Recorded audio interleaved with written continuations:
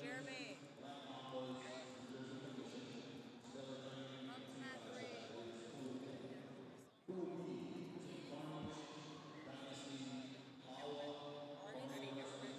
What? If you want to. Or he can. It doesn't matter. Why did you put it on this? What I put on what? This whole thing. Do I need to put it? I did not.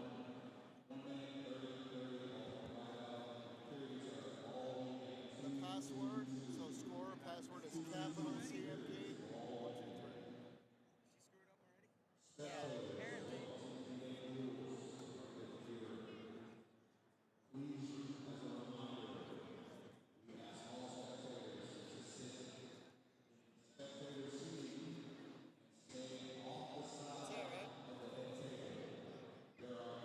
Make it bigger?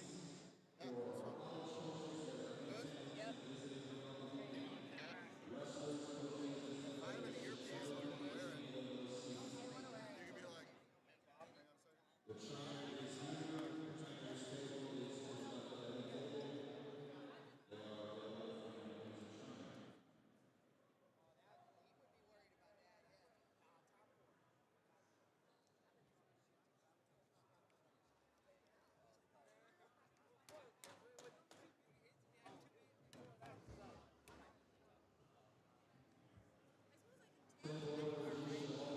I have no idea. I'm going to be the official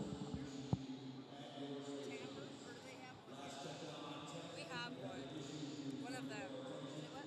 We have one of them. Okay, perfect. Yeah.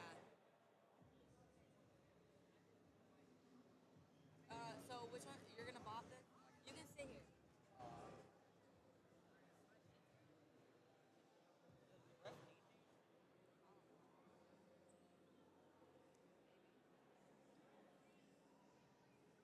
There's also a TV over there.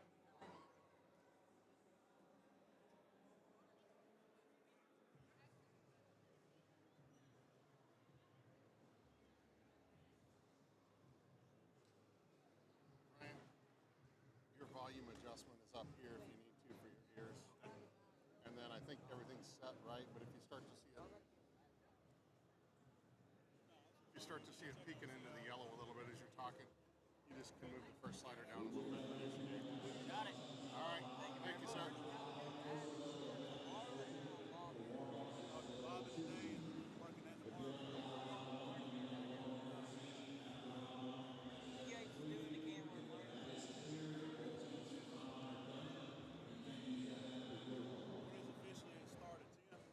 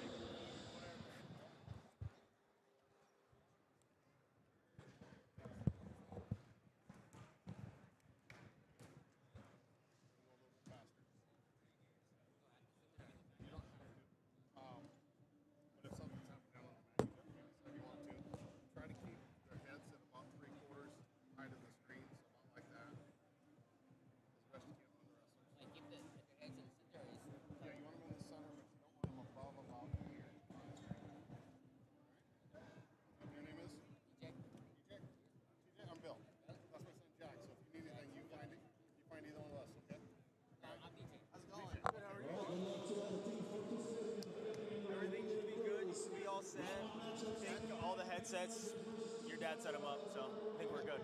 Not one, right? What's that? Yeah. Okay. Yep. And then you can use this spreadsheet. I sent it to everybody in the group. Perfect. So you can use this spreadsheet. It's got all the mat assignments, but then it's got the weigh-in sheets, and then the rosters, and then all the credentials in there too. Awesome. So everything's in there. Sounds great. Use that group if you need anything.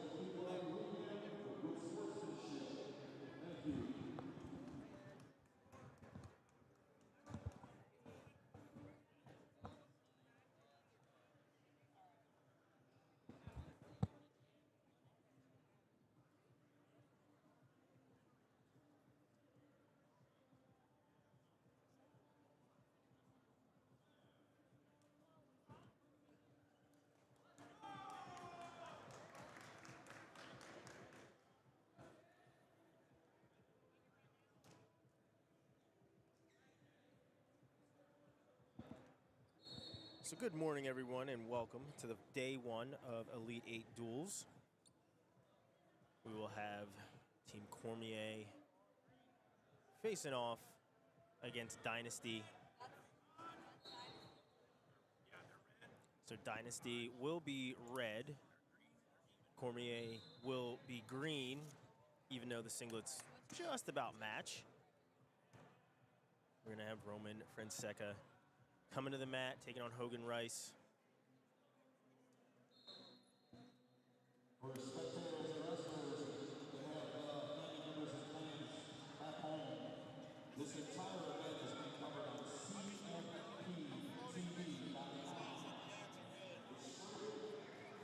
CMPTV.com.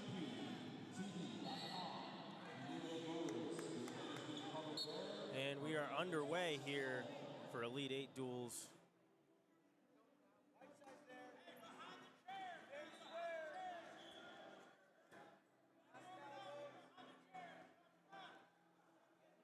It's a strong hand fight to start things off.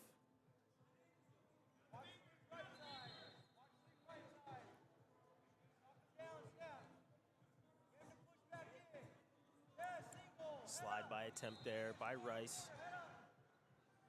It's like a drop to a leg on the slide by attempt. Now we're head to heel scrambling. As Fonseca was trying to come out of the back door. We're gonna blow that dead. We are doing college out of bounds rules,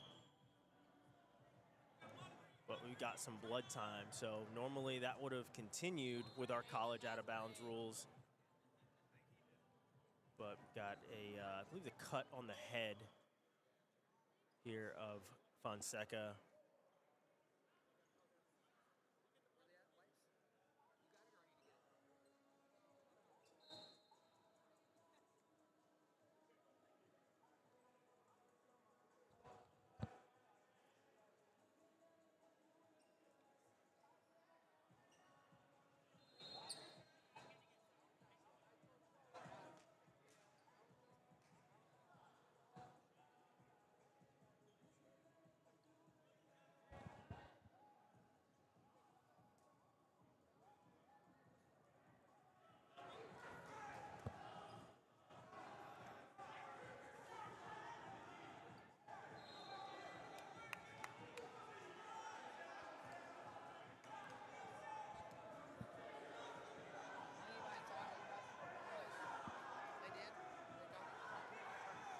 So we're back to action.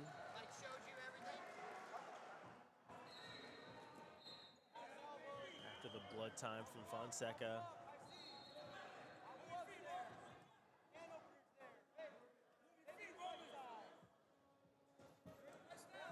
Short snap, leg attack.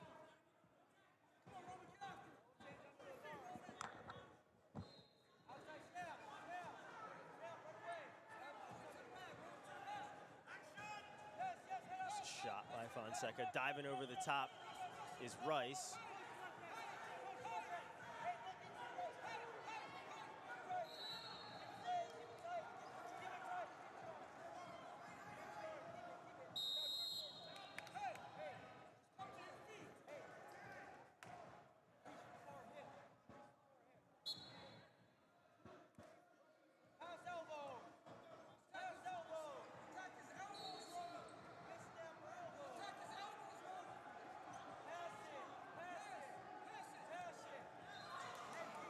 Short whip by attempt there by Rice.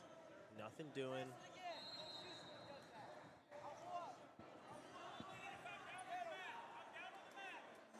It's a final 5 seconds of a scoreless first period. A little bit of action, couple of shot attempts, but no score here as we go into period number 2. Choice goes to Rice, and he'll start underneath.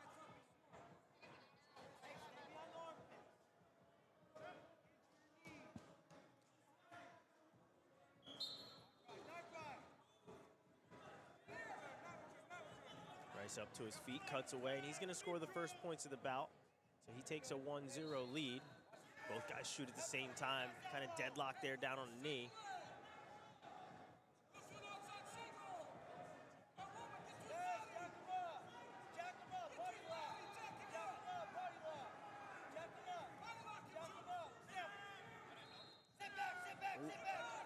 Throw attempt there by Rice. Another throw attempt here on the edge. We're gonna roll out of bounds.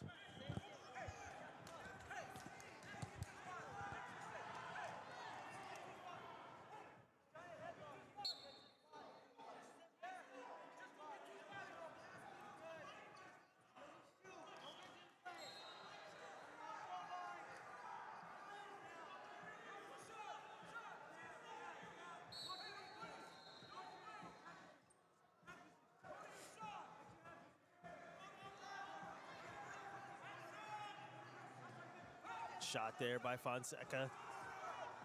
Head inside, wrap arm single. This time Rice locks in the crotch instead of diving over the top for an ankle. Kind of deadlocked here is Fonseca looking to pop his head outside, it looked like, for a second. Now he does get his head outside. And now switches off, head inside to the other side. Now he's gonna pop. Rolling over the top here is Rice. Rice gonna pass a leg and try to come out the back door. Fonseca now trying to do the same. Now it's Rice with a leg. Fonseca comes back. And takedown awarded for Fonseca, and they go out of bounds.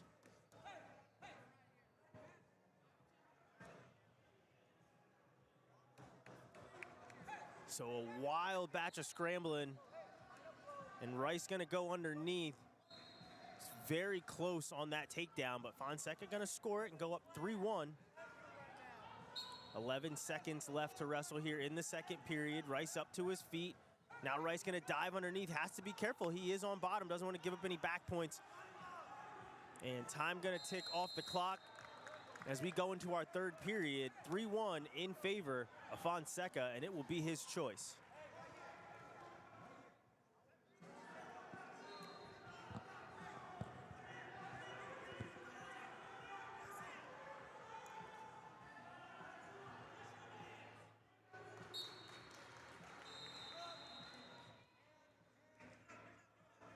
Methodically up to his feet there was Fonseca, and he's going to score the escape. Hasn't been awarded yet, as Rice still has a hold of the elbow, but...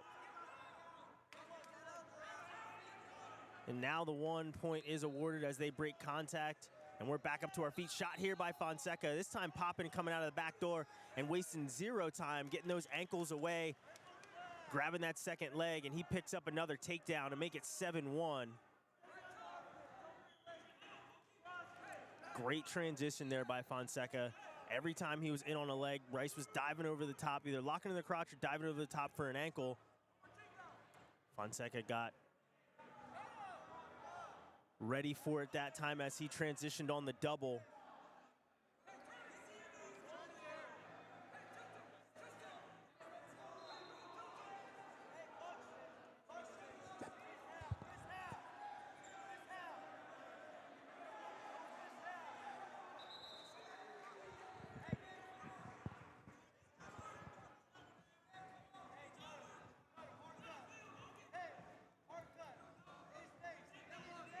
So escape there by Rice, makes it 7-2.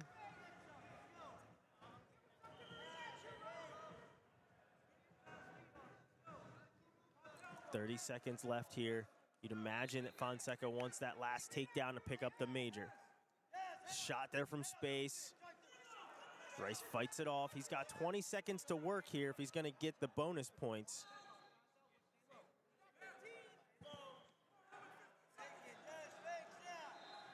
Another shot by Fonseca, but he's got 10 seconds left. Looks like Rice is going to hold off on the bonus.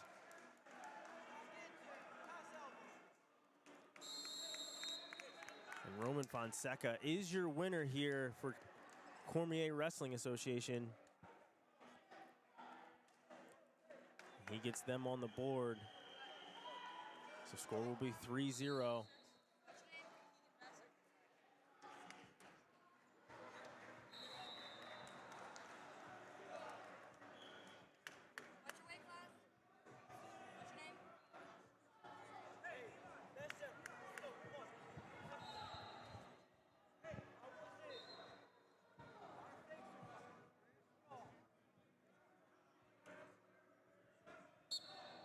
Up next, we've got Keegan Basset. Basset taking on Eli Mendoza.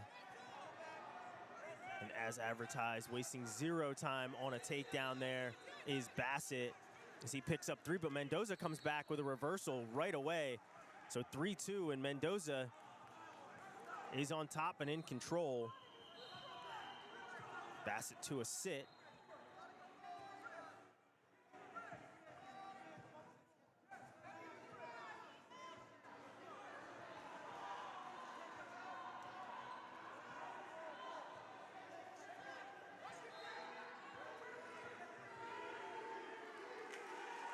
Thigh pry and half here, Mendoza on top. And we're gonna roll out of bounds and get a fresh start.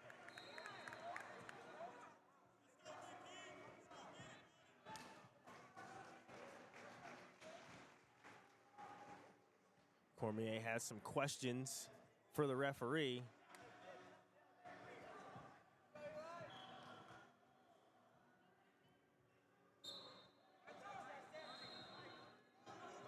Sit out, turn up to his feet. And there's the escape for Basset. And he immediately goes looking for a bundle here. Scoring out 4-2 after the escape by Basset.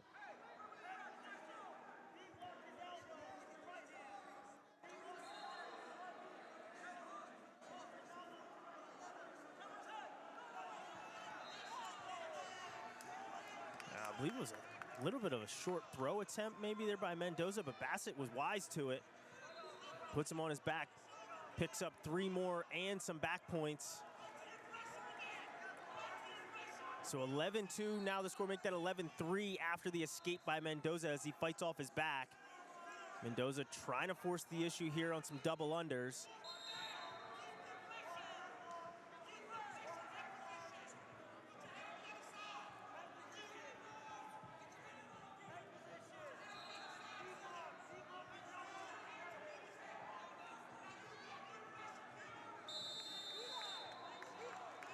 So first period comes to a close. Basset in control, 11-3.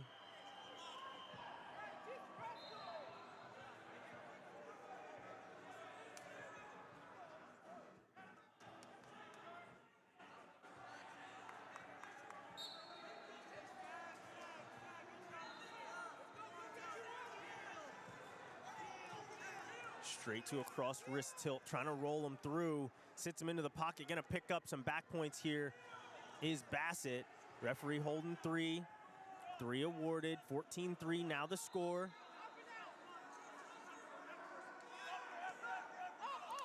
Roll through there by Mendoza.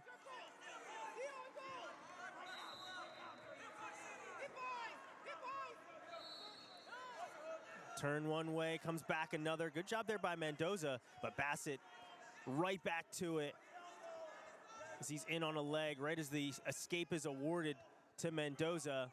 Mendoza has to be careful, rolling to his back. Mendoza locked in the crotch, Basset going cross face. So 3 points on the takedown. Basset gonna pick up some more back points. So 4 back points, and that's going to do it. 21-4 technical fall here for Keegan Basset.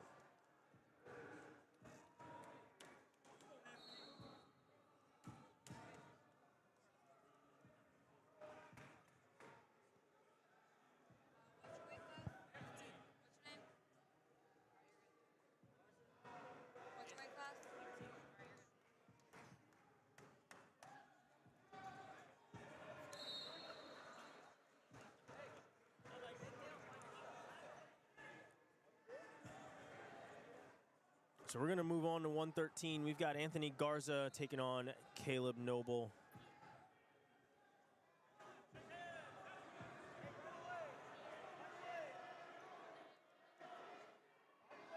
So we're going to have a caution right off the bat here on Noble.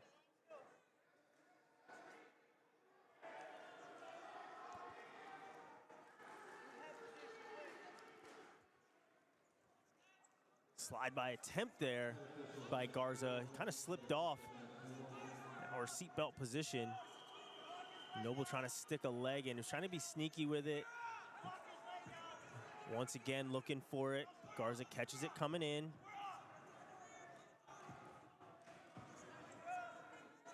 Working their way to the edge.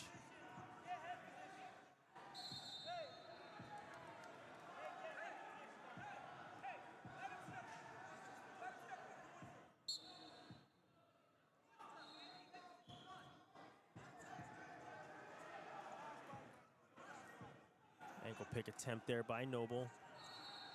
Shot from space. Double from Noble.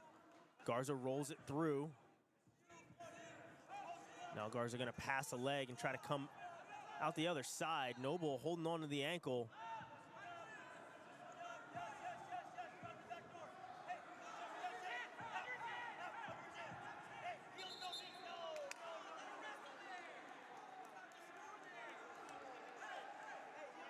Referee's gonna stop it. Garza didn't want that. Felt like he was in position to score. Referee lets him know a little bit too much pressure on the knee. And we're back up to our feet, still scoreless, under a minute to wrestle. Despite these singlets being identical colors.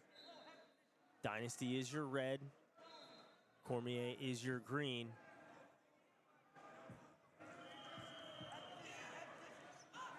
Shot and re-attack there by Noble.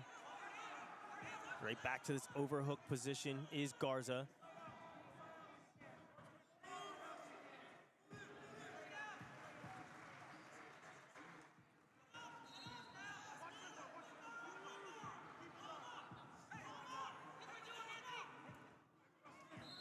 And there's 3 on the takedown for Noble right as time runs out.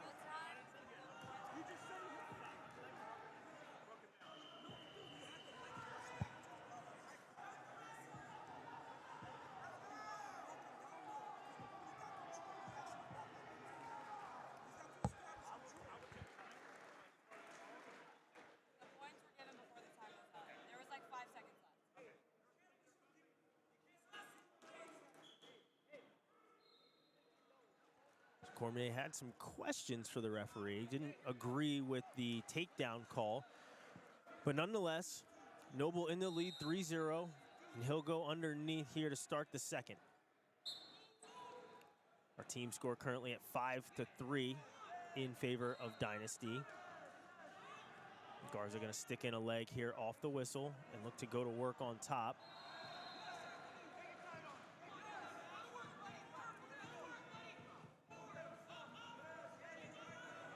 Strong there by Noble, almost came right up to his feet, but Garza doing a good job with this bar, rolls him through. Fishing for it, now gonna go bar and a half here. So 2 on the reversal, no back points given up. Oh, excuse me, so 2 green on the back points, 2 reversal there for Noble and Garza. So 5-2, up to our feet, escape there by Garza. We are college out of bounds rules as well.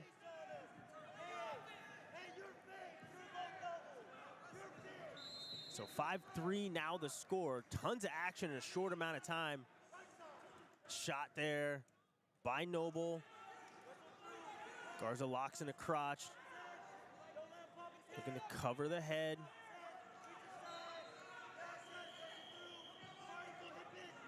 Tying up both ankles here is Garza. But Noble in control for a second there. And now it's Garza trying to come out the back, but they're gonna run out of room before anybody can score.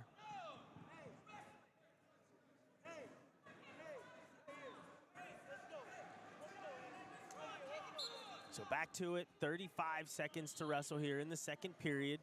Noble in the lead. Super duck attempt there from Noble.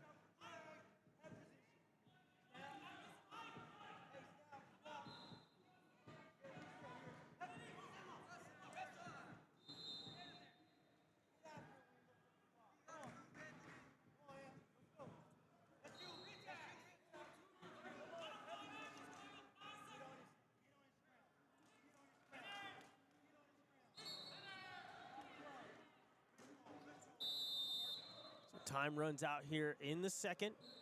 Choice gonna go to Garza.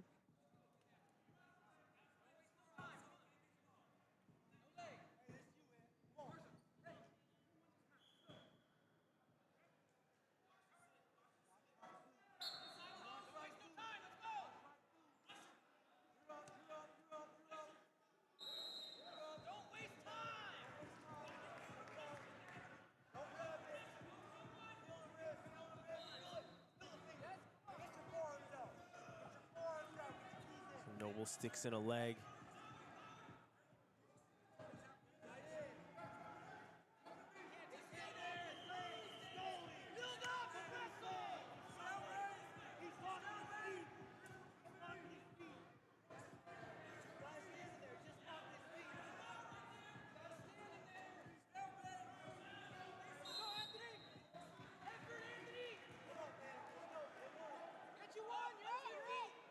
Garza up to his feet, trying to peel hands. Running it down is Noble, keeping a foot in.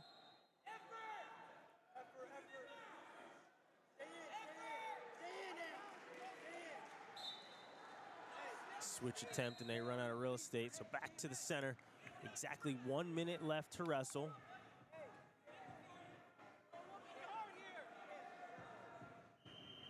Noble still in control. 5-3 is the score.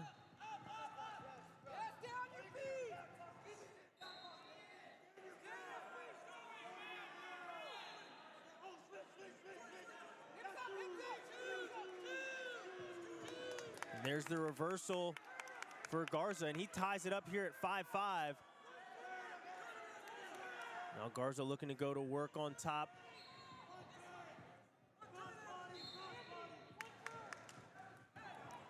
So 5-5, 34 seconds to go here.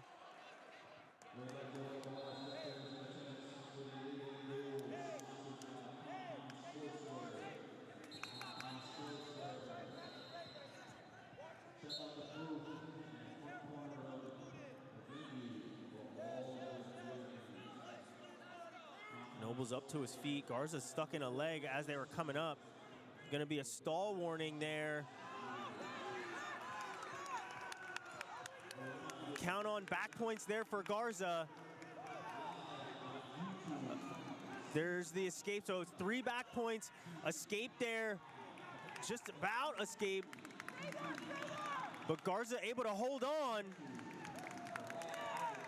And it's gonna be Garza with the win here, 8-5, off the power of the back points late in the period.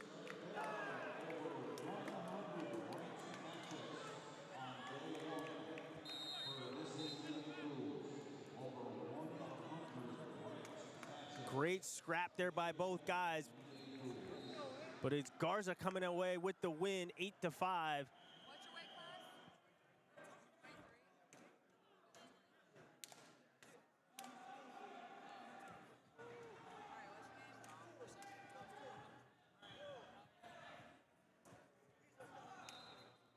So 6-5 now the team score.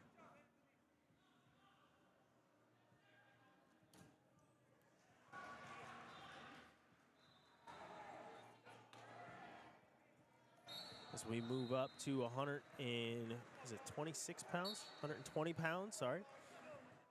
We've got Dom Morrison taking on Dom Monaretto. Winner gets to keep the name Dom. Loser changes his name.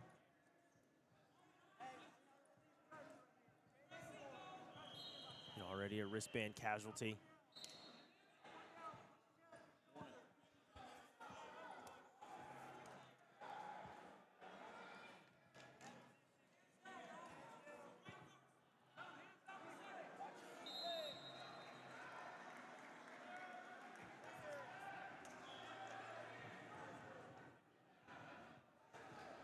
Monaretto always forcing the issue. Digging underhooks, putting a lot of pressure on. Dynasty with a couple of world champs in the lineup. As we've already seen Keegan Basset with a technical fall.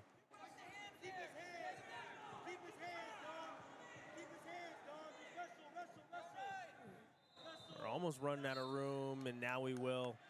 Action calls, we go out of bounds. As I've said a couple of times, we are running college out of bounds rules.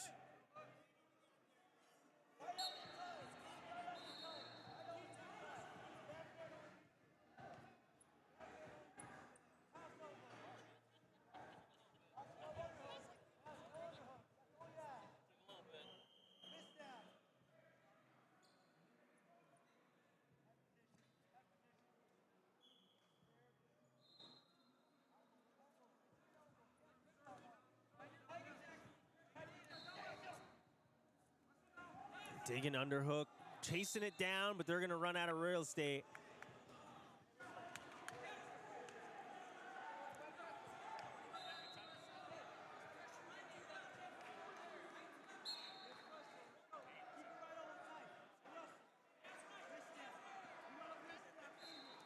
Monaretto is a pressure type wrestler, always moving forward for the most part. Digging an underhook, diving for a takedown.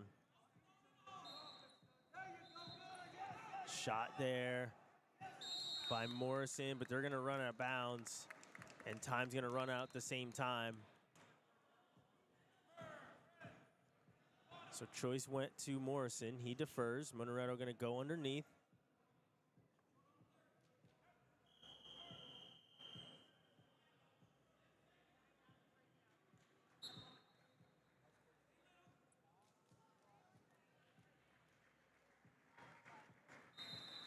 Morrison sticking in a leg, got up a little bit high. Be able to recover, sitting him into a crab ride here. Looking reversal, here's Monaretto. Oh, he's got a tight half, and he's looking for a fall, and there it is. Some quick work here in the second period for Monaretto, and he picks up another bonus point victory for Dynasty. So far, both wins for Dynasty coming by power of bonus. Tech fall by Keegan Basset and a fall by Monaretto. Team score now at 11-6 as Dynasty retakes the lead.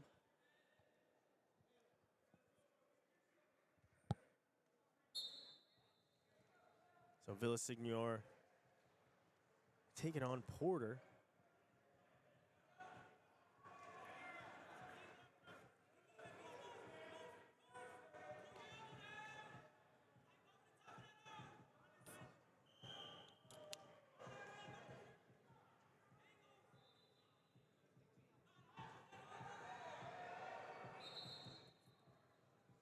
Signor, another one of those highly ranked wrestlers in this bout.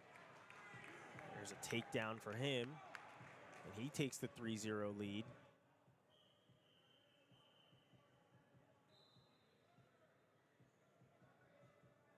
We had Basset, Noble, and Monaretto all in a row for Dynasty, all guys ranked in the top 10 in the country. Now we've got Signor for Team Cormier.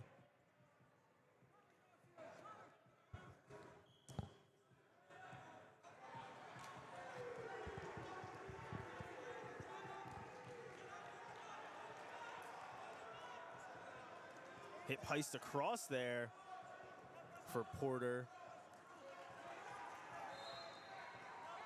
Signor does a good job recovering.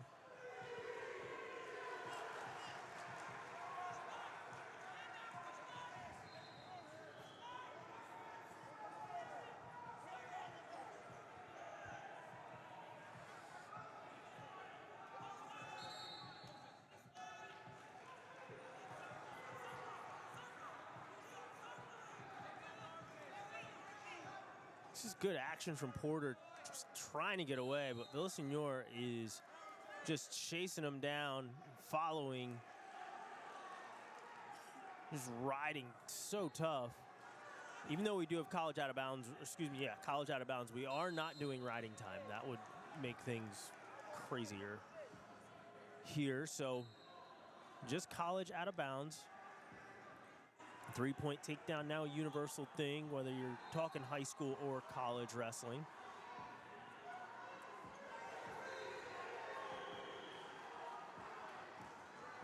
So going into period number 2, Porter will start out back underneath as Villasenor has this 3-0 lead, and he's riding tough on top of Porter, who is back up to his feet.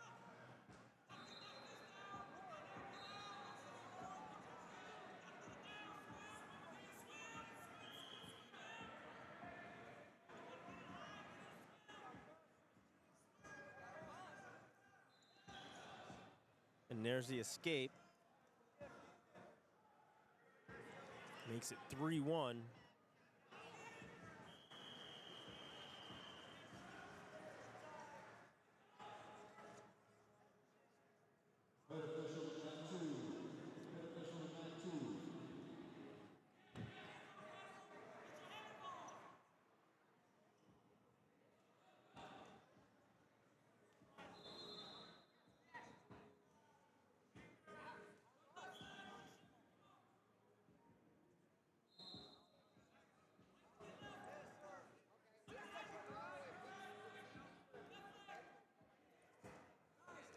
Re-attack there by Villasenor. And he cuts to a double, and he's going to pick up 3 more.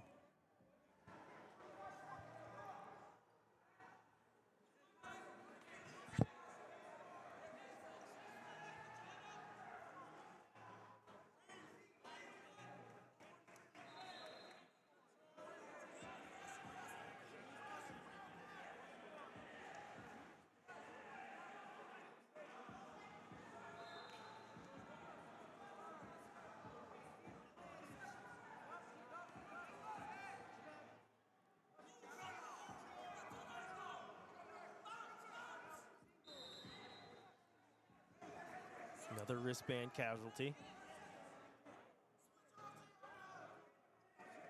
Oh, trip attempt, but time gonna run out before any points can be scored. And 6-2 is our score. As we go into period number 3, Villasenor going to choose bottom to start the third.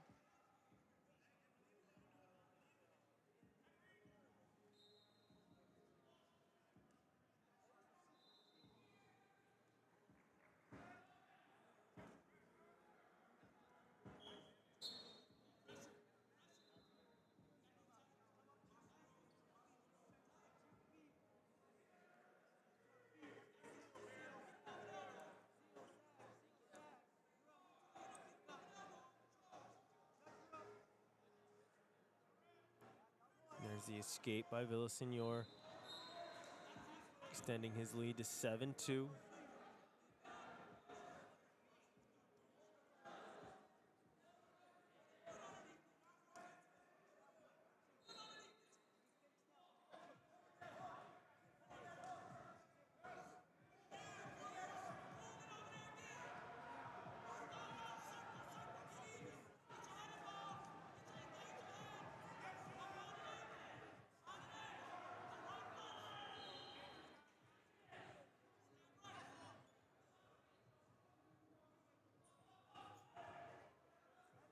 Shot there by Porter. Nothing doing as both guys kind of pass each other by.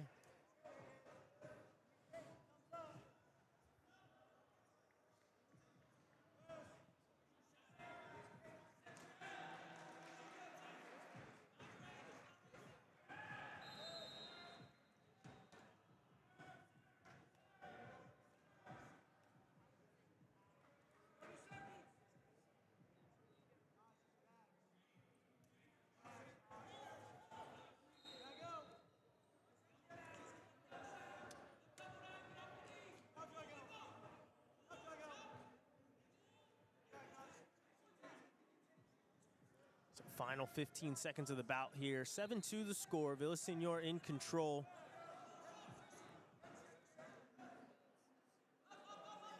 Looking to run through it and pick up another takedown. Here's Villaseñor. He's got 3 seconds to do it. Don't think there's enough time. And there it is, right as time runs out.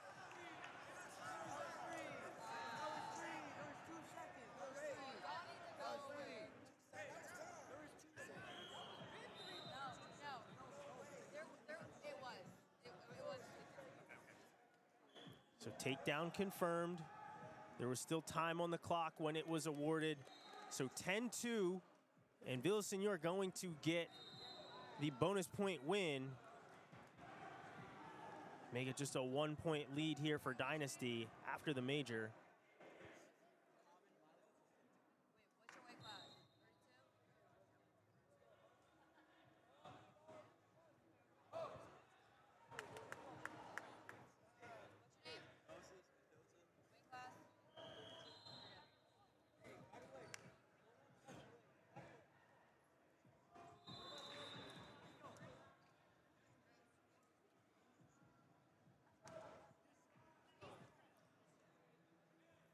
So Moses Mendoza now on the mat for Team Cormier. He's got Kevin Myart.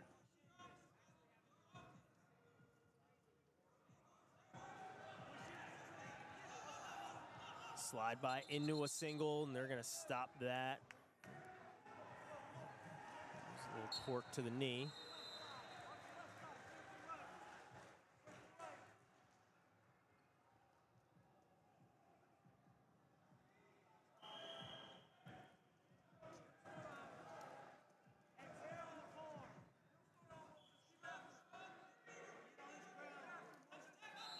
Shot there by Myart.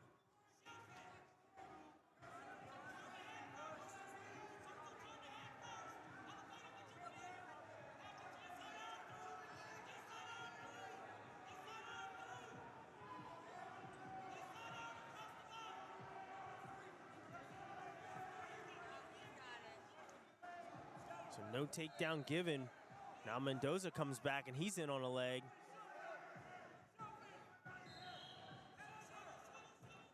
Kind of switch positions. Myart passing a leg. Nothing doing there. Mendoza gonna score the takedown, so he goes up 3-0, and he's got a Navy ride. Couldn't do anything with it, and he's gonna cut him loose.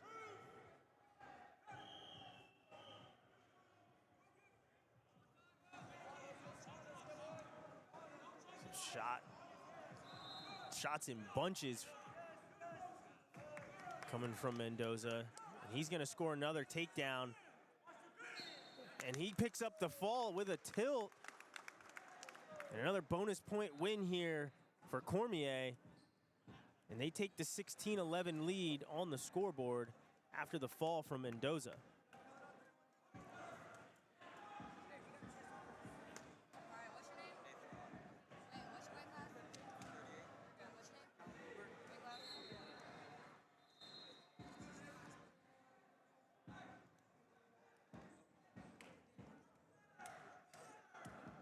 So Nate Braun coming on for Team Dynasty.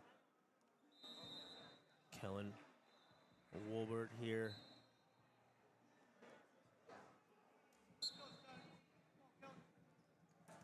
And Walbert wasting 0 time. Underhook into a double.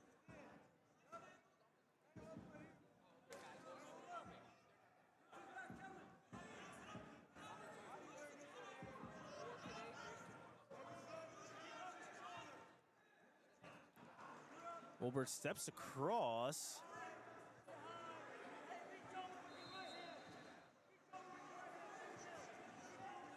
And no takedown has been given. It's been very, very close to a takedown, but no control was given.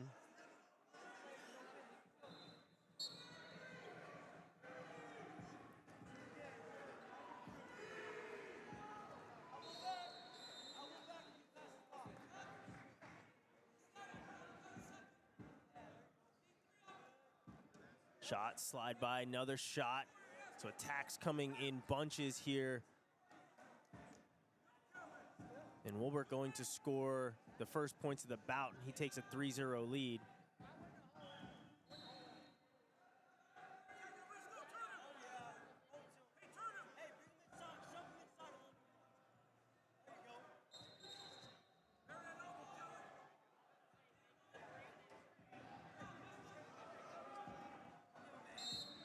We're gonna walk out of bounds, get a fresh start. 3-0 is the score.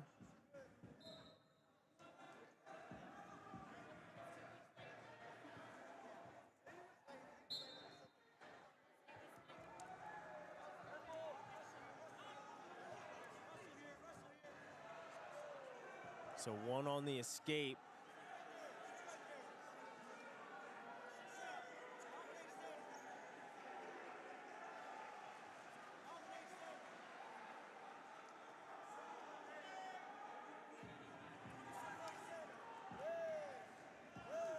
Drag. And another take, nope, waved off.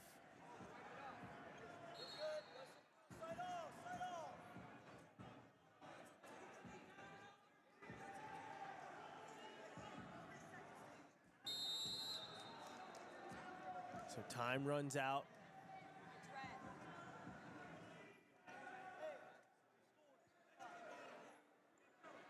So Braun's choice, he's gonna take bottom. Walbert with a 3-1 lead.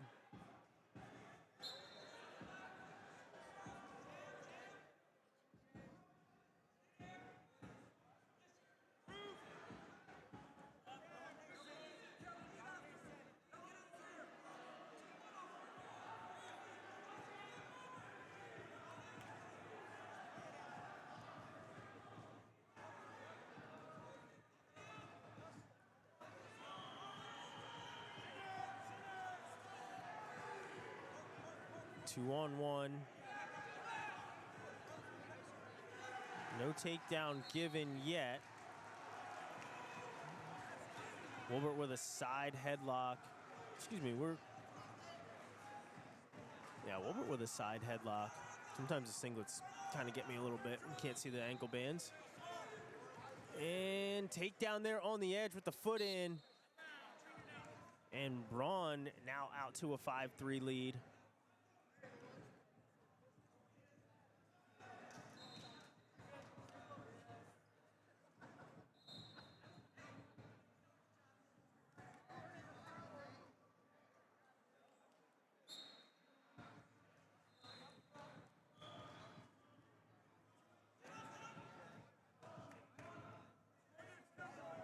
Escape for Walbert. Score now 5-4. We're under a minute to wrestle here in the second.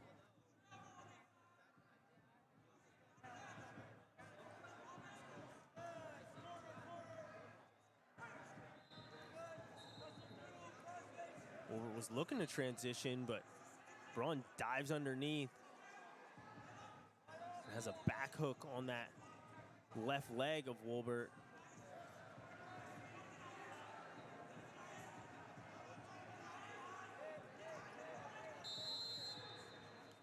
So stalemate, 20 seconds to go as we come back to the center.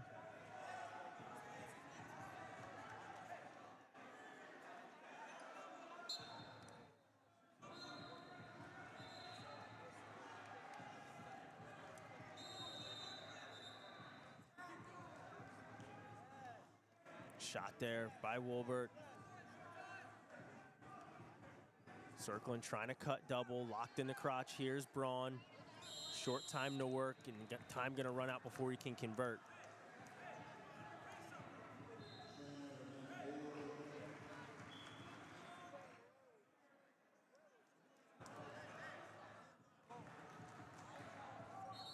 So Walbert gonna start out underneath. He trails by one.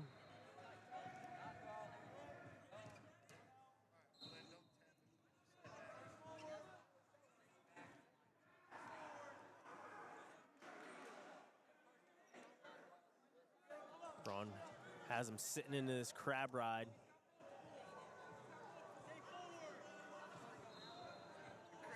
Good job here by Braun. Just tough in there. Had no hand control whatsoever, but was still locked like a seatbelt with that leg. As he's looking banana split here with this cross body ride. Walbert trying to kick his legs out and finally does to tie up the score. So 5-5, closing in on a minute to wrestle here. Arm drag, diving underneath here is Braun.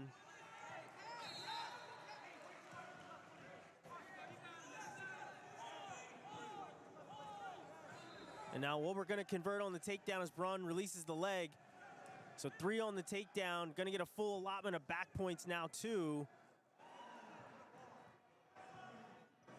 So just like that 7-point swing, 12-5 now the score in favor of Walbert, and he's gonna let him loose. As we've got 35 seconds to wrestle here, as he's gonna look for more points. Try to get the bonus point. We're gonna get a stall warning here on Braun for backing out. 12-6, 36 seconds left to wrestle.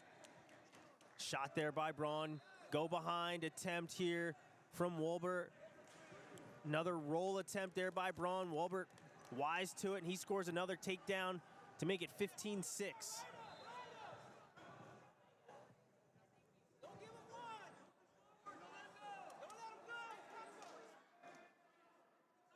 Lift roll there by Braun. Front headlock here as the final seconds tick off the clock.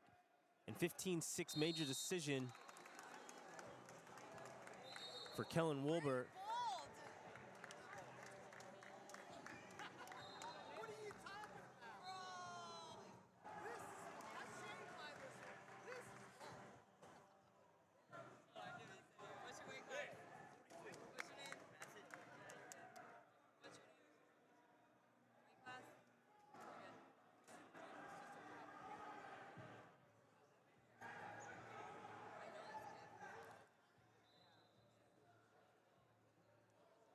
So up next, we've got Nick Mesa. He's taking on Bo Basset.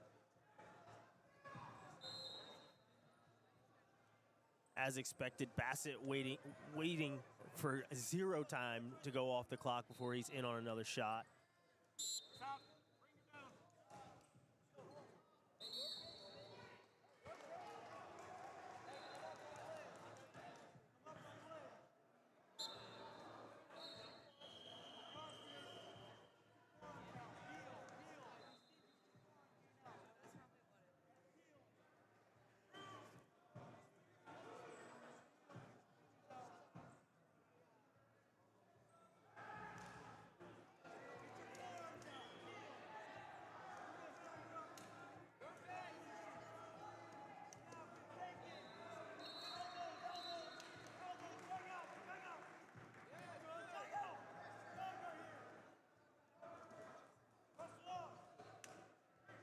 Another takedown by Basset.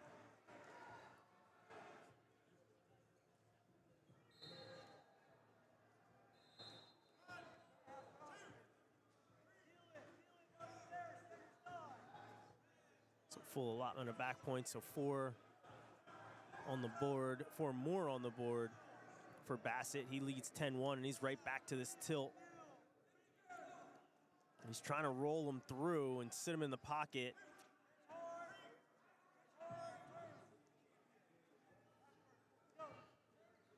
So 4 more. Right back to it. Got a little sloppy with it that time, as Mesa was kind of looking to sit into a headlock on it, but 14-1 is our score.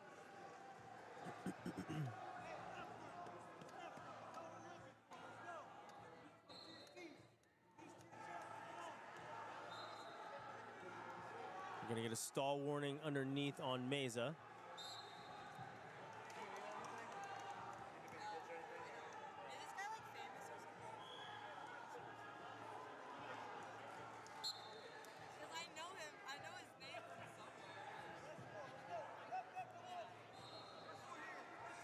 So Mesa in on a shot.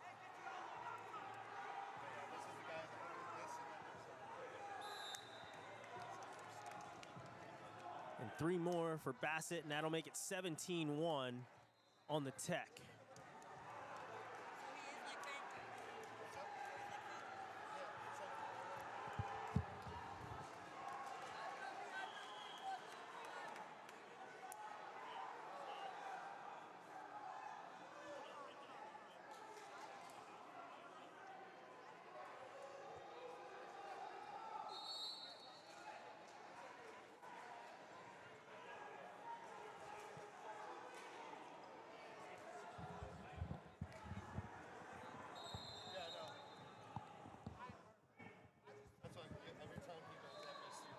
So Ivan Aries taking on Lorenzo Alston. Our first ranked versus ranked matchup that we have here. Right now, team score at 20-16 in favor of Cormier.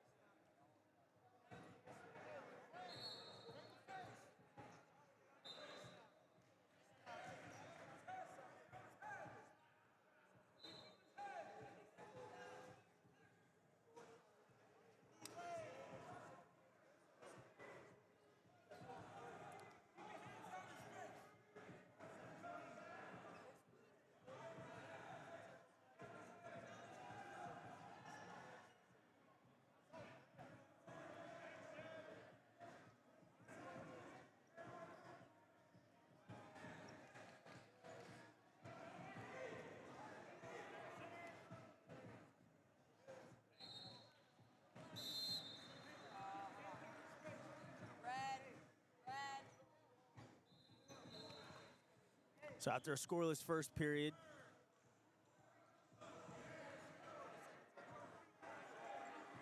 choice went to Alston. He defers. Aries going to go underneath.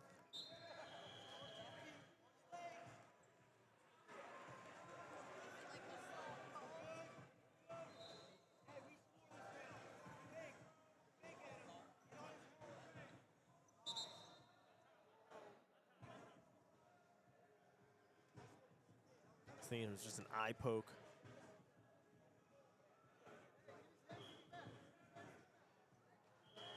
So Aries with a 1-0 lead after the escape.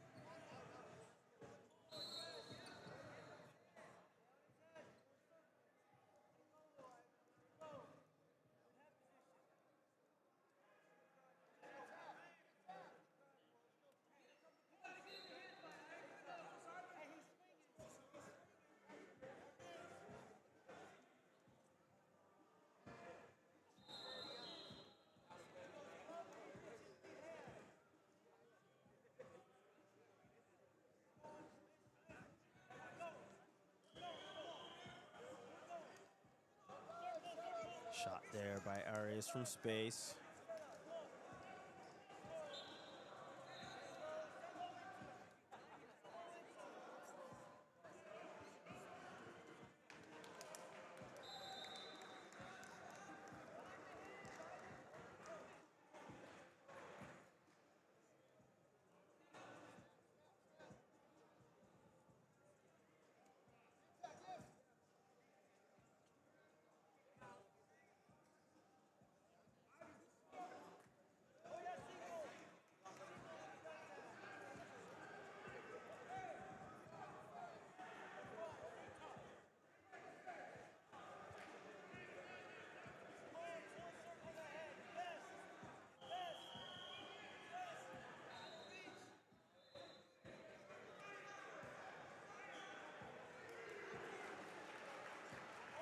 Shot from space there by Aries and right up into a bear hug, but nothing doing. We're gonna get a warning here on, excuse me, on Alston.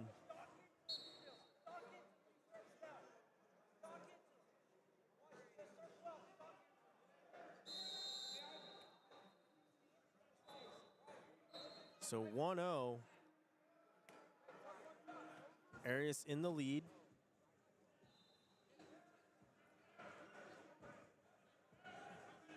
Alston just going to give up the escape to start the third period.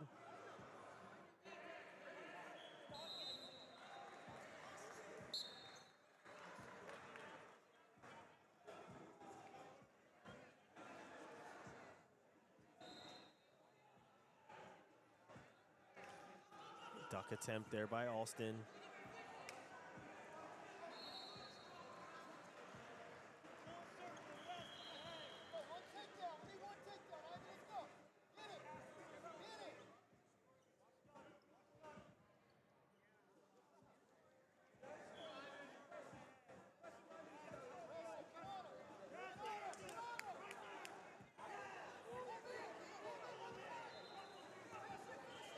There's a shot by Aries. Aries trying to pull him back in. Alston rolls underneath, grabs a leg.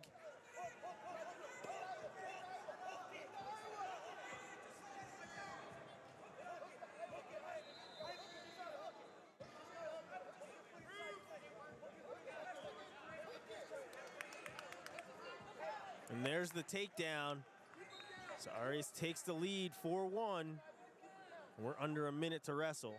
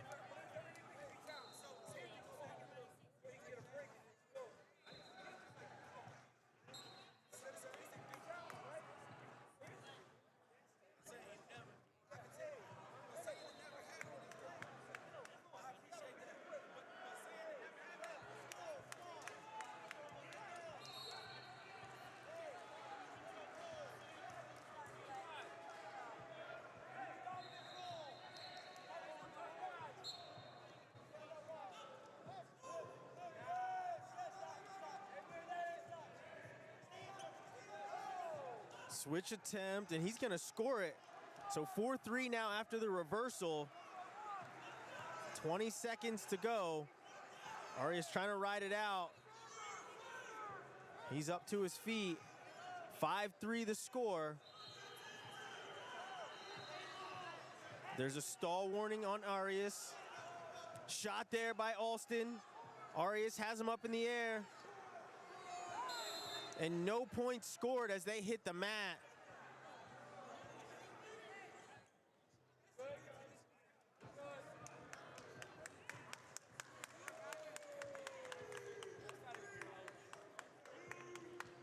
So 5-3, and Aries is your winner.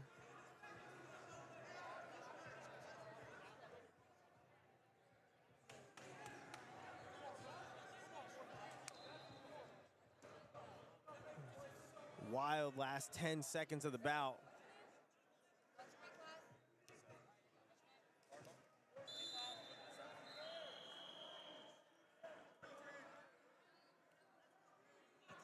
So 23-16, Cormier leads Dynasty here as we go into our next bout at 157 pounds. Gus Cardinal taking on Cage Jones.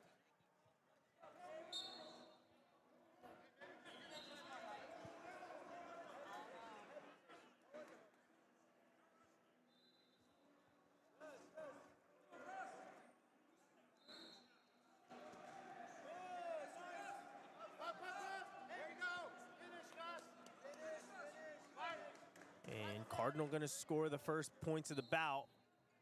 Redrop. Redrop, Gus.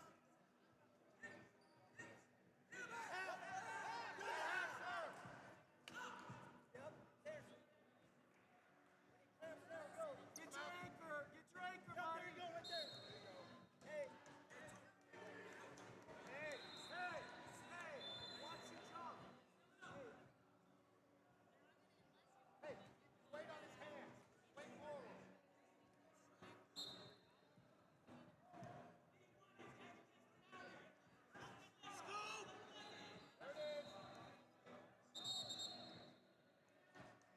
It's potentially dangerous. Gonna blow that dead.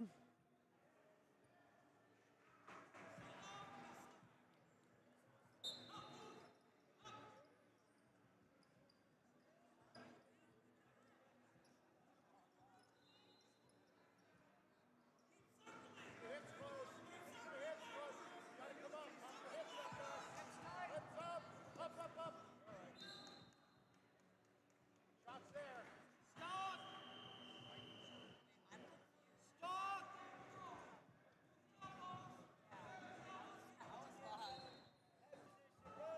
So the escape comes for Jones, making the score 3-1. Cardinal looking for another takedown. He's got the leg split as he picks up another takedown to make it 6-1.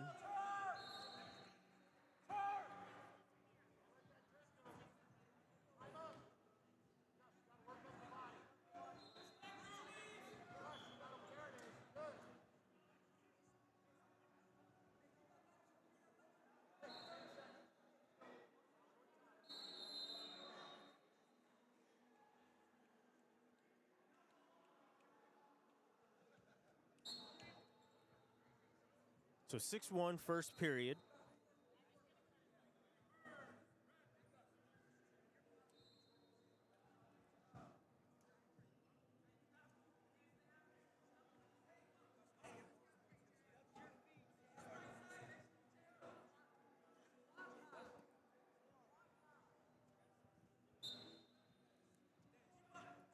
So second period starts the way the first period ends, with Cardinal on top.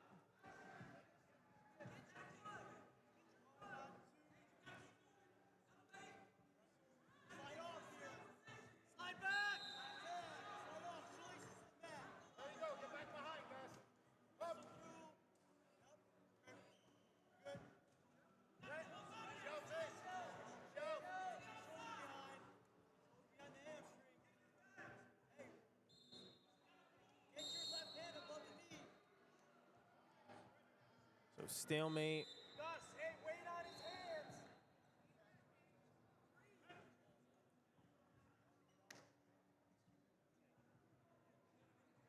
Hey, watch that dive. Hey, keep his weight on his hands.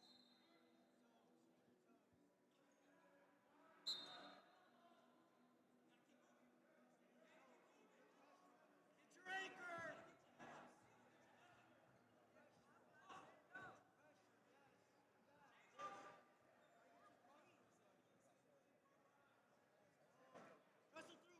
Hit place attempt there by Jones.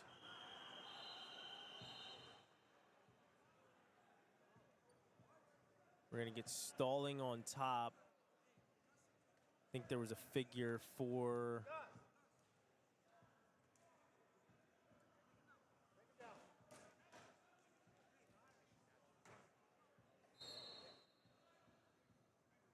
Hey, hard finish. so Cardinal gonna give the escape. He's having a sign language conversation with his coaches. Should I go optional start? Should I give up the escape and just start on our feet? He opts to start on his feet, give up the escape, and he's right back in on a double. Big lift. Three. That's three. Not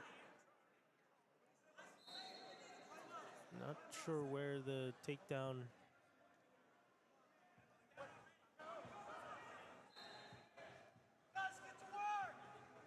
So it is a takedown. Unsure what we were waiting for. Score should be 9-2. Score should be 9-2.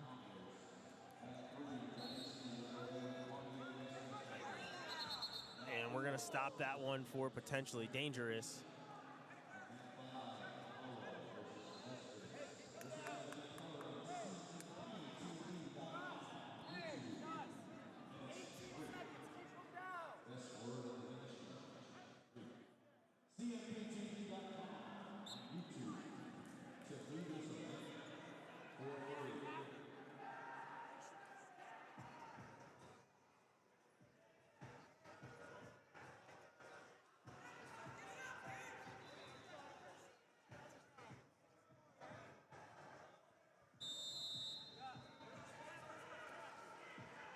So after 2 periods, Cardinal is in the lead 9-2.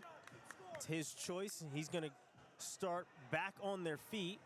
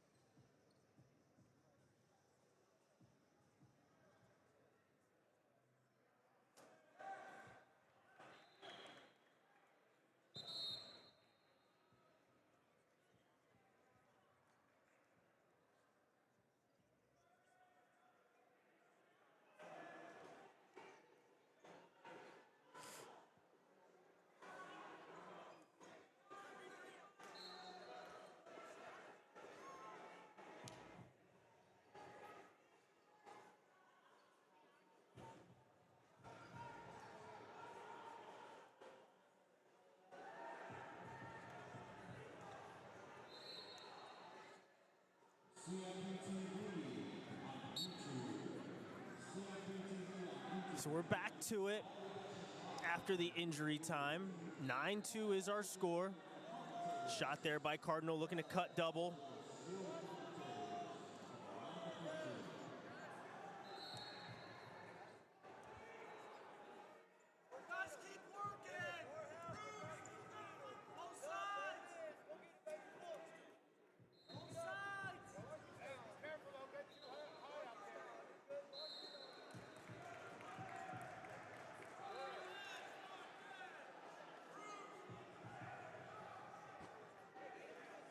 So more points, a stall warning. Cardinal back to this bar. Jones just sits straight through it.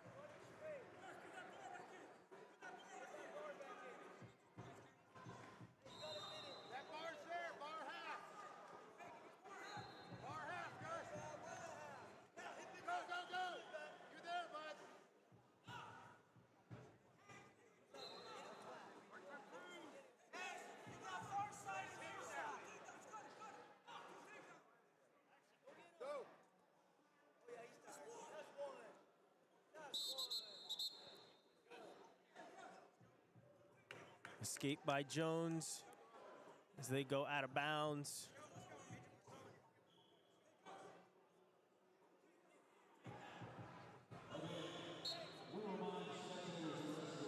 Shot there by Cardinal. Nothing doing. Score at 12-3. Coming down to the final 30 seconds of the bout.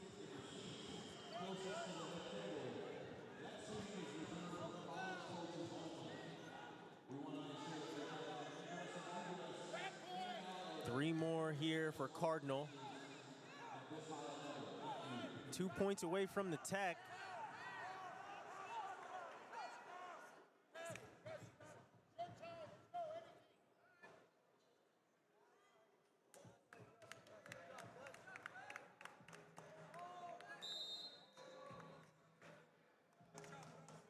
So 15-3 is the final score. And Cormier extends their lead now to 27-16.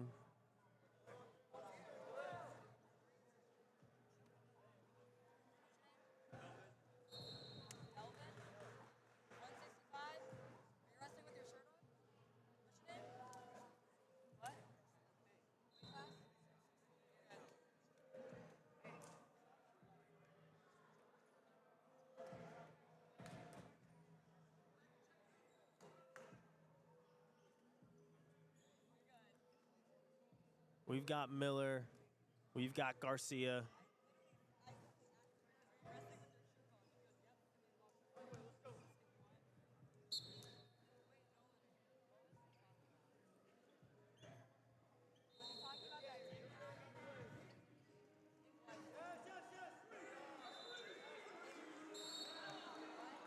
Miller puts himself in a bad position and nearly gives up a takedown.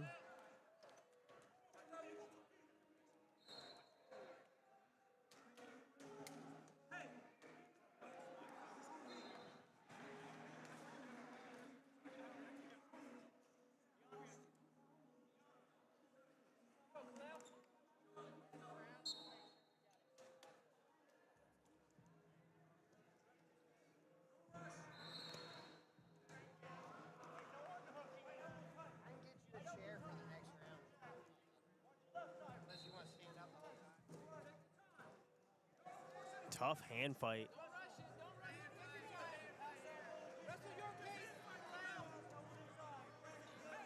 Melvin Miller, another one of the very highly sought after recruits on this dynasty lineup.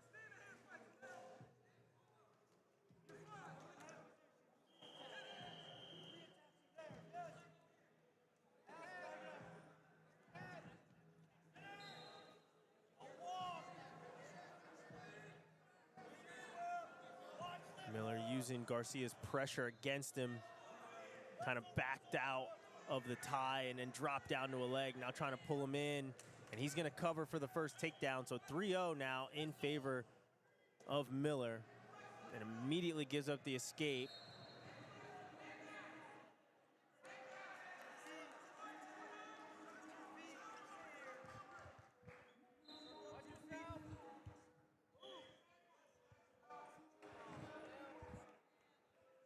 So 3 more.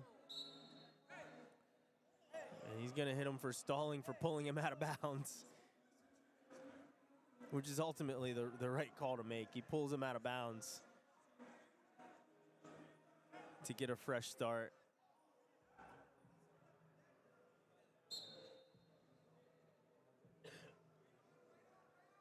So escape Garcia makes the score 6-2.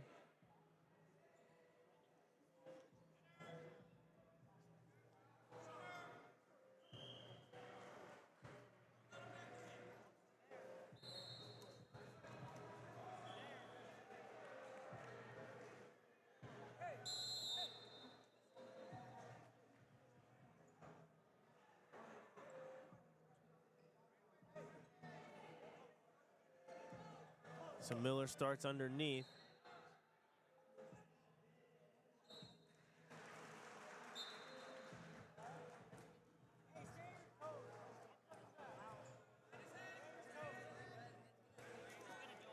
Switch there by Miller. Picks up the reversal. And immediately, once again, gives the escape. So 8-3. Back to working on our feet. Shot there by Garcia, and he picks up a nice takedown here on the edge.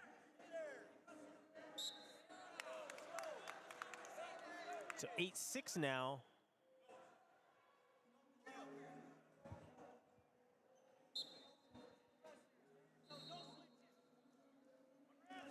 So escape there for Miller. And there's the stall warning on Garcia.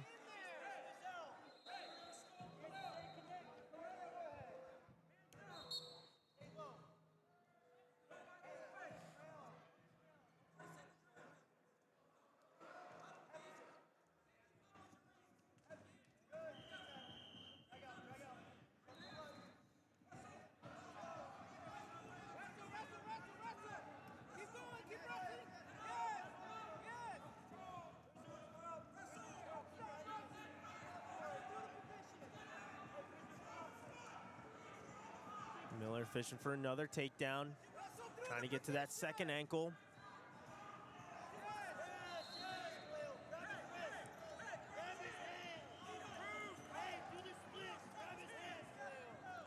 Reaching far ankle there is Miller. Still fighting. Reaches down, grabs that second ankle, trying to pull it in, and now he will and score that third takedown of the bout for him. So 12-6 now in favor of Melvin Miller.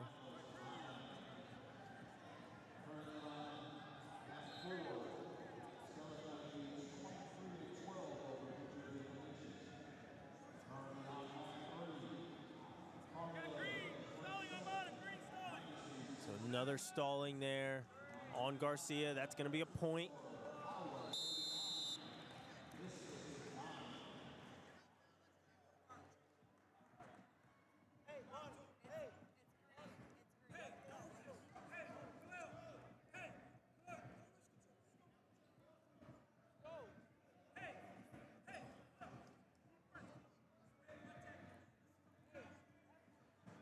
So period 3, 13-6 is our score.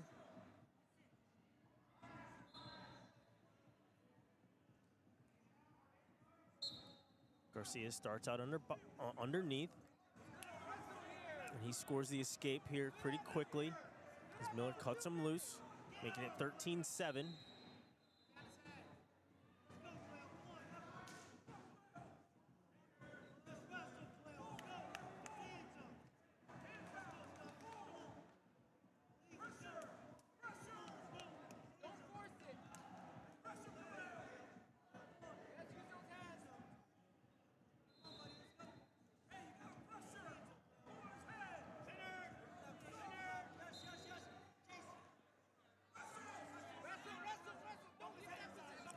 Miller trying to cut double, steps through, and he's going to pick up 3 more. So escape, and they go out of bounds. So 16-8 is the score.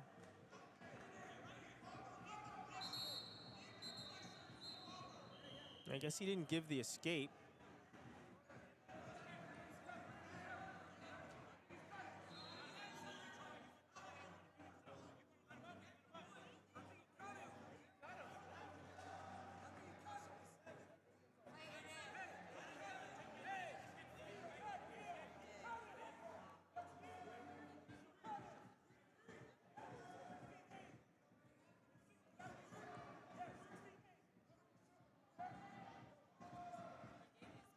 Yeah, he gave the escape. So scores at 16-8.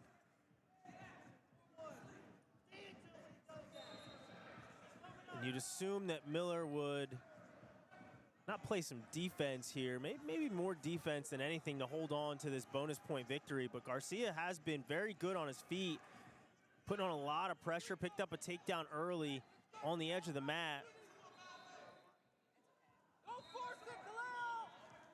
Slide by there by Miller.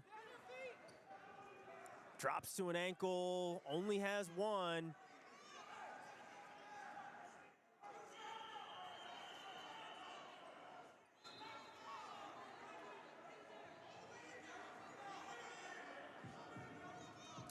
Pulling it in here is Miller, and there's another takedown.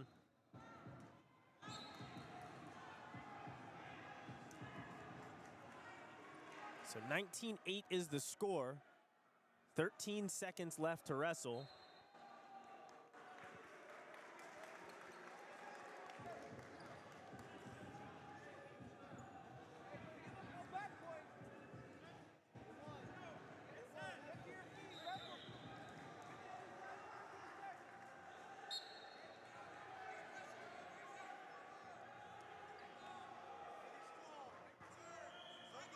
So escape by Garcia, but 5 seconds left.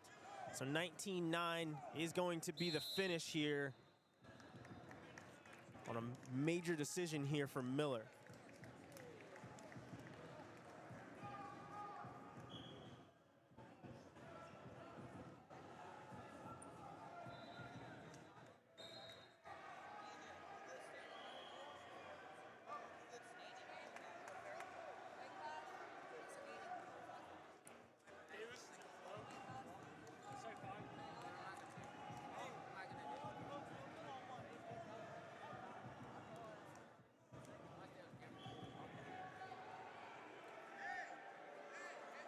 So Bo Davis coming to the mat.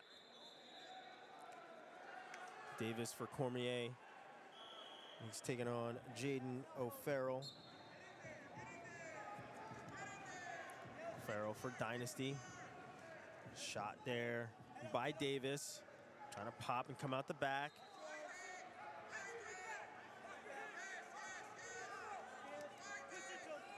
Oh, Winn-Dixie.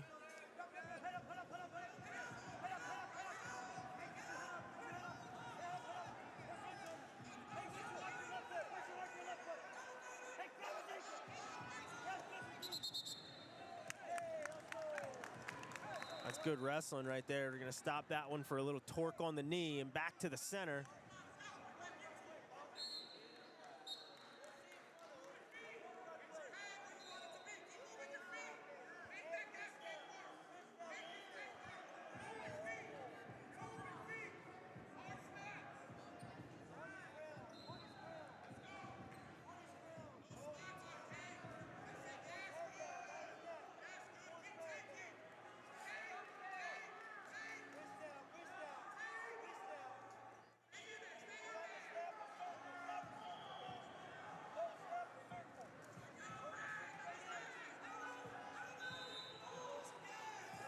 Ankle pick on the edge.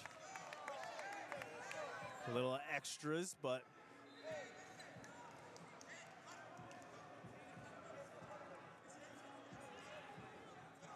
we're all good. 3-0 in favor of O'Farrell. So Escape Davis makes it 3-1.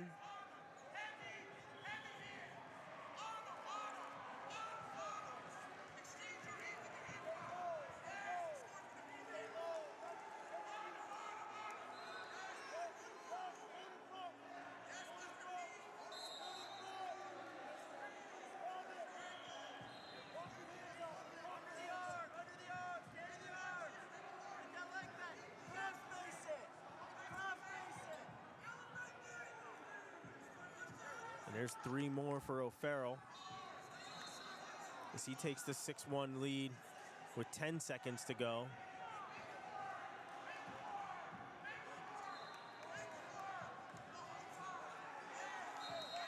The time gonna run out before O'Farrell can do anything with that hammer lock.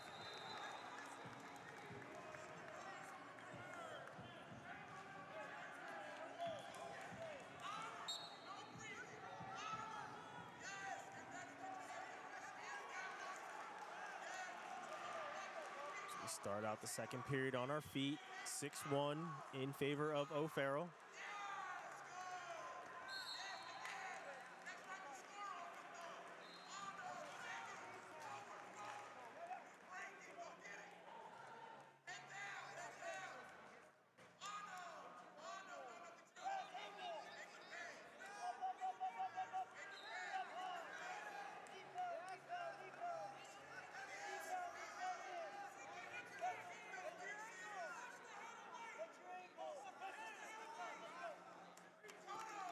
So 3 more.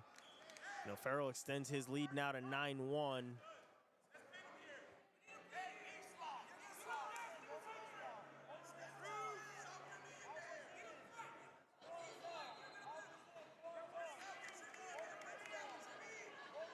So stall warning underneath on Davis.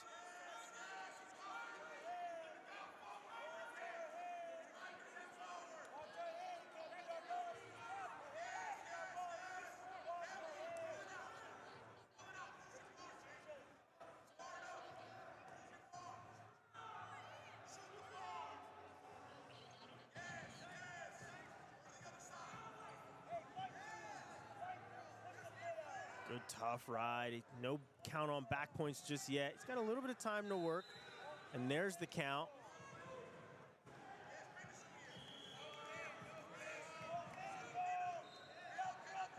So 4 count on back points and then 1 escape there for Davis.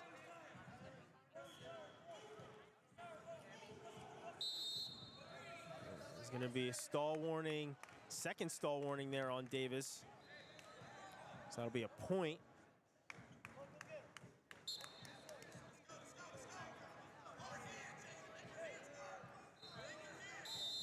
So 14-2 is the score in favor of O'Farrell as we go into period number 3.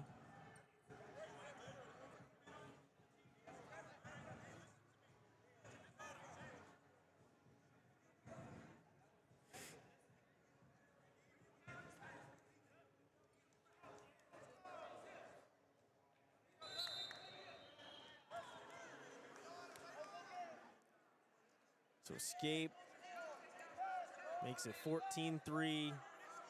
Davis in on a leg.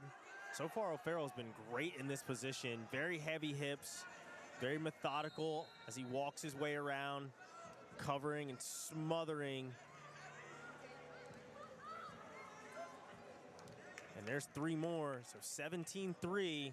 Point away from the tech is O'Farrell.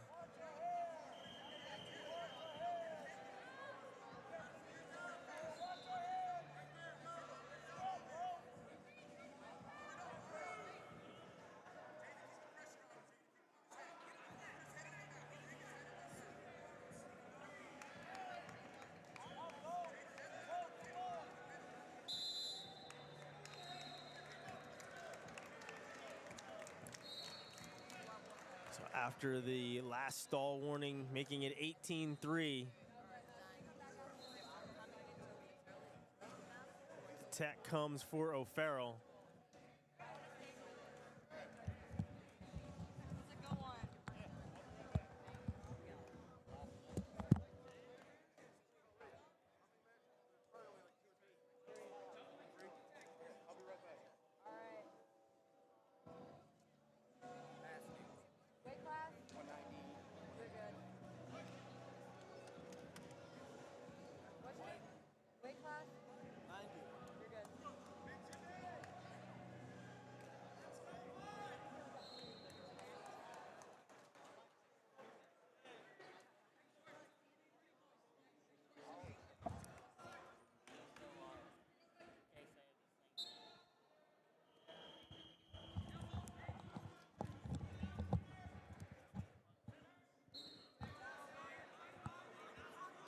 So we got Jimmy Massey taking on Michael White.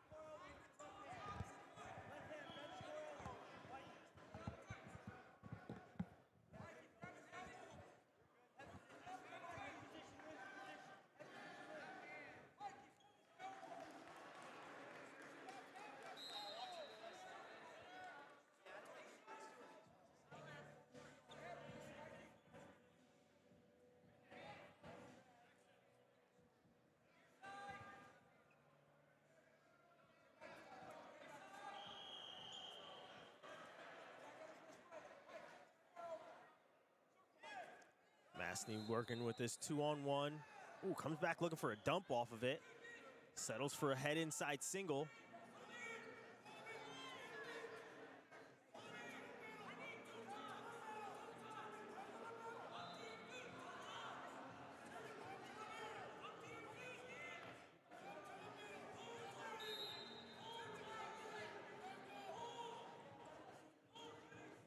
Whips him back. There's 3.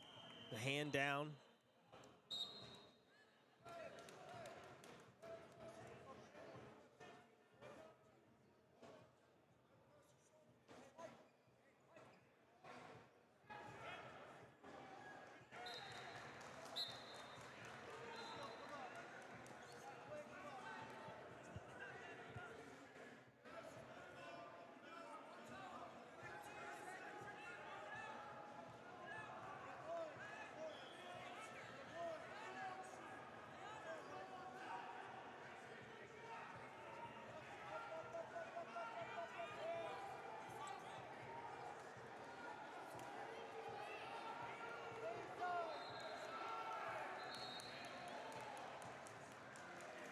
Another lift and return, roll through there by White. We're gonna run out of room. Got 2 seconds left.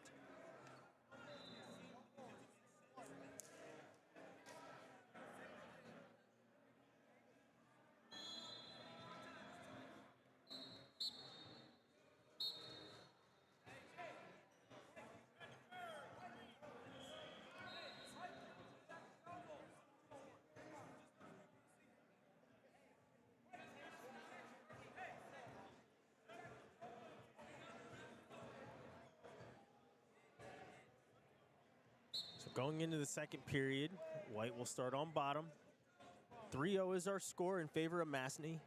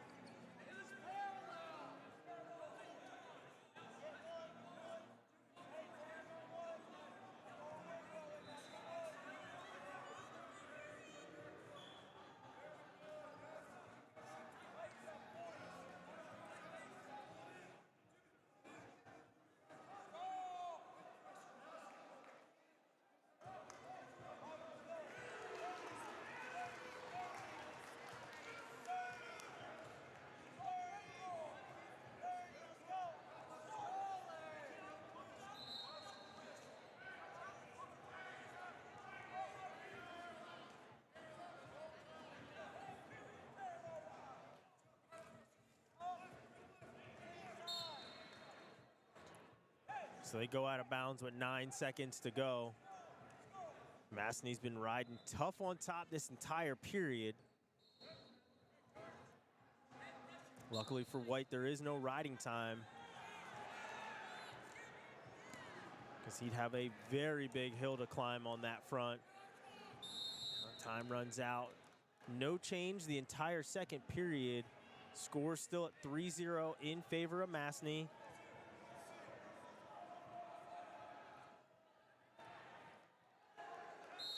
Massey going to start out underneath. No sudden movements, just kind of backing off there was White, and gives up the escape, and he's immediately in on a shot, but now going to lock up a cradle here is Massey almost. But White rolls it through, and he's going to score the points. So a wild sequence, but we're at 4-3. And White going to cut him loose here once again and opt to go back to work on his feet. Spinning out of that 2-on-1 and into a single here is White.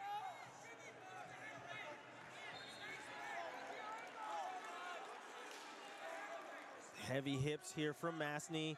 He flattens him out after pulling that ankle.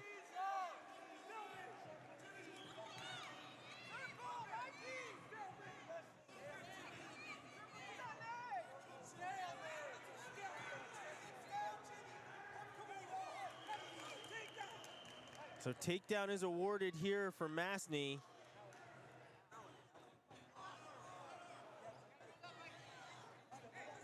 So 8-3, now the score.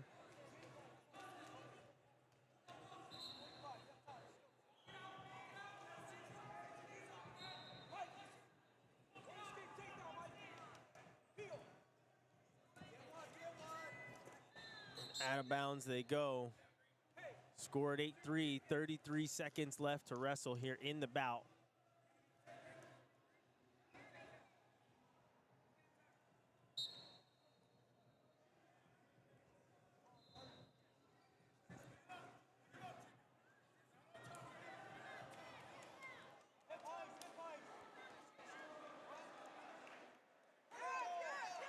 White has a cradle locked up, so the reversal.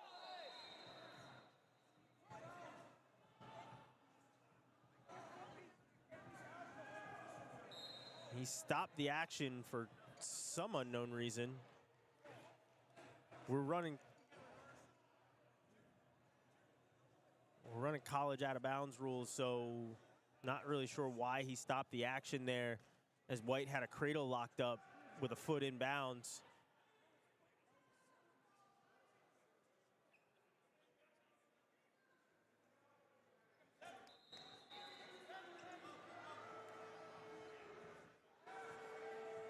Well, we're at 8-5. 16 seconds left to wrestle here.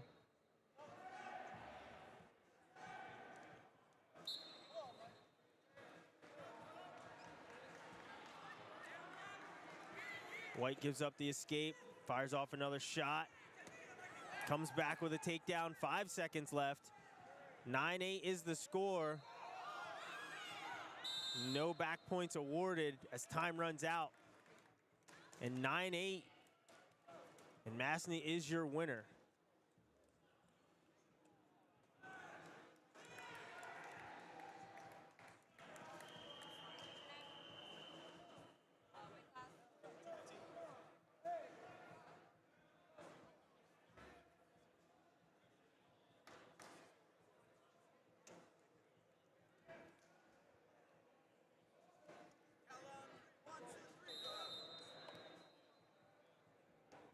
Hey, buddy. Here, what's your name? Weight class? 215.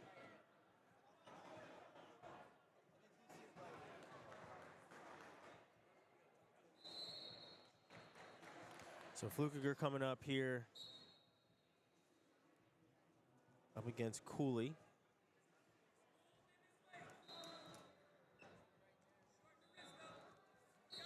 Another ranked versus ranked matchup.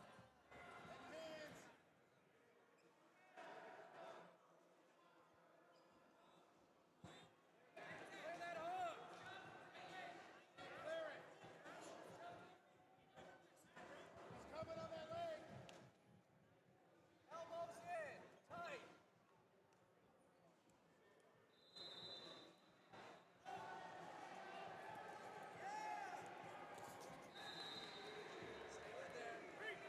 And takedown there for Coolie.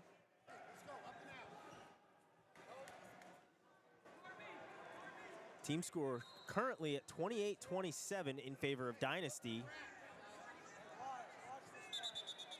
That just looks ugly. Hey, don't let that move in. Don't do it. Hey, left side.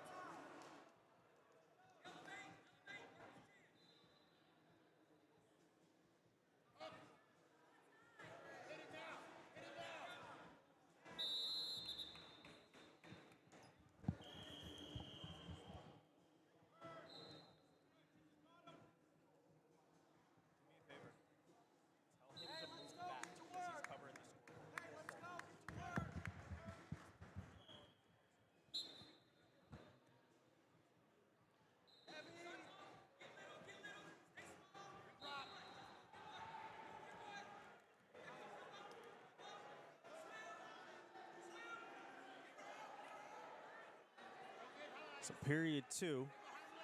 Coolie starts out underneath. He's got a 3-0 lead. Fluker's got a leg in, but he's starting to drape off to the side.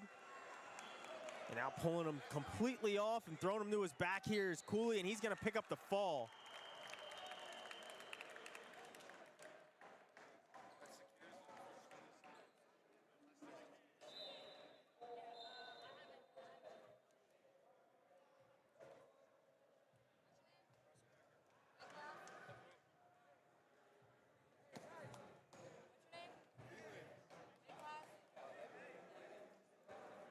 So Leland Day coming up. He's going to be taking on Preston Wagner. Team score now at 34-27. So unless Dynasty gets a team point taken away, this one's out of reach.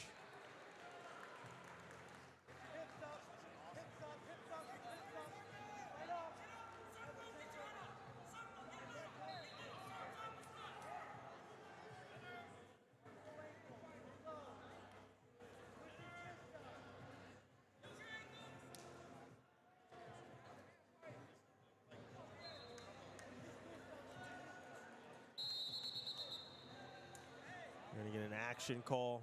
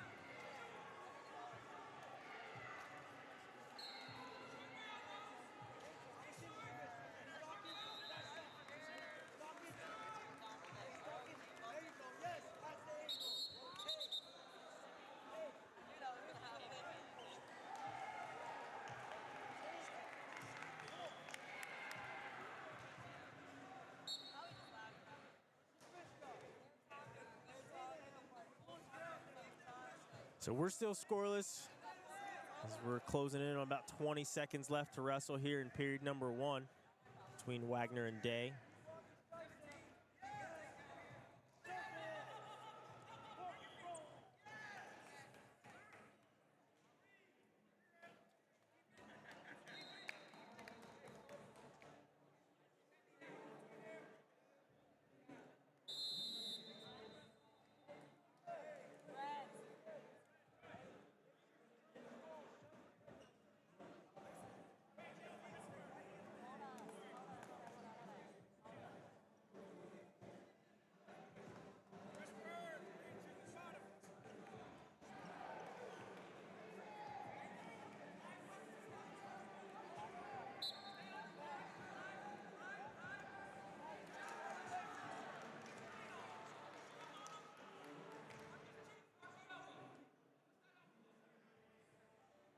So period number 2 underway.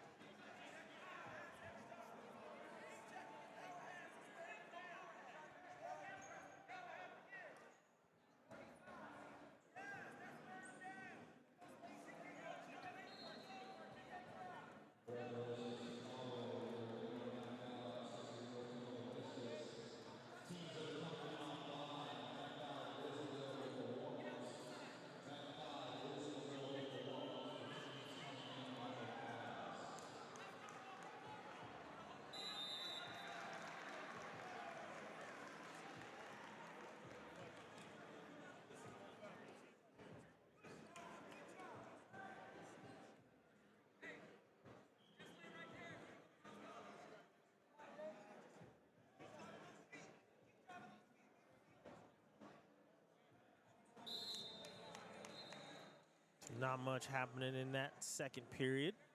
We'll go into the third. The score exactly the same as it was at the end of the first, with Wagner in control 3-0, and now Wagner going to take a 4-0 lead after the escape. Shot there by Wagner. Go behind here by Day, not able to catch them ankles.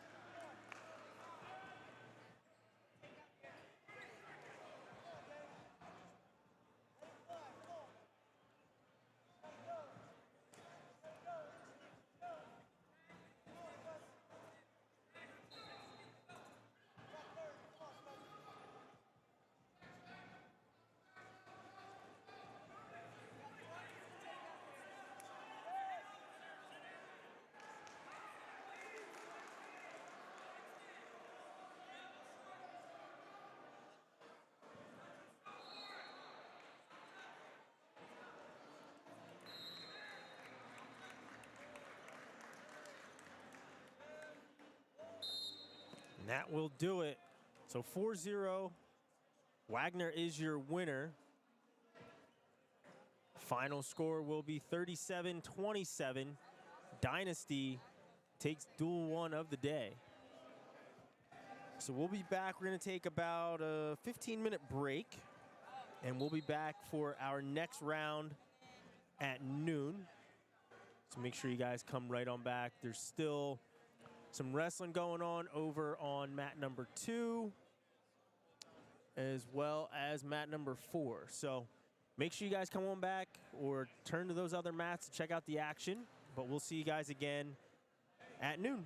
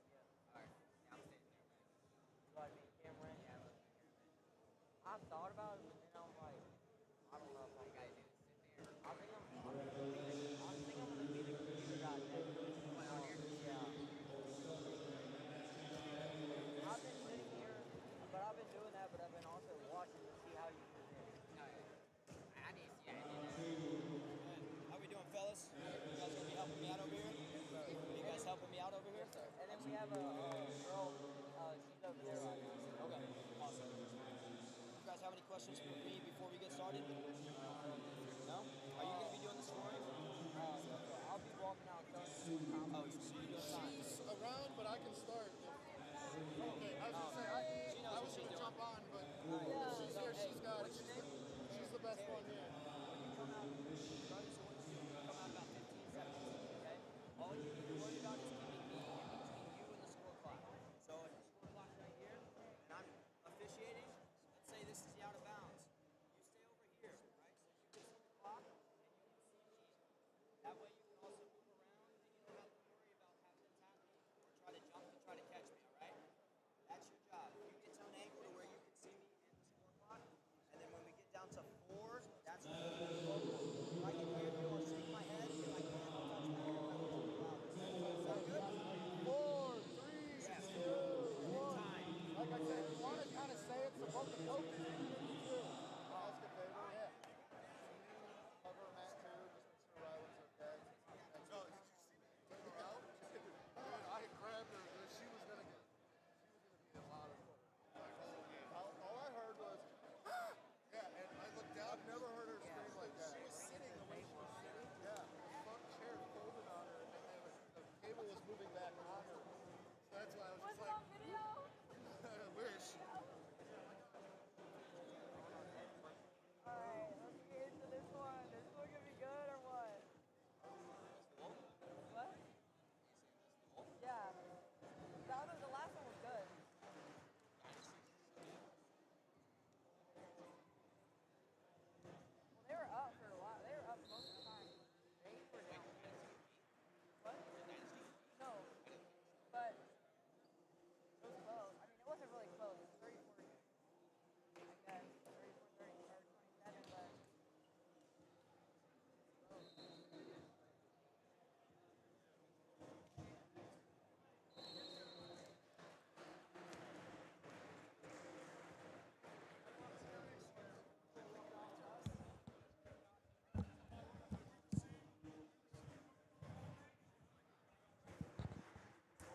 green. Green's on. Power. That was green.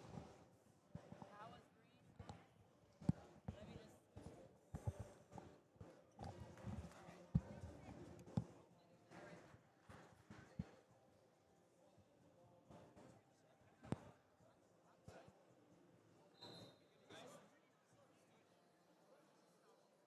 Wait, what are we starting on? 100. Are we starting on 106?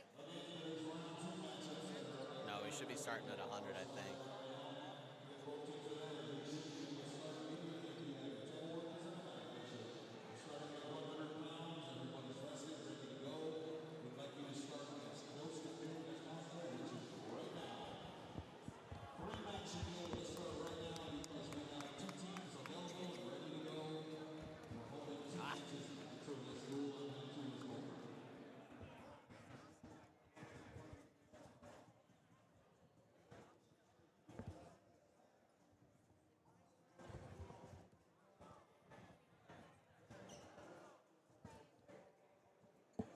Starting at 100?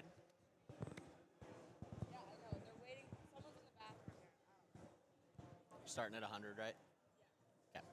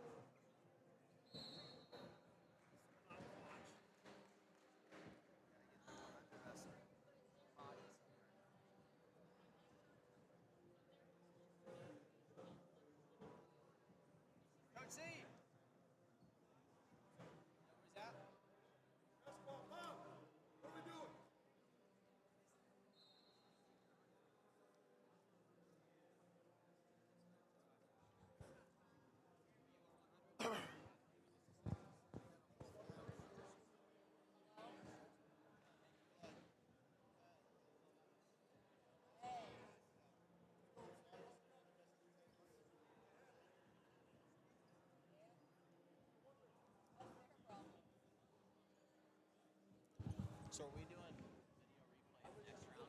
This round? He was saying, I thought it was We'll have the guys on that. next round. Jack. Yeah. Nice to meet you. Make sure you only good things about me today, okay? Oh, always. Truthful things, I suppose. I was gonna say I'm not coaching today, so I don't have to do anybody's out.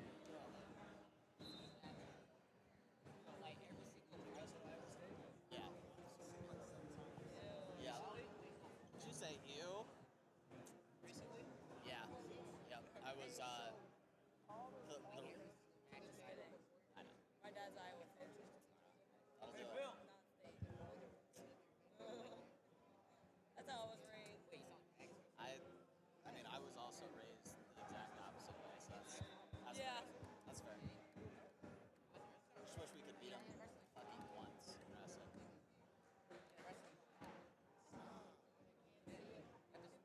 Like, yo,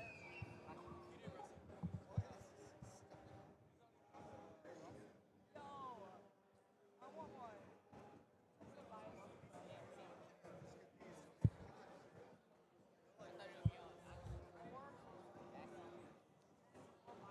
No, they're gonna probably bring it to the table, but either way, yeah, we're gonna get them some stuff next week to throw, but they're not here for the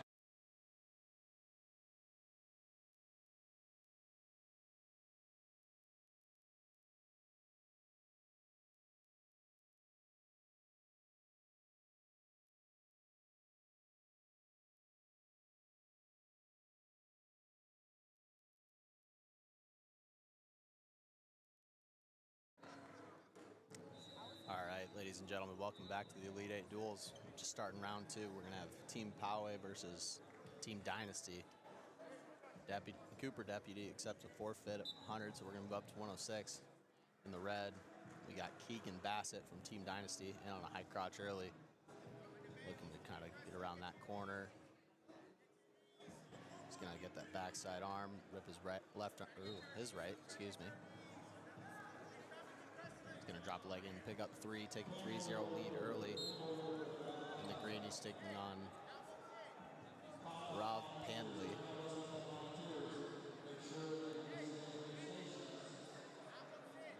Panley currently ranked 11th in the country. Basset currently ranked 3rd. Basset just off an impressive freestyle summer. Won a U17 world title earlier this year. Looking for an inside wrist on the right side. Now looking for double wrist. thing their family is very known for is being very aggressive on the mat. He's going to look to cut Panley here, bringing it to 3-1. Panley trying to work the 2-on-1 on the right side. We're going to move out. 57 seconds to go in the first. Basset looking for the high crotch. Now slides him by. He's going to bring him back down to the mat, drop to the far ankle, and he's going to pick up 3 more, moving it to 6-1 now. And we're going to go out of bounds.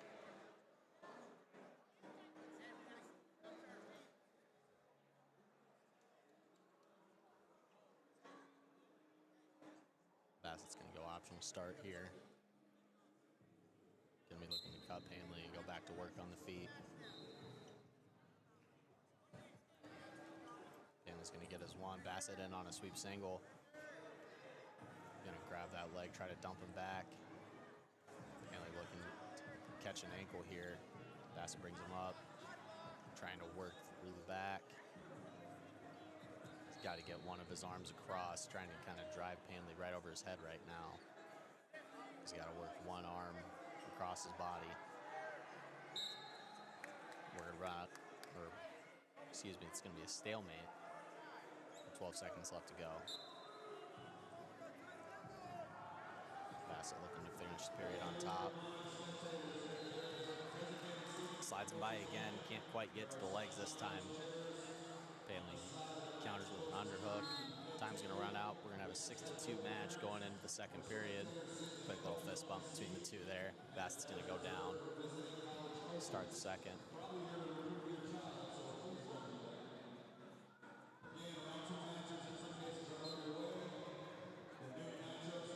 Panley drops to that kind of Navy ride position right away. Bassett knee slides to his butt, trying to get up to his feet, fighting the hands. Panley's gonna get him back down.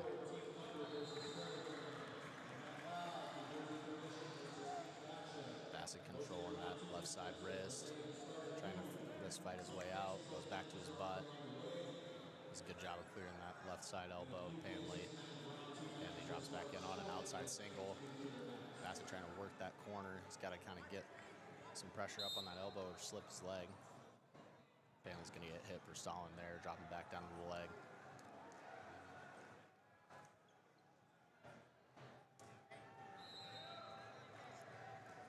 Minute 24 to go on the restart. Basset looking to knee slide up to his feet here. Goes back down to his butt. Does a good job fighting the hands. He's going to get away. And go back to the feet. Basset kind of pressuring with that overtime, putting Panley on the edge. Just continuous forward movement from Keegan Basset. Gives back to that outside single off the slide by. Trying to finish it on the edge. Good ankle peck there from Panley. Tries to go leg pass now. Referee's going to stop it in the stalemate. Going to go back on to the middle. 43 seconds to go in period 2.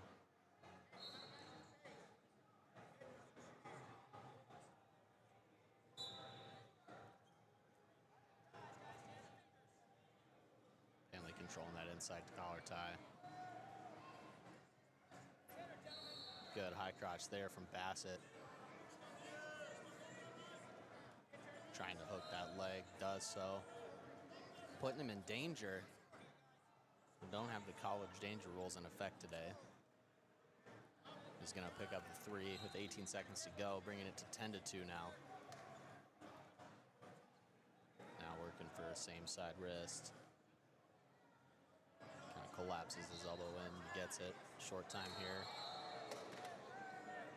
It's going to be a 10-2 lead for Keegan Basset, Team Dynasty going into the third. Panley's going to get his choice. He's going to go down.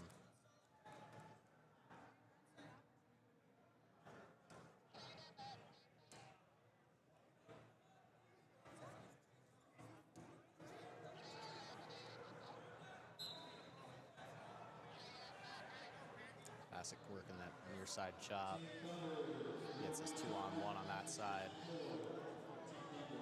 Been very known for going to that tilt. As Panley gets hit for stalling, that's going to be one more on the board for Basset. Has a 2-on-1 on the right side now, rolls through it. Good defense there from Panley.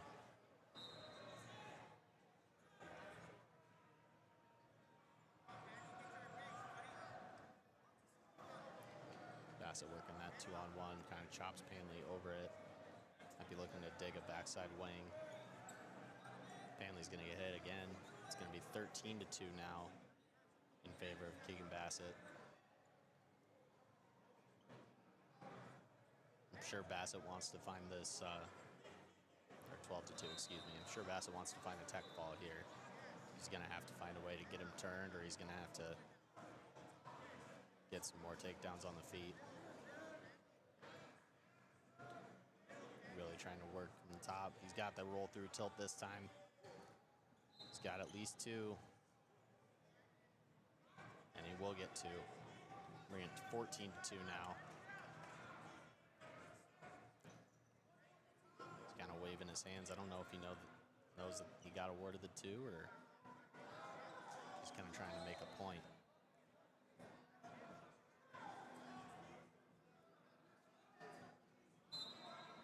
Ref's going to warn Basset this time.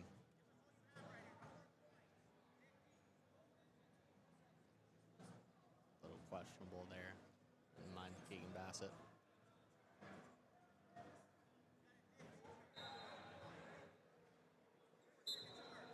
Working that same side chop. Gonna need at least one more turn. He's going to get him turned. He's going to get 2 swipes. So he's going to have 2 points. He's got 10 seconds to go. Panley really trying to hold on. And Green's going to get hit with stalling one more time. That's going to be 2 points for Basset and 18-2 technical fall with 3 seconds to go. It's going to be 5 points on the board for Dynasty.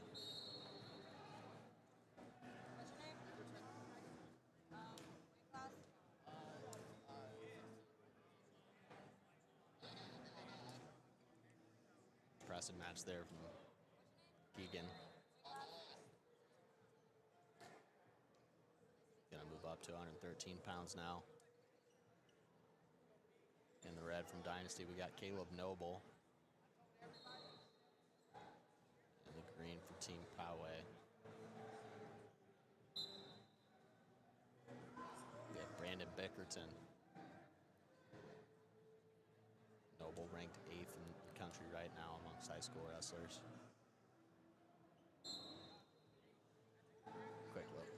Quick little flurry, gets an eye poke. Bickerton, an Ohio State champion this past season.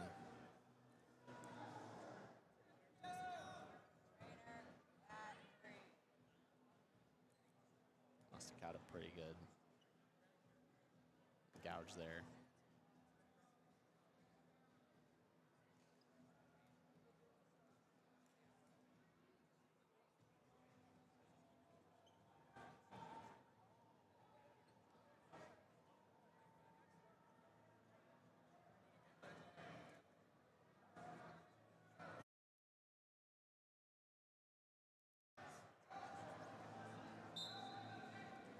They're back ready to go.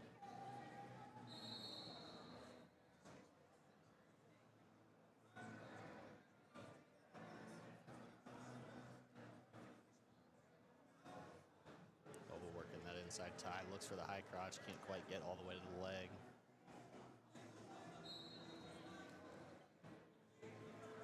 Little misdirection, sweep single there from Bickerton, gets a pretty good bite on the leg. Oh, nice dive in, but Bickerton's doing a better job of following. He's gonna pick up 3, he's gonna take early lead.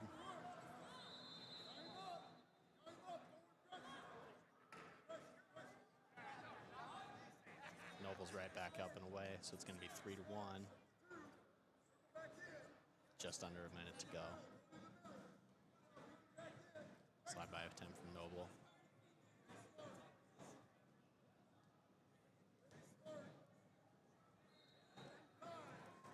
Noble with a nice double. Good fake for it. Now in the seatbelt.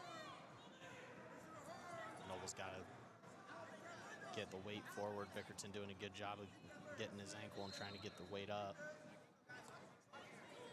Now kind of holding on to the ankle. Noble trying to work the edge and pick up his 3 here with 20 seconds to go.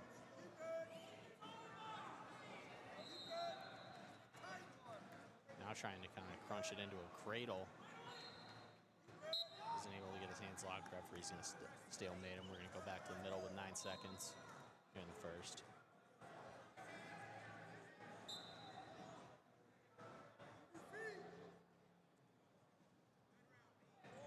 And it looks like these guys are going to be content to roll the second period.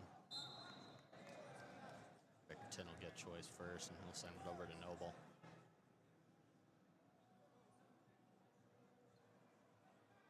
He's going to go underneath to start second.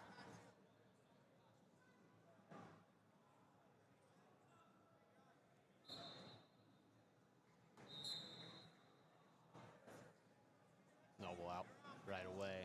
Good shot there from Bickerton. Noble trying to be stingy, but Bickerton gets around for the 6-2 lead now. Really good double off of that stand-up, keeping the action going. And Noble's going to get away 6-3 now. Bickerton really doing a good job of getting in quick and finishing very fast. It was a good shot there. Noble tried to kind of pick him. No points awarded yet. Bickerton trying to get his hips to the mat. Noble's really got his circle around. Bickerton's going to pick up 3 more, 9-3 now. Noble kind of reaches back, might be looking for chin whip of sorts, but we're going to go back out and restart. 9-3 lead in favor of Brandon Bickerton now.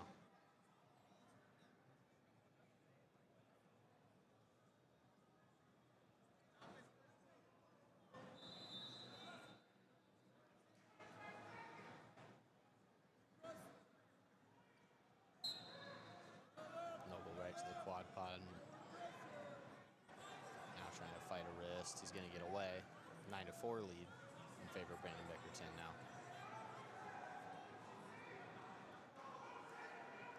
Shot attempt from Noble, nothing doing.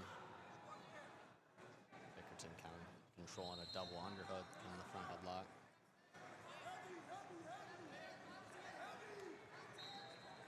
Noble trying to drive him out to the edge.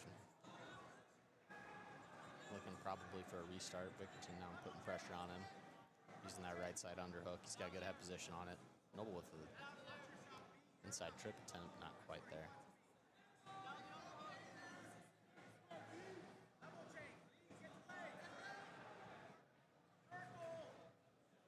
Noble's really driving into Bickerton's underhook. Referee's going to warn him for interlocking their fingers. Hand fight.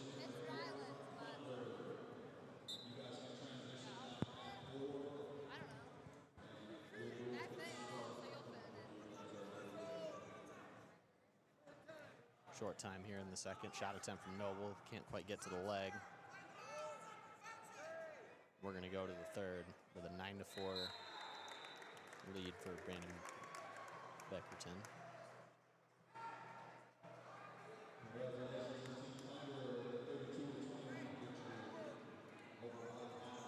Might have been a little blood in the mouth of Brandon Bickerton there.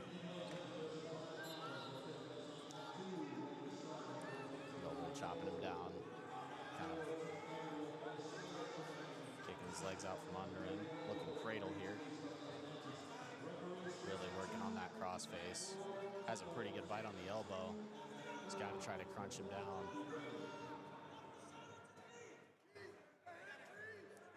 Looking back bow.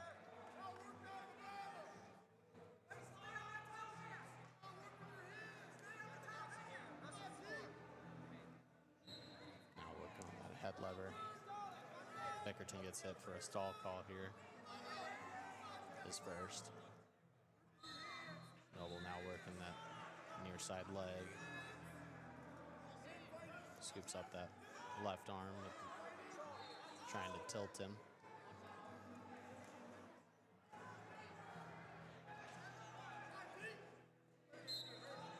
We're going stalemated with 1:01 to go. Interesting decision from Noble to get to work in the top position.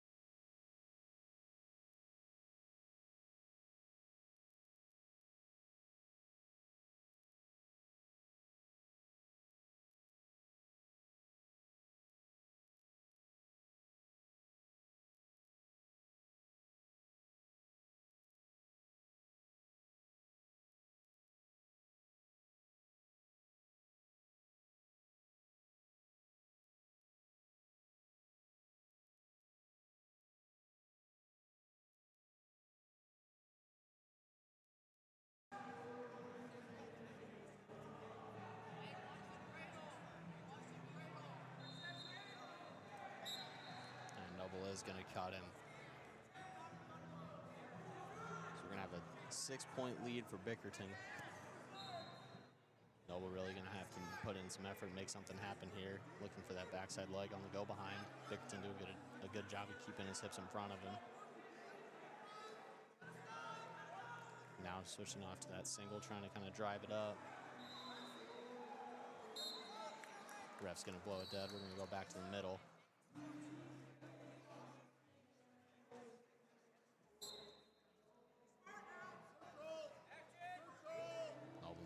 Trying to make something happen here in a short time.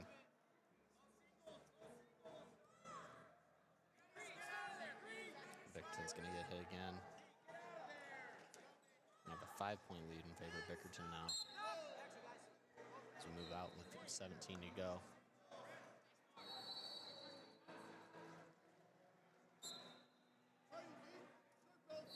Noble continuing to move forward.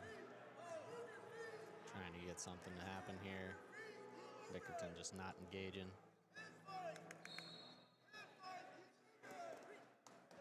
As he hit one more time, but that'll do it. 10-6 win for Brandon Bickerton.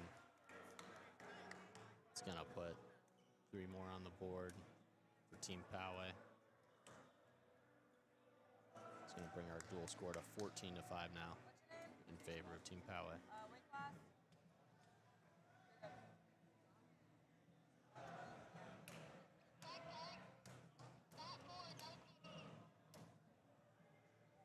Next up, in the red for Team Dynasty, we have Dom Monaretto. In the green, we're going to have Chase Bell for Team Poway. Bell currently ranked 17th in the country. Monaretto is ranked 7th. Should be a great matchup here. Monaretto trying to work that left side underhook early.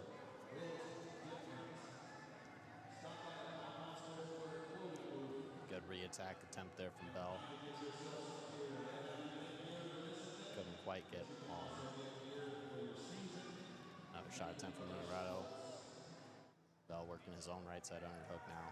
Now kind of has double unders. Shot attempt from Monaretto, doesn't quite get to the leg.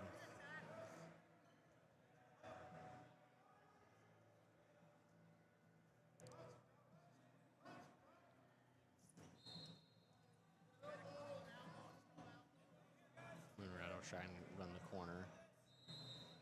Bell's doing a good job of controlling that left arm. Referee's going to bring him back up to the feet with 57 seconds here in period 1.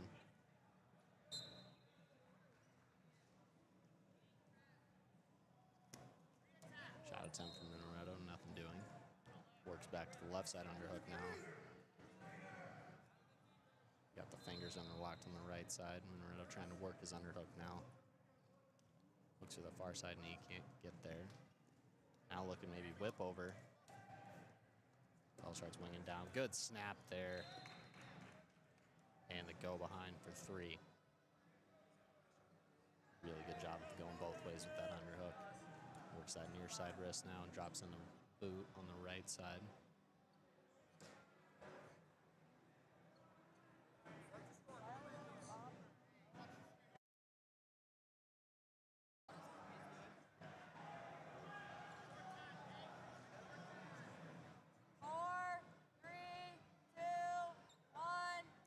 That'll do it here in the first. It's going to be Bell's choice immediately. He's going to go down.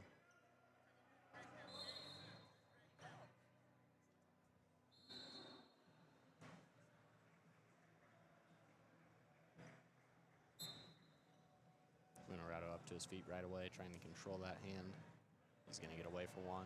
Going to bring it up to 4 now. In favor of Dominic Monaretto.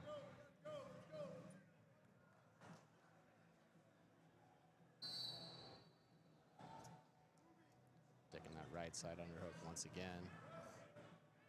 Bell trying to kind of shrink out of it. Now working double unders. Fireman's attempt there from Bell. Not quite there yet. Good outside shot from Monaretto. Bell now working this front headlock. Has double unders. Just kind of letting Monaretto shrink out of it. Snap down there from Monaretto, trying to create this underhook and get back to his offense.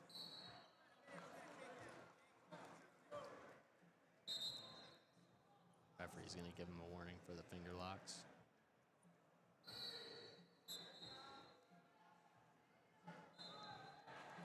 Shot attempt there from Bell, didn't quite get to the leg. Monaretto now working from this front headlock, has the left side underhook.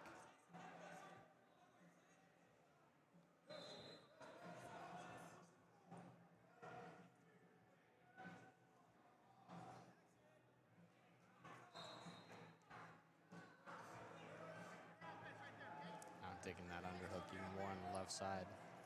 Trying to throw it by.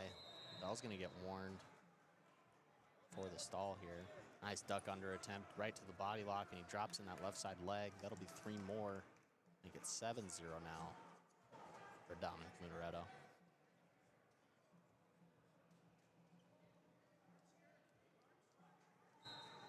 Digs in that half on the right. Just can't quite get the hips turned, so we will move into period 3 with a 7-0 advantage for Team Dynasty. Monaretto was pointing toward his nose, so we'll take some time to clean up the blood. Oh, no, never mind. Just blowing his nose.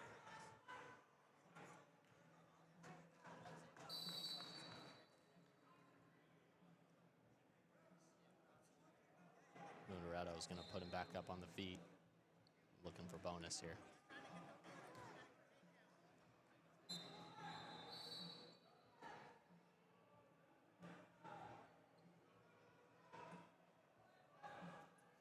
Outside shot attempt from Bell, defended very well. Did get to the leg, just couldn't get the lock. Monaretto working inside as they're on their knees. Whip over attempt. And a good misdirection shot to follow it up. Bell's starting to pick up his pace a little bit. Monaretto again digging that left side underhook. Looking for the shot, not quite there. Been working his underhooks very well this match. Just haven't always had the head position. He does get home on this shot.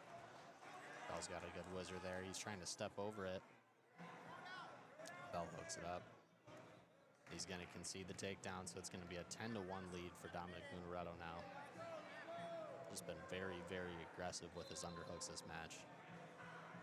And very effective with them today. Starting to work that near side leg, far side half. Trying to get his hips turned.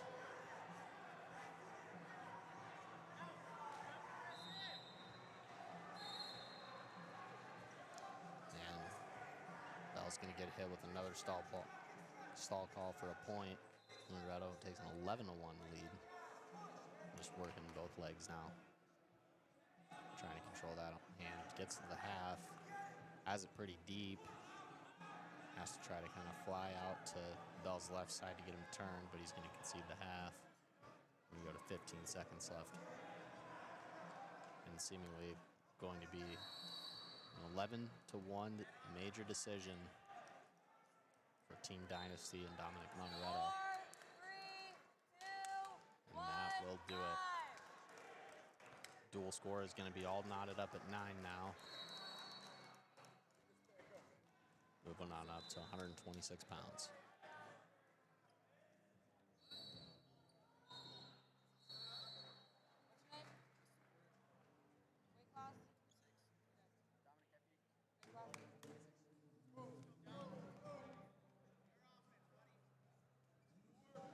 Next up, we got 126 pounds in the red for Team Dynasty. That's Weston Porter. In the green, we got Dominic Deputy from T Poway. Deputy currently ranked number 13 nationally. Weston Porter, Fargo All-American this past summer.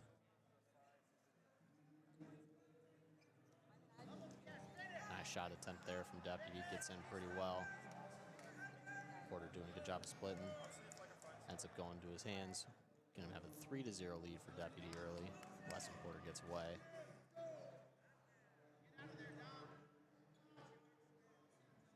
Porter very savvy in Greco. Deputy drops down. Doesn't want to be in that over-under position. Porter now working on that front headlock. Deputy doing a good job of controlling that arm. Nice underhook there. Blocked that far foot. That was beautiful. It's going to be a 6-1 advantage for Deputy now.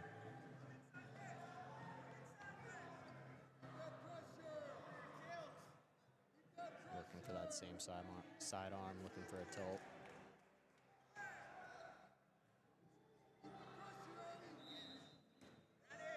Gets that loaded up, looking for a Blair ride now. Trying to get that far side half. Porter gets control of that hand. Now switches it up to a bar, and now almost had him in a cow catcher. Porter trying to kind of throw him through and get back to his hands.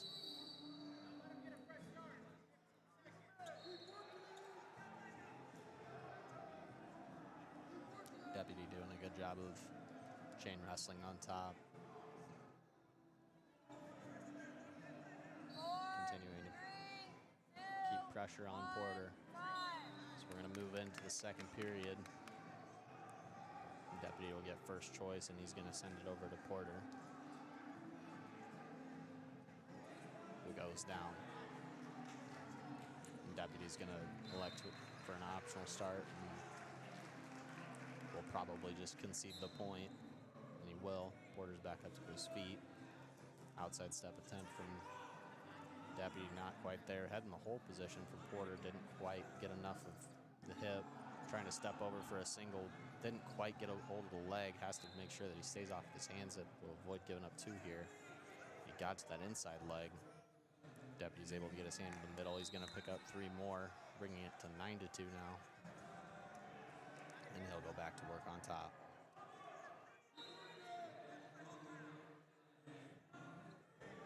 Deputy's been very tough in the top position today. Had a lot of pressure on people. Was always moving to one move to the next.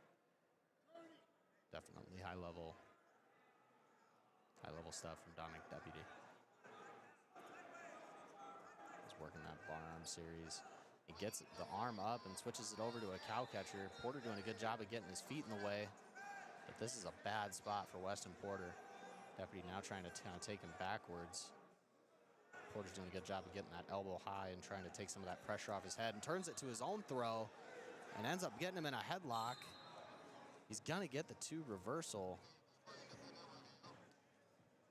No back points to go with it. Great counter there from Weston Porter.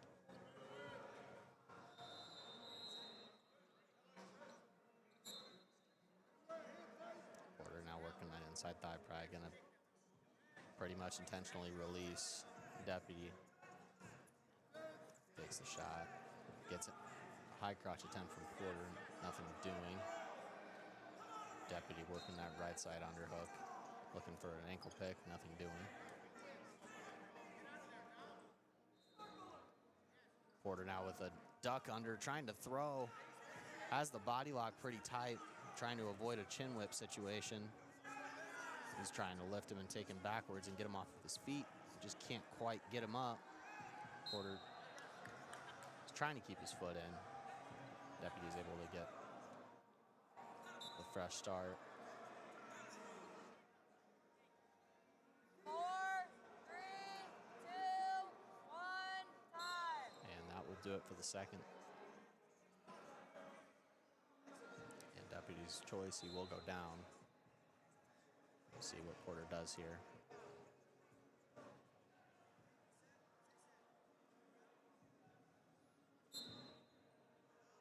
Working that spiral right early, trying to get his foot in front and get it out from underneath the Deputy. Just trying to take him over it. A step behind will get him out. So it'll be 11-4 now in favor of Dominic Deputy. Sweep attempt from Porter, able to get to the leg, breaks his lock, trying to come up through the middle. Deputy doing a good job of crunching Porter's head to his knee, and he is gonna pick up the cradle. Oh dear, this is a bad spot. Weston Porter, that will do it. Great shot defense there from Dominic Deputy. He's gonna get the fall and 6 more points for Team Poway. Hold on. What was it? What's your name? And in the green, for Team Poway, we have Carson Brown. Brown currently ranked 8th in the country.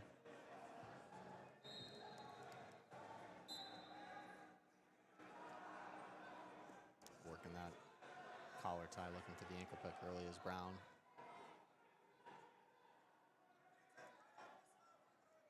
Well, you're trying to work the Russian tie now. Trying to snap him down. It does catch the far side leg.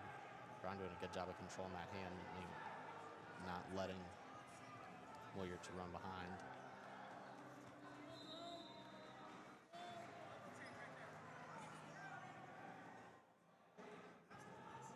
Wyard trying to catch that hand that was on his elbow, trying to get an opportunity to run behind. Defensive shot from Brown.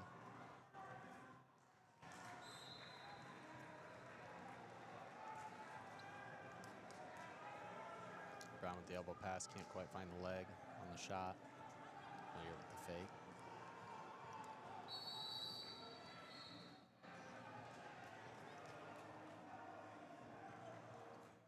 Ankle pick attempt from Brown. Wyard step back, looking for the slide by now.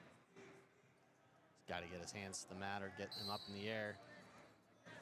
Good Granby out of Brown, looking to come back up with it now. Has his arm behind, he's just got to rotate on that heel. And does collect the 3. Really good job of staying disciplined there from Brown, didn't try to rush position. So that's gonna be a 3-0 lead, 25 seconds to go. Wyard back up to his feet. He is gonna get away for the 1. Brown immediately right back on him. Oh, nice duck there. Beautiful inside tie. As soon as Wyard overtied, went right to the duck under. That'll be 6-1.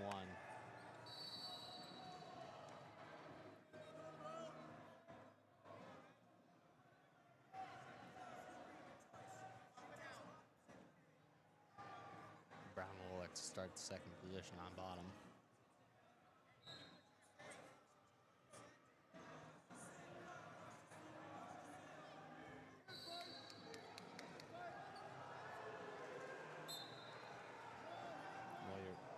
Going to that left side leg right away.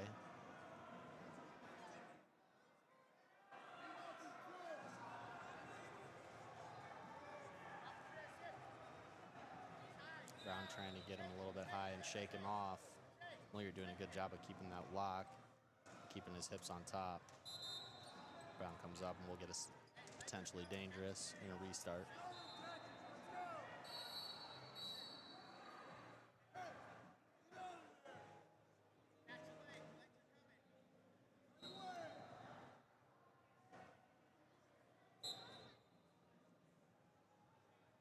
Brown trying to quad pod stand up here.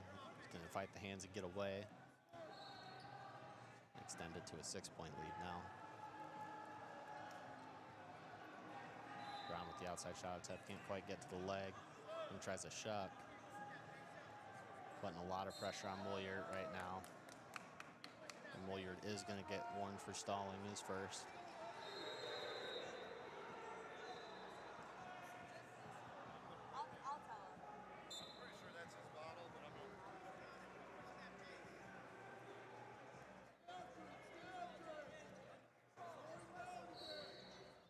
Brown collar tying to the underhook, really being active on his feet. Great high crotch there.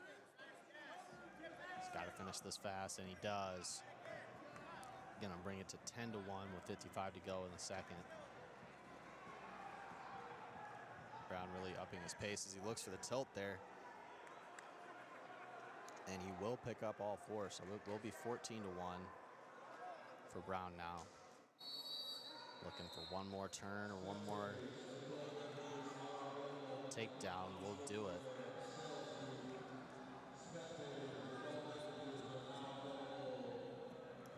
Looking for that roll through tilt again. Now working to that cross wrist. Trying to kind of scoop his leg underneath, maybe work this into a figure four.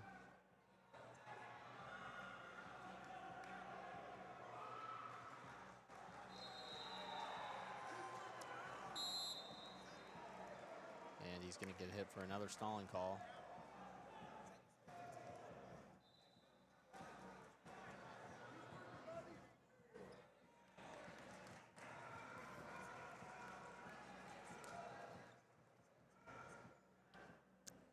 Three seconds left.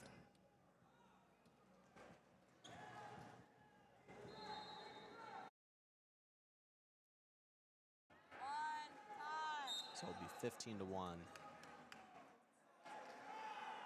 Favor of Carson Brown to start the third. Going back neutral. Brown's probably looking for something feet to back here. Find the opportunity to get 6. Wyard working that left side underhook. Good throw by, just barely missed the ankle. Now working on from that over tie. Brown still really not moving backwards. That's a good shot there. It's going to finish it up. It's going to be a final score of 18-1 in favor of Carson Brown. It's going to put the duel score to 20-9 now.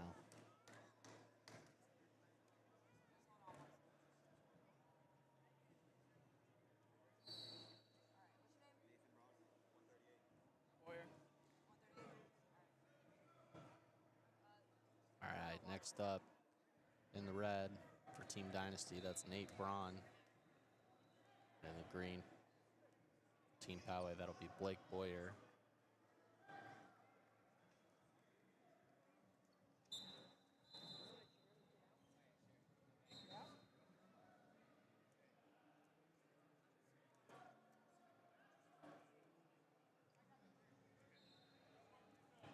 Good shot attempt there from Boyer. Does get to the leg. Trying to bring that leg across and come out the backside. Is Braun keeping that lock underneath. Trying to come up now through the middle. Trying to work. Boyer now trying to kick the grip of Braun off and trying to come back up for his 3. Braun leg passes. It's going to be a stalemate. They back up to the feet with 1:15 to go. Braun recently committing to Harvard for his 4 years. Shot from Boyer, going to get up through the middle. Has to get that right arm behind him. Try to get his hips on top. Braun doing a good job of continuing the leg pass and come back up. He's got to lift his ankle if he wants to get the 3 points out of this.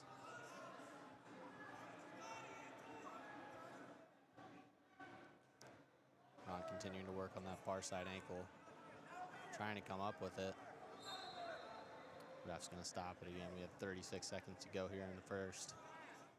Some pretty good scrambles so far between these two.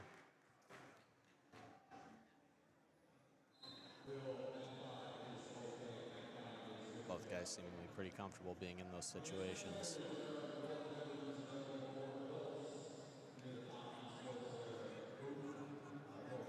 Ankle pick attempt there from Boyer, not quite committed and didn't quite get there, but he does commit to that high crotch. It's a pretty good lock on the leg. He's got short time to finish this.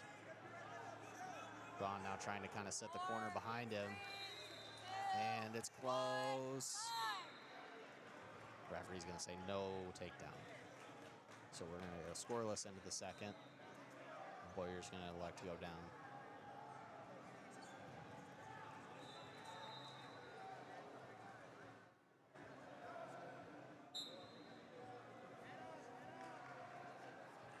Braun looking to get that right leg dropped in, it seems.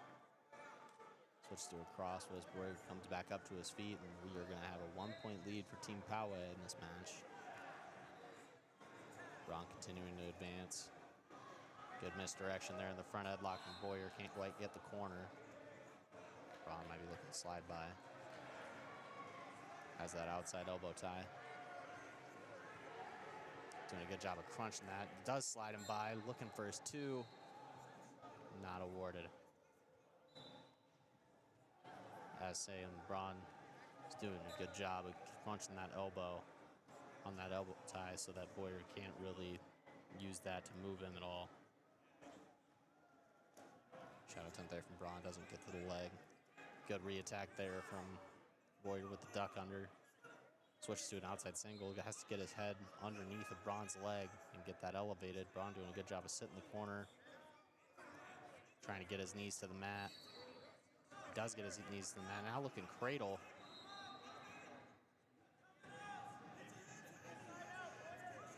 Braun only having to get his left arm in the middle between Boyer's arm and his body, and he'll get the 3.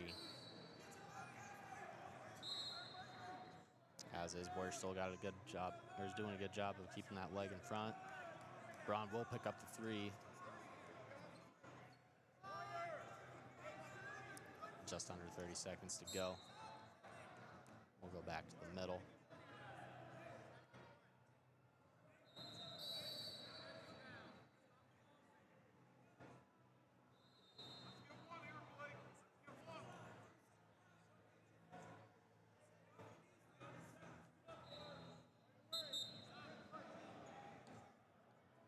Referee will stop and say that Braun went early. Good standing attempt from Boyer, goes back to his knees. Braun trying to drop in that right side leg. It's a little deep.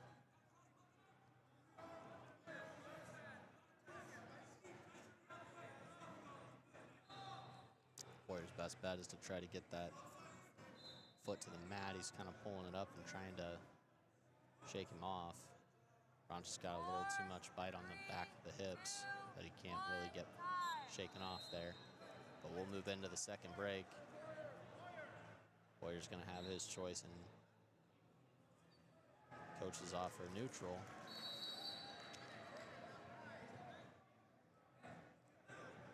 Boyer says he wants his opportunity to be on top.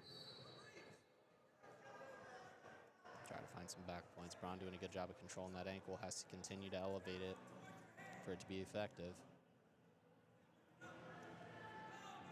Steps over and puts Boyer in kind of an Oklahoma position.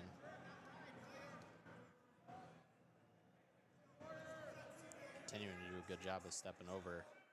See if he can adjust his arm and try to get his elbow in the middle. Turn it into kind of a sweep single.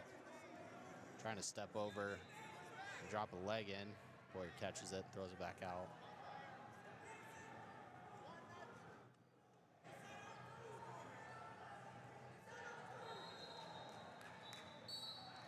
Pretty funky scrambles between these two so far. Braun's continuing to work around around, trying to drop that leg in for Turk. Boyer continuing to follow.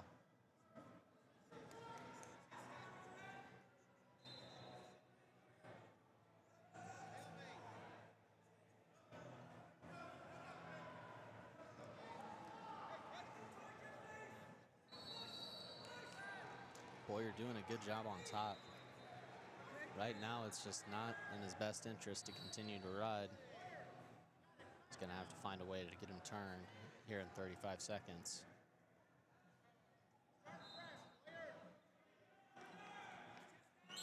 Braun doing a good job of doing what he needs to kind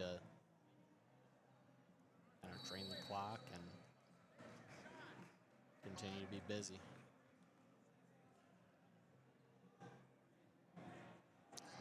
27 seconds to go. 3-1 advantage for Braun. Boyer going to give him the intentional release.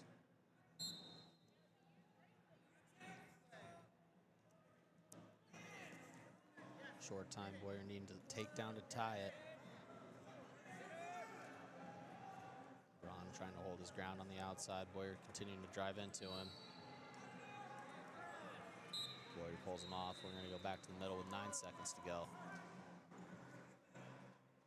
Time for the best attack from Blake Boyer. Ducks under, and he's going to get the 3.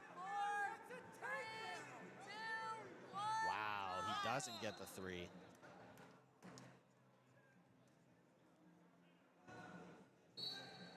Coach is looking to challenge.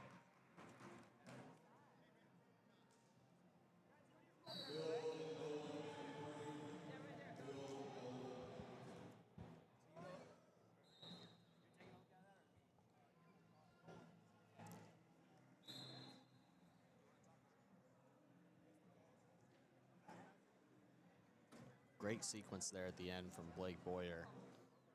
Had a beautiful duck under. I think what the crux of the challenge is going to be is obviously if he had control, but somehow Braun hung on to that far side lat. So I think that was Poway's point.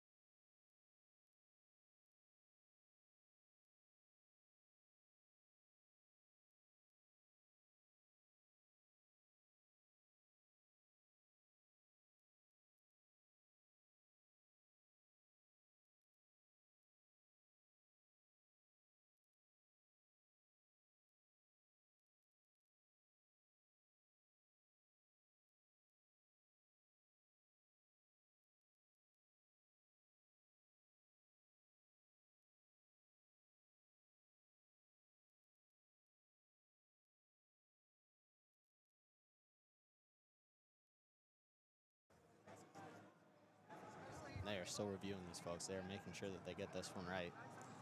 Such a close position.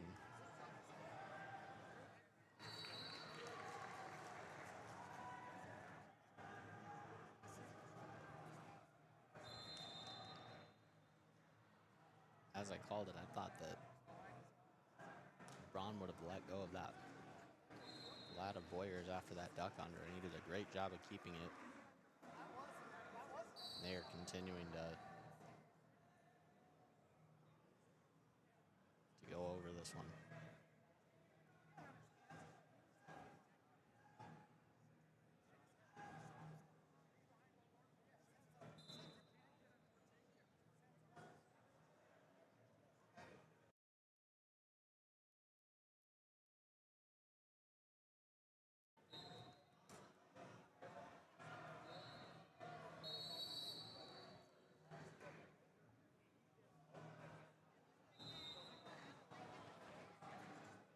As it stands, the call,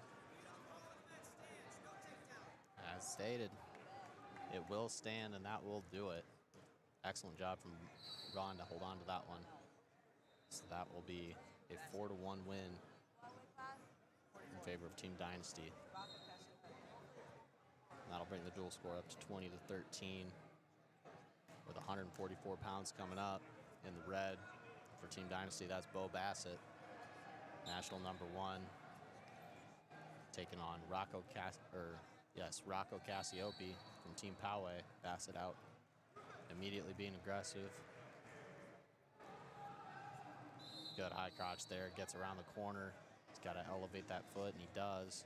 Casiopi doing a good job so far to try to slow it down, get his weight back. Basset's going to come back around for the 3, excuse me. We're going to go back to the middle. Basset will intentionally release him. Kind of his MO, just to try to light up the scoreboard.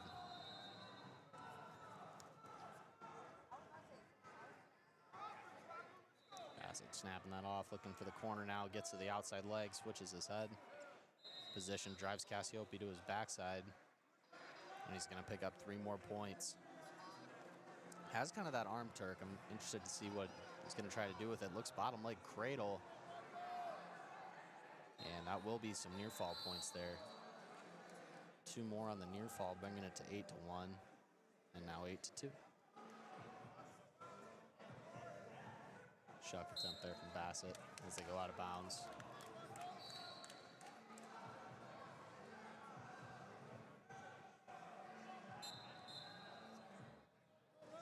Casiopi, an Illinois state champion last year.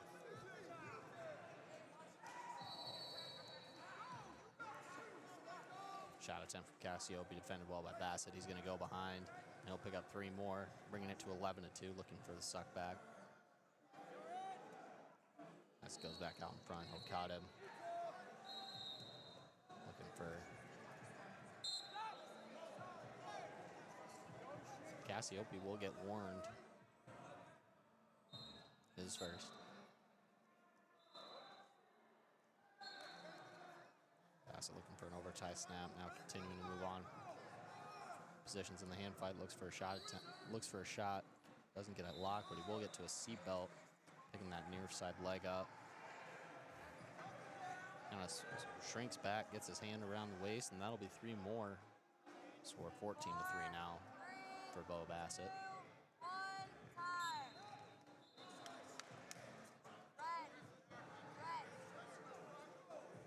Basset will get choice first, and he'll go neutral.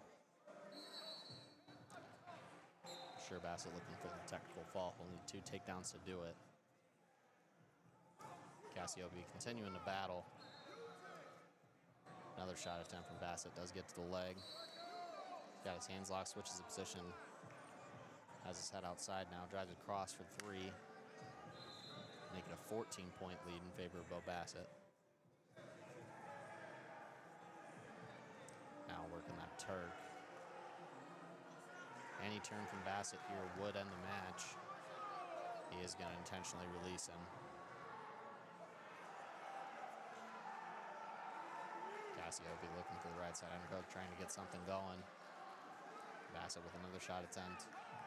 Is going to come up through the middle. Has to get that left arm around to the left waist of Casiopi, or vice versa. And he is, so that will be a tech fall. 20-4 the score for Bo Basset. He will take the technical fall in the 5 points for Team Dynasty, making our dual score 20-17 now.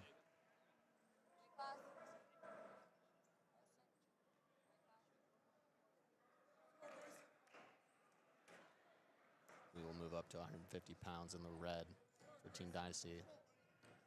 That's Lorenzo Alston, and in the green we will have Grayson Eagum Until I get there. for Team Poway.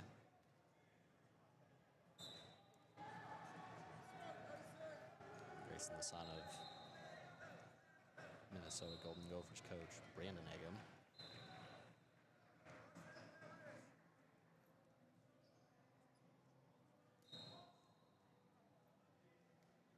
He was a Minnesota State champ this past year.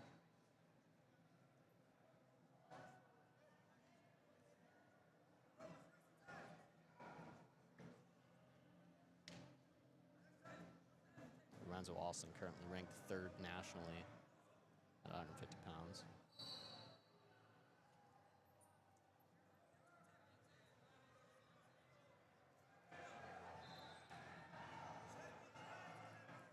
Alston working that wrist on his right side.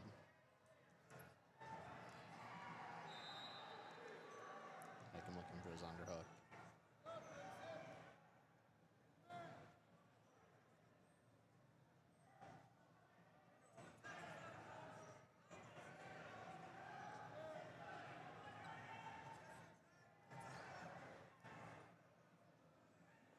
Eagum doing a good job of holding his position in the hand fight.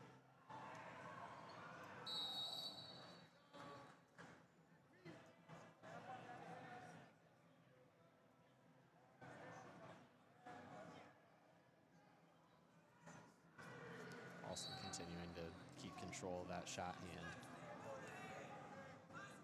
and allowing Eagum to use that inside tie very effectively.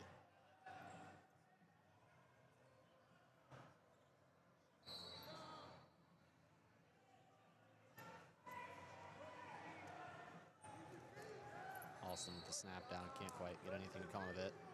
Slaps on another collar tie, another shot attempt defended by Eagum. That'll bring us to the end of the first period. We're scoreless.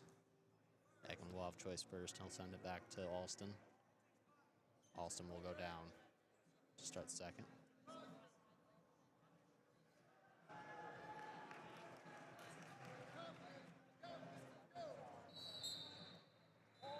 Eagum shoots immediately to that claw lift. He's got a pretty good bite on it. Does pick up the Turk, and he's got Alston on his back. Does pick up the 2 swipes. Referee still holding it.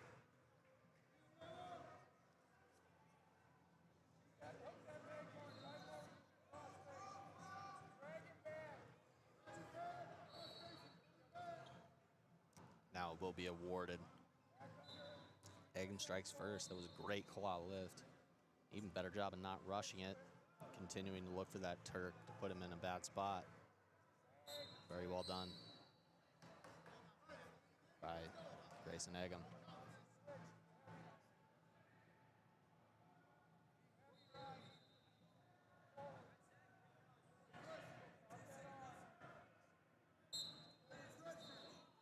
Right back to the claws. Grayson Eagum looking for that claw lift again. Doesn't quite get it. They'll go out of bounds, and right back to the center we go.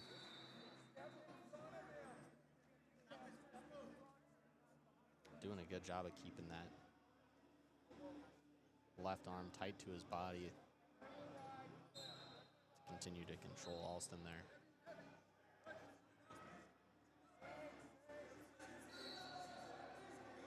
Rear standing position. Eagum tries to switch down to a double. Great timing on the switch from Lorenzo Alston. He'll pick up the reversal and knot it at 2.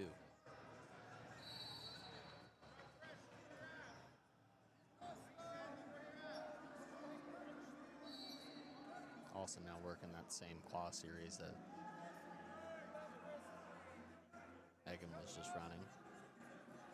to build his squad pod base. Alston switching down to the tricep to try to break Eagum's position. And Eagum will be warned here with a stall.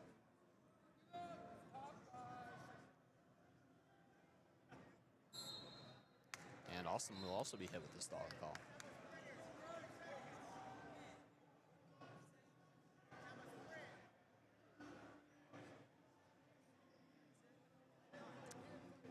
I don't think it's the wrong call. I've just never seen the stalling call called that fast against both people.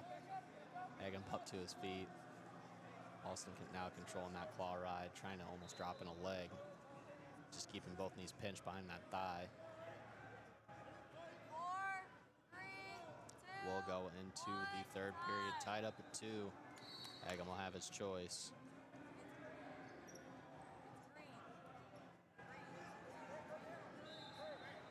And he'll go down. Alston puts him back up, so we'll have a 3-2 lead for Grayson Eagum to start the third. Definitely the right decision from Alston.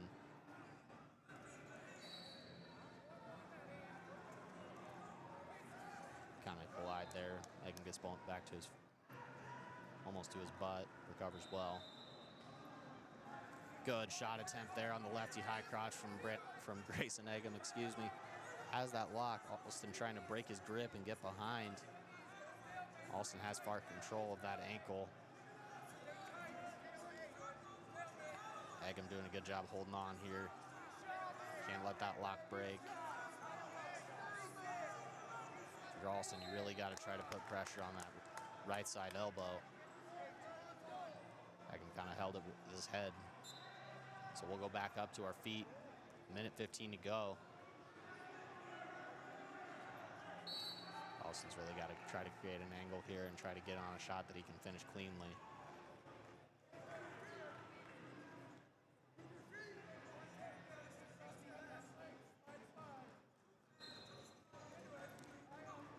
Not really getting much movement from that collar tie. Eagum's going to slip to that left side underhook. Doesn't quite have head position on it.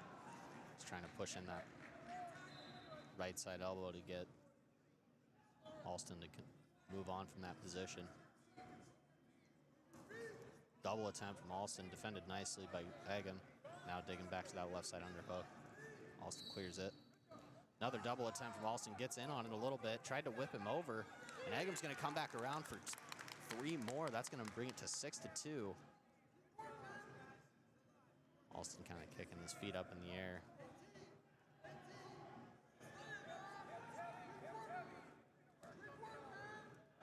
Eagum now controlling that near side wrist. It kind of appears that Alston is kind of conceded, and that will do it. Grayson Eagum picking up a huge victory over number 3 ranked Lorenzo Alston. That'll bring the duel score to 23-17 in favor of Team Poway.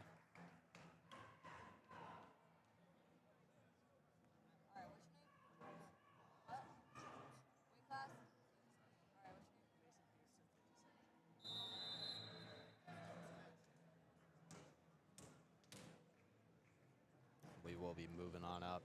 157 pounds in the red for Team Dynasty, that's Cage Jones. In the green for Team Poway, that's Mason Peterson. As we get underway, double attempt quickly from Peterson. Gets Jones to his butt. Jones rolls him through. Does a good job of getting his knees back to the mat. Trying to kind of run him over. And he does. He puts him on his back.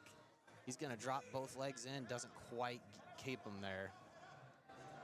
But he has 3. These guys are going big right away. Love it. Peterson will get back out for his 1.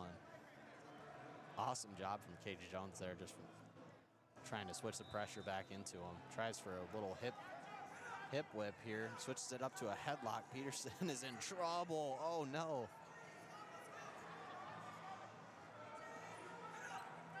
Crazy good match so far. Lots of action. 3 more for Cage Jones on the takedown.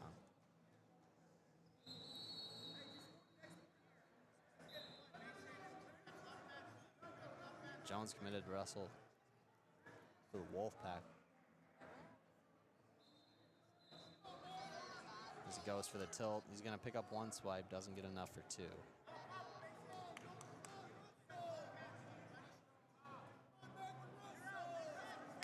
Looking for a suicide cradle, but Peterson comes out on top of it.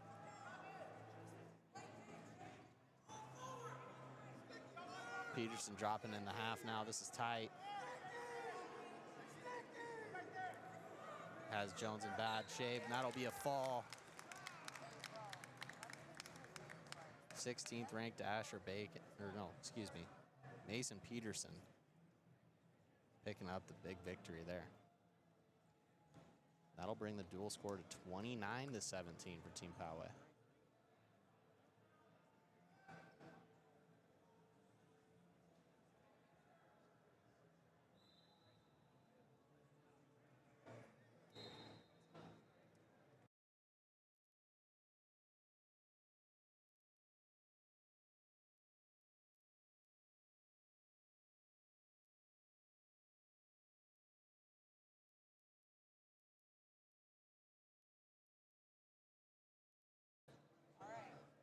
All right, moving up to 165 pounds in red for Team Dynasty. That's number 2 ranked Melvin Miller. And in the green for Team Poway, it's Brandon Bethia.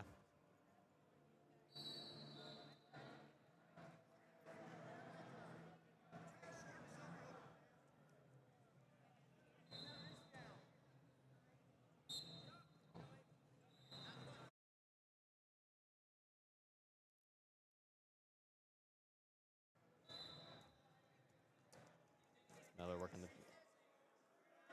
quickly with that go behind. He's going to pick up 3. Looking for that roll through tilt, perhaps. He's going to let him go. That's going to be 3-1 now. Miller, quick go behind again.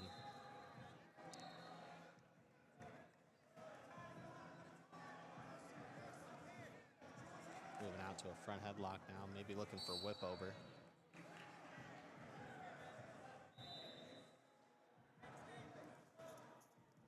He's going to work back again.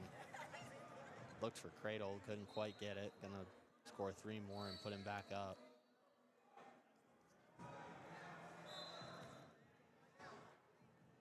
Miller's got just incredible speed.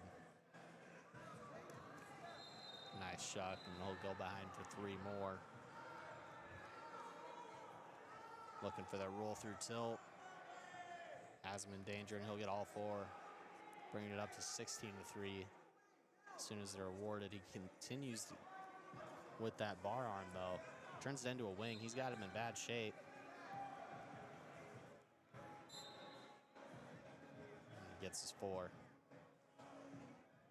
So just that fast, 16-3.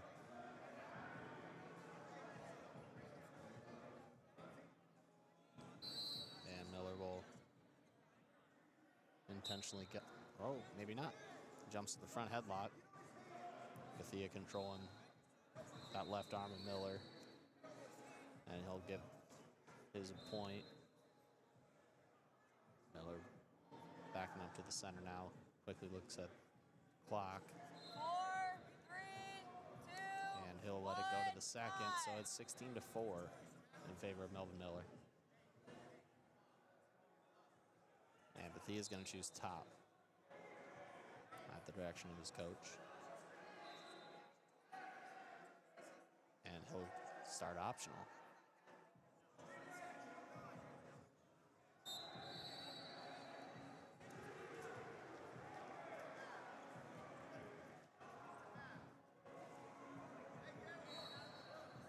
Miller now working that over-under position with Bethia. Switches it to a right side underhook of his own, gets the snap down, and is behind him that quickly. So that'll be a 20-4 technical fall for Melvin Miller. That'll bring the dual score to 22-29 in favor of Team Poway. Gonna be coming down to it here in round 2. Two phenomenal teams here.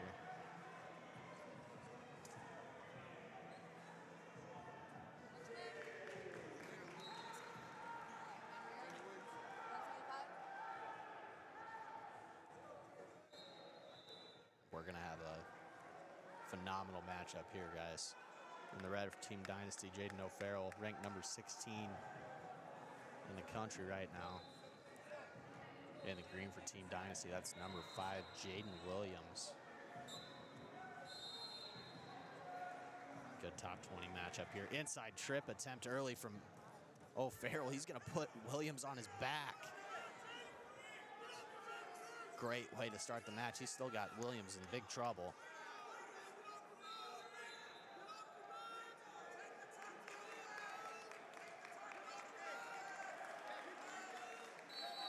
Williams does roll through. O'Farrell still got control of that wing, and he's got it tight. Driving it up, shoulder in the ear. Just how you're drawing it up for O'Farrell. Putting him in all sorts of trouble early.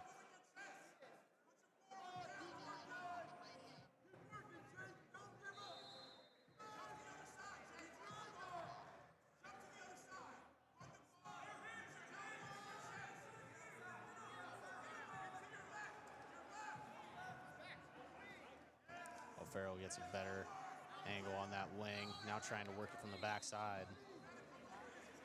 Doesn't quite get him turned. Referee telling him you still have the same lock that you had. So can't award you the points yet. Trying to drive him up.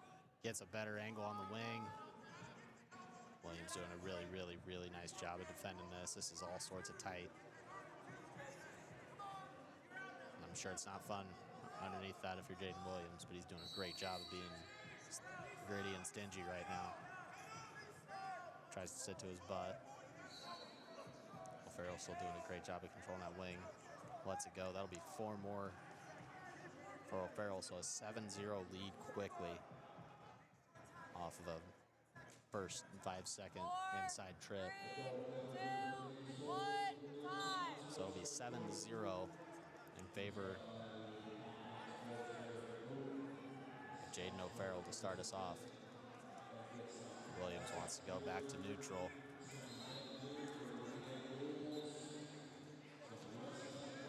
Working both underhooks again. Trying to throw O'Farrell to his back. O'Farrell cartwheels out of it. Really, really good defense there from Jaden O'Farrell.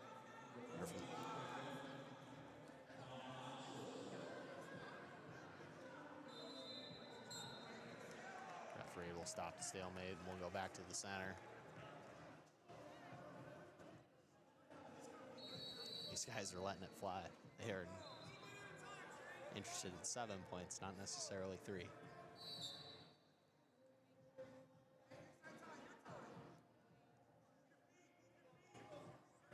Williams digging that left side underhook.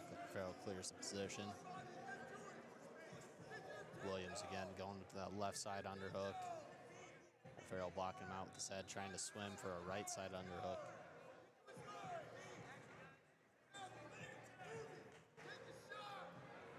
Williams again going in with the double unders, can't quite get anything going. Good re-attack there from O'Farrell, drops right back into the single, kind of ducks down and brings it back down to the mat. Williams through the middle has the lock. O'Farrell's got to try to get his right arm free, and get it around it, and keep driving back into Jaden Williams. O'Farrell trying to put him in danger. Try to put both shoulders on the mat and get the fall. Continuing to slowly lean back. He does get his arm through. Sitting tight. Did a good job of keeping his legs away from Jaden Williams. He gets the 3 and he's looking for more. He's got him in a bad spot. He's going kind of a reverse butcher. He's got that locked underneath now. He's trying to put that far shoulder on the mat. This would be a massive win and a massive fall for Team Dynasty.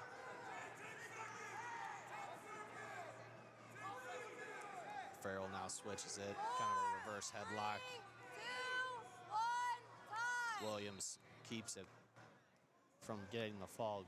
Amazing fight Thanks, Jeremy. and heart from Jaden Williams there.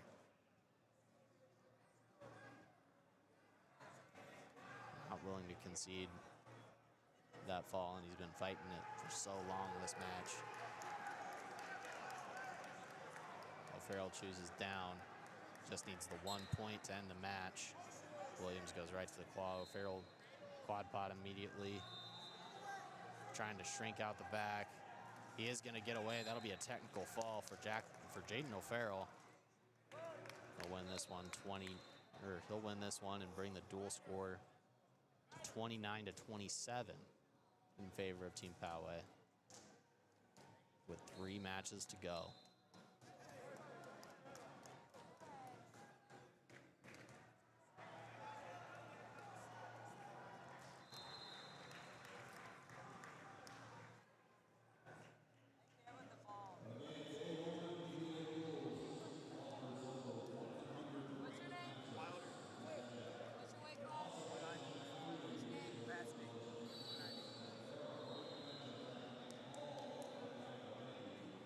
All right, 190 pounds in the green for Team Poway. That's Ryder Wilder.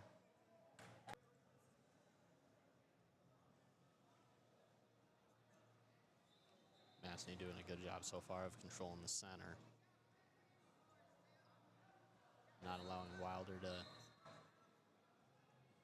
really catch his step. Just continuing to move all around the middle instead of directly in the middle like Massey. Trying to dig that underhook. Good shot fake there from Massey. Controlling that inside tie on the left side.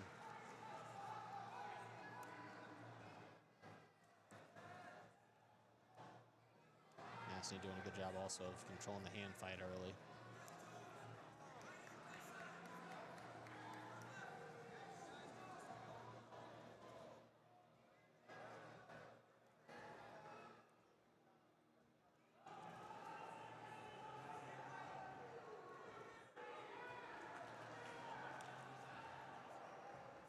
Just under 30 seconds to go.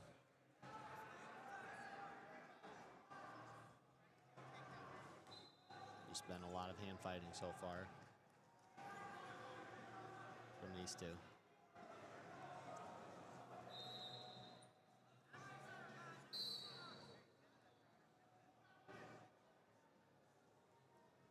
Shot attempt there from Massey, can't connect. 3, 2, 1, time. That'll bring it to the break. Still scoreless between these two. Top 10 matchup.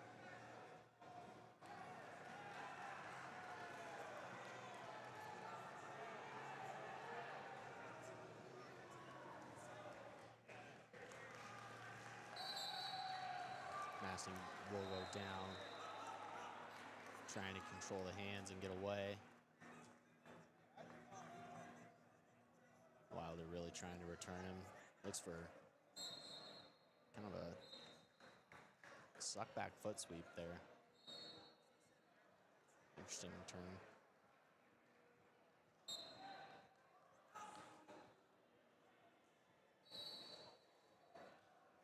Wilder continuing to run a little bit of a crab ride. Massey will get away. Striking first on the board.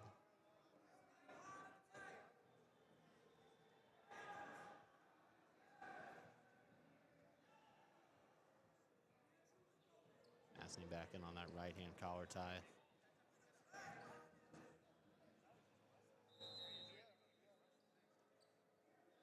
Still seems to be looking for that ankle pick, and I think he thinks it's there, and I do believe him, but not a real committed shot attempt by either of these two just yet. Wilder working that left side underhook. He does get to the leg. He's got a good bite on it too. Massey trying to turn and kick away. Wilder will get that far side leg for 3. Big takedown in this match. Just under 40 seconds to go. We'll restart. Great attempt there from Wilder. Really chasing after that underhook. A lot of times when the guys are moving backwards, that's when you can go with that underhook, and you timed it up perfectly. working back to that claw. Kind of crab ride series. Trying to dig that left side underneath and pulling back for some tilt points. Massey doing a good job of controlling the hands. And Wilder will get hit with stalling here. With this short of time, oh, he will get hit again for driving him out of bounds, so that'll be a 3-2. That'll be a 3-2 now. Big stalling call to get there if you're Massey. If otherwise red now, it'd be you need to get out and get a takedown to win the match.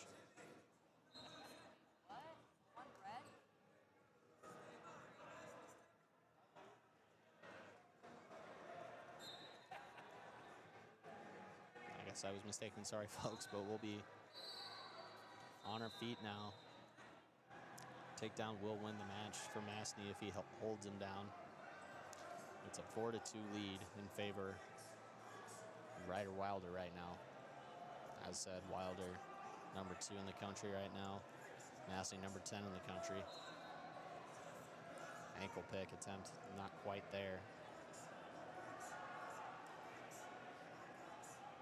Thing that Wilder's done very well is he continues to move his feet. Even when Massey has control of the center, Wilder never being too light on his feet, always moving. So he puts Massey on the edge here.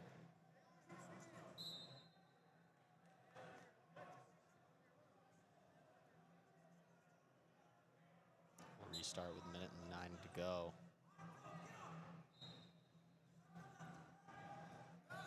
Snap down from Massey, gets good movement, doesn't follow it up.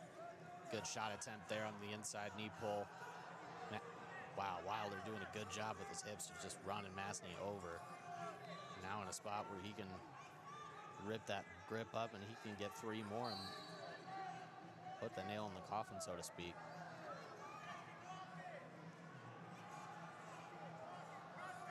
Might have that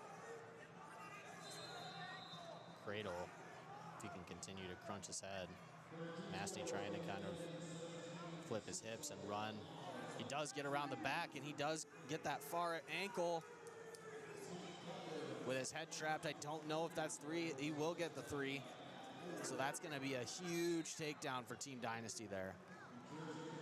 With 16 seconds to go, that's a massive takedown for this dual score. Wilder wants to check for a locked hands.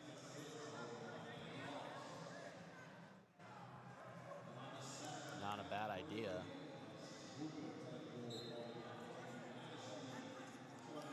Wilder with short time does get to his feet. Massey needs to at least attempt. Doesn't have the lock there. Wilder tries to go for a sit back, doesn't get it. That'll be the upset win for Jimmy Massey. Number 10 takes out number 2, and that's a huge win for Team Dynasty. That'll bring the dual score to 30-29. What a big win.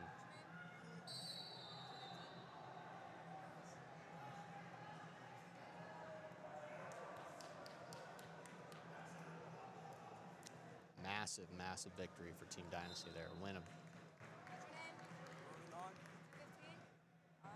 Doesn't exactly, but almost puts it out of reach for Team Dynasty.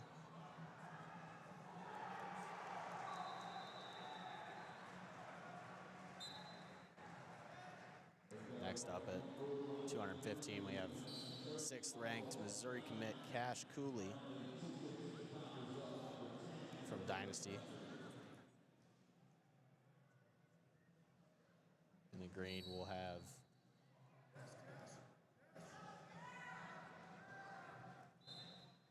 eighth ranked Rowan Ann. Another top 10 matchup. Some great matches to close this duel out.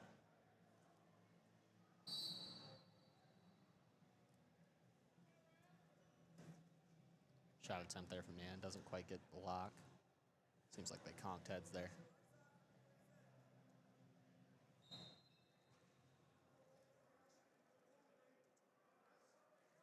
Shot attempt there from Coolie.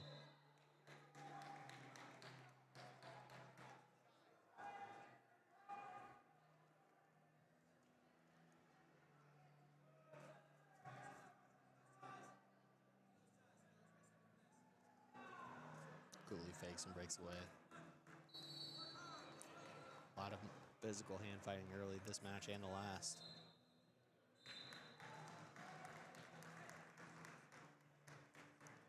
Both working their collar tie, and they're over on the other side. Coolie kind of switches it to a pure over tie now. Looks to get back to the collar, he does. Referee's gonna stop him and restart him.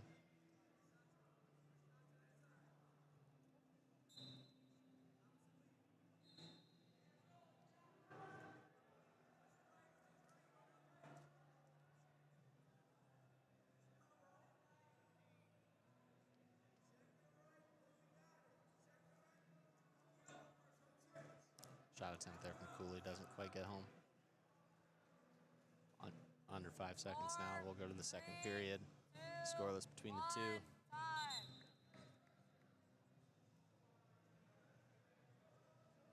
Might be a little bit of blood on the eye of Coolie. Coolie's gonna have choice, so he's gonna go down.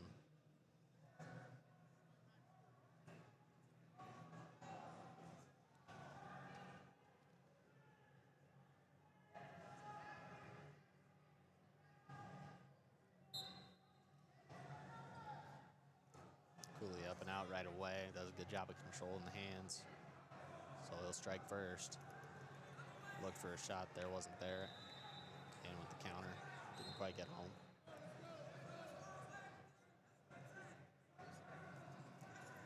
Oh, nice. Nice collar tie there from Ann. Chases down the single. Good defense from Coolie. Tries to jump out. He's going to say that's action. Looked kind of like a spot where he could have gotten called, but there will be a challenge. Yeah.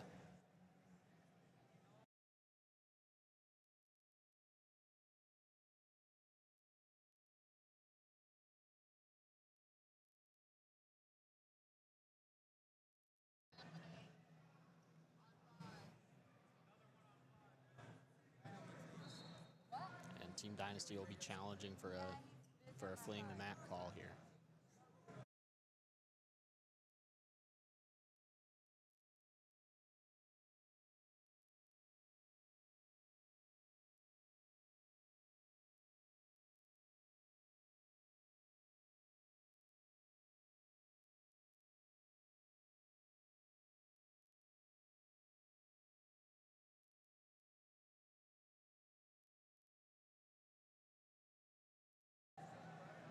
Looks like there's some debate about whether you can challenge for a flea.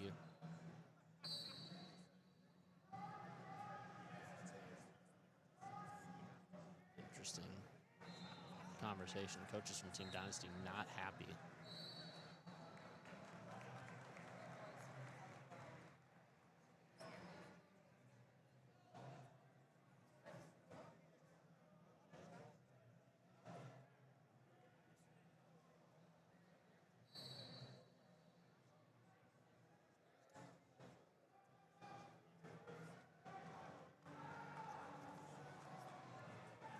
Challenge is accepted.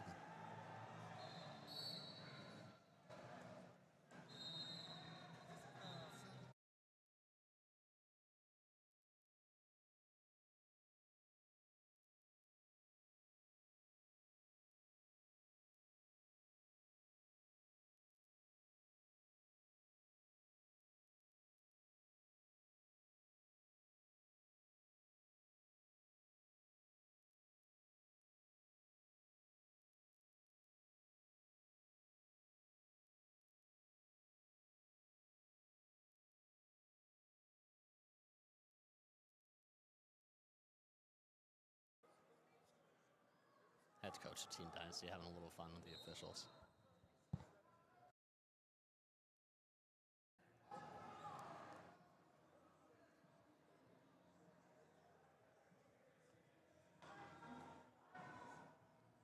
close call on both.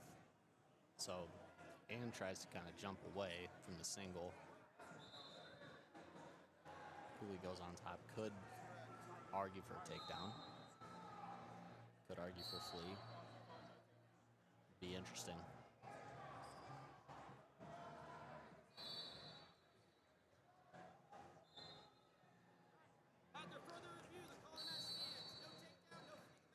No takedown, no flee the mat. We will go back up. Still a 1-0 lead for Cash Coolie.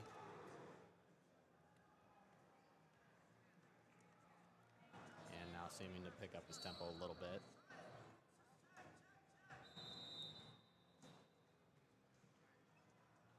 Some good shot fakes there from Coolie. Got some good reactions. Look for shot attempt not there.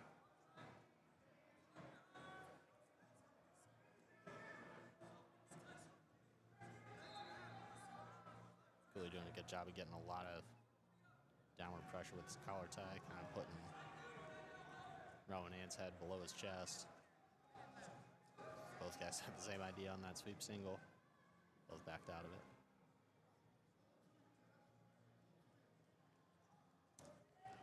Shot attempt for Coolie, not quite there. Good post up and sweep attempt from Ann, just missed it. So we're starting to up the activity a little bit.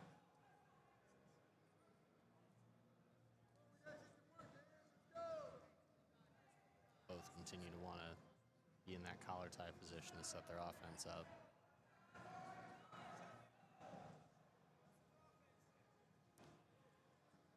Just under 15 seconds to go. And trying to work that right side underhook. Really doing a good job of getting pressured out on the shoulder, on the elbow, rather, of Rowan Ann. He will go to the third. Ann will have choice, and he'll go down. Needs an escape to tie.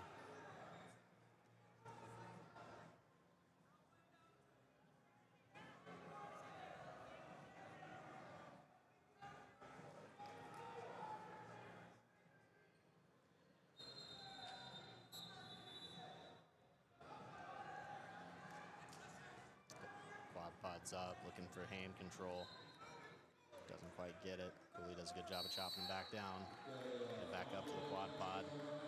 Needs to control that inside thigh pry in order to get back up to his feet. Instead, he chooses the claw hand. Coolie will let him away, so that will be a tie-up match now with 1:34 to go.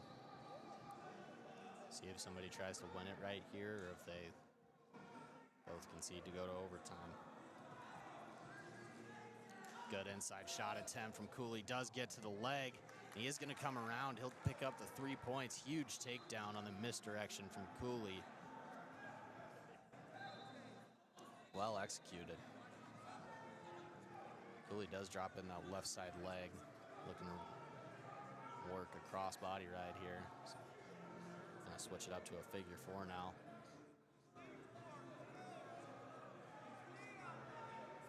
And doing a good job of pressuring back and trying to get Coolie almost caught under his own foot. Given how a lot of people run this, they keep their toe in the mat. And Coolie rather trying to fly over the top and get the near fall, and he will. Well done on the figure 4 turn there. So that'll bring the score to 8-1. Now if you're Coolie, do you try to put the pressure on him and go for the major? In a spot where you could either go for the fall, and now that Ann's back to his base, you gotta kind of let him go and let him build his base, and you gotta try to go again. Referee's still holding 4, so that will do it. It'll be an 8-1 decision for Team Dynasty's Cash Coolie. That'll put the team score to 33-29 going into the last match.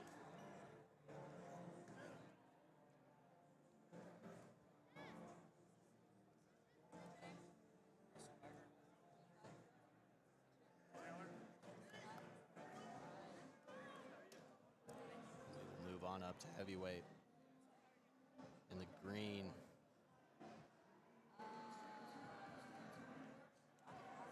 Team Poway. That's Izzy Taylor. In the red for Team Dynasty will be 18th ranked Preston Wagner.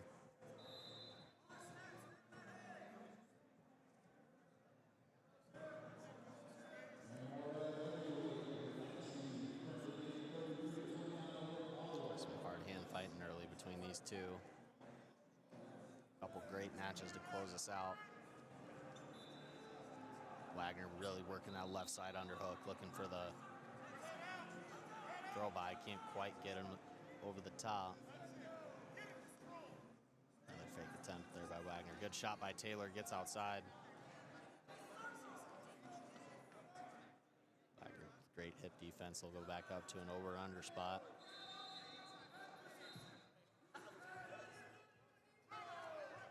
Taylor trying to control the overhook hand to his underhook on the far side. Wagner continuing to move forward.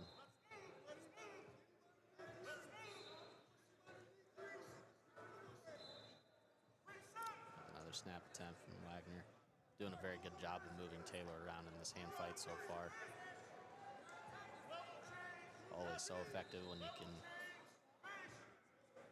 get your opponent off balance and off rhythm.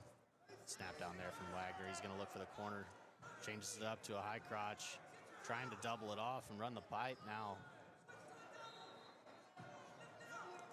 And he gets it down to his hip, and he'll pick up 3. So that'll be an early lead for Preston Wagner.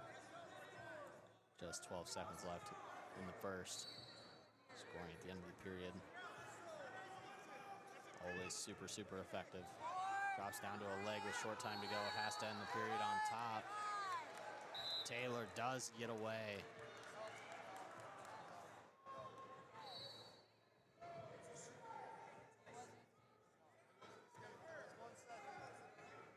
Seems to be a little bit of a debate between one of the coaches on Team Dynasty.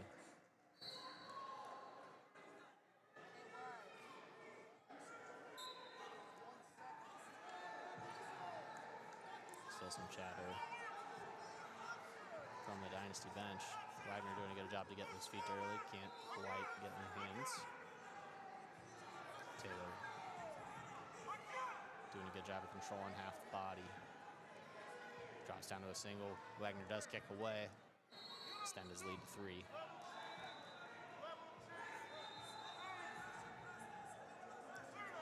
Another thing Wagner's doing very well, moving his feet and hands at the same time.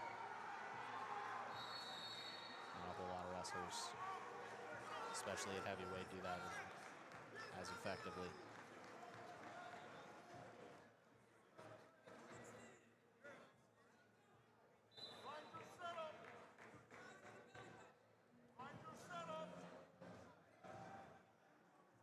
Wagner continuing to put some pressure on the head of Taylor.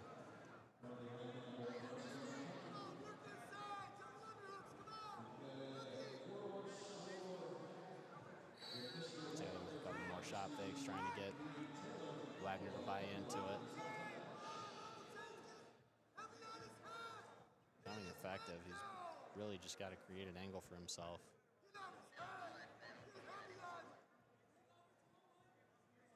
See it a lot at the senior level. It's very rare that those guys will take shots straight on. To say that, Taylor got a decent angle on that shot, just couldn't quite get his lock. Slide by attempt there. Couldn't quite get behind him. Wagner back to working on that left side underhook. Releases it and he'll reset. Short time winding down. 4, In the second. 3, 2, 1, time. That said, it's just very rare the higher levels of wrestling to see people take straight on shots.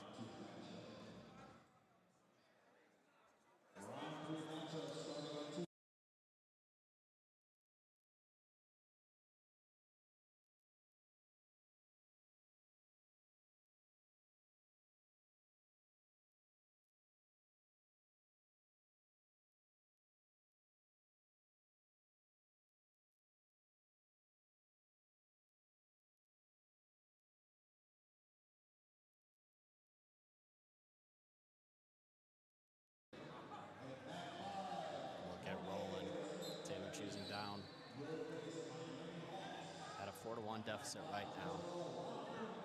Wagner trying to work that back ankle hook. Gonna be attempt from Taylor. Not quite enough separation.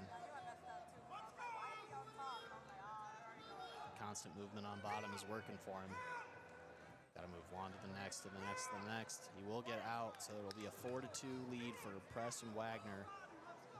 Izzy Taylor's got to really dial up the pressure, fire off some attacks. See if he can't get something going. Nice ankle pick there from Wagner. He's going to bring it up and try to pull him back to the middle. Doesn't quite get the far foot. And that will be a stall call on green, but he won't get the takedown.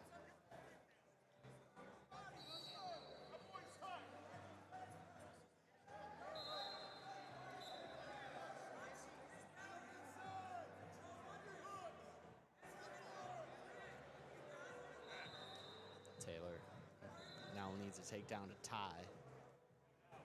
He's got to really be active. Good shot attempt there. Has to get above the knee. Wagner doing a great job of kicking out of that. Taylor's getting a lot of good reactions on these fakes. He's really just got to follow it up.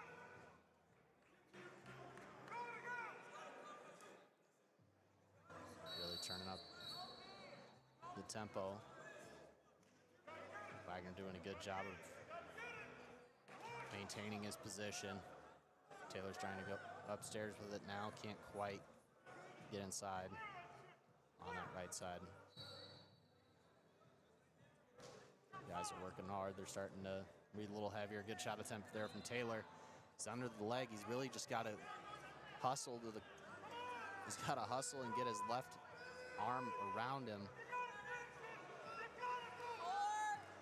Wagner's going to keep good control of that far ankle, and that will do it. Wagner's going to hang on to that 5-2 win, and that will be the duel. Final score 36-29. Great duel between these two teams.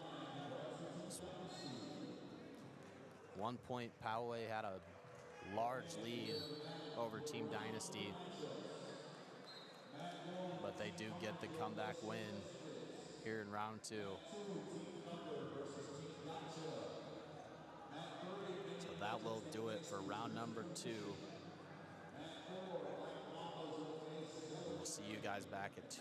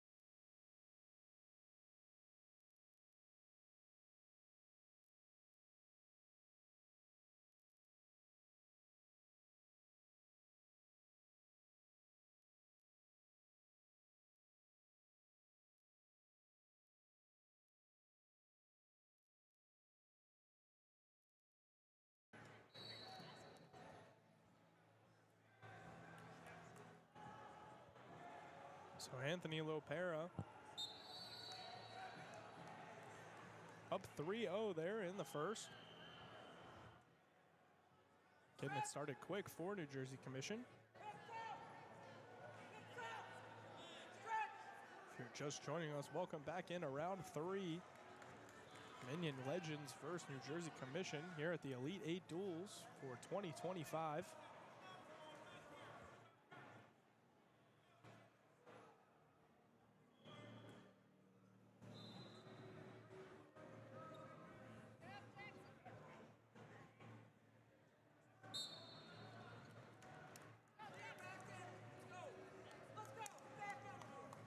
Lopera with a takedown at the end of the first. Rides out now with the reversal, up 5-0.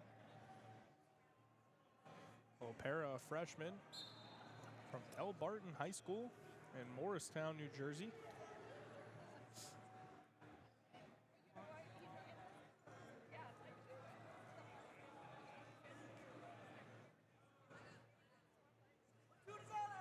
He's taking on Jackson Thorne.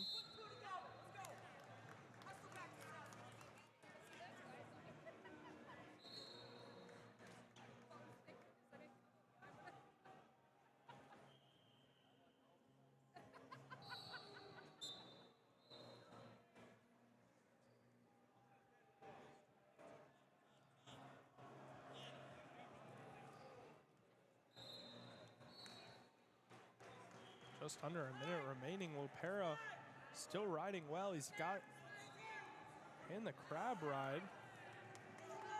Great job by Thorne.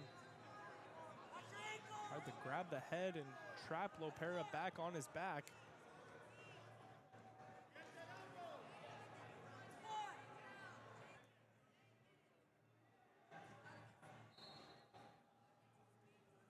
Front headlock position.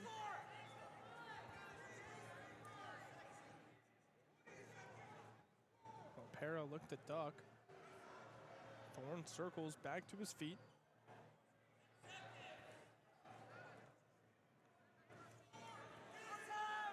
Short time sweep by Lopera. Thorne tries to roll. Well, that's going to be a takedown with short time by Anthony Lopera. So 10-1 the score.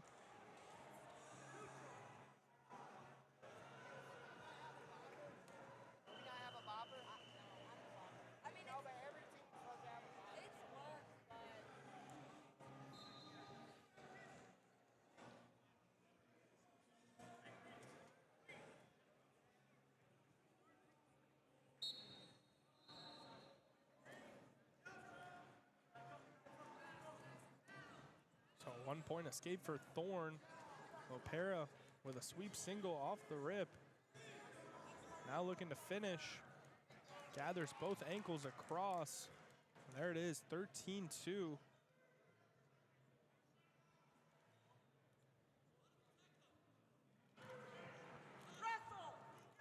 Thorne from St. Michael, Minnesota.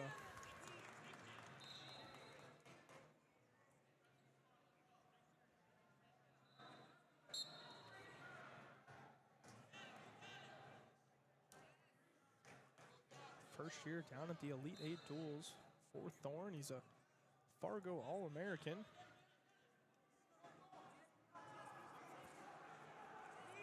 By Anthony Lopera, Jersey Scholastic State Champion.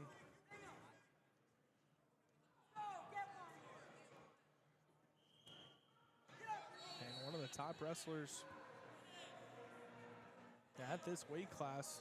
Looking to add on a few more, 13-3. Needs 2 more takedowns for the tech fall.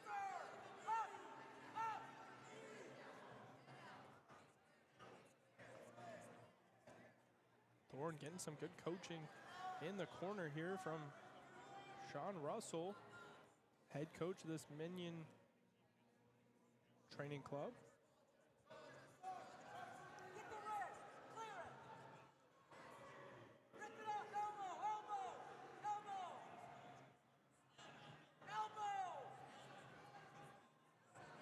Thorne Thorn with an opportunity to score here right on the edge. Scoops the ankle. They give 3 to Green.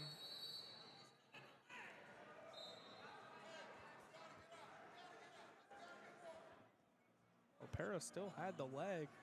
So I think New Jersey Commission wanted it not to be a call, but Thorn had scooped that near ankle. Position that was talked about a lot this past year at the NCAA championships.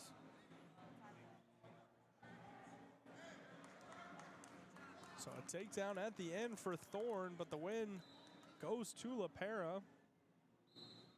13-6. Regular decision for New Jersey Commission.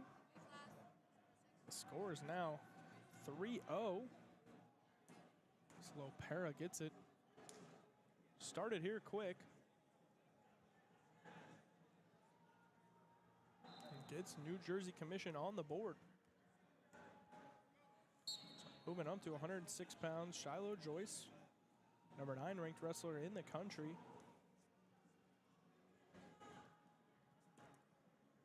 Taking on Hudson Chittum.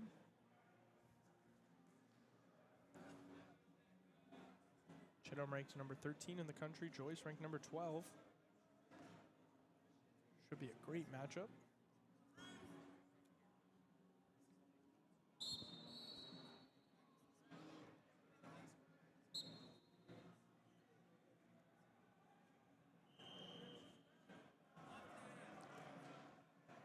Chittum from Central High School in Carrollton, Georgia. 2-time state champ. 2-time Fargo All-American.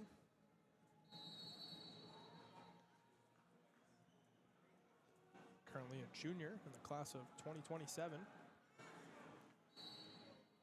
Outside sweep attempt.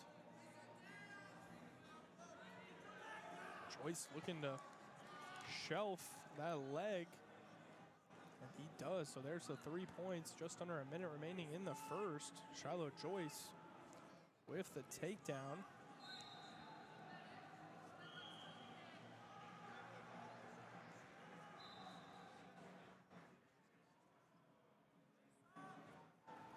Joyce a standout on the youth and national circuit.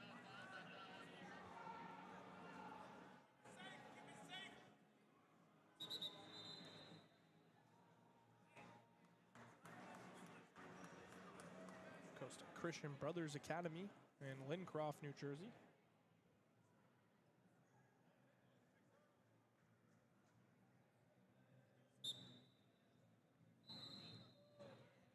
His lead, 25 seconds remaining. Chittum up to his feet. Joyce with the mat return.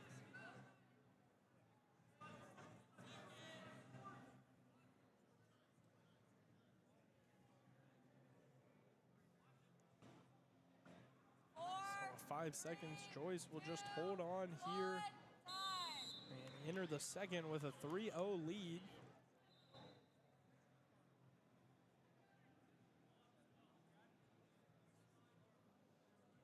It'll be Minion Legends' choice going into the second. Chittum takes down. Joyce awards the escape. So we will start on the feet.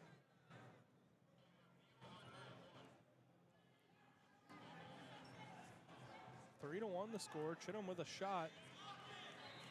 Nice sprawl by Joyce. Snaps him down. Turns the quarter for an inside cradle.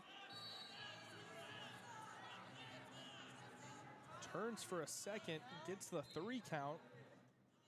Referee still holding 3 on the cradle. Joyce Where's your parking ticket? looking for a couple more.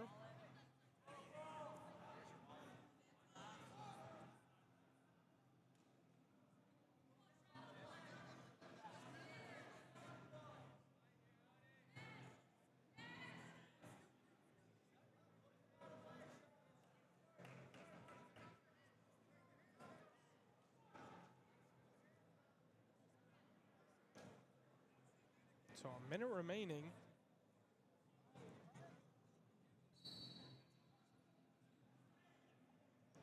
Shiloh Joyce still holding a cradle.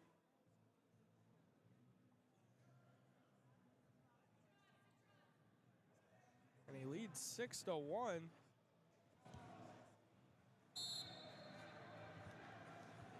that's before the near fall, so there's the 3 near fall. Jersey Commission thought it should have been 4. Just a 3 count. That'll be 9-1, so Chittum, 35 seconds. We start back in the center. Need to get things going here to avoid Minion Legends going down first 2 matches.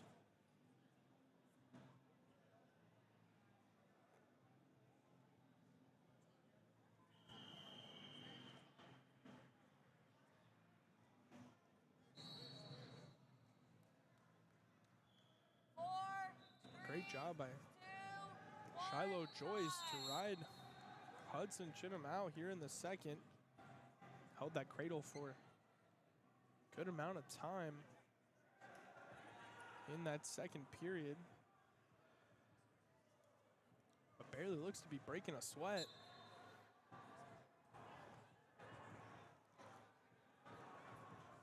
Outside sweep attempt from Chittum, but great hands-head defense by Joyce. Underhook left side by Chittum.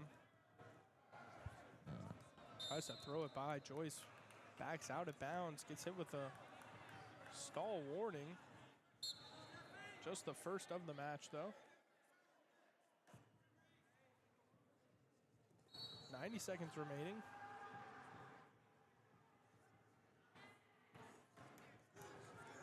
Club high crotch attempt by Joyce. Chittum showing off his splits, trying to sit the corner.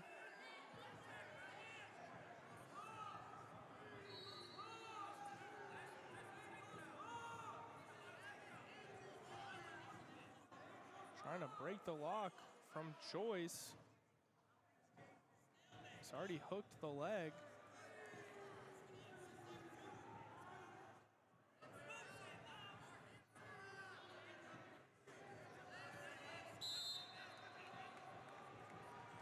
We're going to get a stalemate here, 47 seconds.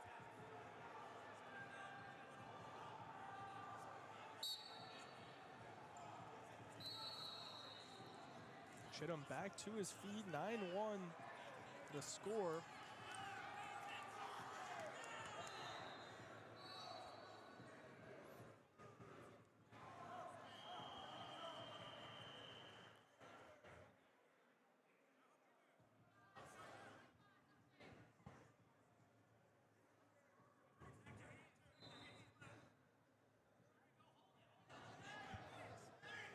No points awarded. There's the takedown for Hudson Chittum.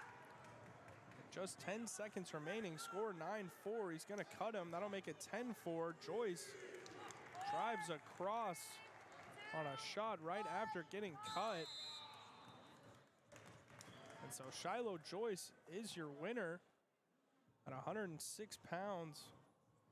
Takes that one 13-4 and puts New Jersey Commission up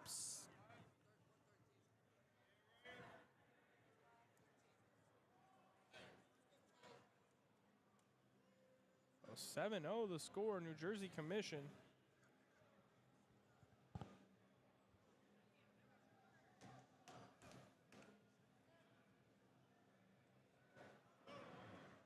And now we move it up to 113 pounds. Everyone comes near for the world champion, Araya Mills, #1 ranked wrestler in the country. As he comes out and gets started against Charlie Esposito. Esposito ranked #20 in the country. Wrestles out of St. Joseph Regional in Montvale, New Jersey. Was the New Jersey runner-up in 2024 and 2025. Took 5th in 2023.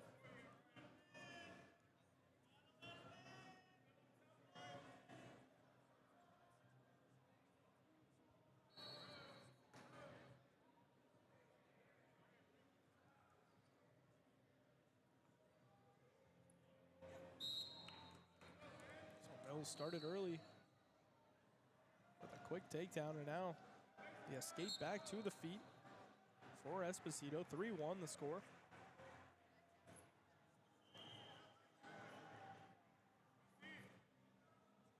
Mills with a low stance.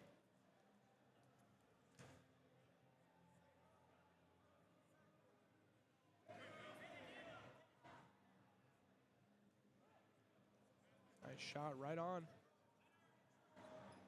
for Raya Mills. Snap him down, look to slide by. Just constant movement.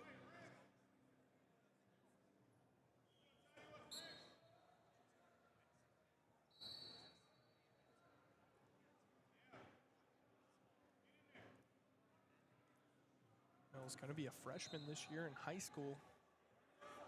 Picked up his first world championship this past summer.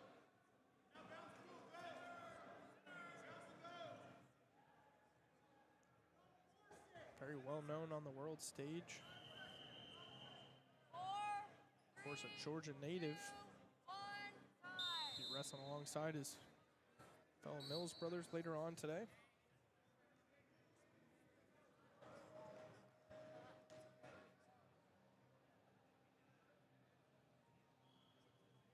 So 3-1 is the score.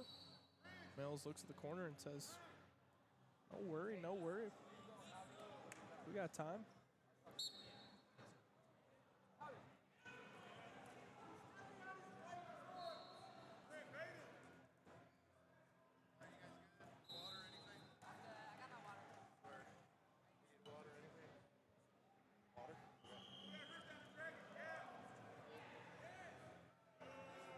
So 3-2 shot by Espo. Great snap down spin behind by Mills. Just textbook.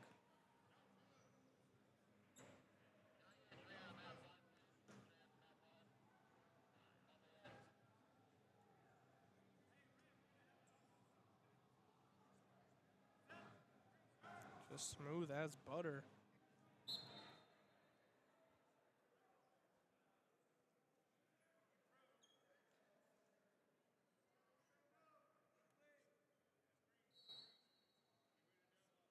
Mills went optional start. Gives up the escape right back in on the leg. Outside single. Trying to shelf it here right on the edge. I'll look to dive across. Just a toe inbound. 50 seconds remaining in the second period. Getting coaching right on the edge. From Sean Russell and Chip Ness. Two Georgia legends. Giving back to the state. Helping build next future stars from Georgia. You see it here in Araya Mills.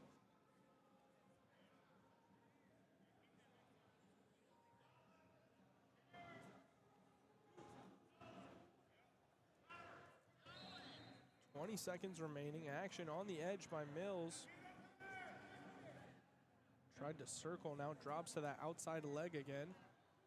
12 seconds remaining. Right on the edge of the circle. Wizard defense by Espo. 4, 3, 2.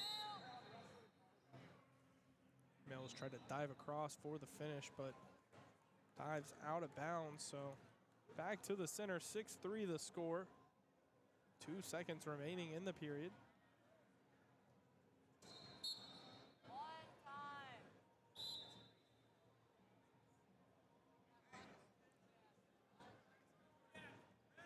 Green.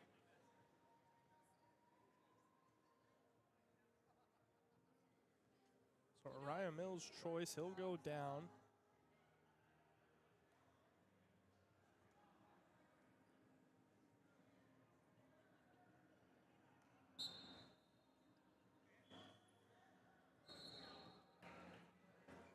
Sit out, turn in, and immediately up to his feet. Only needed 6 seconds. Quick escape for Mills. Now score 7-3.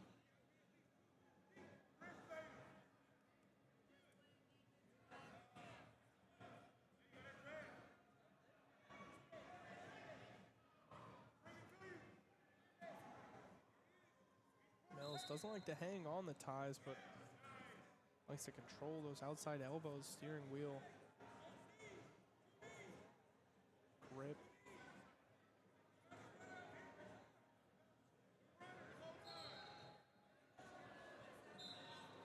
Similar spot again. Mills dropped in on that leg. Right on the edge. Trying to pull him back in bounds to work. All the action just right there on the far edge in this one. Just under a minute remaining. We go back to the circle here in the third. 7-3. Mariah Mills wrestling in the Elite 8 duels for the first time as a high schooler. Now as a world champion. Looking to get Minion Legends on the board.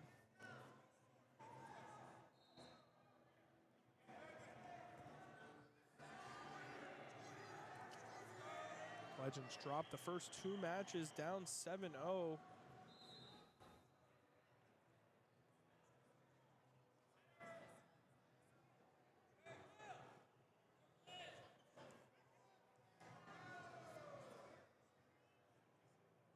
Mills trying to snap, spin, but just grounded on the edge is Espo.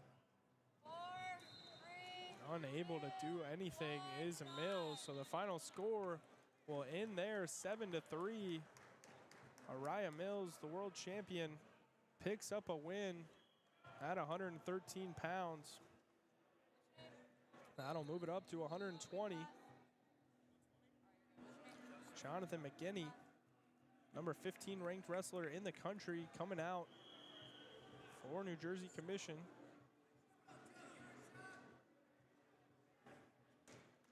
McGinney, another wrestler for St. Joseph Regional over in Montvale, New Jersey. McGinney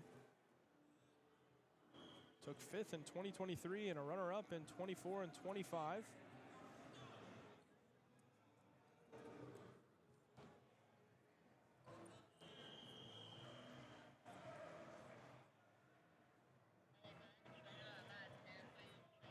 He's taking on Jojo Yorchuk.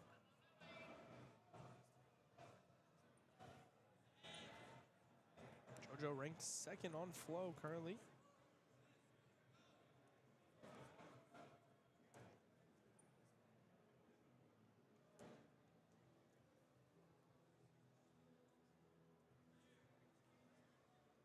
Three-time state champion from Single Mountain, Tennessee.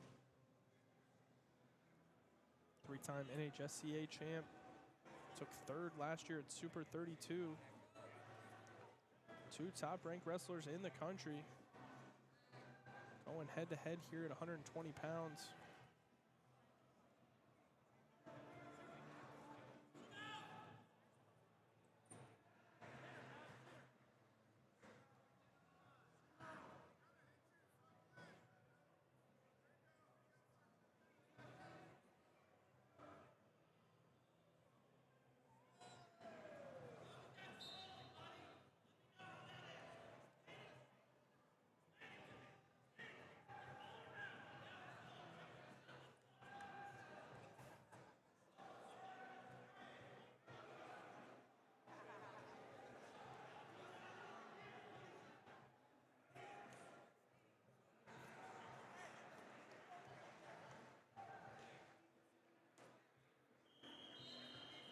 Problem with a couple of the fans getting too involved here from New Jersey Commission.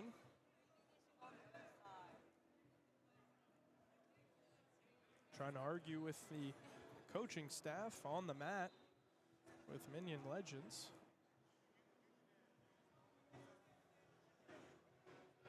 So we'll have a pause in the action for the wrestlers here.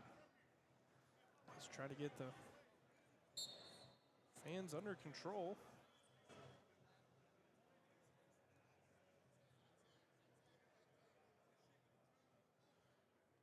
So 20 seconds remaining in the first. 0-0 still our score.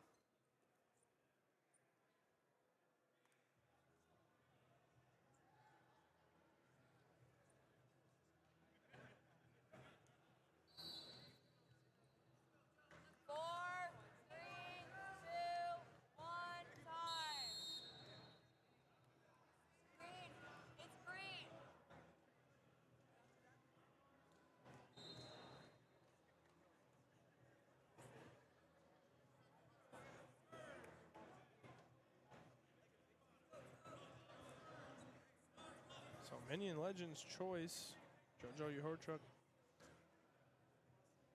will defer the decision.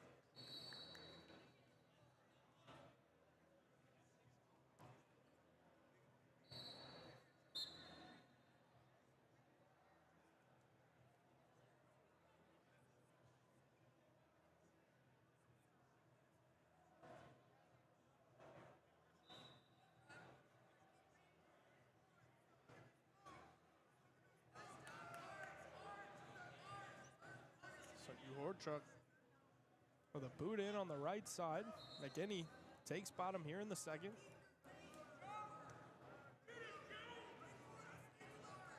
He's working to get McGinney flat.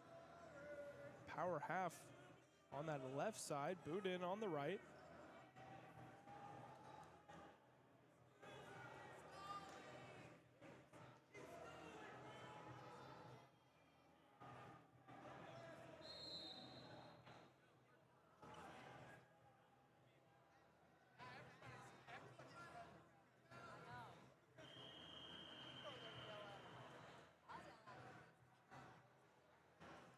So not much going on bottom right now from John McGinty.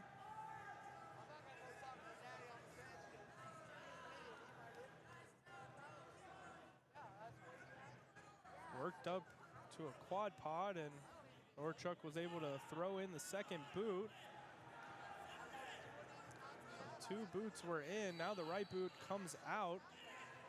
Good defense from McGinty here. He's got the left leg elevated. Now we're gonna get a stalemate here with McGinty flat.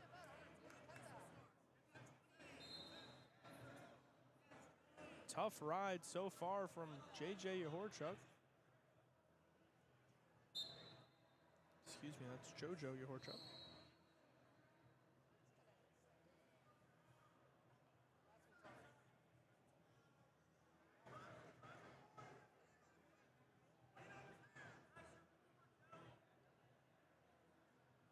So 10 seconds remaining in the second period. McGinty to his feet. JoJo drops to a leg. Should get hit with at least a stall warning here.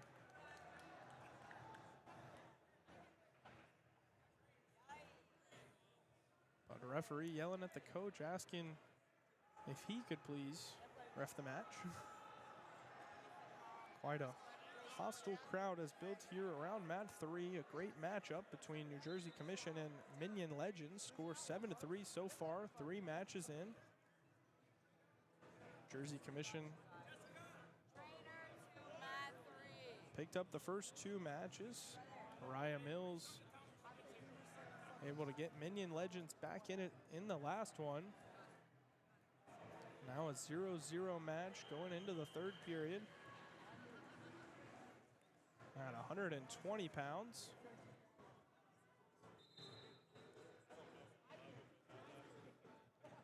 Number 2 ranked wrestler in the country here on Flow Rankings. JoJo Yehorchuk taking on the number 15 ranked wrestler John McGinty. McGinty seemingly went down asking for injury time at the end of that second period. Didn't see anything that stuck out as far as things that are wrong.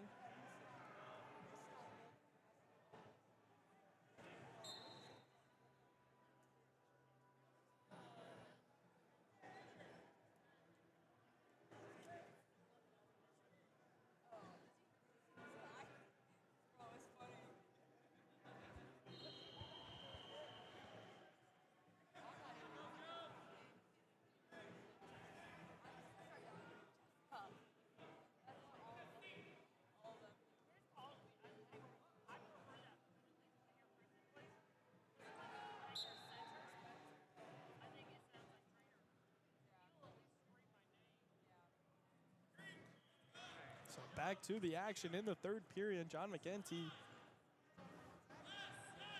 doesn't want to commit to a ride. He's going to cut JoJo, and we're going to head right to the feet.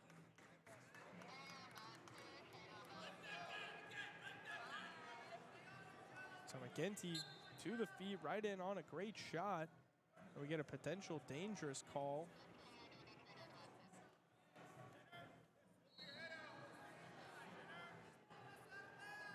So minute 30 remaining. JoJo Yahorchuk with a great rush and drops to an outside single. Rolling through is McGinty. He's putting himself on his back. Could be a pin call here.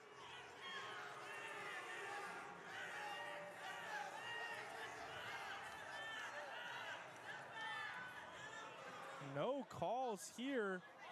McGinty trying to do a Jonesy tilt. Meanwhile, was putting himself in danger, almost giving up a pin. Very unique situation there.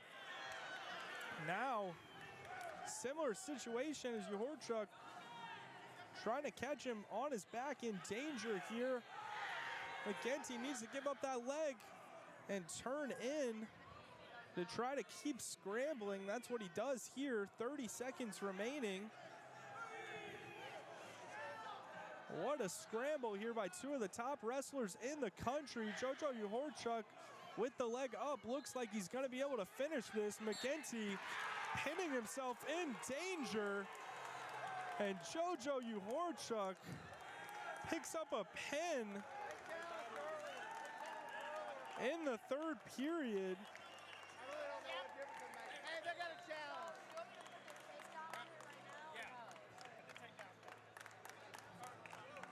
So it looks like we're going to have a challenge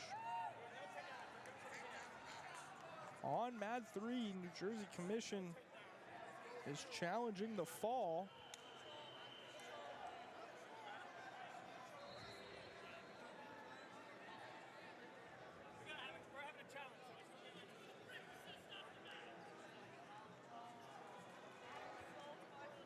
So this will take a few moments as we take a rewind and look back into the action.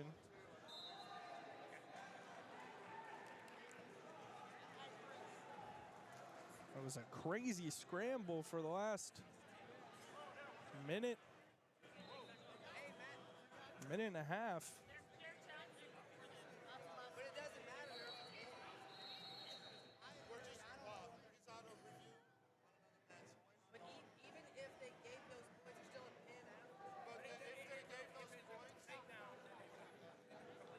So they're debating the situation here at the table. Coaches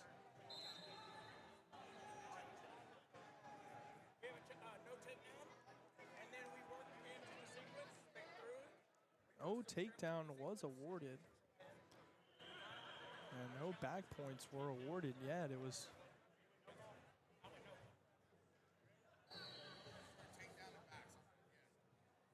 called as a pin.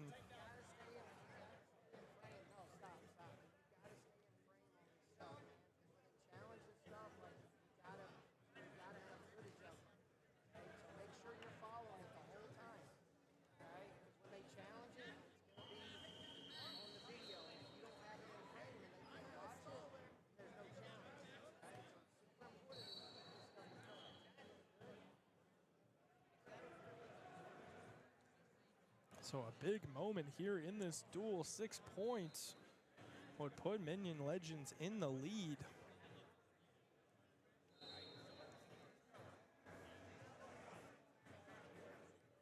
Obviously, why New Jersey Commission is, very eager to challenge this call. A 1-0 win could be a much different decision at the end of the duel. And if this is called a fall, it was quite a crazy scramble there for the last minute and a half of the third period. We'll take a break here while we sort through this action and be right back with the resort of all challenge.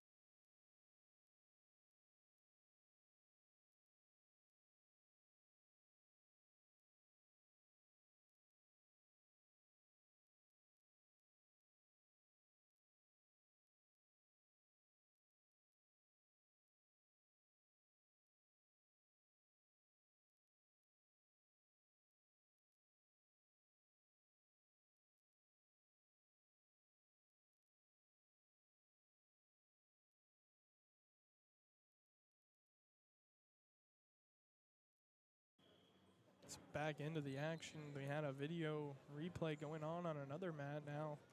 Video replay is actively going on. They're actively deciding at the table right now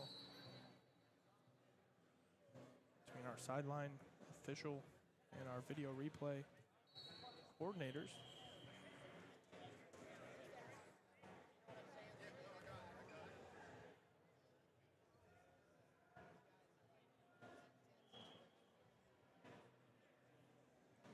If the call were to stand, there'd be 19 seconds remaining in the third period. We'd go back to our feet, and the score would be 1-0.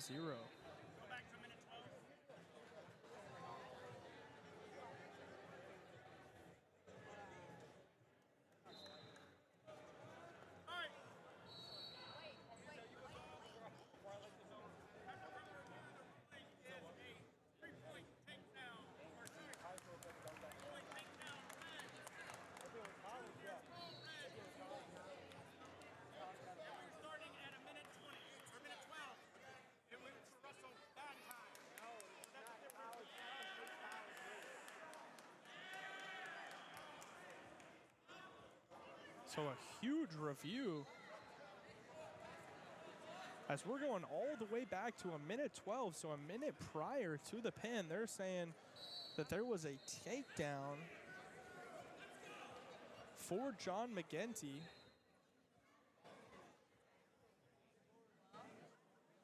So John McGinty scored a takedown and back falls. I believe it was with that Jonesy tilt, like their coaches were screaming for during that time period. There was about a minute-long scramble that went on, like we talked about earlier. So it was a long time before they were able to throw that challenge brick. But I believe that's the exact situation from where they did score. They gave McGinty 3 for the takedown and 2 back points, making the score 5-1. Uhorchuk is down 4 and on bottom. So an escape here. An escape here makes the match 3 points. There it is. So a minute remaining. Takedown would tie it. Jojo Uhorchuk in on a front headlock position right on the edge. McGinty just with a toe in.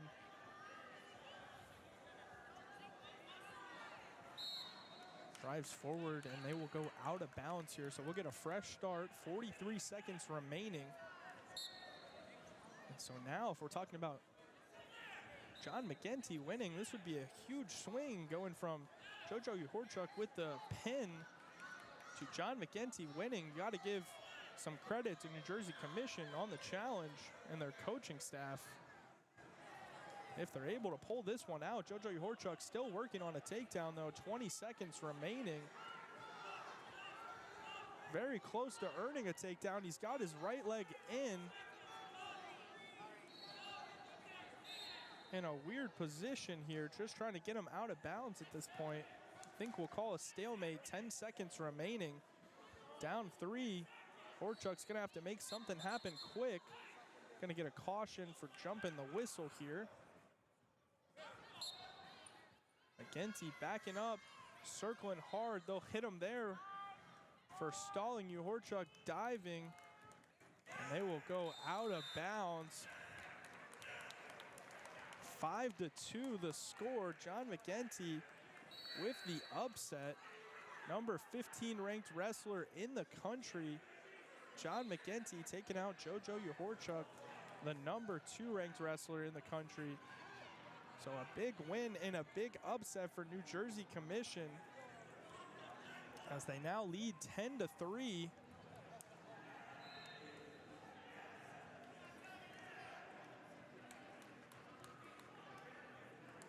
They lead 10-3 over Minion Legends. Apologies there for the breaks in the action. We kept having some trouble with fans on the side here. Had to evacuate them off the property. Same fans that we were having trouble with earlier.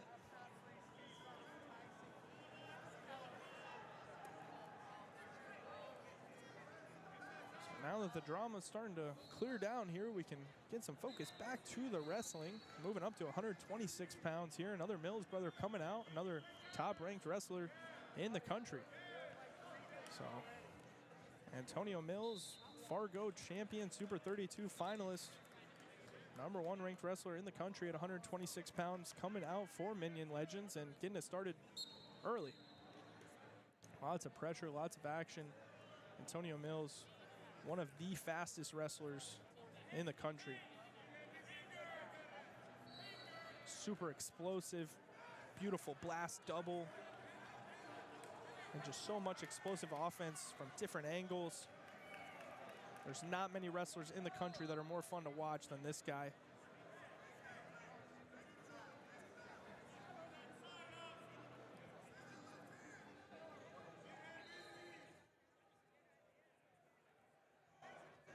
Mills going up against Tommy Marchietti. Marchietti from Morristown, New Jersey. Went to Del Barton High School.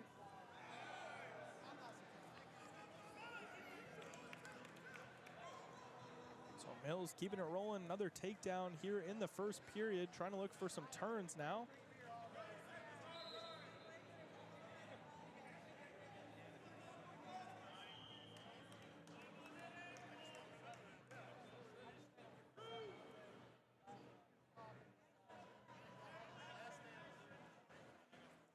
Antonio Mills up 6-1 with 10 seconds in the first. Looks like he will ride out here 2 in the first. 2, 1, 5. Red. Yeah, fine. Don't make me pull it.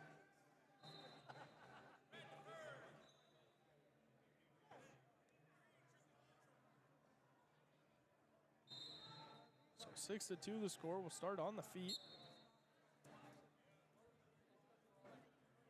Marchietti took third last year for New Jersey at 120 pounds at the state tournament.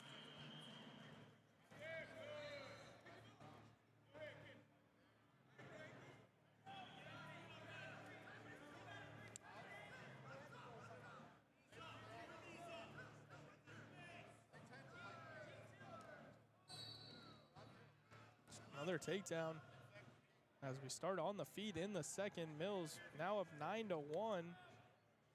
Cudsa makes it 9-2.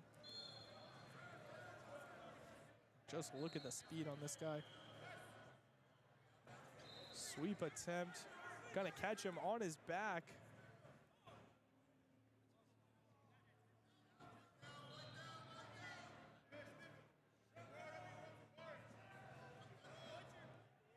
So that takedown made it 12-2. Referee holding 4. That would make it 16-2. So one more gets him the tech.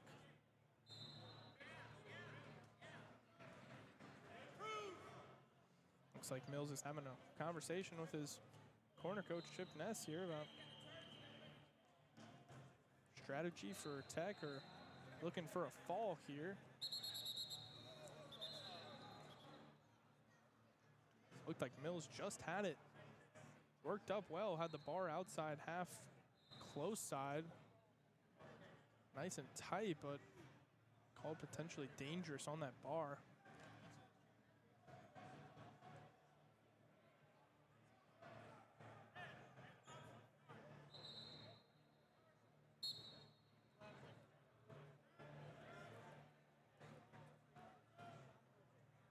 (16-3). This will be the final takedown. 19-3. There it is. Antonio Mills, the top-ranked wrestler in the country, picks up a tech fall at 126 pounds to get Minion Legends back on the board.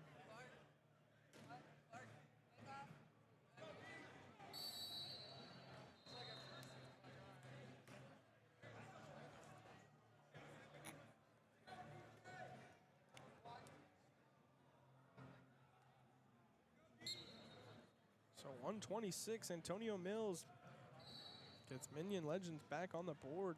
Gets him 5 points with the tech fall, now 10-8. Score of this duel, tight one. At 132 pounds, number 18 ranked wrestler in the country, DJ Clark.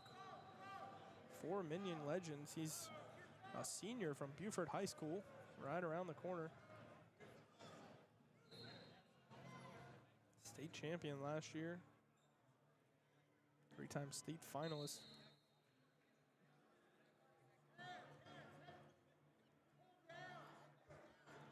He's taking on Dale Corbin.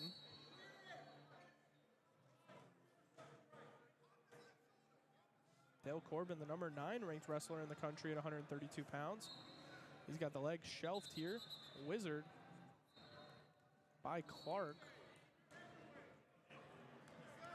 Gonna get a potential dangerous on that arm there with the Wizard. It's kind of a weird situation. So now both guys kind of shoot at the same time. Look like Clark kind of got the back of his head caught on his way up.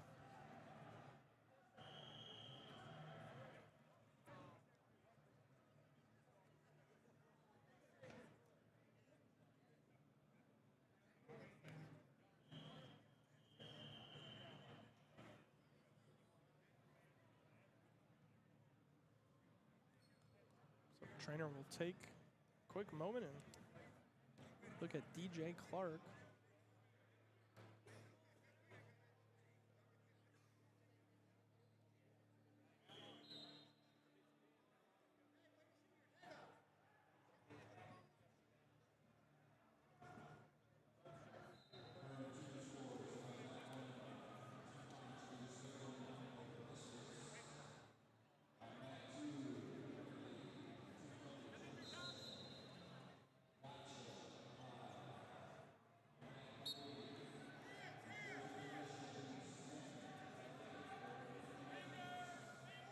Right back to the action. 0-0 still the score, under a minute remaining in the first.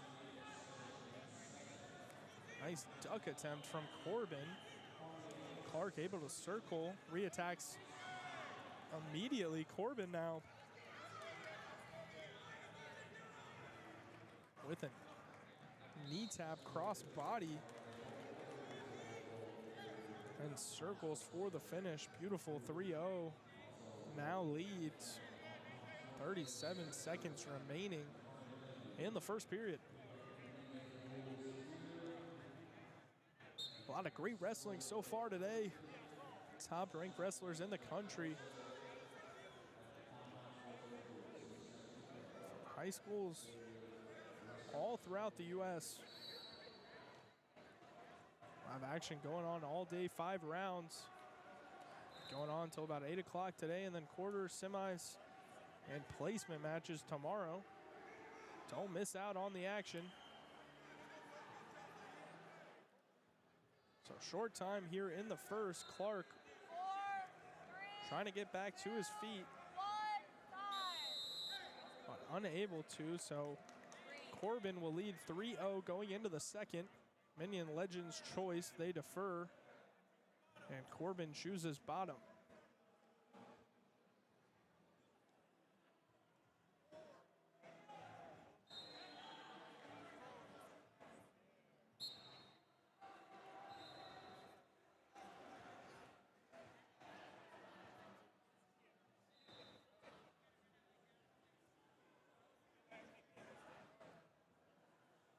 So 3-0 the score. Corbin chooses bottom. Gets back to his feet, but a great lift by DJ Clark.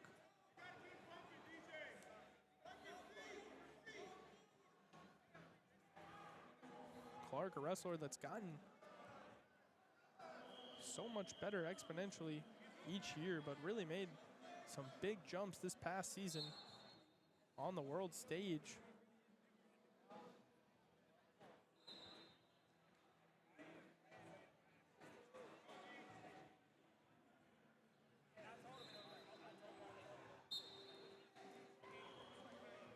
Younger brother Cody Clark, one of the most highly scouted wrestlers in his class. Yeah, freshman this year, wrestles with the Minion Legends as well. Nice shot by DJ Clark, but great defense by Corbin. Now in that ankle pick, knee tap situation again. Comes out the back instead in this waterfall position. Great job by Clark keeping those knees pinched. Making it hard for Corbin to get his arms through.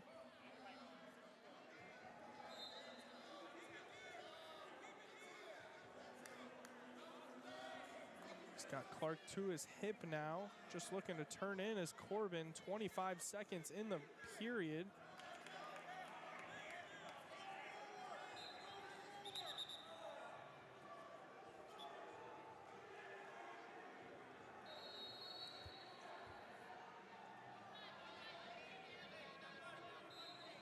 Got blood time for DJ Clark here, so we'll take a quick break in the action. Looked like there was a potentially dangerous call.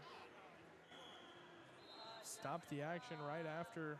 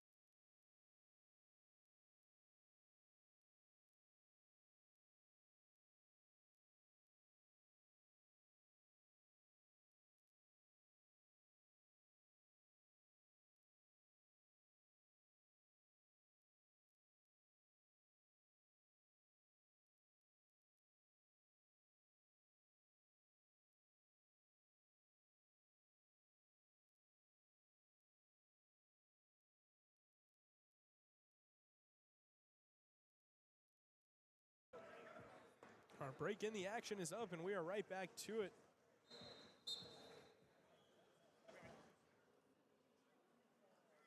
Short time here in the second period. DJ Clark looking for an escape.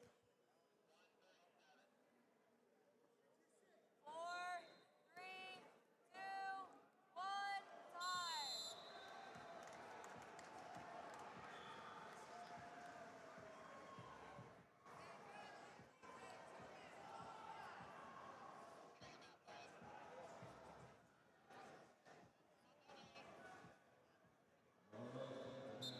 So third period, DJ Clark starting on bottom.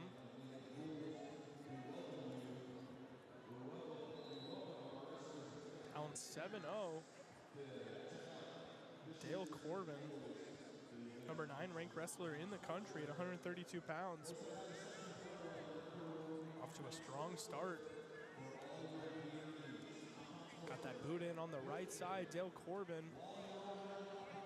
Now he's got the left one in. DJ Clark flat in the middle of the circle.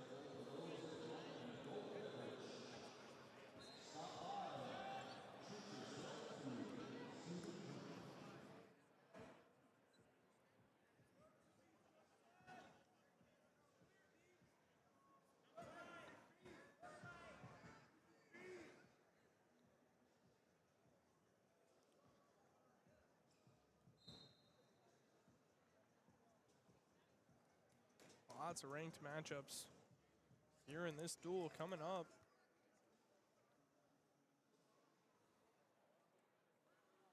Right now, close 10-8 duel.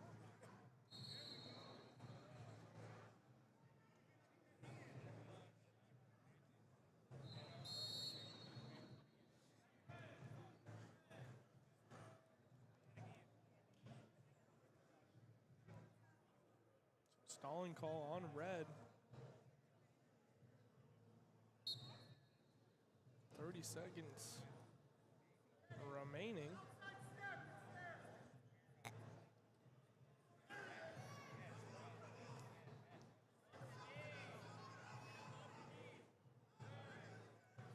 So DJ Clark gets the escape now.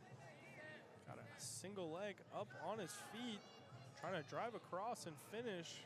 Great defense by Corbin out on the edge with short time remaining. 4, 3, 2, 1, time.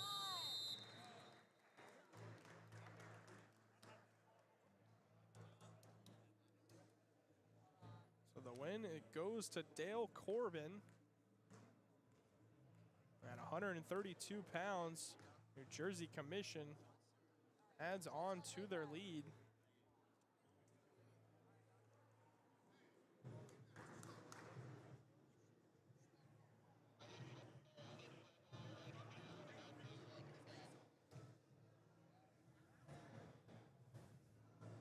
So 138 pounds, John Stu takes the mat for Minion Legends, and he'll be going up against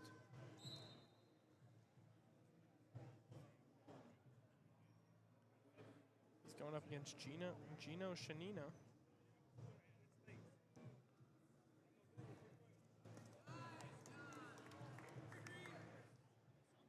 So throw by John Stu. The Fargo All-American gets 3 points. Start off our bout here at 138 pounds.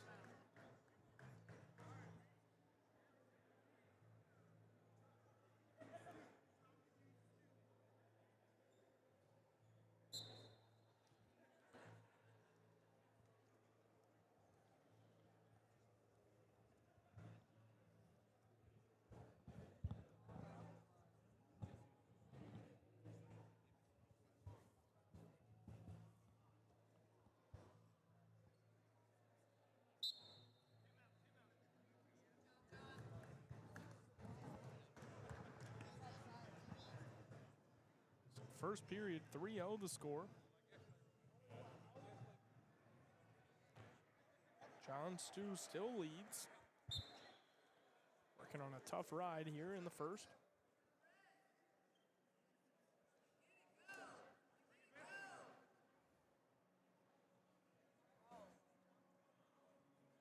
Shanina from St. Peter's Prep in Jersey City, New Jersey.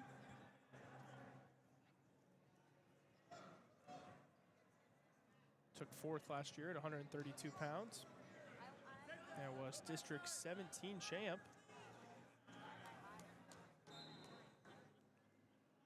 Stu with the cross-body tilt and a nice cross wrist tilt.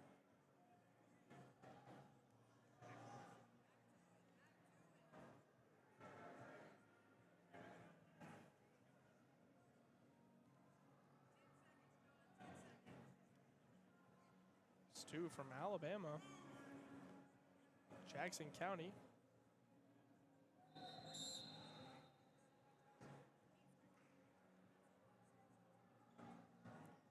Wrestled at the Elite Eights last year for Stronghold.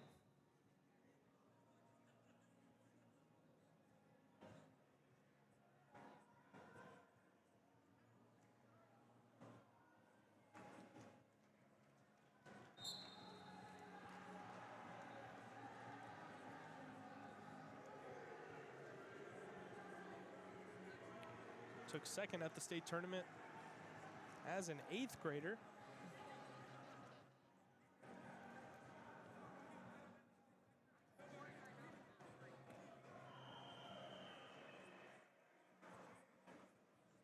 And of course won the state tournament in 2023, 2024, and 2025. So we'll be looking to become a 4-time state champion and a 5-time state finalist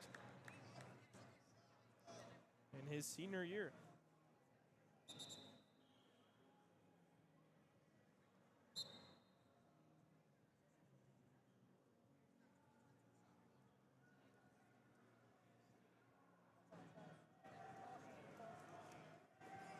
So 8-0 the score here in the second. Stu with a pancake attempt, looking for the pin, and there it is.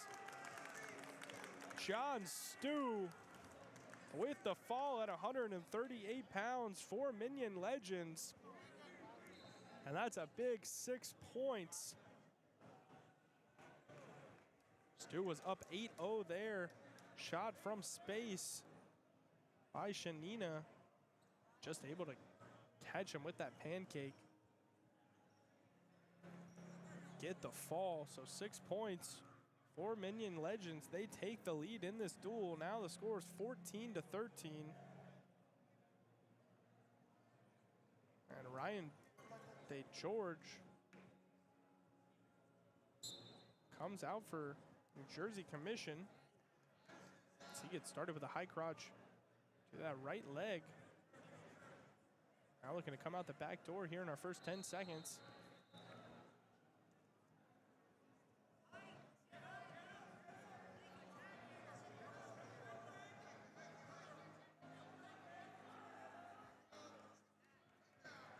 Great job by DeGeorge, sticking with it. Able to pick up the takedown. 90 seconds into this first period. He's got plenty of time here if he wants to work on a ride. So it looks like he's going to work for some tilts.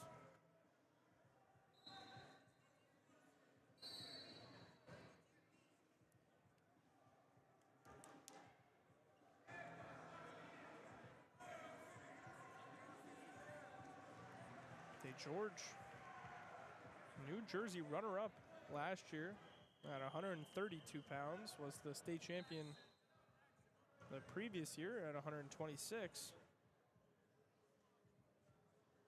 Wrestles at Del Barton High School in Morristown, New Jersey, alongside fellow New Jersey Commission teammate here, Tommy Marchietti.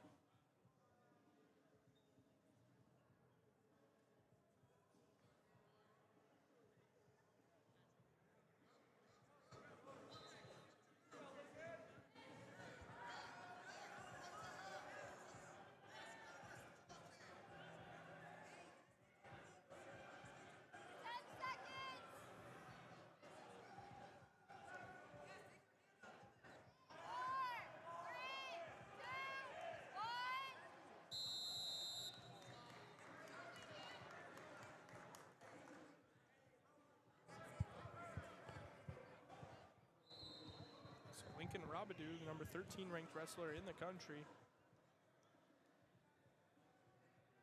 defers. And New Jersey Commission will choose bottom.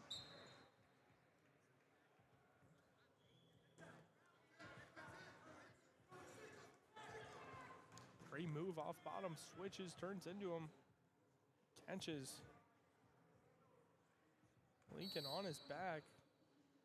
Lincoln, number 13 ranked wrestler in the country, Fargo All-American from St. Michael High School in Minnesota. 2025 Minnesota State Champion. Currently ranked number 13 in the country. Pound 5-0 here early. To Ryan Day George.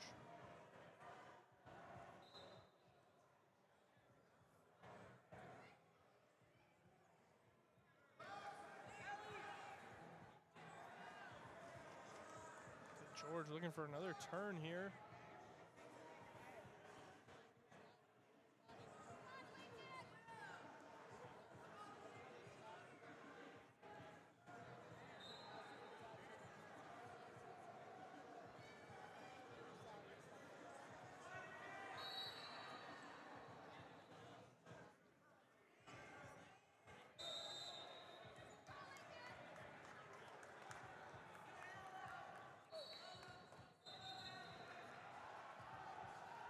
So we go out of bounds, 39 seconds remaining.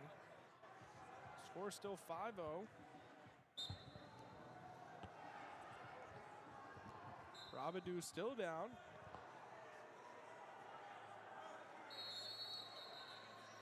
Stands up with the leg in, so we'll get a potentially dangerous call here.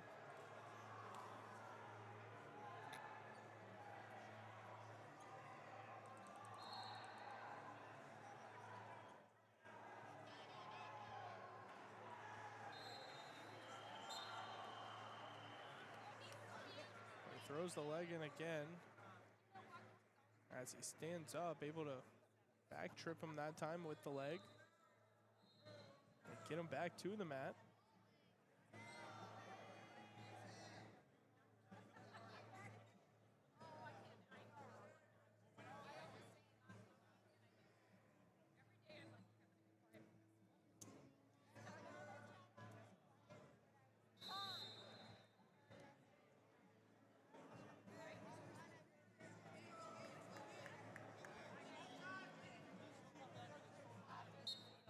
So 5-0, still the score here in the third. We'll start on the feet.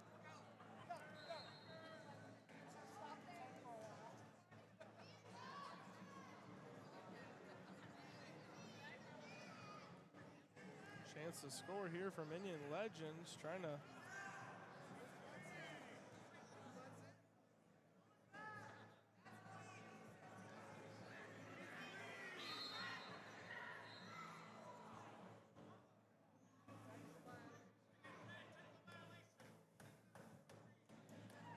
they're going to call fleeing there on Ryan Day George.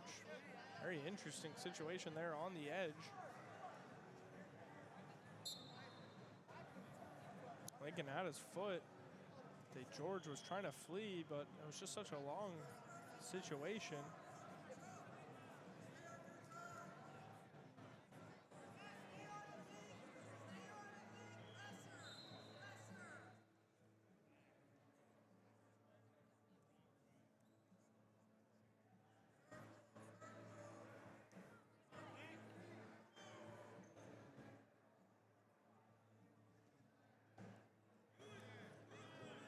So a minute remaining, 5-1 the score.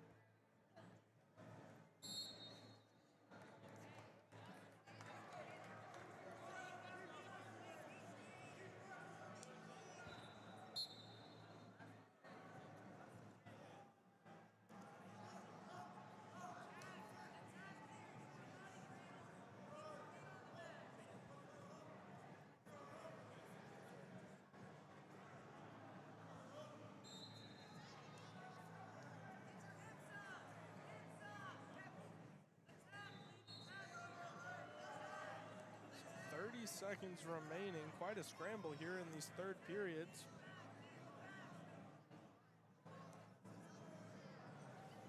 Minion Legends working hard for a takedown. But great defense from Ryan Day George. Constantly able to reverse the position and pull off great re-attacks. 4, 3, 2, 1, time.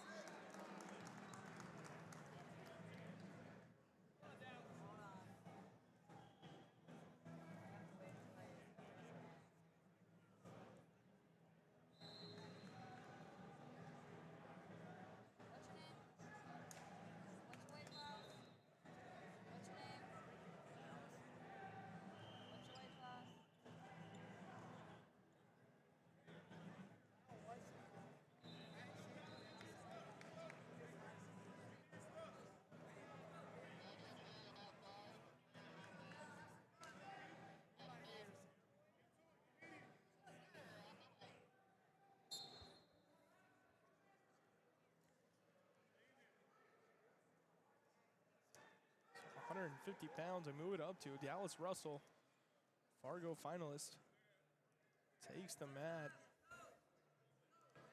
4 Minion Legends. New Jersey Commission retakes the lead on that win, 16-14. Now our dual score.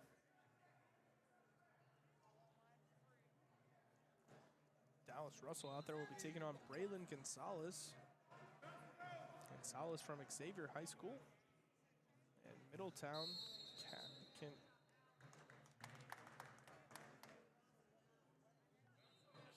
Middletown, Kentucky.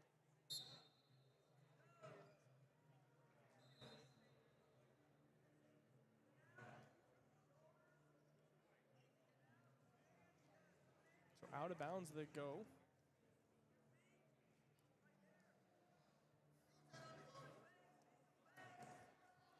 Great shot. Down block, spin behind by Dallas Russell. That'll be the first takedown. Just under a minute in the first period.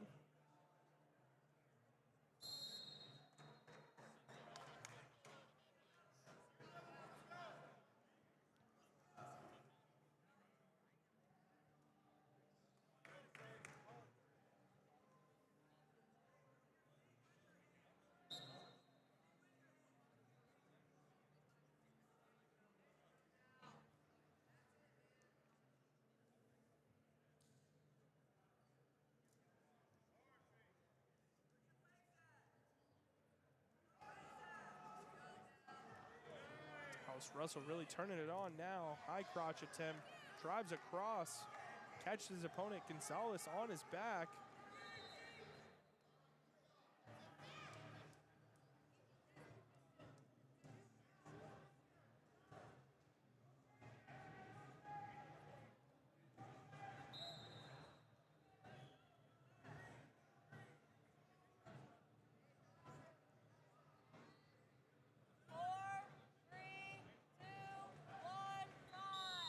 Dallas Russell with quite an explosive first period, picks up 10 points. 2 takedowns, 4 backs. A 10-1 lead for Russell.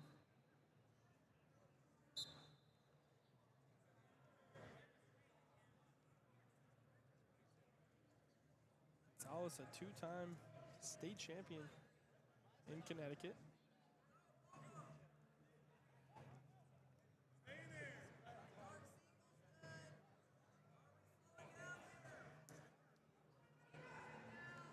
Russell Senior, Jefferson High School. Younger brother of Sean and Cody Russells.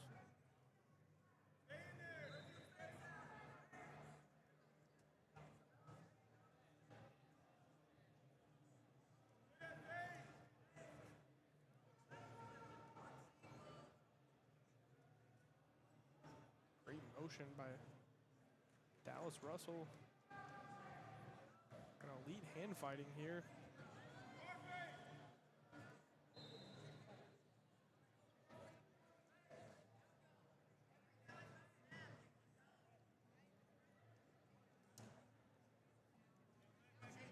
Shot attempt from Gonzalez. Great sprawl, snap down from Russell.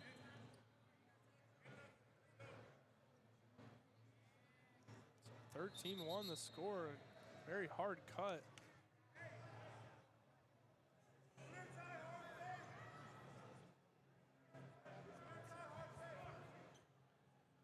Braylon Gonzalez hit for an unsportsmanlike conduct. One green or one red?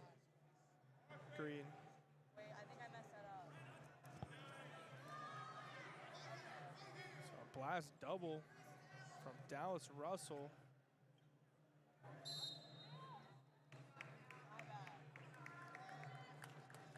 Takes Braylon Gonzalez to his back, but that will end it there as he bellied out. And 17-2 will be the final. Dallas Russell picks up the tech fall at 150 pounds.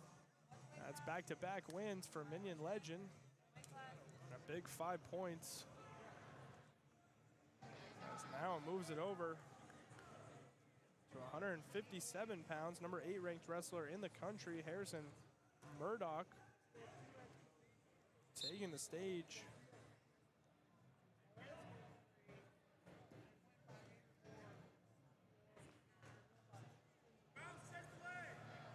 Four Minion Legends coming out for New Jersey Commission. The Alabama boy, Bradley Williams. Williams wrestled for Stronghold last year.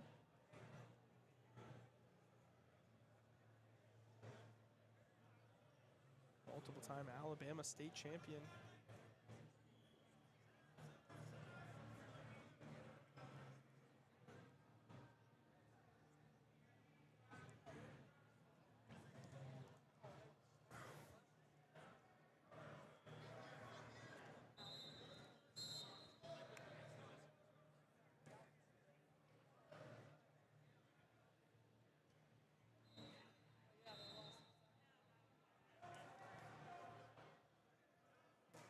Super weird injury there. Looks like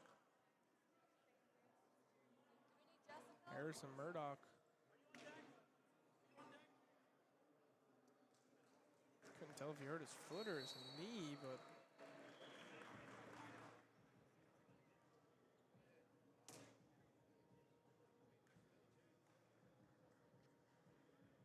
like something in his ankle might have popped or something. He's kind of moving it around, trying to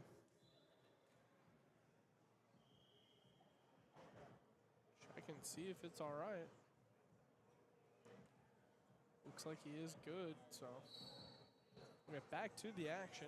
Number 8 ranked wrestler in the country, Harrison Murdoch.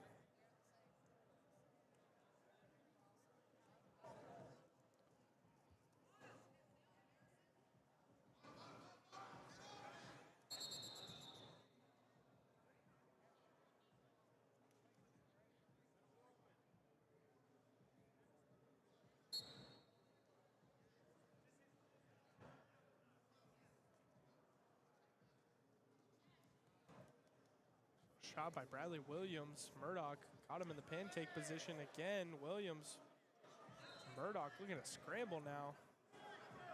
Over under position. As Williams comes up, Murdoch pummels that double under.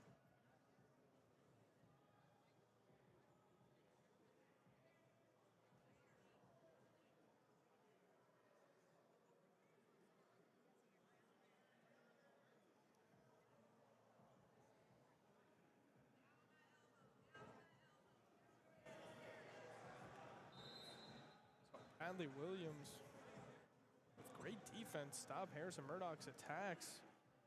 So far, under 10 seconds remaining in the first.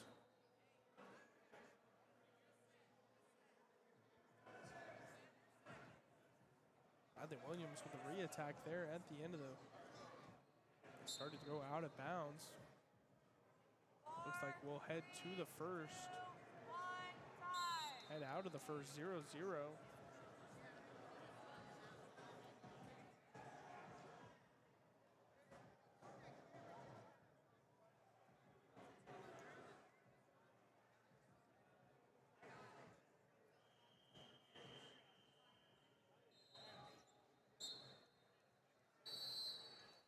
Harrison Murdoch goes down, start the second, immediately to his feet. Bradley Williams doing a great job of falling. They'll go out of bounds with 1:52.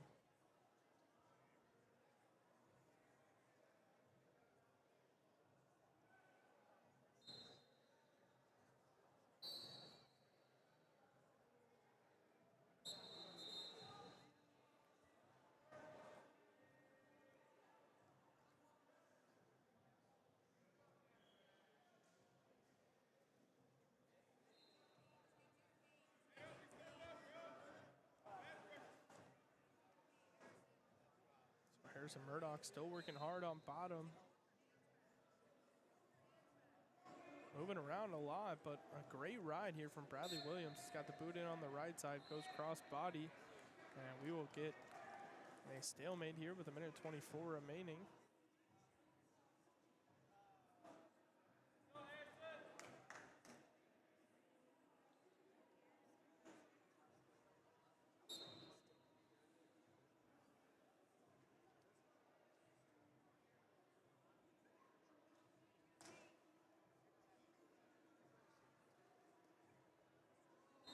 Murdoch to his feet, turns into Williams. Williams drops to that leg. 1:05 remaining. He's got an arm Turk here.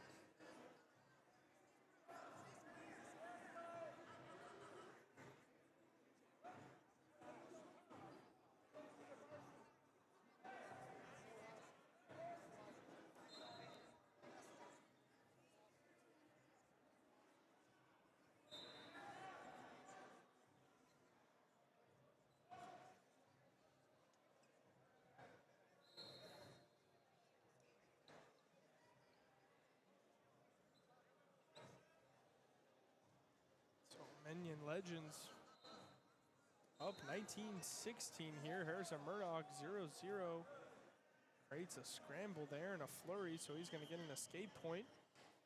Go up 1-0. 10 seconds remaining in the second period. 4, 3, 2, 1, 5. So 1-0 the score going into the third.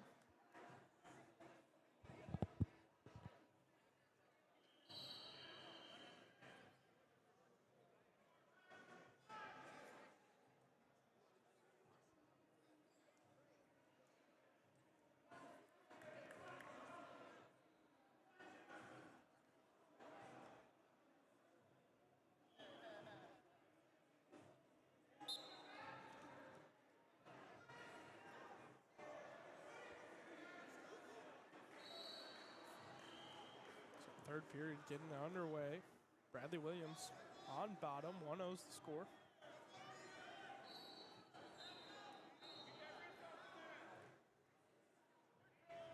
Williams quickly to his feet, so 1-1 will decide this match. On the feet, 90 seconds remaining.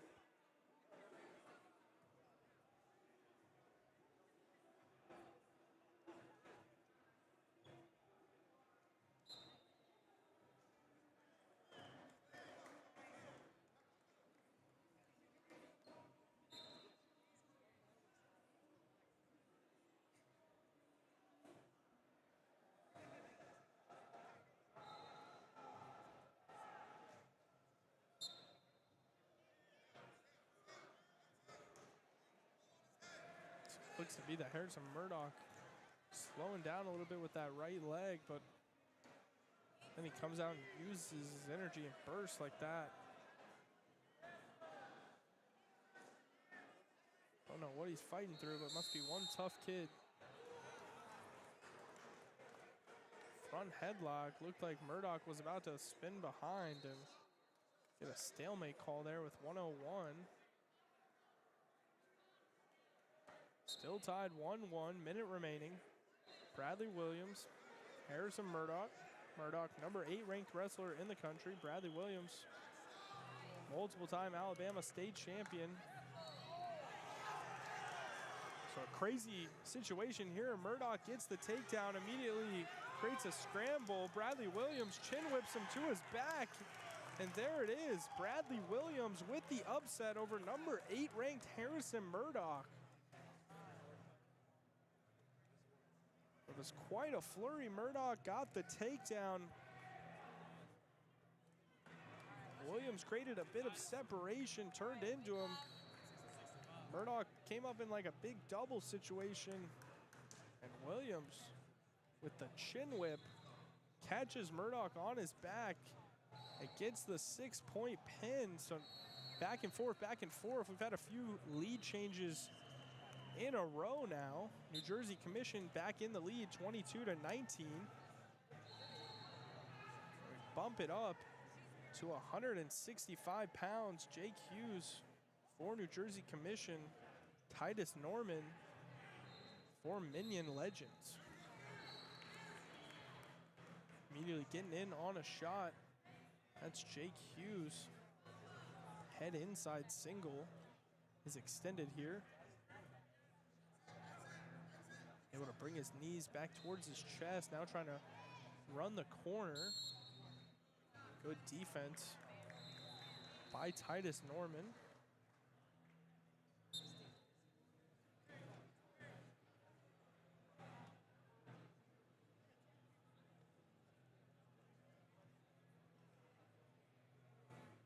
Titus Norman, another Tennessee wrestler from the Baylor High School in Chattanooga. 2005 state champion at 165 pounds.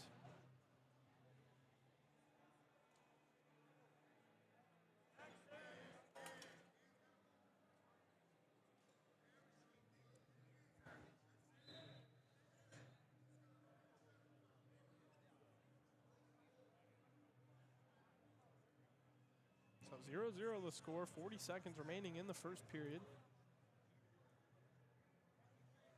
Strong hand fighting by both men.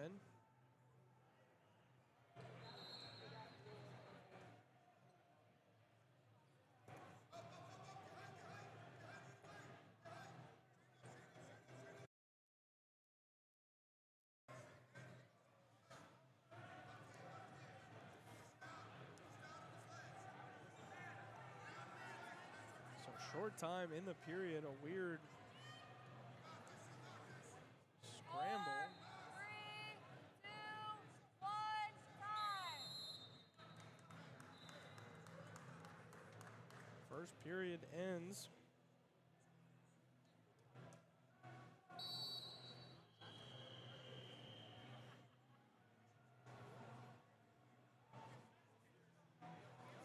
And the score still 0-0.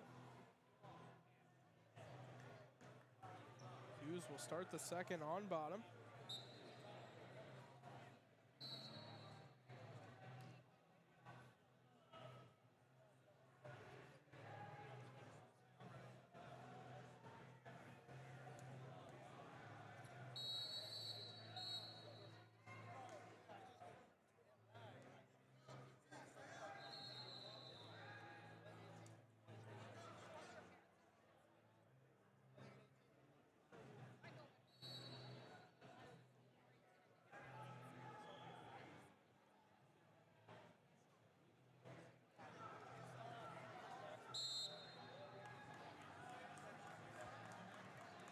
They come out of bounds right here by the table. We'll restart in the center. Minute 25 remaining. Strong ride so far for Titus Norman.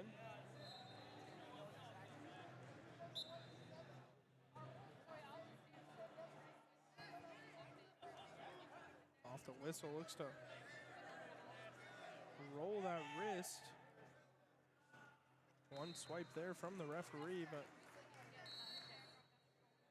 that's all for now. Minute remaining in the second period.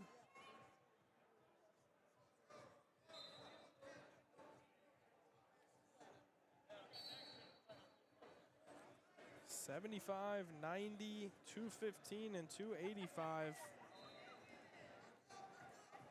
on deck. All to decide this match.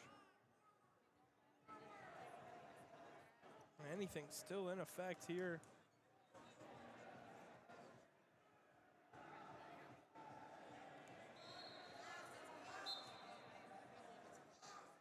Between Minion Legends and New Jersey Commission.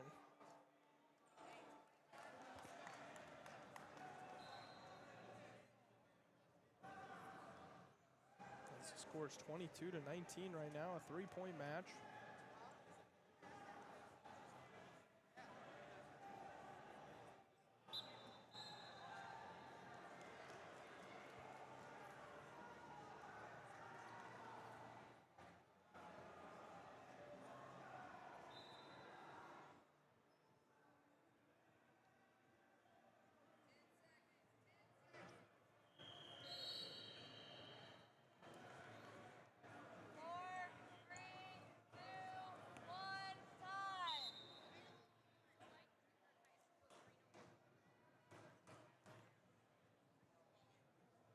So a great ride there in the second period by Titus Norman, able to ride out Jake Hughes.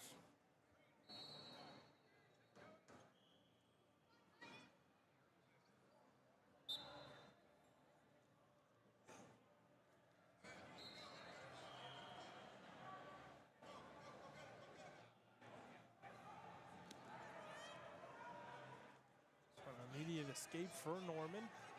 And on the feet. So Jake Hughes will look to work.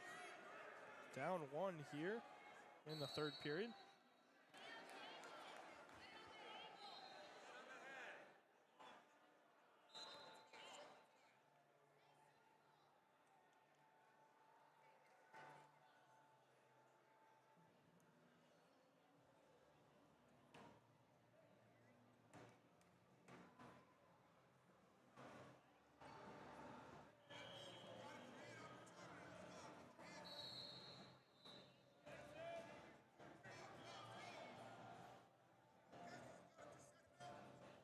Titus Norman just holding the center of the circle, looking for Jake Hughes' attacks, and there it is, a low single to that right leg of Norman. Looked like Hughes was trying to run the corner, crack down that hip. Norman's gonna go for a crotch lift here and try to put Hughes in danger. Very close.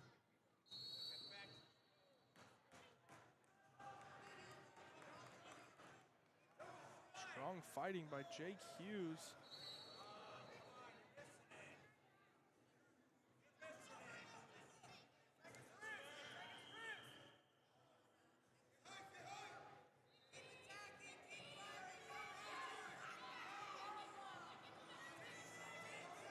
So short time here, Jake Hughes looking to turn in. Titus Norman just trying to hold on to the 1-point lead.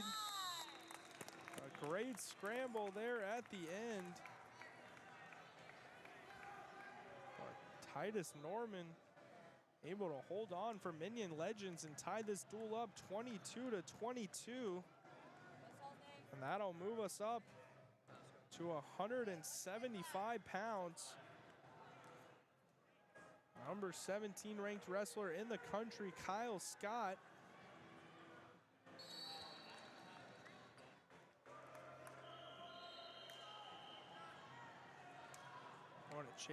Going to be taking on Josh Paparo.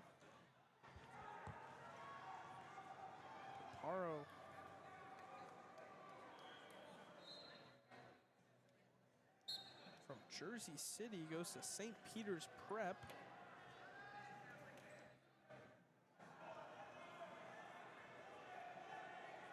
Finished top 3 in the country last year in New Jersey.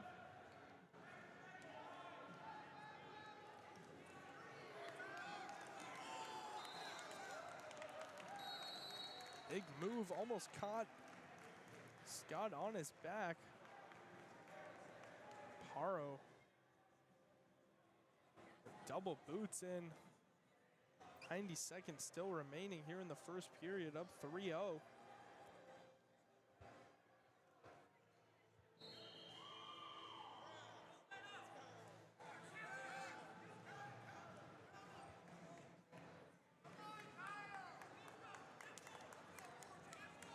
So 2 bag points awarded for Paparo.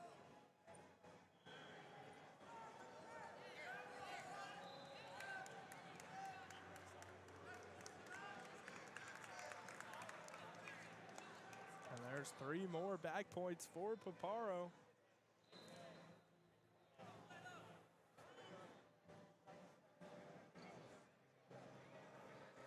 Kyle Scott, the number 18 ranked wrestler in the country. 4 Minion Legends.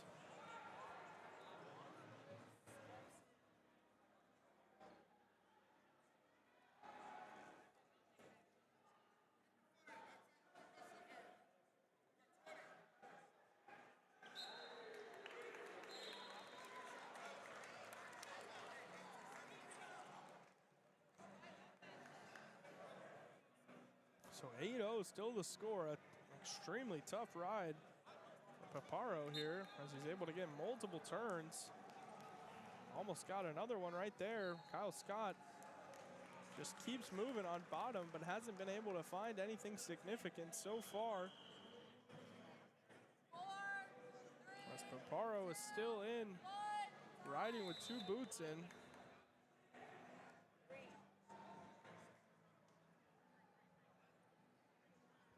Ends the first up 8-0. Kyle Scott, Tyrone area high school in Pennsylvania. Placed 4th last year in Pennsylvania at 189 pounds, over 100 career wins, already committed to wrestle at Pitt. He gets back to his feet, but gives up. Takedown immediately. Paparo now cruising 11-0.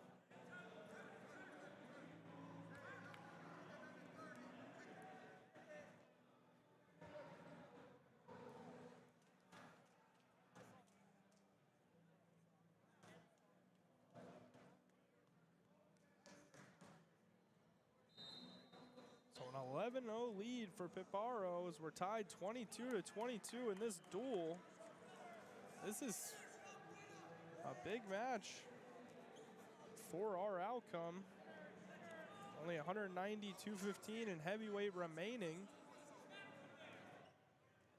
Paparo with a nice snap. Scott uses the snap.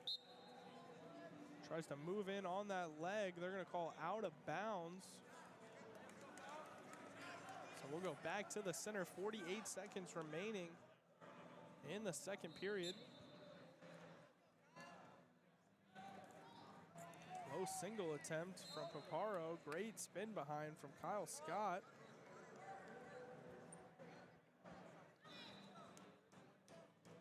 Beautiful down block spin behind. 30 seconds remaining in the second now.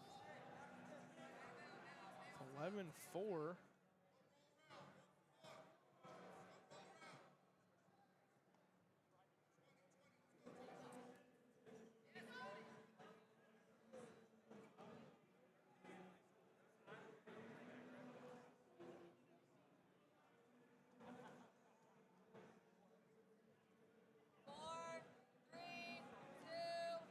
Scott will finish the period on top here for the second.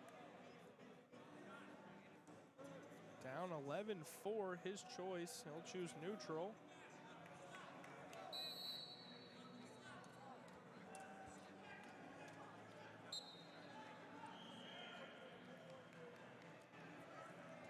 The number 18 ranked wrestler in the country at 175 pounds. Has got some work to do to get back into it, and that will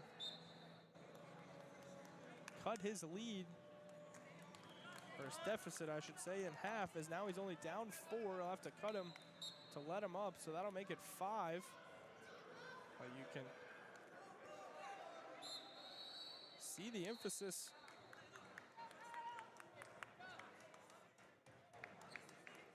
from Kyle Scott here to start the third period. Down 5, getting started right away here in this third period. A high crotch attempt from Paparo. Paparo now looking to dump Scott. Close to danger. Scott rolls through though. Now an opportunity to spin behind for Kyle Scott. He's gonna go to the cradle here though. Rolls it through with just short time, down 5. That's going to be 3 plus the backs. And there's the pin, Kyle Scott.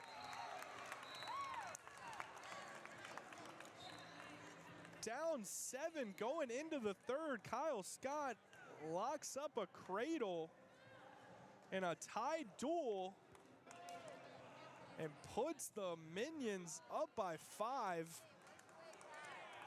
as we move to 190 pounds.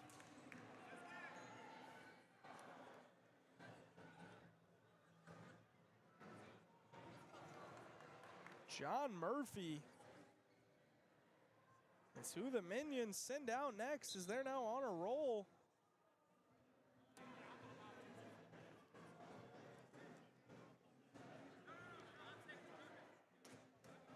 Three in a row since Harrison Murdoch got upset at 150 pounds, and now the Minions are up by 6. John Murphy from St. Michael High School in Minnesota. State champion last year at 189 pounds in Minnesota. Takes the stage for the Minions. Shot by Murphy, down block and spin behind by CJ Betts, the number 10 ranked wrestler in the country at 190 pounds.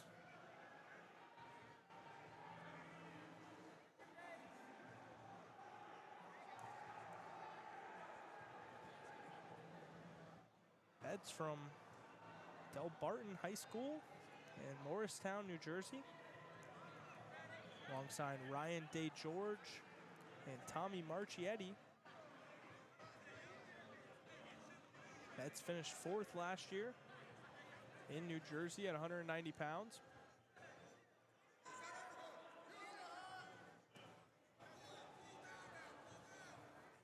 He gets the first takedown here. Currently leads the Wyoming commit 3-1. Shelved leg as Betts is trying to just limp his arm out, and then he'll be able to get his 3. Murphy holding on strong with that wizard, but gives up the takedown with just 5 seconds remaining in the period.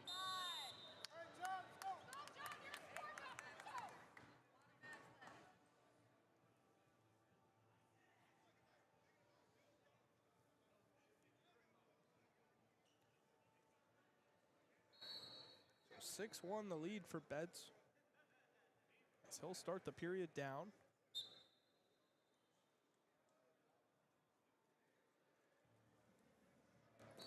Murphy covers, great mat return. Betts right to his feet.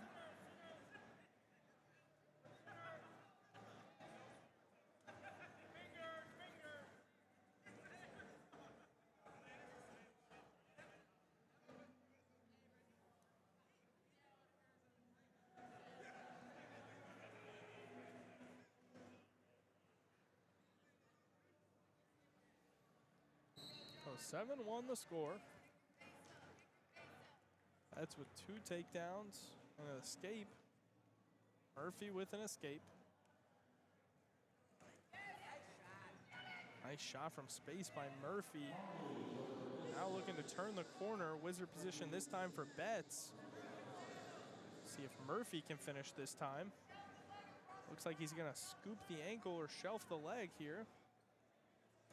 Tries to throw his leg in on the opposite side, but a roll from Betts. They'll go out of bounds, and we'll restart with 57 seconds remaining.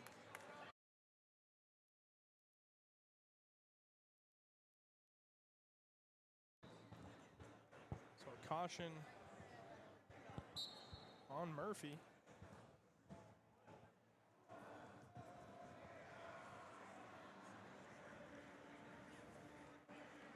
.45 seconds remaining in the second period.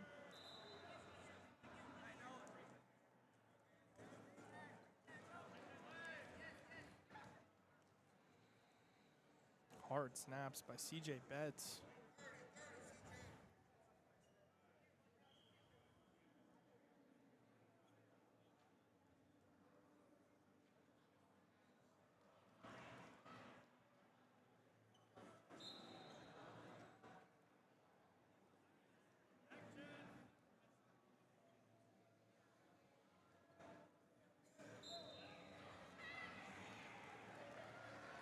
Short time, looks like both wrestlers are content to move to the third. Locked there.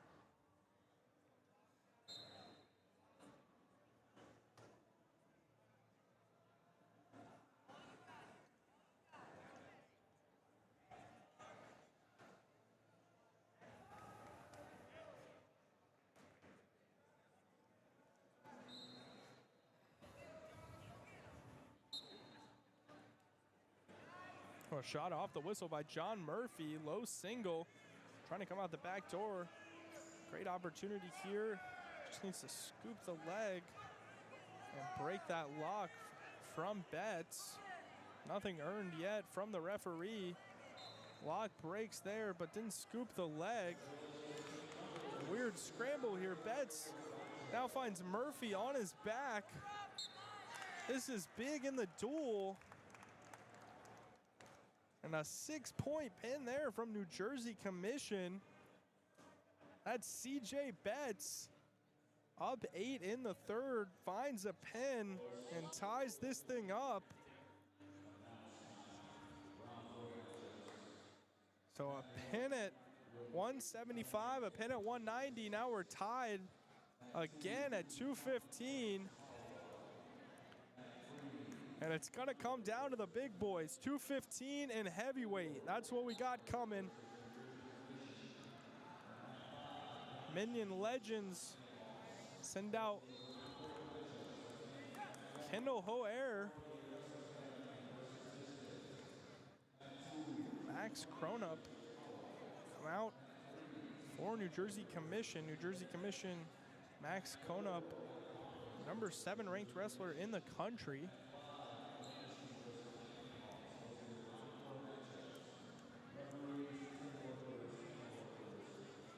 Konopka is from Simsbury, Connecticut. State champion there.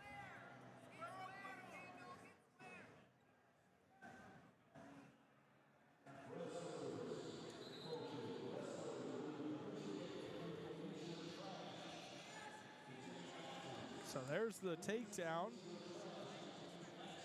As we get a score right on the edge with just under a minute remaining.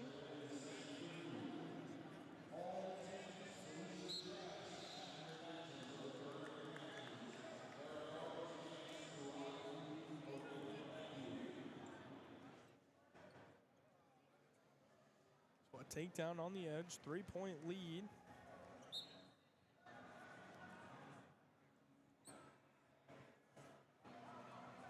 Max Cronup.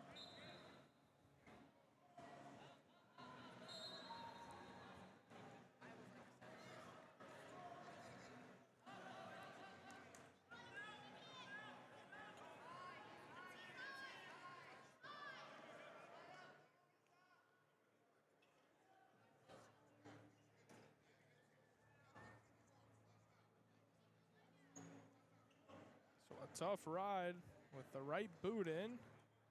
Max Konopuk. Let's see now. Flattens out Kendall Hoare.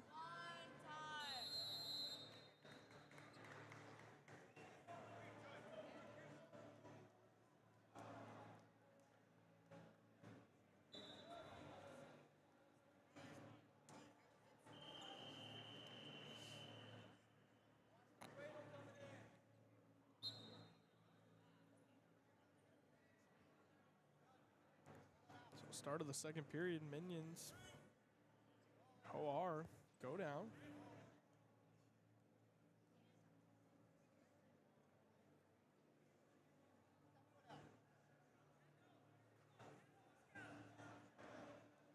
OR immediately back to his feet. And he's gonna get a reversal here. It's going up, just trying to hold that Viper position. OR just kind of turned into him. Was able to slide that arm out in between the body. Wrap it around for the 2-point reversal. So 3-2 is the score. Ours down 1, but riding right now with just over a minute remaining in the second.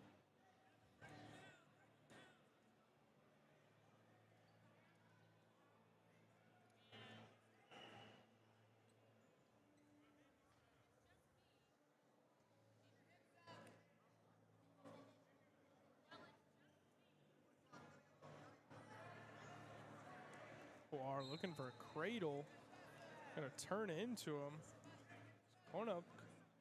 That's gonna be a reversal. So a double reversal. We're back to a 3-point deficit. Now Hoare doing great of keep moving after the reversal, able to create separation. They call an escape. He's got an underhook. And chance for a takedown here right on the edge. Short time in the period. It's only 12 seconds in the period. And a cutback the other way. Beautiful move by Max Konopuk. So that's a takedown with short time. 8-3 is the score now. We're going to get medical time.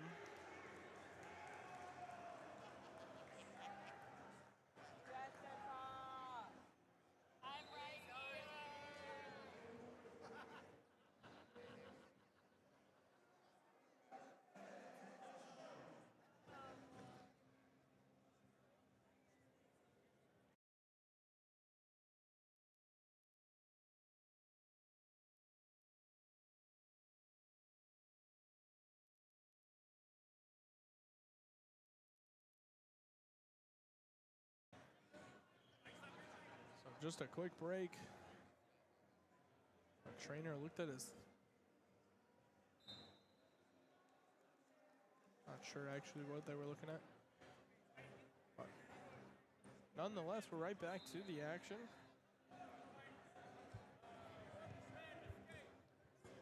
And both wrestlers look good to go. So New Jersey Commission in the lead during this match. 215 pounds. We're tied in the duel, 28-28. There's another takedown, 12-3.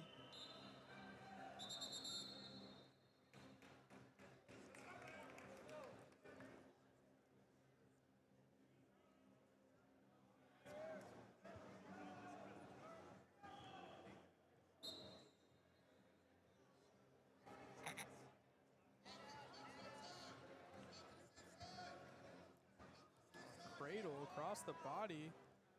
Max Konop. And Hoare is going to be able to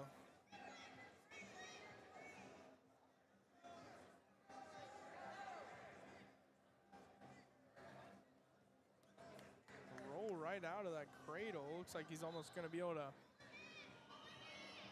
get a takedown here on the edge with short time. It looks like he did scoop both ankles.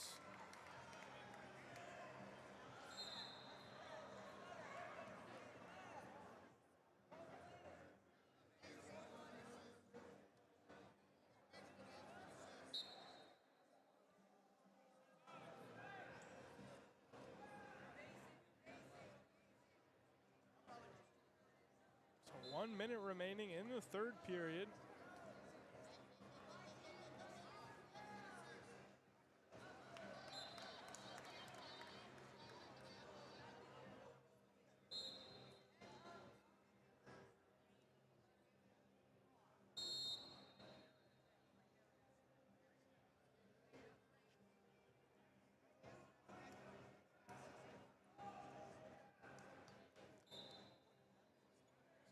(15-4) the score as we go back to the center. Another takedown in the last few moments. For New Jersey Commission. Indians now looking to turn in. A little bit of a crazy scramble there. Now looking to switch.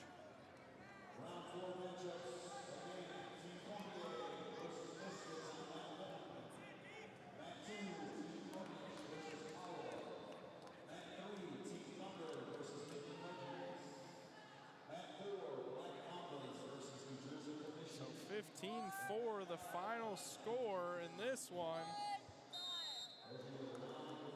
Max Kona, number 7 ranked wrestler in the country, will take down Kendall OR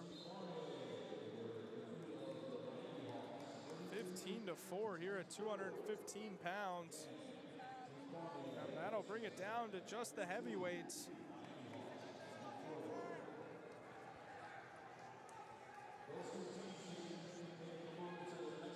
It'll be a 4-point match here. So it'll come down to tiebreakers if we get a major victory for the Minions. Any victory whatsoever for New Jersey Commission would get them the dual win. Alex Bajoras is coming out for New Jersey Commission. He's from St. John's Prep in Danvers, Massachusetts. He was a 2025 NHSCA national champion. He's going to be taking on Jackson Locke. Locke, a Peach State native from Canton, Georgia, up in North Georgia. Was a 215-pound state champion earlier this year. 6A.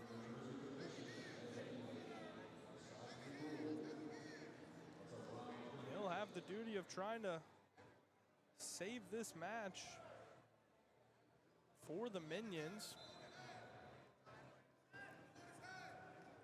He'll need a major decision to force tiebreakers. A tech or a pin would win it.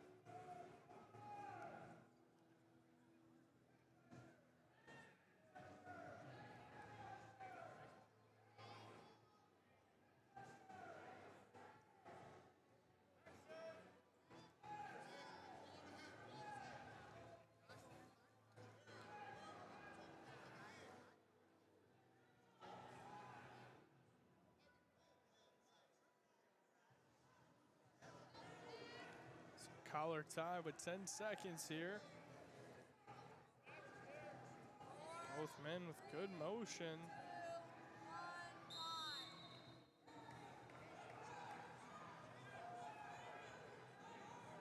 0-0 will be the score going into the second.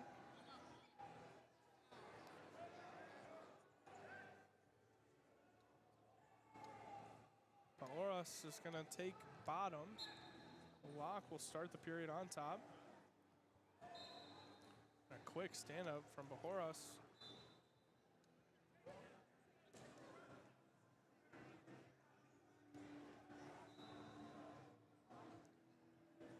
Minute 45 in the second. Bajoras reaching for an outside single there, then goes to throw by off the uppercut, underhook.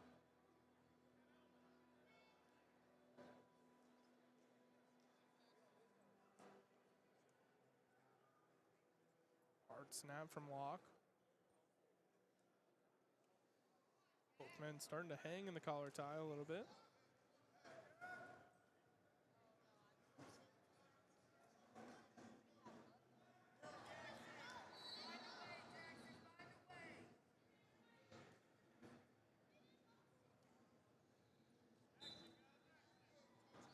Boras kind of reaching for some legs, showing some feints.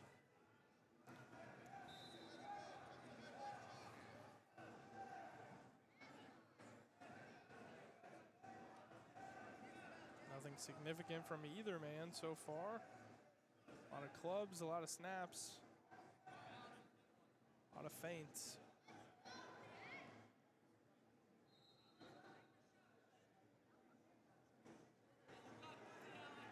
30 seconds remaining in this 1-0 match to decide our duel here between New Jersey Commission and Minion Legends. It's been back and forth the entire time.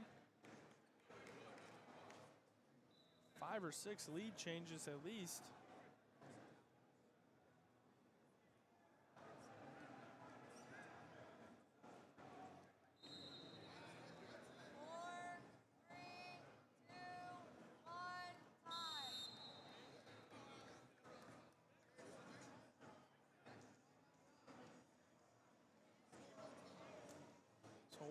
the score. Locke will have to take down here in the third.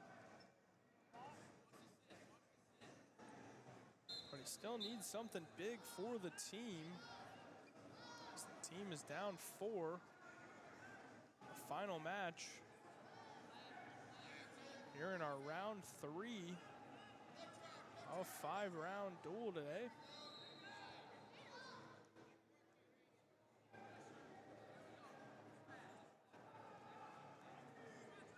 Minion Legends will be staying here to take on Team Thunder next.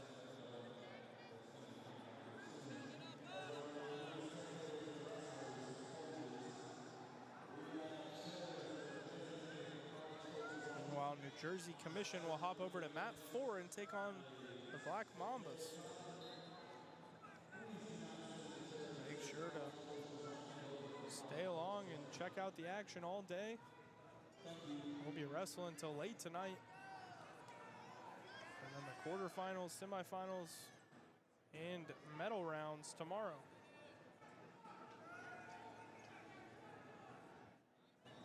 Tough ride right now for Alex Bajoras and New Jersey Commission as they got Jackson Locke flat here in the third with just 45 seconds remaining.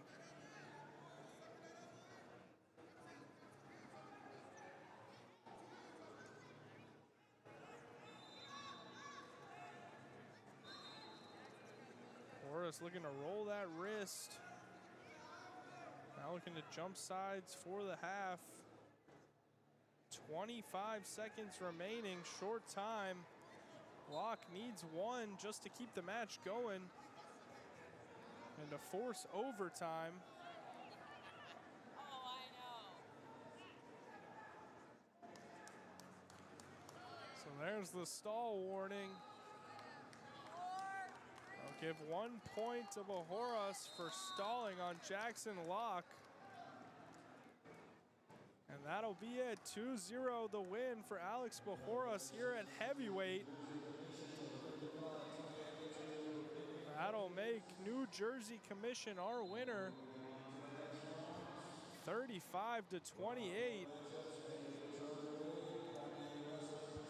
Both teams will wrestle in our next round. Minion Legends staying here on mat 3. New Jersey Commission hopping over to mat 4.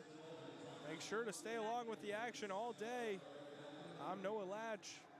It's my honor to be on the mic today with you guys. Y'all enjoy the wrestling.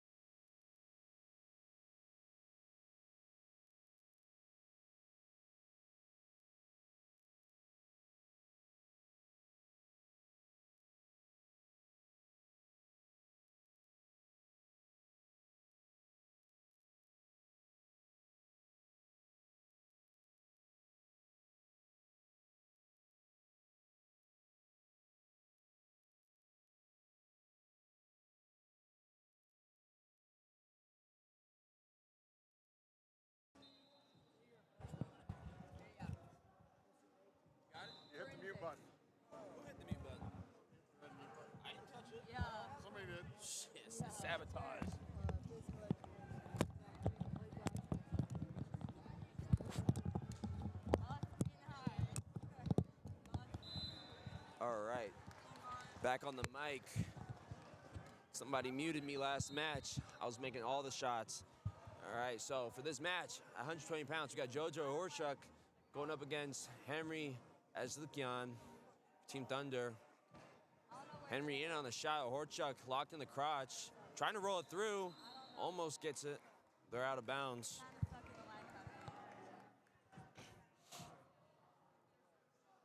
Horchuk very lanky for 120 pounds.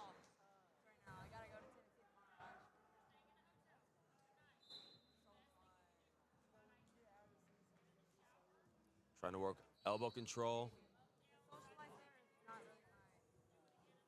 Both guys trying to work for this 2-on-1 now.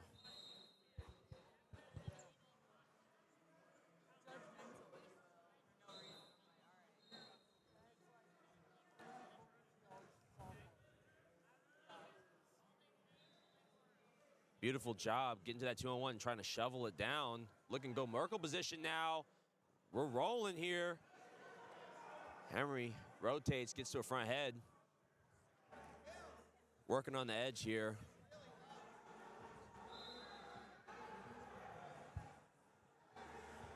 In here? Where's this? Where's my OBS? Can you check that? I don't want to mess with yours.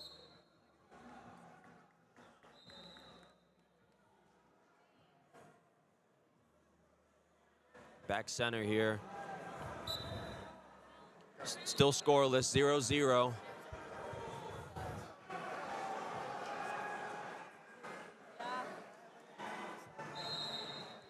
Horchuk, really good three-point stance in motion right here. And we're going to be notched at 0-0 going into the second period. It's green. Yeah. It shouldn't be? All right, well, someone messed this up and it wasn't me.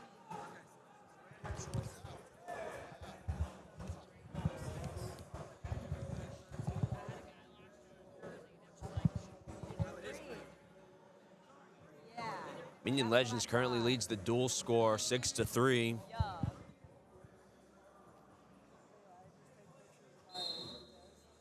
And we're going to be neutral to start the second period.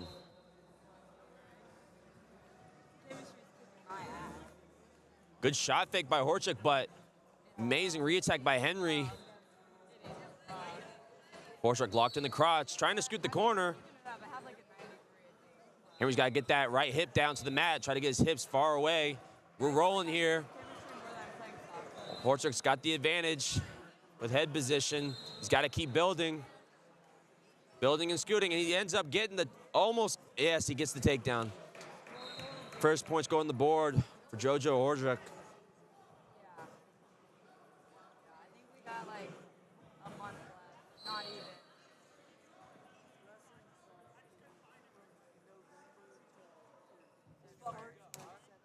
Yeah.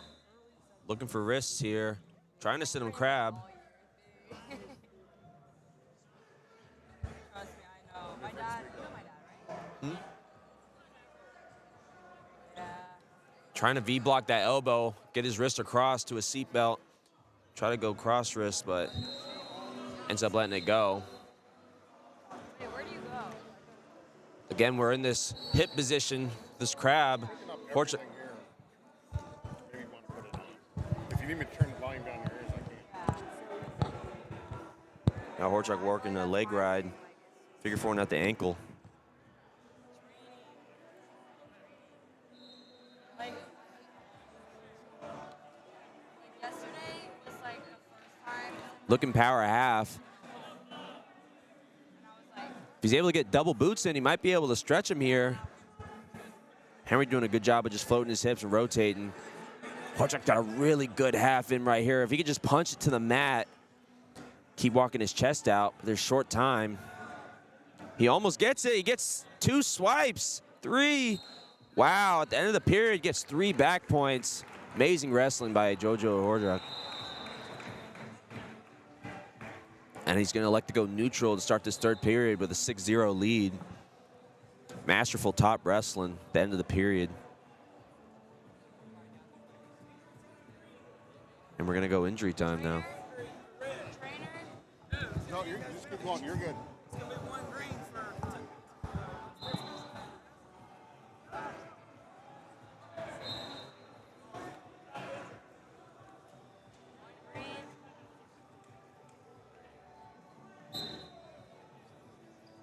Back to action here. Horchak's got to be careful with these shot fakes. Henry timed it perfectly last time, ended up on the leg, even though JoJo ended up scoring that exchange. Cross single, coming out the back door is Henry.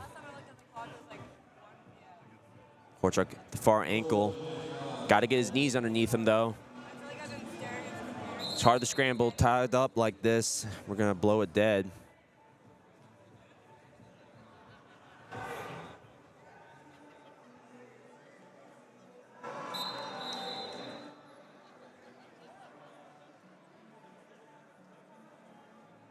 JoJo's getting really good reactions off of his movement. He's just got to capitalize on it, time it with another shot.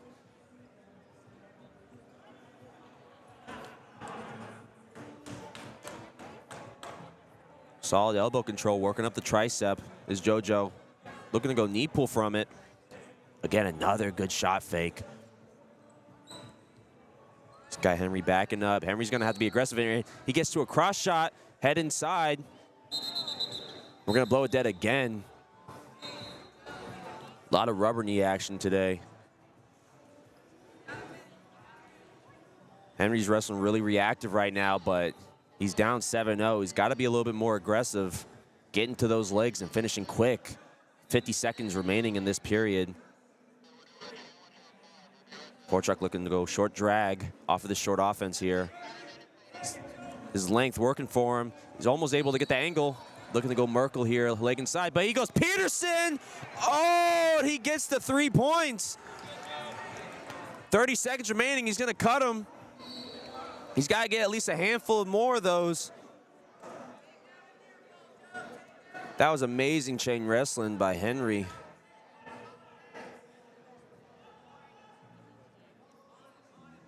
$15 seconds remaining. He's back on the leg, going high crotch.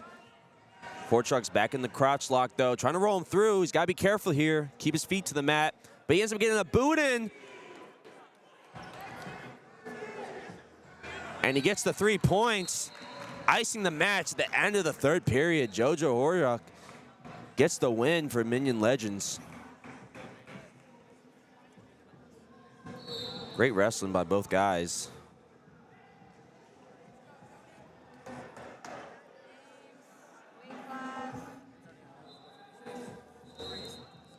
Moving up to 126 pounds for Minion Legends, we got Antonio Mills taking on Paul Ruiz for Team Thunder.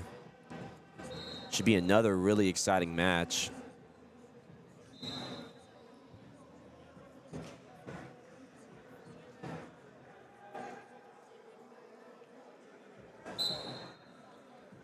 Oh, early eye poke. Happens. Handshake, back to center. And here we go.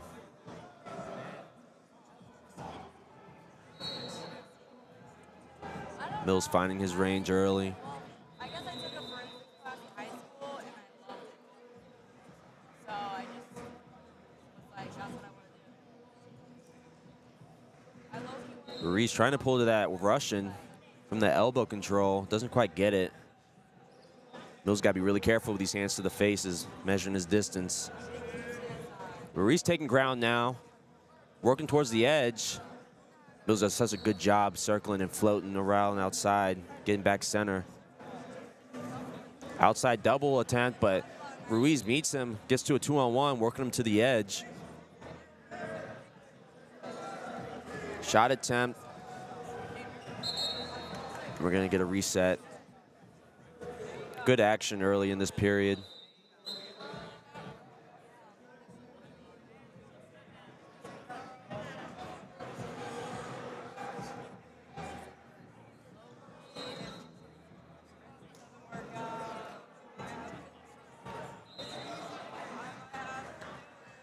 Mills is really efficient with those elbow passes to his fakes, but go behind his Ruiz. Mills looking to pass the leg. He's got to be careful here. He's got to go near side ankle duck to his shoulder and try to get his hips back towards him. Start scooting towards the table. He's got to keep that leg extended, though. Now we're in a 50-50. Mills not in good position right now. He's got to work here. He can't stay here. And they're going to stalemate it. You got to hustle really quick in that position, especially if someone's got a height advantage on you. You got to start scooting your butt backwards towards their legs. Try to come out the back door.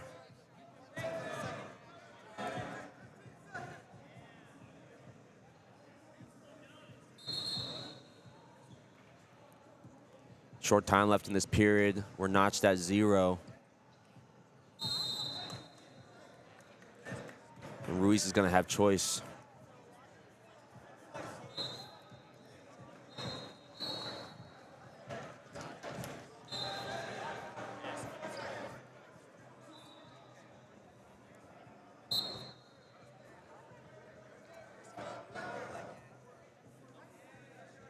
Mills immediately getting to the wrist. If he can change hands and feed it with the elbow, could possibly get to a cross wrist. Great forward pressure.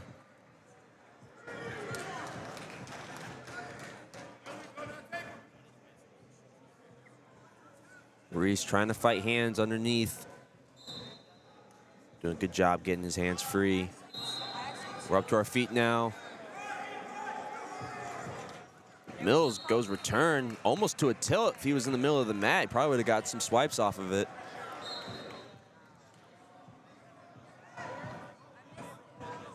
Mills is very efficient with his cross wrist tilts. Ruiz has got to be careful.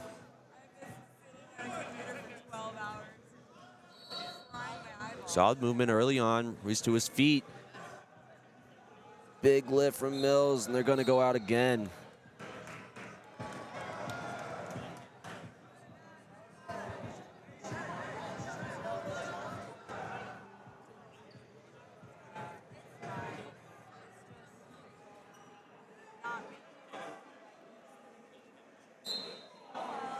Ruiz trying to start pretty extended, trying to keep his wrists away from his body. Mills ends up finding it anyway. Gonna go out again. Good action from both positions here.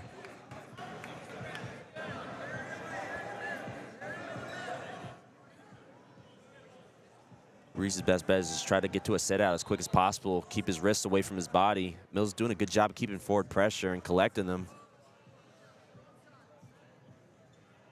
It only takes one time for you to lose focus and somebody to get the wrist, take you over.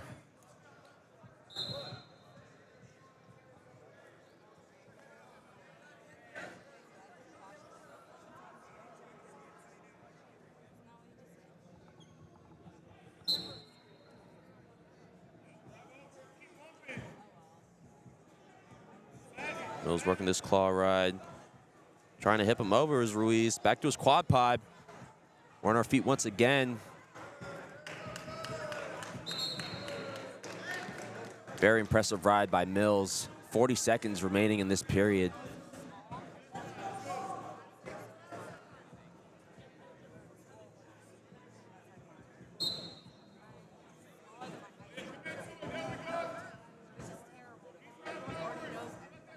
Good pressure on that chop, trying to get to the wrist. Reduces to the ankle, driving forward. We're out of bounds once again. May look like there's not a lot going on, but both guys are really wrestling right now. Like from the bottom position, from the top position, both guys are trying to either escape or get a turn.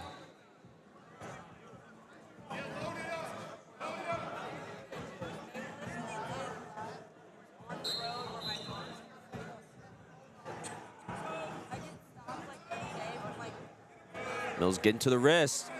If he can feed it with that elbow and possibly get to his roll through. Short time left, 10 seconds. Mills looking to just ride it out. Still notched at 0, but Mills will have choice going into the third period. I'm assuming he's gonna choose bottom, and he will.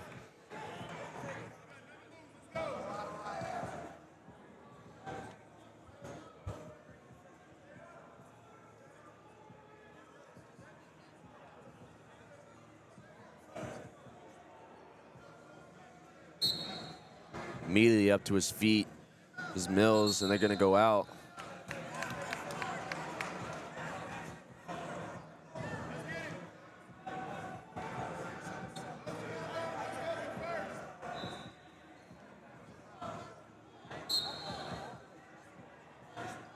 Ruiz looking to go cross wrist, though, for his return. Plants him in front.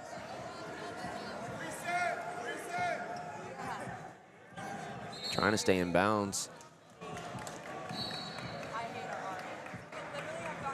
Virtually identical positions for both guys in all positions, honestly. Mills really quick to his feet, but Ruiz is catching that wrist. Both getting driven out of bounds.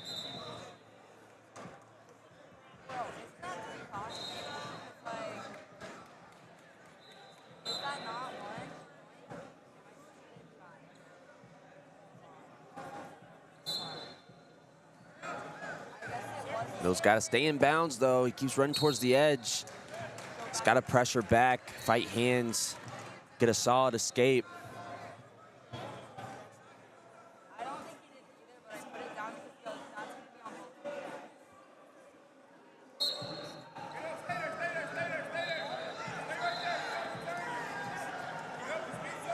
both. Big return. Going Granby, though. They're still in bounds. Mills looking to wrestle here. Attacking the bottom shoulder. If he can stay in bounds, collect it, he might have it. He's got a butcher position that might be 3, and he gets it. No, he's going to get the 2 for reversal, excuse me.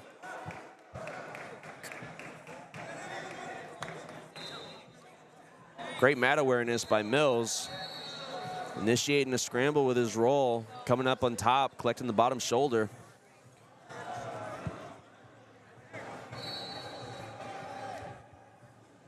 Can't be lazy with those mat returns.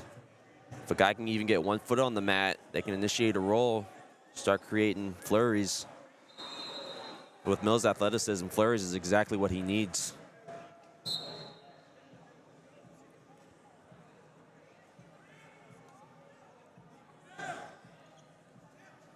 Ruiz going switch now. Can't quite get any momentum with it, though. They're going to get reset.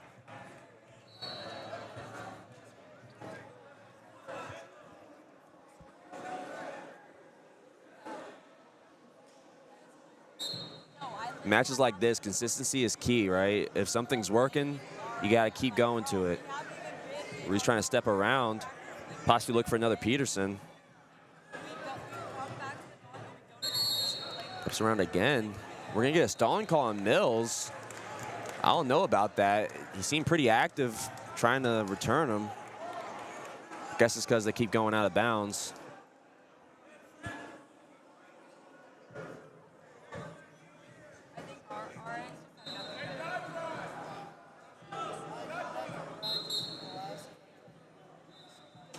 He's going back to that chop, trying to get him flat.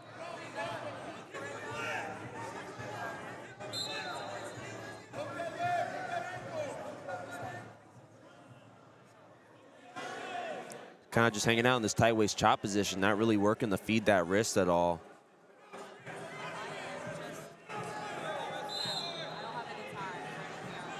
"25 seconds remaining.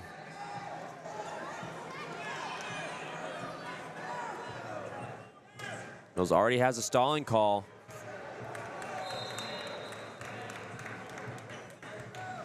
He's going to maintain this ride.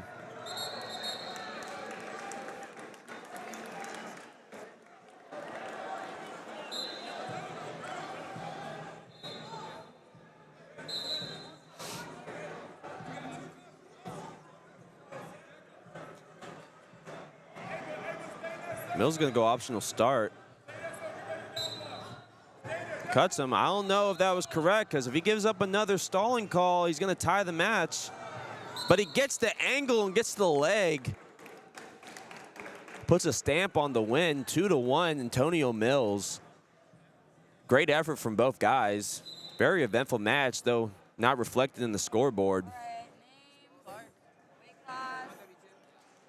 Going to extend Minion Legends' lead to 13-3 over Team Thunder. Moving on up to 132 pounds, we got DJ Clark from Minion Legends taking on Sammy Spalding for Team Thunder.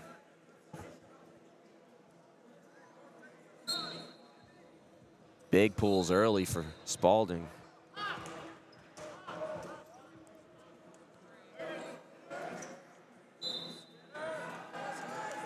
Oh, Immediately clears that underhook to a low ankle shot, does Clark. He's got to pressure up and work up the leg.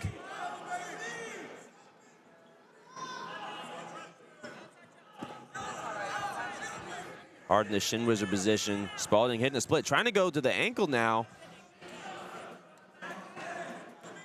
Clark's got to pull him in. Got to take advantage of this opportunity, but Spalding almost fleeing away.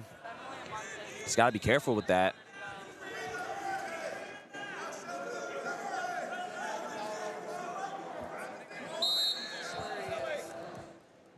And we're going to get a restart.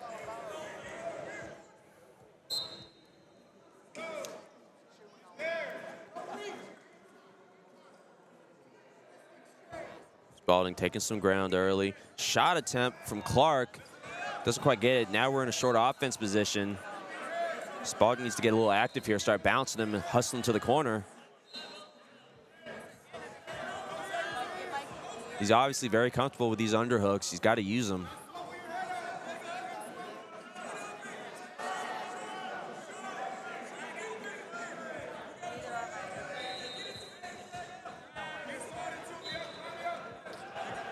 Clark doing a good job getting back up to his feet, keeping that elbow control on bottom.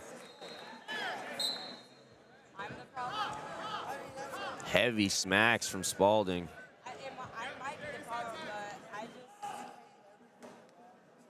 Clark didn't have that headgear. I'm sure that cauliflower would blow up.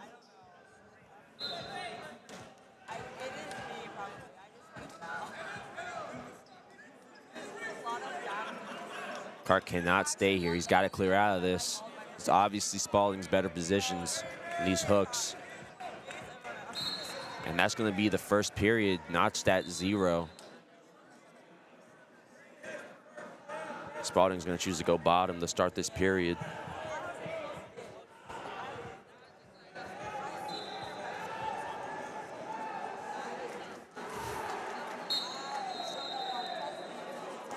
Granby attempt from Spalding gets away immediately. Beautiful straight on shot by Clark. Switches off to a single, back in this wizard position. Oh, and he goes cross pick to Spalding. Gets him off balance for a second, but Clark recovers.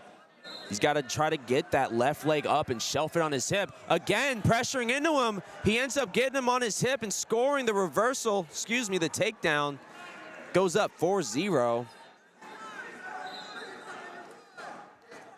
Masterful defensive wrestling from Spalding, and now he's going to go to work on top here. Good setup with that claw to get the boot in. Trying to go cross body.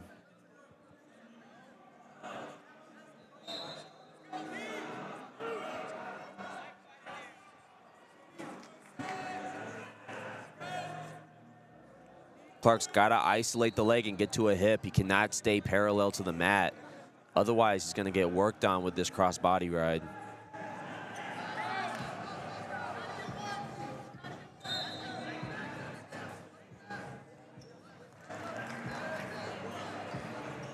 Good job on top. Transitioning from the leg ride right back to his spiral claw. Floating his hips. 30 seconds remaining in this second period. Spalding to a 4-0 lead.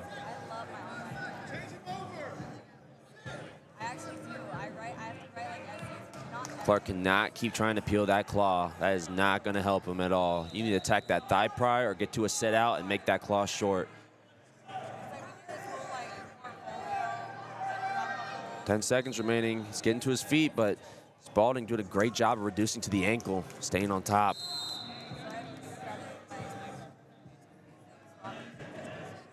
And Clark's going to elect to go neutral to start this third period. He's not out of it yet. Takedown, cut him, another takedown, or a takedown and a turn could put him right back in this match. But he's got to work here. Best way to start is early. Get to an early score and then go from there. Got some finger grabbing action over here. Shot attempt by Clark, but Spalding cuts to the angle. Right to the leg and trips it for another 3 points. potentially icing this match to a 7-0 lead. Right back to that claw spiral, getting that boot in. Clark does a good job of attacking it and getting it out, but Spalding is so good. Chain wrestling on top. One position to the next.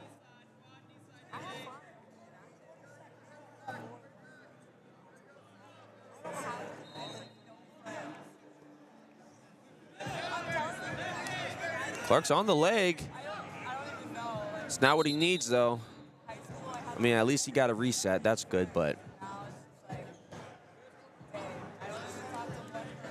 with guys like Spalding and how they're riding, you got to isolate a limb, right? You got to get to a sit out, seal off, attack a wrist, get to your feet, right? Take your time. Make sure you're in good position, because the second you're extended by even a little bit, he's going to get a boot in, or he's going to reduce to an ankle. He's going to keep driving forward.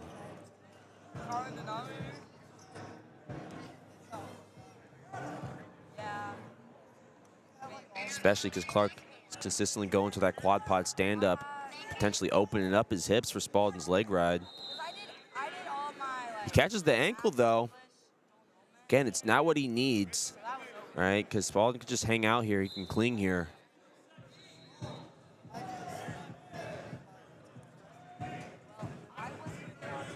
Spalding doing a good lock on the ankle, keeping himself tight and glued.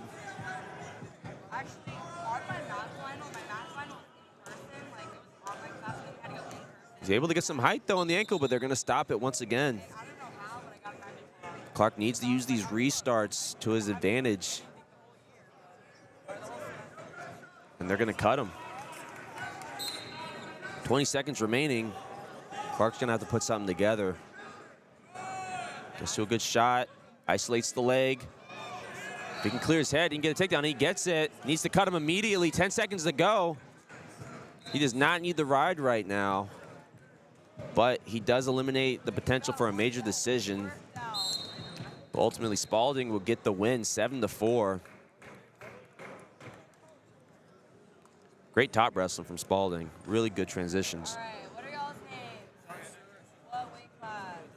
All right, perfect. Moving on up to 138 pounds, we got John Stu from Minion Legends taking on Jesse Grajeda from Team Thunder.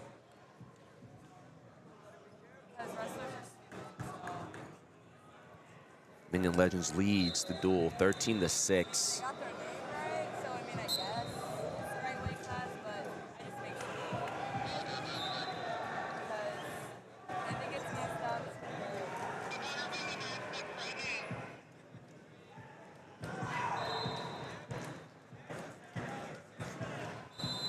Stu holding center very strong early on, working these underhooks. Needs to bounce and float, bounce and float. Taking a lot of ground against Grajeda early. You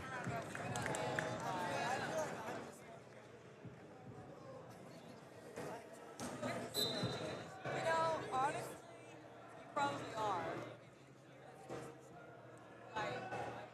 Grajeda does a really good job of floating and reacting to his opponent's shots and getting back and finding a leg.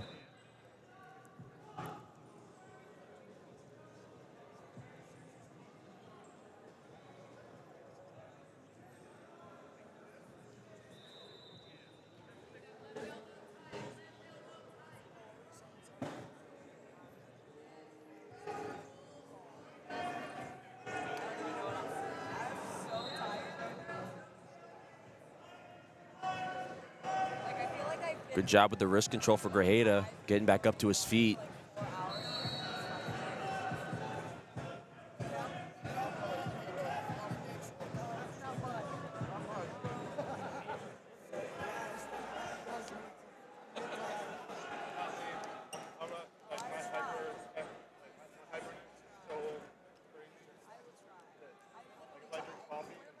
Stu with a really good head position right now. Staying really low, not really giving Grajeda much to work with in the tie-ups.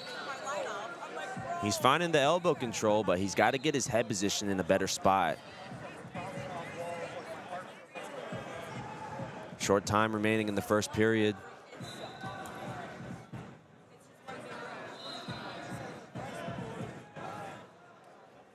And again, we're notched at 0. There's been quite a few matches in this duel where first period has mainly been a feeling out process. Guys are just trying to find their best positions for that match, going 0-0 and just going from there. And immediately gonna get an escape for Stu, putting the first point on the board.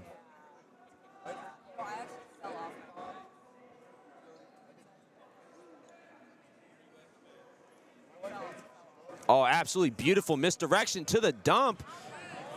Gets back up to a high crotch position, doing a really good job working up though.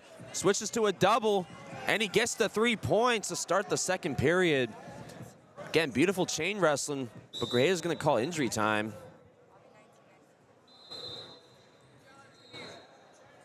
Guess we got some blood.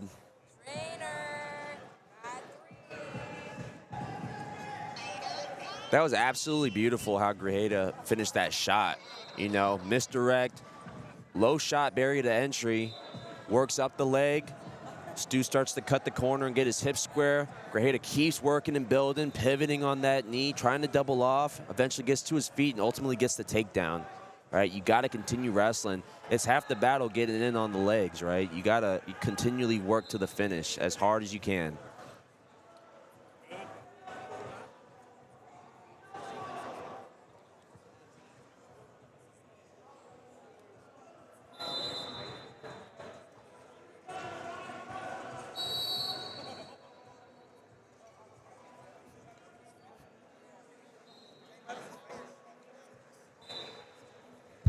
Yo, I saw that too. I was like, oh my God, they pulled it. They pulled it out. Oh, shit.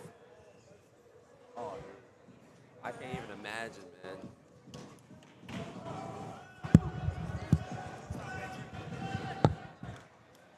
All right, we're good to go here. 34 seconds remaining in this second period. Grajeda's leading 3-1.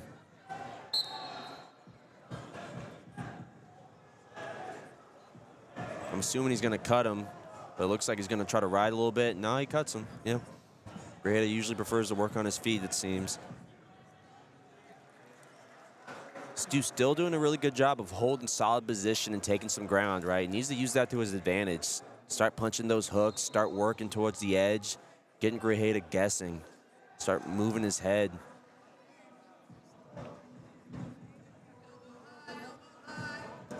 He's getting good pressure and needs to release it and start looking to go over top, start moving side to side.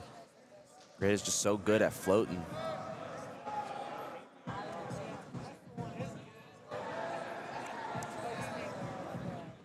Tell you what, if Stu keeps working him towards the edge, he's gonna get a call.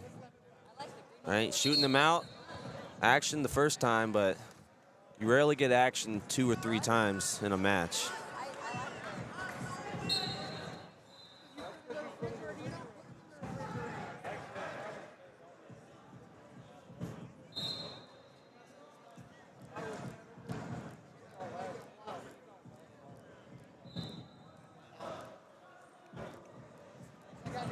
Jabbing at that lead leg, possibly setting up another misdirect. There's Grajeda.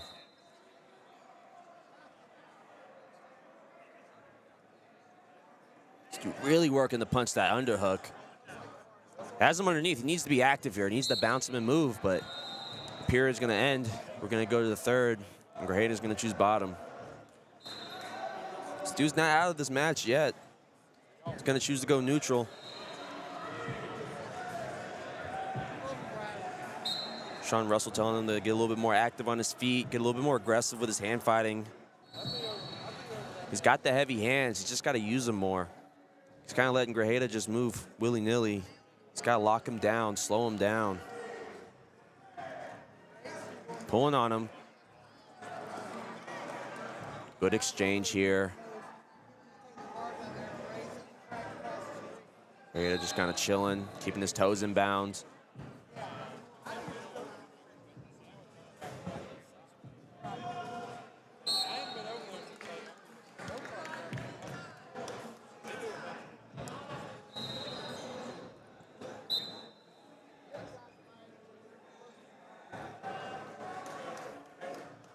Good snap by Stu. Doesn't convert off of it, though.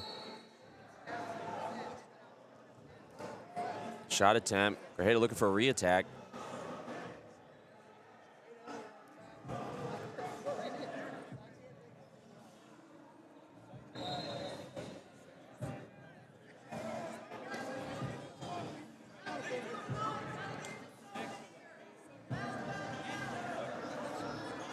Russell telling him to bounce, bounce, bounce. That's exactly what he needs to be doing. He needs to be overly aggressive in these positions. Whenever you have a guy underneath you, you need to be as active as possible because they're just going to try to hang out until they can recover to their feet. You got to use that opportunity to attempt to make a scoring position. 35 remaining in the match. Stu can find a score. He's in this match.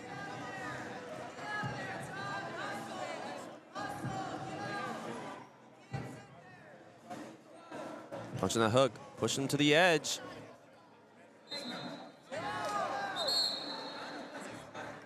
$15 remaining in this period.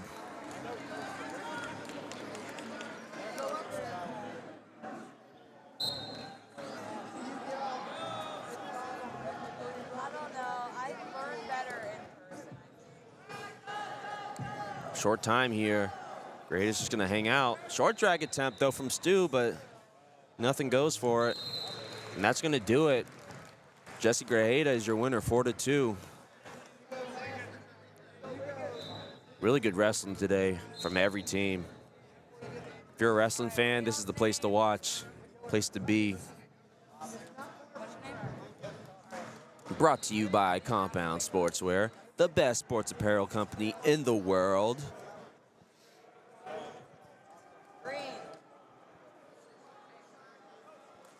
Moving up to 144 pounds, we got Lincoln Ribadu, Minion Legends, taking on Joseph Toscano from Team Thunder.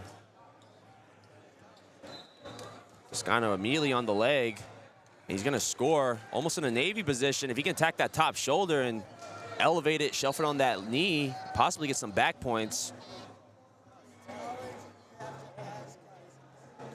He gets it almost shelved, and he gets it. But he didn't have the top shoulder. He was so close. Now working that wrist ride.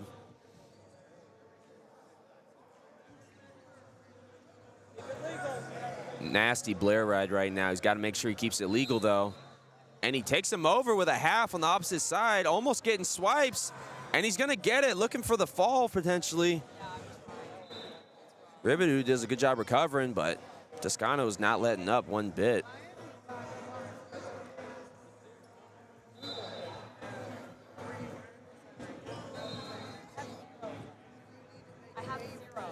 Up to a quick 5-0 lead in the first minute of the match. It's Toscano.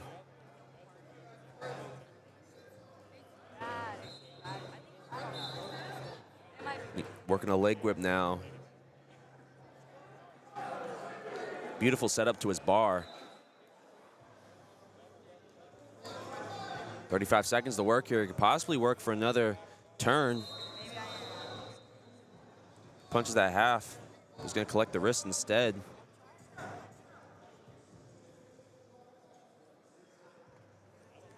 Ruby's got to get active on bottom. He can't lay there.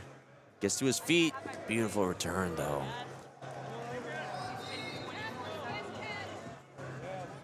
Ten seconds.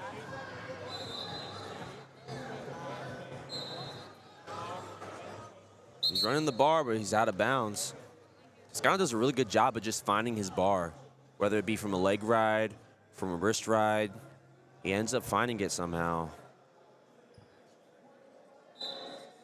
Scano's got to be very wary of that. The second he feels him get that wrist, he needs to straighten his arm out in between his legs, try to rotate up. Start of second period, Toscano's leading 5-0, electing to go bottom, start the period.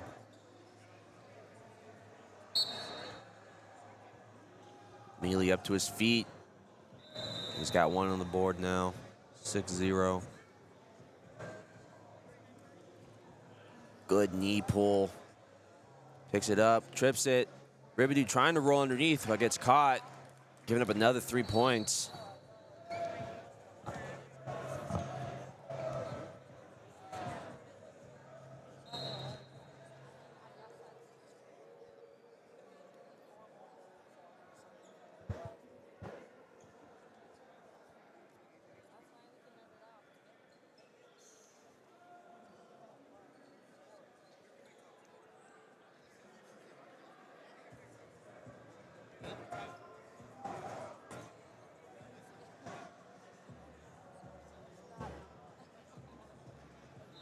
Looking to go cradle here on the edge. Doesn't quite get it.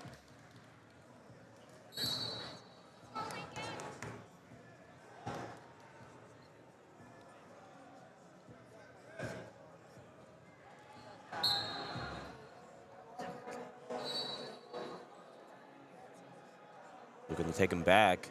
Big return, kicks the leg out underneath. Plants his hip. Nearly getting back to that leg ride. It's Toscano.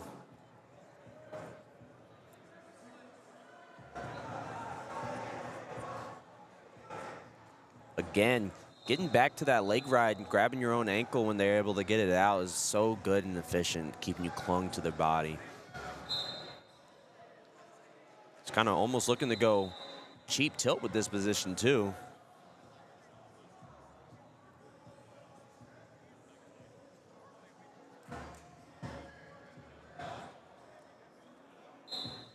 Short time left in this period. Toscano looking very dominant, both on his feet and on top.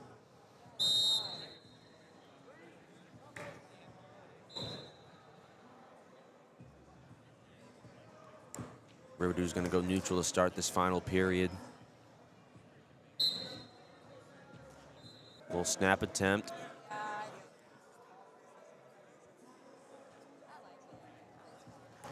Little misdirection as well.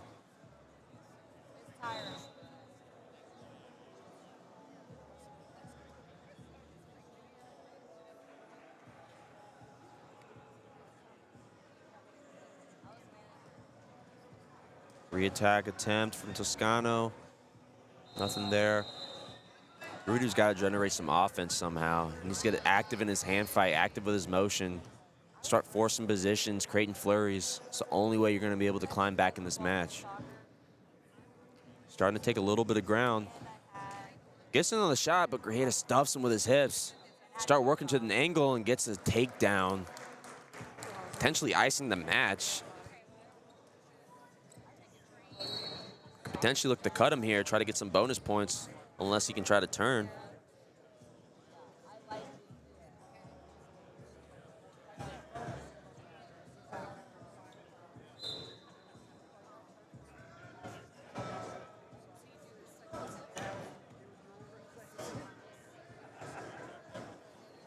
Tries to hit that claw, that sit back.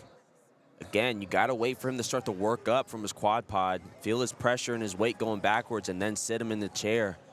It's a really tough position to hit consistently, and you can usually only get about 2 swipes out of it, especially because you're pulling the guy on top of your hips, right? Most of the time, you end up trying to get a leg in afterwards. Been seeing that a lot today, which is awesome. I used to hit that a lot in college.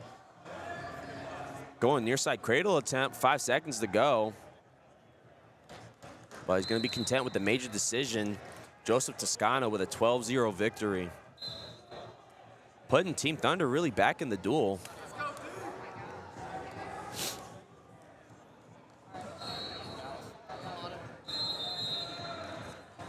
Coming up to 150 pounds, we got Dallas Russell from Minion Legends taking on Sonny Amato from Team Thunder. We are notched at 13 apiece for the team score. Looking to be another tight duel for these teams. Russell looking for an active start.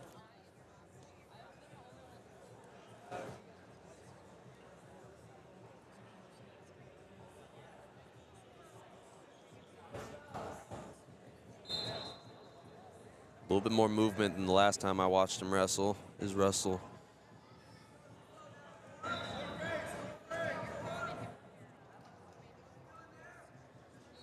Looking at Ano snap. Now he's going to the underhook. Amato's got to get better head position, try circling and clearing that out. Definitely does not want to be there unless he knows something I don't. He's attacking the opposite hand here, opposite arm. Trying to possibly bundle. He's nearly got a tight bundle on it. Possibly could work up some upper body stuff. Likes to go trip instead, doesn't really get it.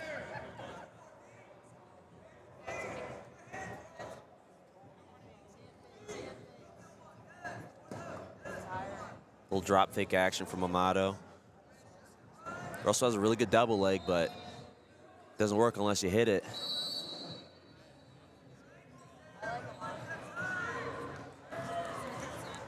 Little jab attempt to the single.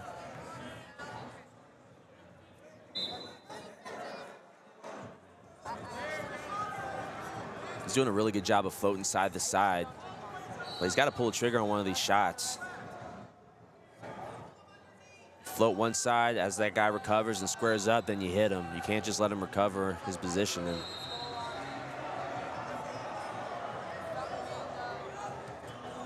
Little stutter fakes, working him towards the edge. Amato with a shot attempt. More of a half shot, though. And that'll be the first period, 0-0 once again in this duel. And Russell's gonna select neutral to start this second period.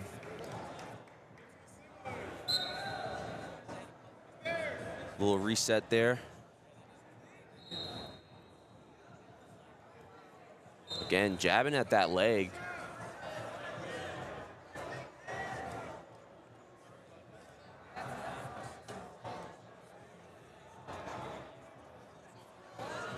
Amato working up to this Russian here.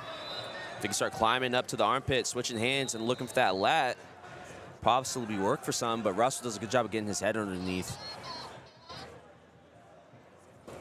Little shot attempt. Got to be a little bit more active with that Russian. You got to start pushing and pulling, redirecting. You can't just hold it and expect the guy to give you his legs. Russell jabbing at it, almost gets the leg completely, taking some ground here. Amato does a good job of forcing his head underneath once again, looking inside trip. But we got some blood. Yeah, we got some blood time.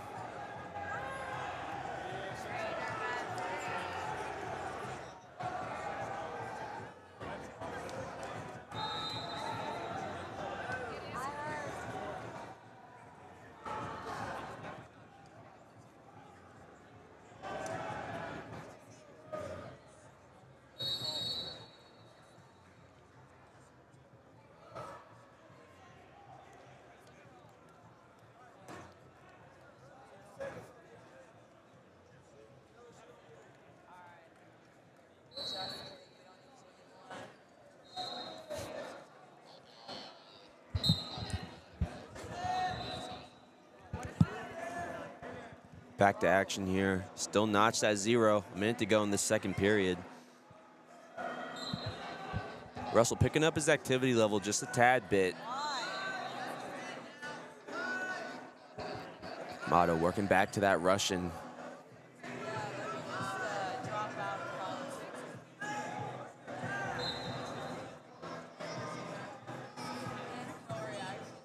Trying to punch that underhook, but Russell has good head position.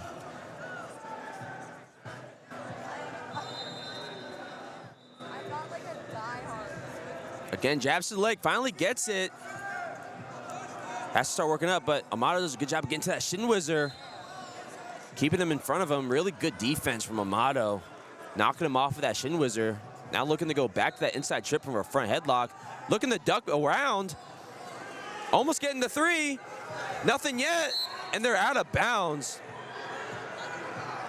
That was slick. Little hip slide action from Amato.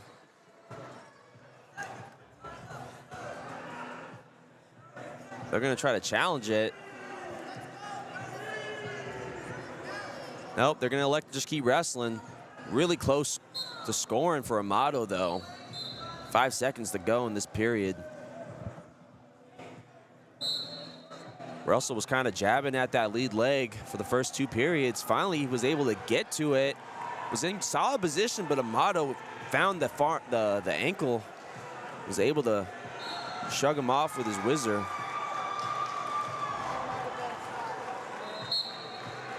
Russell going optional start, gonna cut him. Putting the first point on the board. Getting back to the stutters. Oh, stopping again.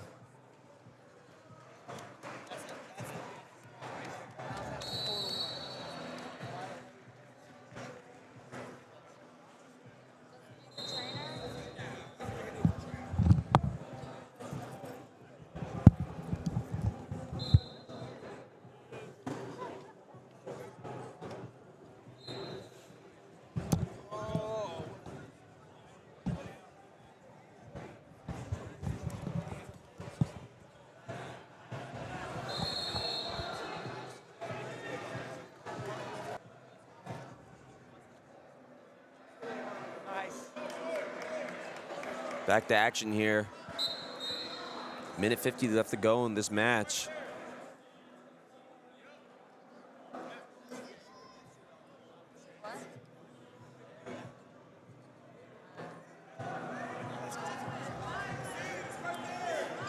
Again, jabbing at that lead leg.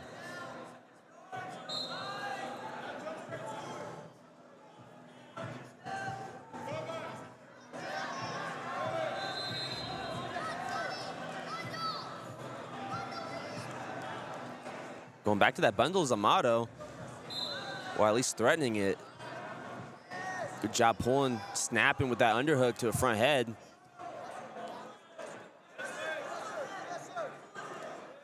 Amato doing a good job defensively using that Russian. Goes opposite side, high crotch. Russell kicks away though.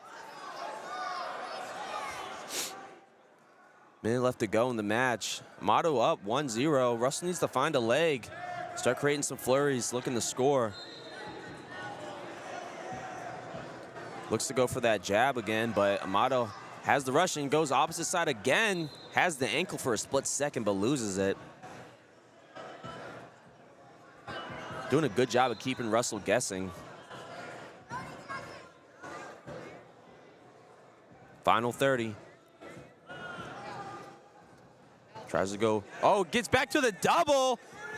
Plants him, trying to hustle to the corner, 18 seconds. Spikes the leg, can he get his head free? And he gets the 3 points with 10 seconds left to go in the match. Dallas Russell icing it. Tries to go knee pull to the left, switches off to a double leg on the right, plants him on his hip and gets the 3 points. Great wrestling from both guys. What a match. Bumping right up to 157. Got Harrison Murdoch, Minion Legends, taking on Christopher Creso for Team Thunder. Minion swinging back to the lead with a 16-13 for the score.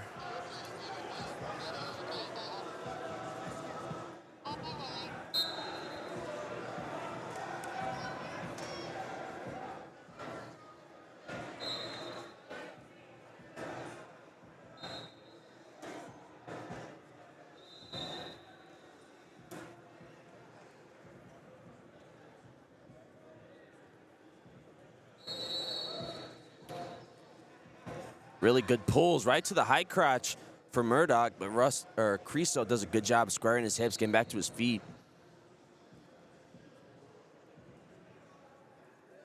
Looking knee pick is Murdoch. Gets to the underhook, trying to get to the corner, but Creso spins around, ends up on the leg. Now working back up the body. Murdoch in slightly better position. If he could just stuff that elbow underneath and start hustling to that corner, possibly look for a drag here.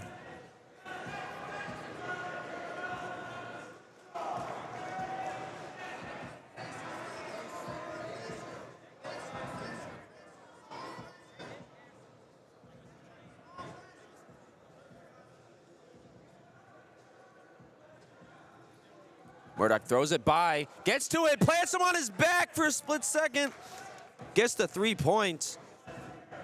Almost lulling him to sleep in the tie-ups for a second.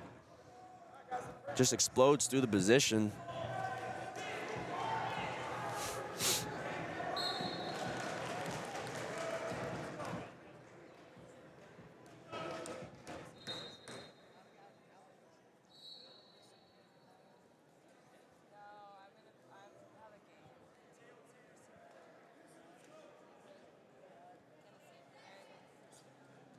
Creso up to his feet, kind of whips him over.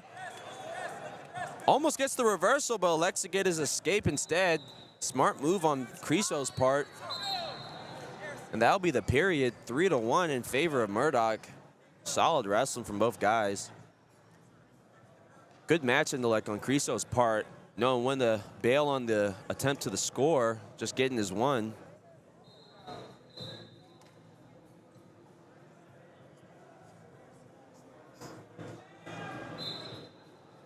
Murdoch's gonna be careful hanging out on top here. He's going to elect to cut him anyway.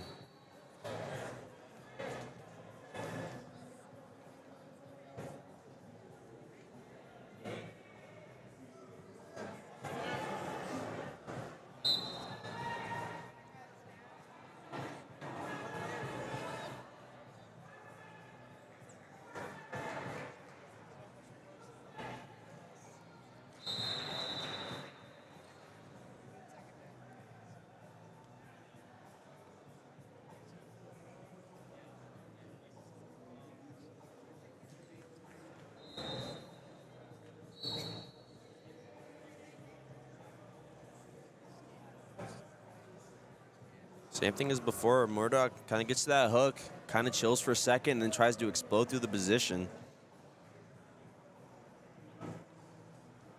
Good snaps, but Creasel almost gets to the high crotch, but Murdoch trying to muscle him over in an under-over position. Now, Creasel looking headlock on the edge, but slips, and they're out of bounds.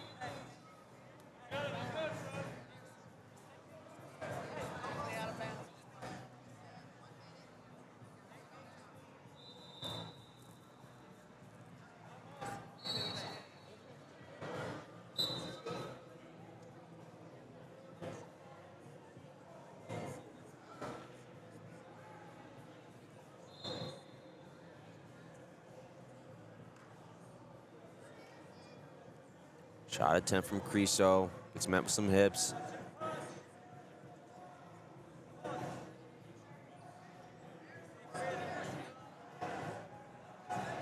Murdoch trying to pull and go, pull and go. He gets the angle, he throws him by. Creasel recovers perfectly though, up to their feet. These guys are just exploding through positions. Creasel looking to go inside trip from the front headlock. They're gonna go back center. Really explosive wrestling from both guys. None really able to convert. Around 20 seconds remaining in this period.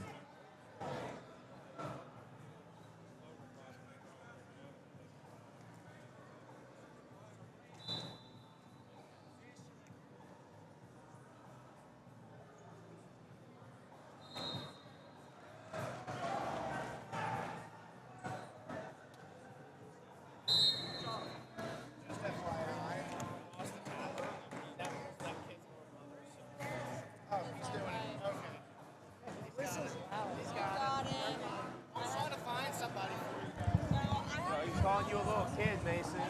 He's like the little kid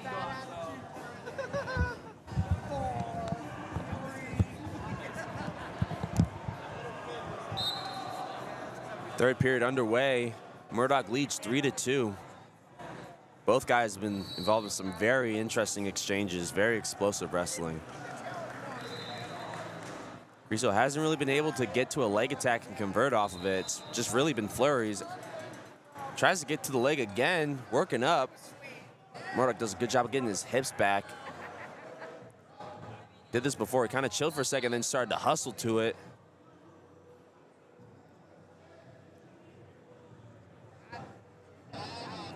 And he does it again, hops around, almost gets to the angle and scores.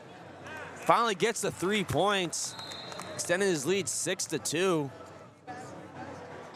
Trying to take him over in a half now.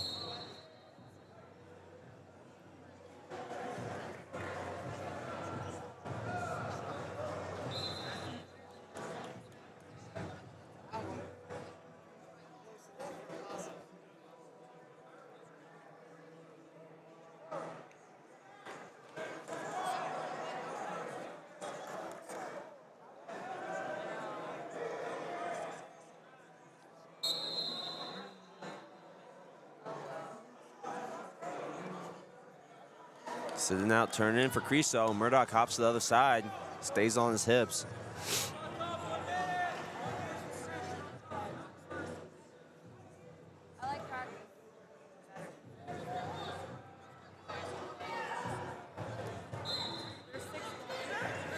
Creasel looking turn, switch, tries to hip over.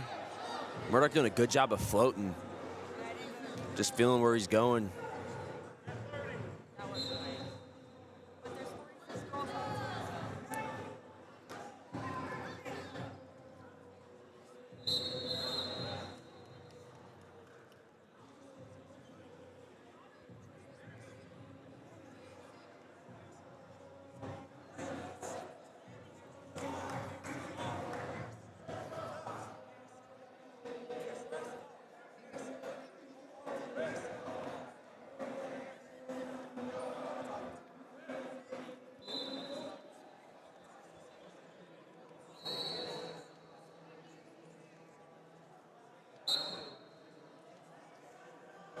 Good sit out, turn in, almost gets to the ankle. 25 seconds remaining. If he can get a takedown here, Creso can be back in this match, force overtime.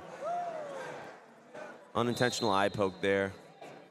These guys are scrapping. We're good.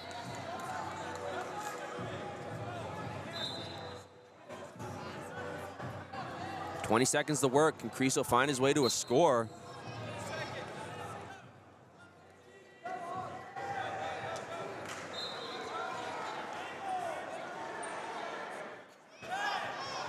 Ten seconds.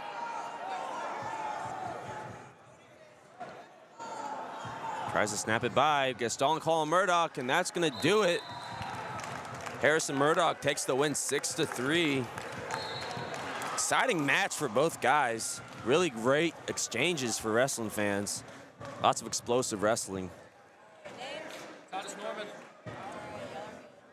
Moving up to 165 pounds, we got Titus Norman from Minion Legends going up against Jake Robbie for Team Thunder.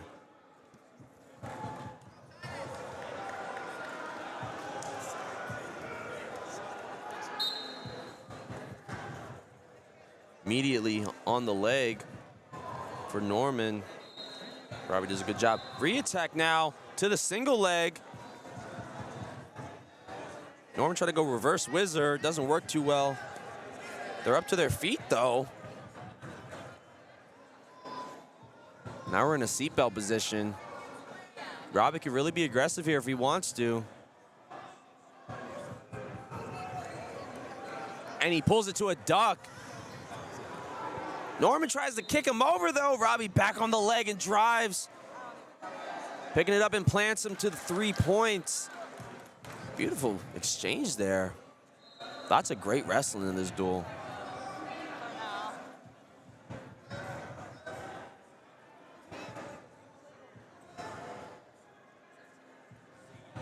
Now looking to go leg ride almost. Trying to get the wrist for a bar. No, he's going to hammerlock. Hammerlock claw potentially. He's got the claw. If he can just get his knee on the opposite side, probably get some points here. Gets him flat.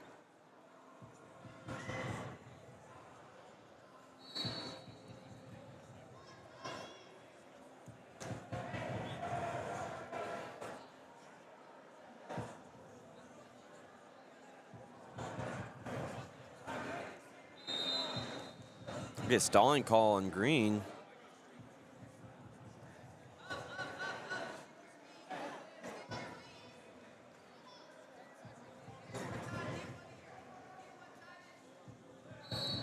Norman up to his feet, but Robbie's got the wrist, trying to take it back. If he can stay in bounds, he might get the turn, and he gets it. Oh, we get a stalling call at the end of the period. A couple seconds left on the clock. Robbie probably would have gotten some swipes.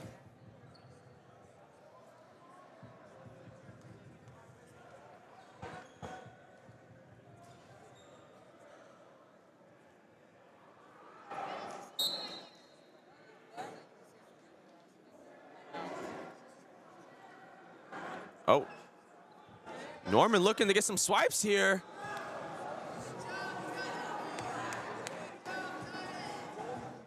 Titus getting 4 points at the start of the second period.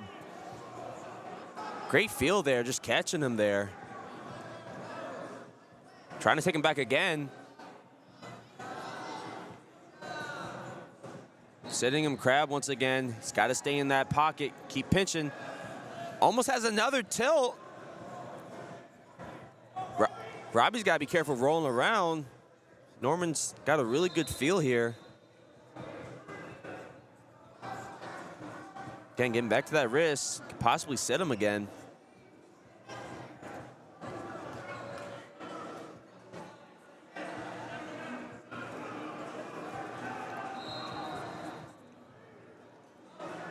Up to their feet. Norman doing a good job staying on that ankle. We're in a wizard position, but Robbie trying to kind of go wizard kick almost. He's got to be careful here. Coming out the back door. Norman's hanging on the ankle, though. And they're going to stalemate it.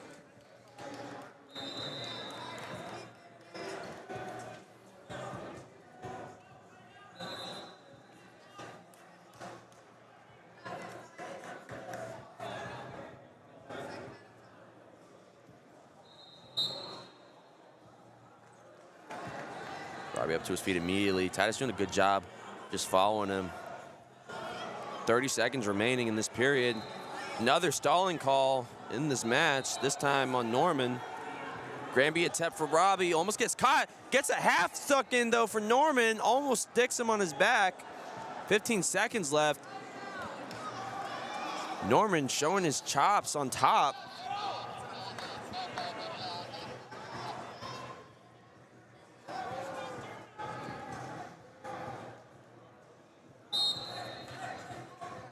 We're notched at 4.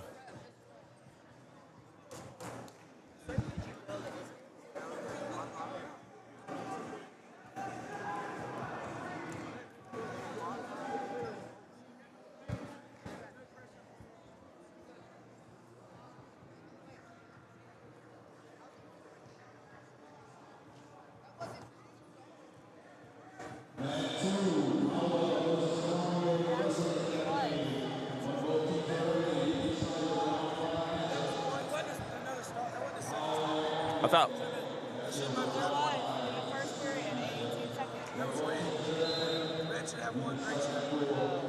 I have one for red and 2 for green. Should just be one. What was Green's choice? Wait, hold on.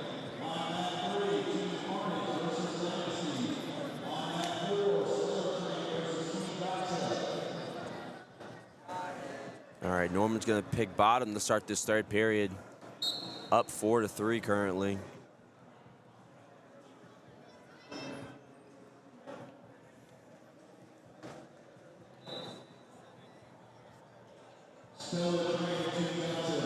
Robbie looking for this bar here. And Norman's got to get an escape. Plenty of time for Robbie to work here on his feet, though.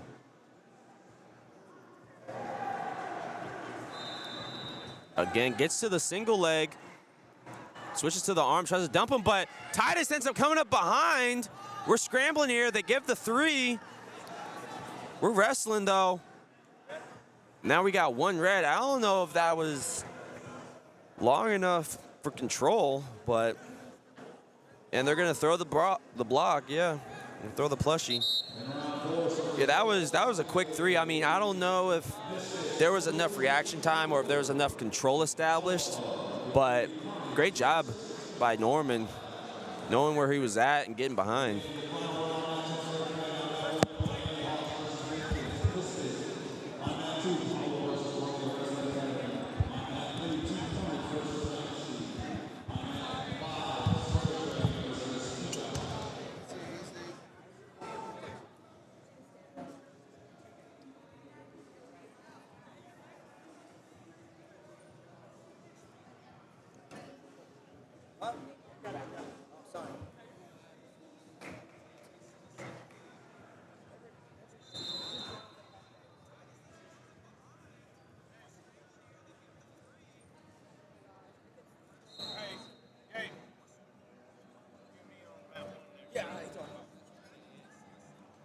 Got it.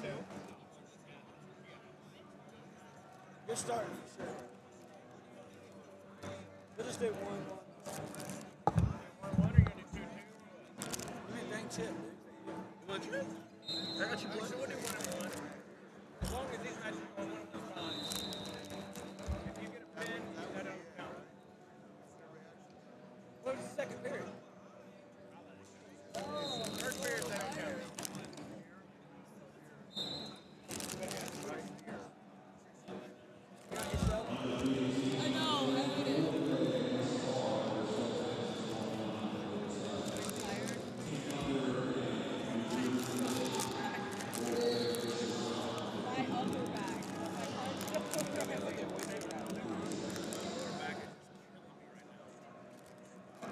I've been sitting here staring at this feel like I've been swimming in chlorine and moving my legs, you know, and like the lights are pulsing.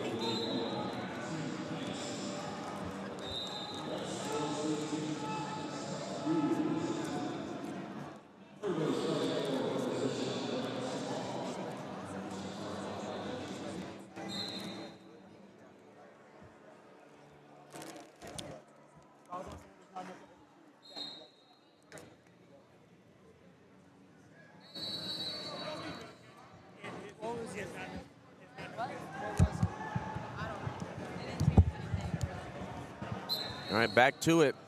Norman leads 8-4. We're on our feet. A minute left to go in the third period. Another shot to that leg. Switching to the arm, too. Robbie does a good job of going knee pull, getting his head on the inside, and finding that arm and kind of dumping to that position. But Norman's been doing a good job making adjustments here on his feet. Again, back to that shot.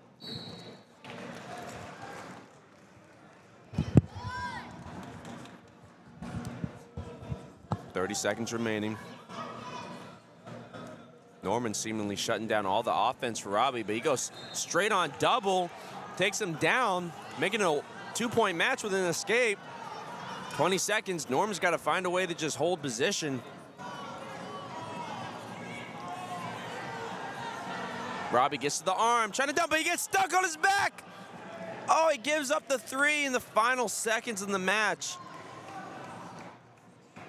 Great effort from Robbie, but Norman ultimately the winner of this match, 12-7.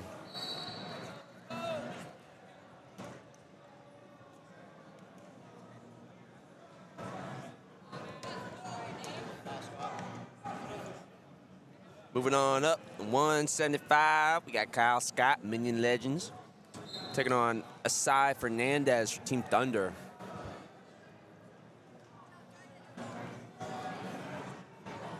Minion Legends starting to run away with his dual meet, leading 22-13. Team Thunder is going to have to rattle off a couple of bonus point wins to have a chance of taking the W here.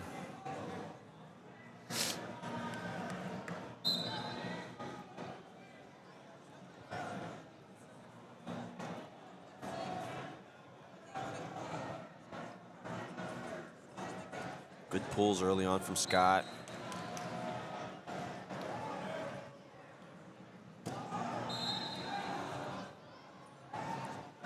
Goes shuck by attempt.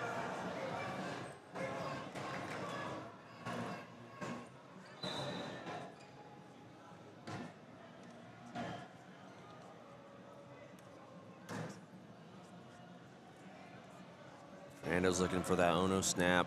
Been seeing that a lot today as well.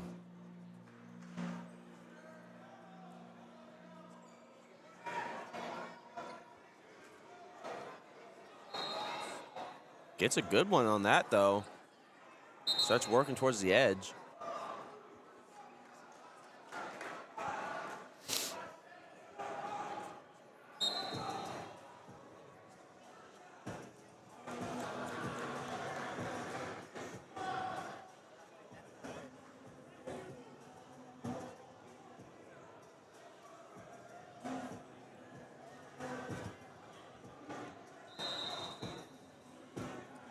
Oh, good slide by from Fernandez, but great recovery from Scott. We're back on our feet.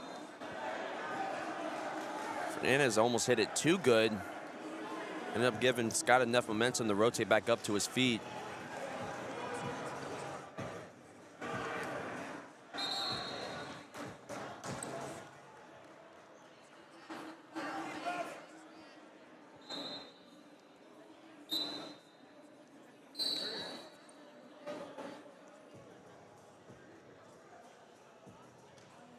Low ankle pick, but gets planted on his back from Scott.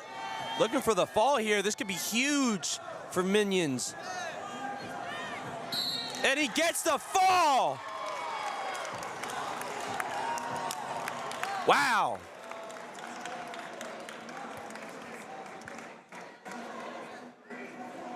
Final 3 matches of this duel. Minion Legends looking to cement the victory here.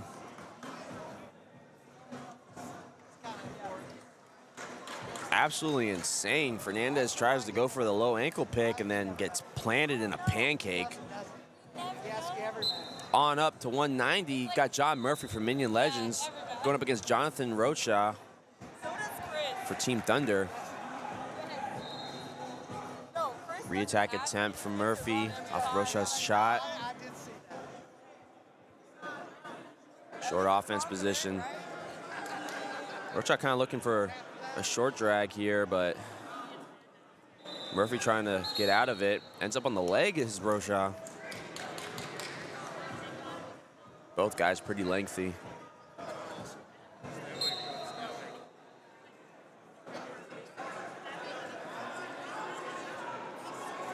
Rocha really hustling to that corner. Head in the hole. Close to getting the three. Could potentially lock up a cradle. But he'll settle for the 3 points. First to score in the match.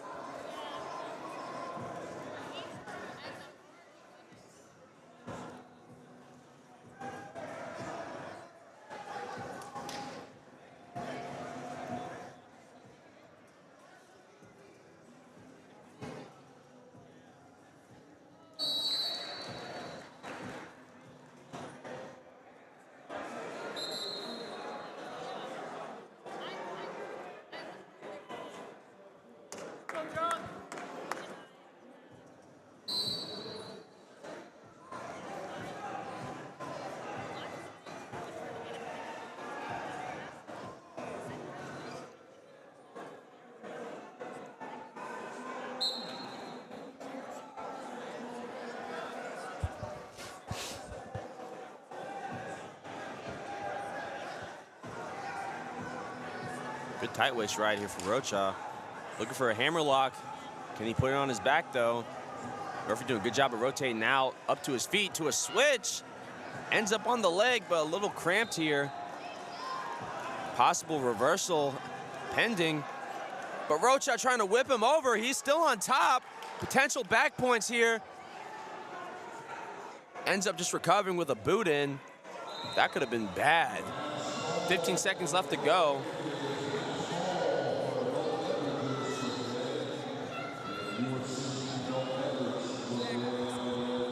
And the first period's gonna end 3-0 in favor of Jonathan Rocha.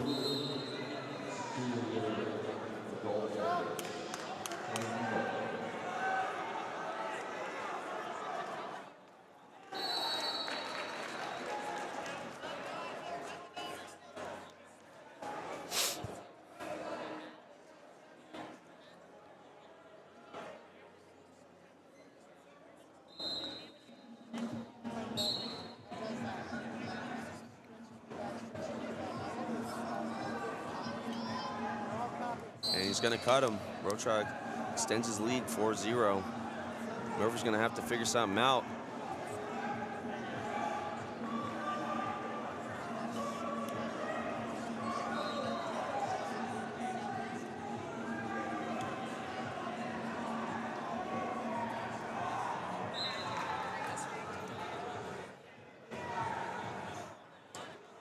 Shot attempt for Rocha, but Murphy tries to whip him over. 50-50 here, but Rocha's on the leg. High crotch position, trying to build up. Likes to go crack down, but Murphy, if he can straighten out this leg, he can pass it. They blow it dead.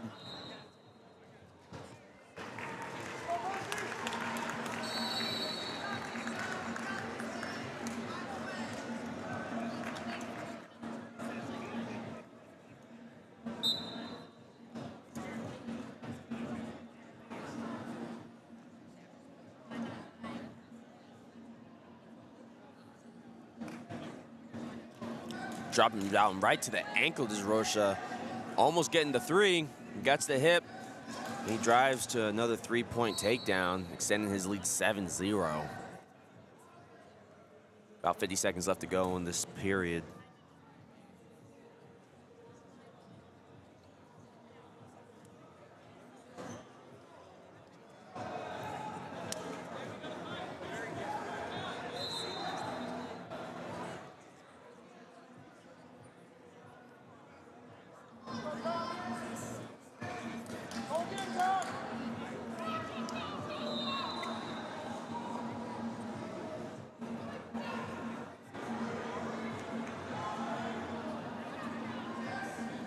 15 seconds to go here. Rocha put on a pretty tough ride on top.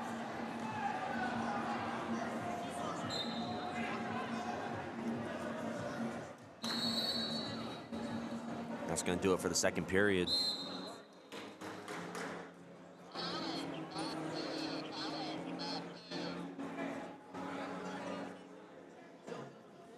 Murphy going to elect to go neutral to start this final period.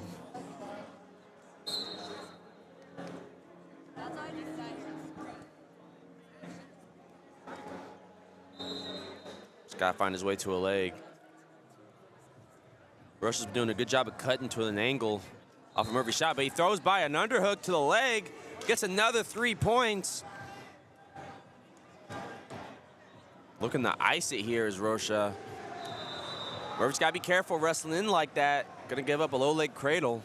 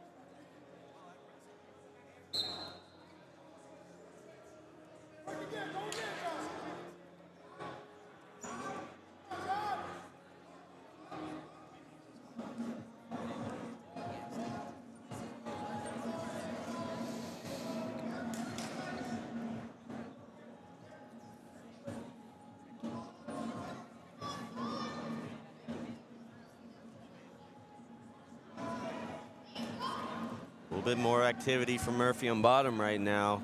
He's up to his feet. Good recovery for Rocha, dropping down to the Navy.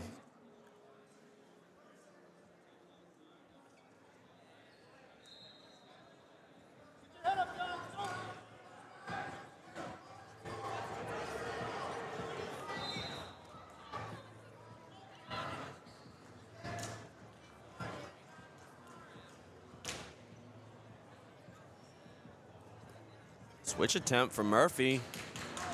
Doesn't do anything for him. Jonathan Rocha is going to take this win 10-0. Very good display from Rocha.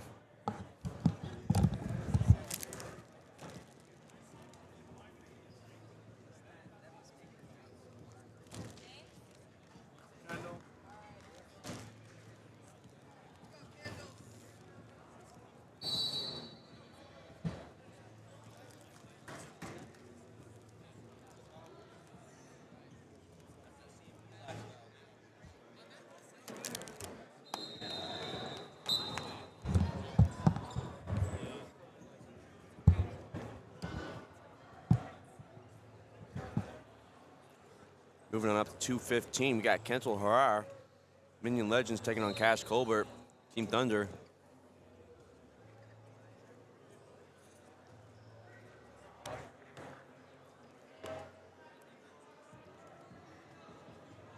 Good pulls by Kendall, looking to go to the corner here.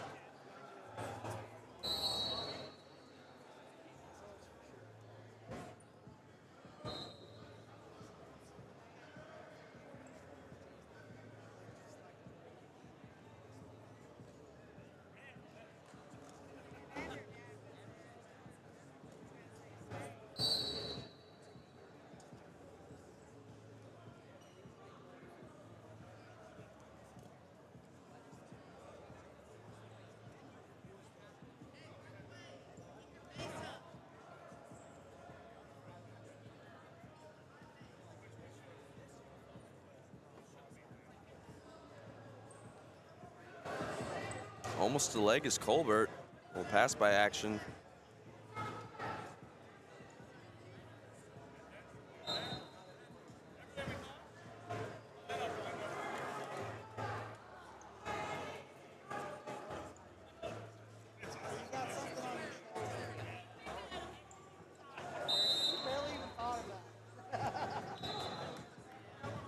First period's going to end 0-0.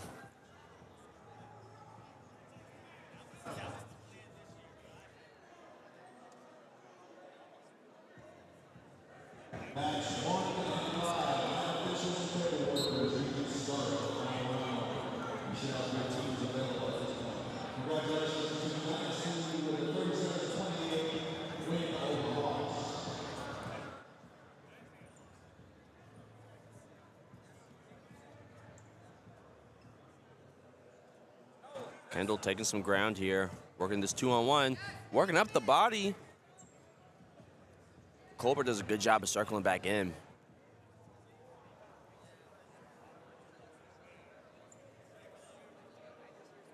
Both guys wrist fighting right now.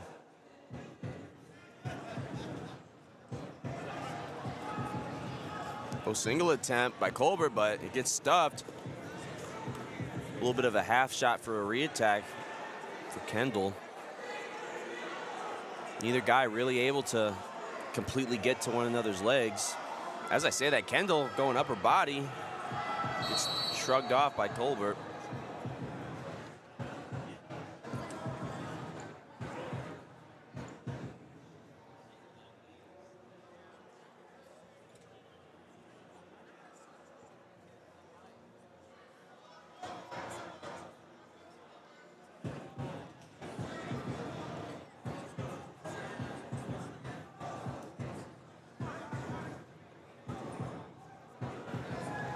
Shot attempt. Colbert gets the legs. Barzagar finish.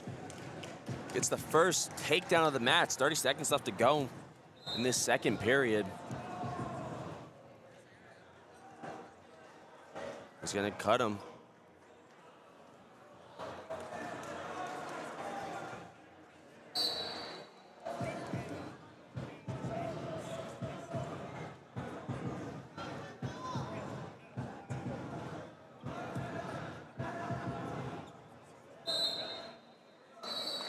We're going to go into the final period.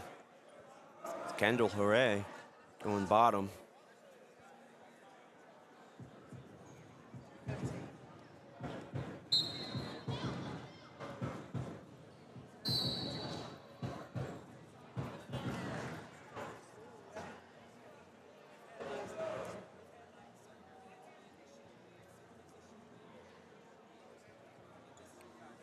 And he's going to kick him loose.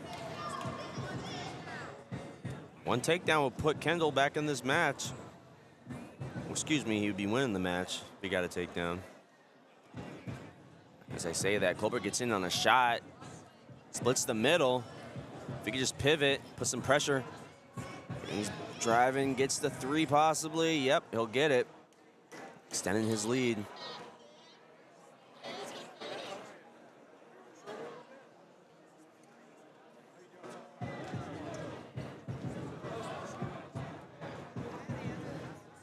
I believe Minions has clutched up the dual meet score. They'd have to get 2 pins back to back in these last 2 weights. So, got a minute to see.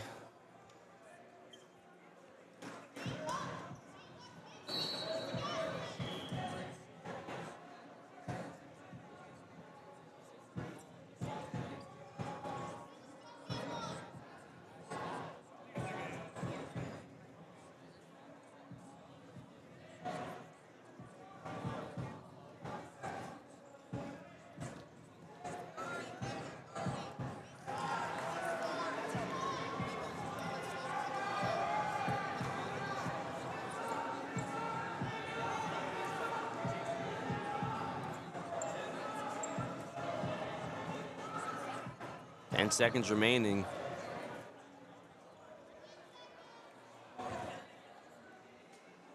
We're gonna get a stalling call on Colbert in the last few seconds of the match. Gets to the leg, but too late for another takedown. Cash Colbert's gonna take this win 7-3.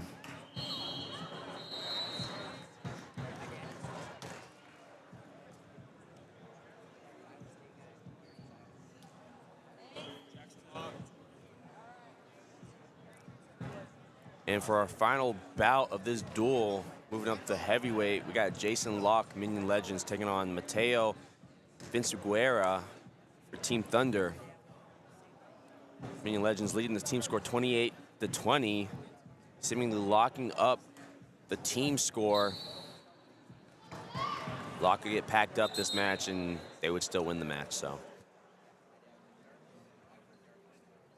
A little eye poke to start.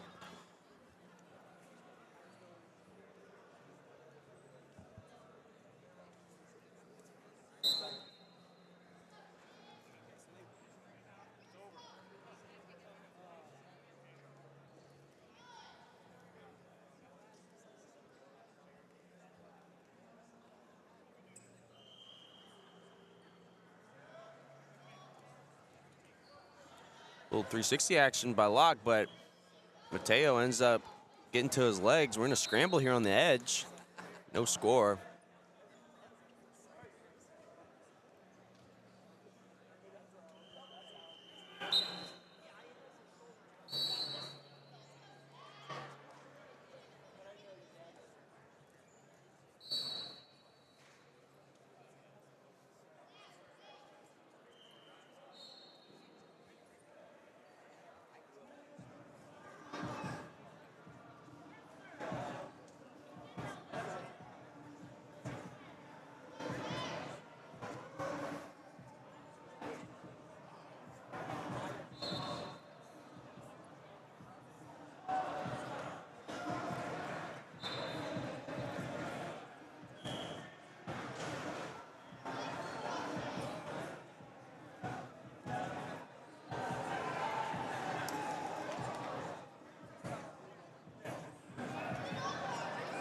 Some upper body stuff here. Locke trying to take some ground. Gotta be careful. Mateo's trying to lock those fingers. Trying to throw it by, near side leg attack. We're both working on the edge. All the lightweights scramming over at Team Thunder's bench. Oh yeah, I would have been terrified too. 20 seconds left to go in this first period.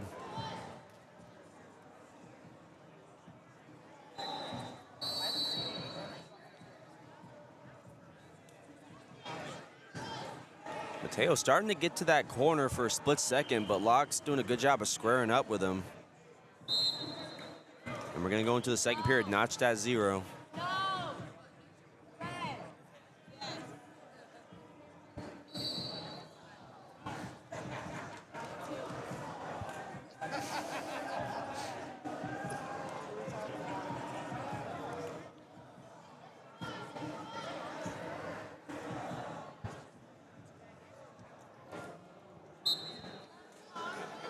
Locke starting on top. Mateo gets him in the Peterson. Oh, Lord. Heavyweight Peterson. You love to see it. Ends up getting the reversal. No swipes. Working on a head lever now. That was beautiful.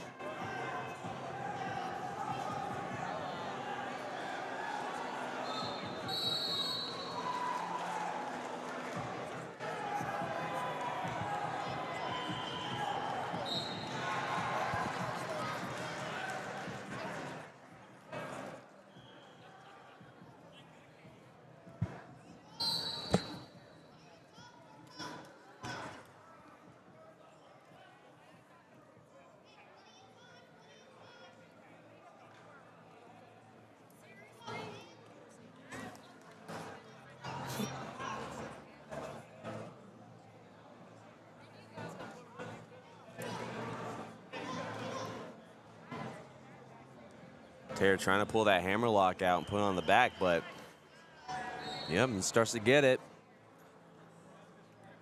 Locke's got to be careful here. He can't just hang out on his stomach.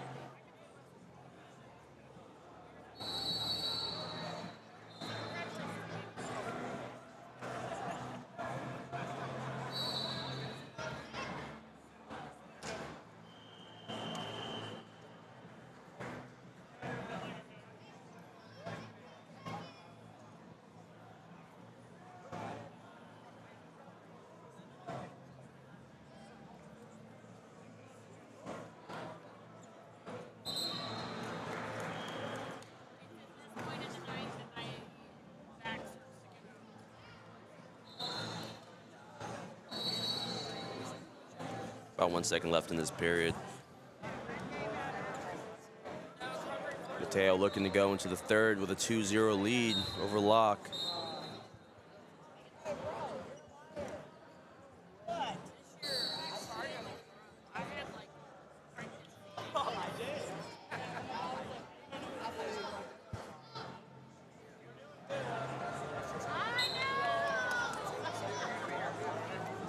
Locke gonna choose to go neutral.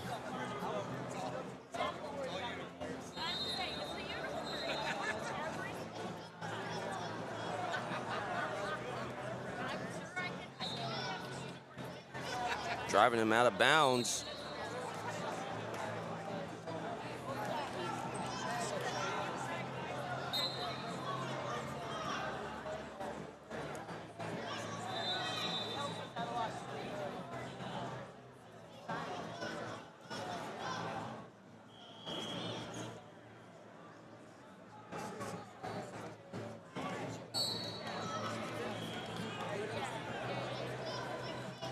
Locke's gonna have to look to try to find a score here.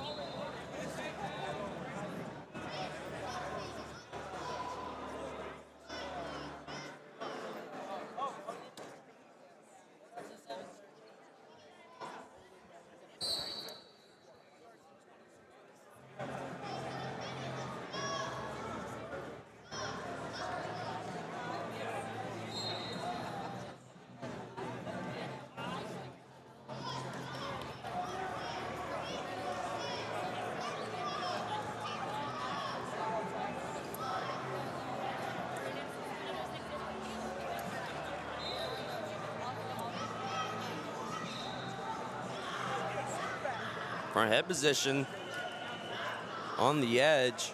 30 seconds left to go in this match. We got a stalling call on Mateo.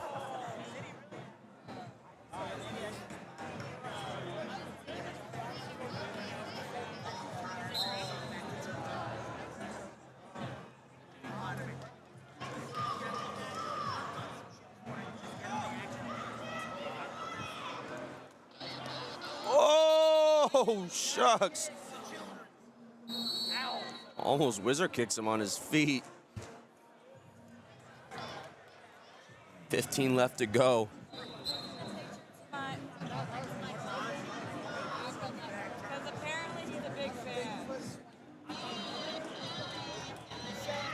Got 1 point stalling. Award the lock, but it's not enough. 3 seconds and Mateo Vinsguerra is going to take the win, 2-1, but Minion Legends is going to take the dual meet win. Great duel.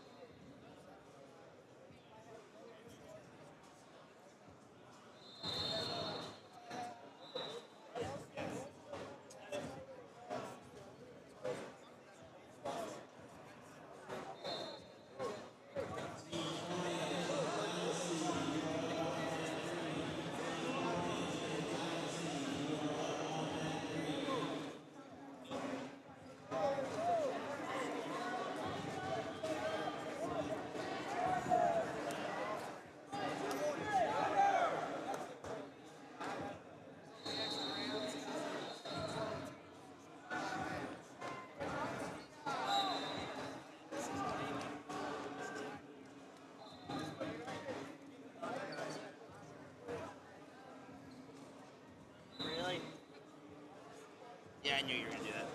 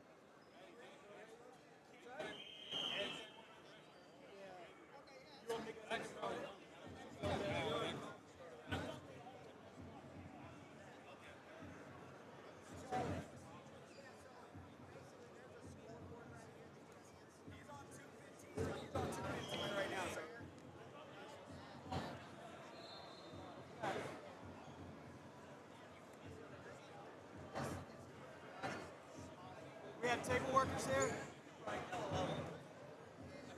What? We have table workers? You have a commentator? I think you're on every one of my mats so far. Yeah, basically.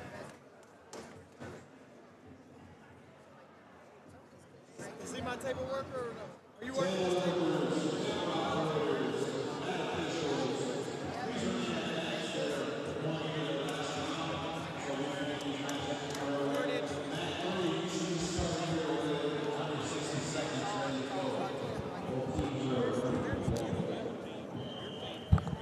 Just for the sake of the headset, switch seats with me. Instead of I jump or pull.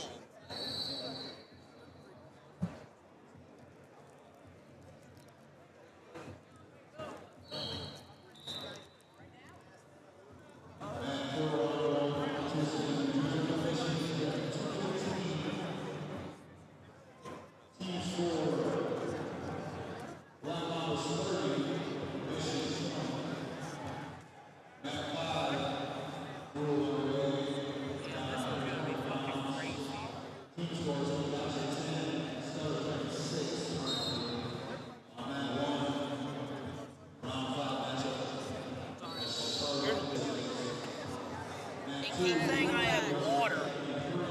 Alright, hold on. Give me a second. Wait, come back. Tomorrow Wait, Smith? This isn't even the right thing. Yeah. Tomorrow I need to work a duel with little Gerard. I ain't fucking seen her since I was in high school. Test, test, test. Ooh, that is low, low. Test, test. Test. I guess that'll do. We are underway for round 5, and in my opinion, this might be duel of pool play. This is Dynasty in the black and red, and this is Carnage in the black and blue-ish. We'll go with that. For Dynasty, you got Hogan Rice. He's been tough all day. Now, for Carnage, Super 32 middle school finalist, Fargo finalist, Carter Smith. He's ranked number 23 in the country. Kid is a hammer. So, and the situation going into this is Dynasty is undefeated. Carnage, or they are the only undefeated team in Pool B as Dynasty. Carnage is 2-1 on the afternoon.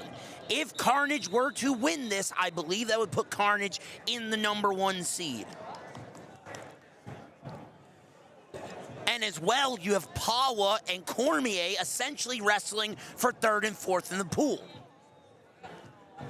And while we get a little blood time, I'll also kind of talk about the nonsense that is Pool A. Pool A, you have Thunder, who is 3-1. You have Commission, who is 3-1. You have Mambas, who is 3-1. And you have Minion Legends, who are 2-2. Minion Legends will be the 4 seed in this. So the winner of this duel right now will wrestle Minion Legends tomorrow morning in the quarterfinals.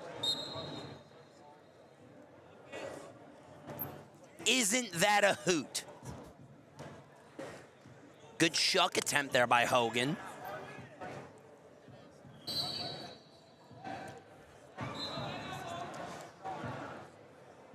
We are starting at 100 pounds, as every duel has this weekend so far, and will continue to. And that's a takedown and the opening of the scoring by Carter Smith there. He'll go up 3-0. For anyone tuning in elsewhere, on mat 1, you have the Miami Hawks and Misfits. Pawa and Cormier are battling for 3rd place in the pool on mat 2. On mat 5, you have Stellar and Gotcha. And on mat 4, you have Mambas and the New Jersey Commission.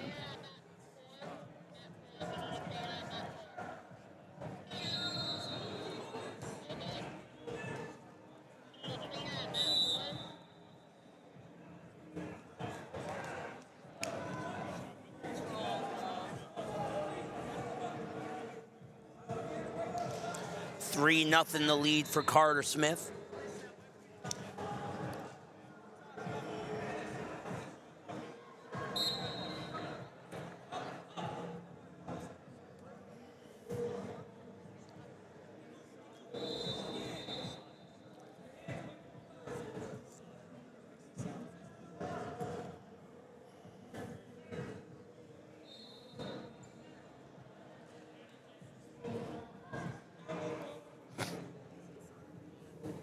Getting to the closing stages of this first period.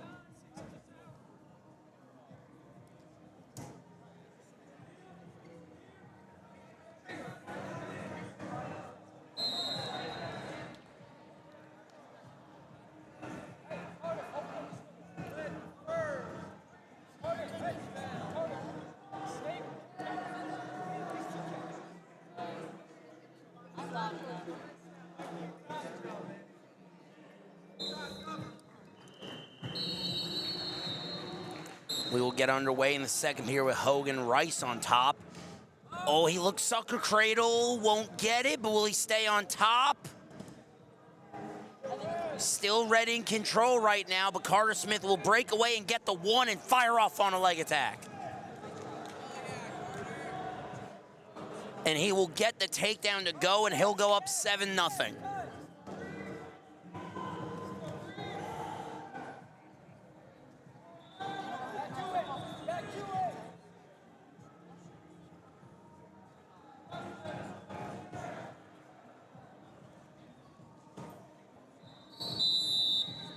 We'll get a fresh start out of bounds.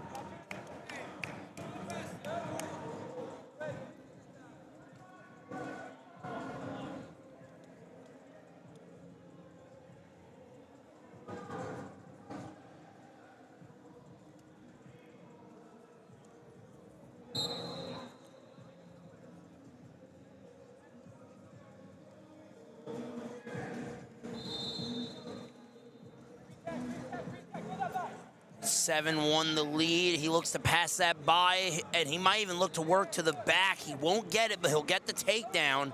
10 won the lead. And this is the thing about Carnage, and we see this every year with them.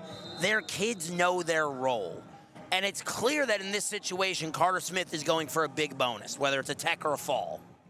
They know that they all, beautiful boot scoop for the takedown. 13-2.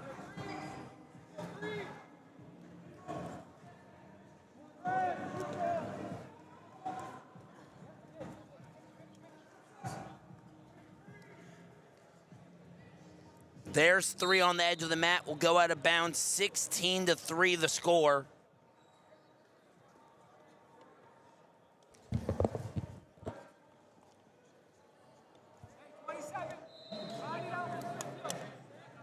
I don't like that these headphones cancel as much noise. I can't really hear anything.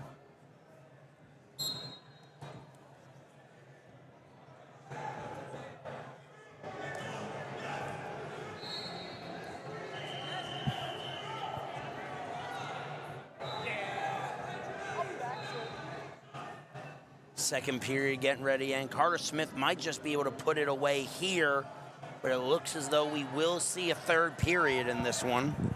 For those who don't know, my name is Lucas Da Silva. I will be doing commentary for this final duel on mat 3 of the evening.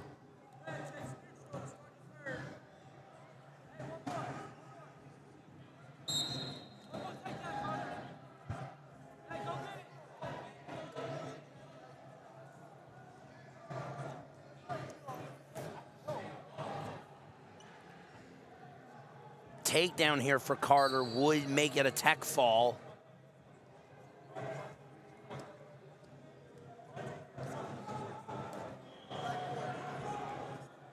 No takedown yet. We're on the edge.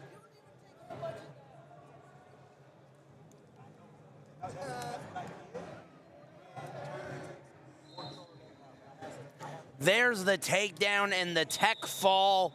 19-3. Carnage draws first blood, and they will go up 5-0.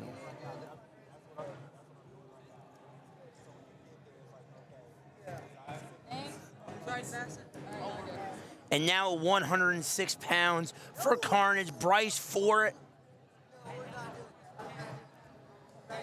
4A, I believe. If I'm wrong, please do pardon me. He's a Super 32 middle school champ. I saw him already today. Dude is a hammer. Dude's really can get to a lot of offense, and he goes up against the number 3 ranked 106 pounder in the country, Keegan Basset.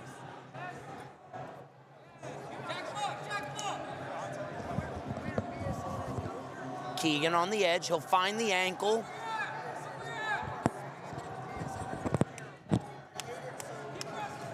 No score yet, but these guys are rolling through this position right now.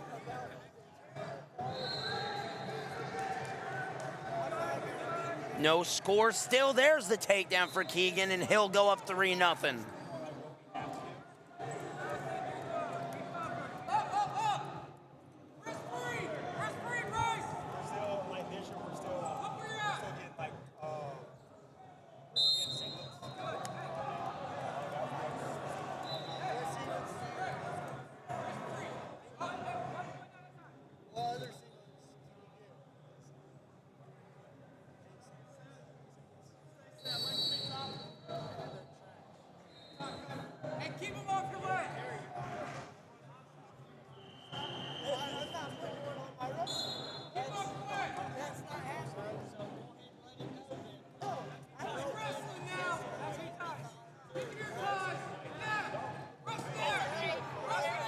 No score yet here.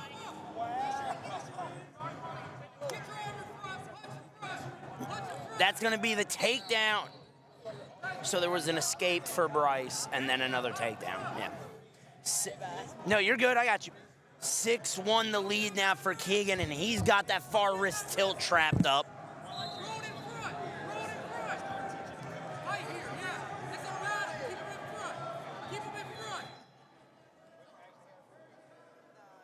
Jack, the queen, the king, and the ace. He'll get the 4 and go up 10-1, and now he's looking for another set. There's 4 more for it. It's going to be 14-1 the lead.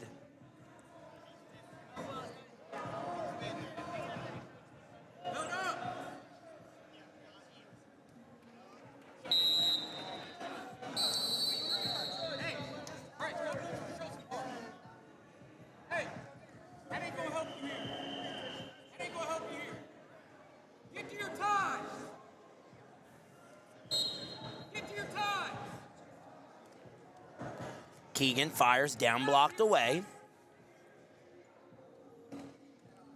And he'll re-attack, double through it. 4A's able to get his 1 foot back down and away. Keegan's still driving. There's the takedown. 17-1 tech fall. And excuse me, Dynasty, I about to say Carnage. Dynasty will draw level at 5.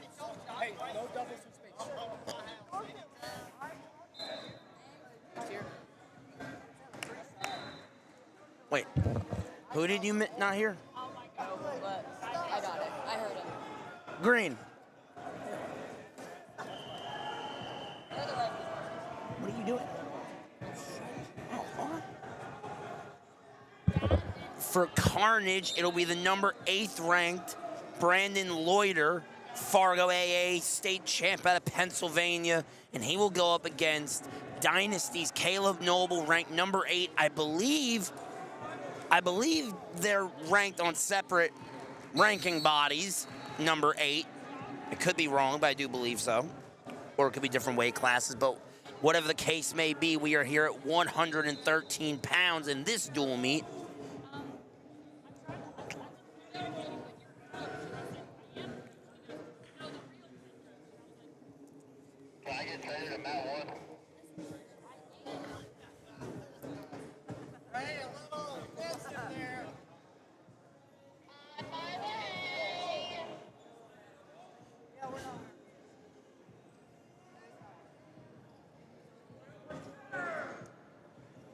Caleb on the edge here. Loiter's using that underhook really well to control this tie, and he slides all the way underneath it.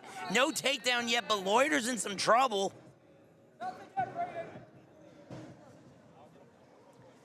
Noble hooked that leg, and he gets the takedown.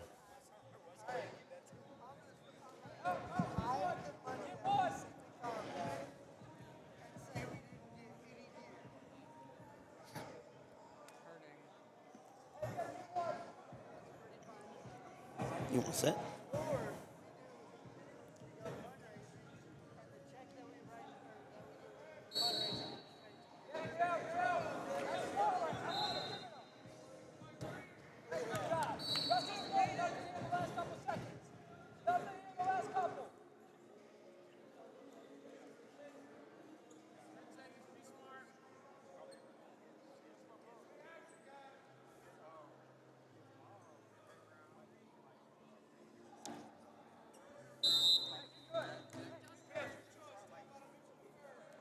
3-1 the lead for Caleb Noble.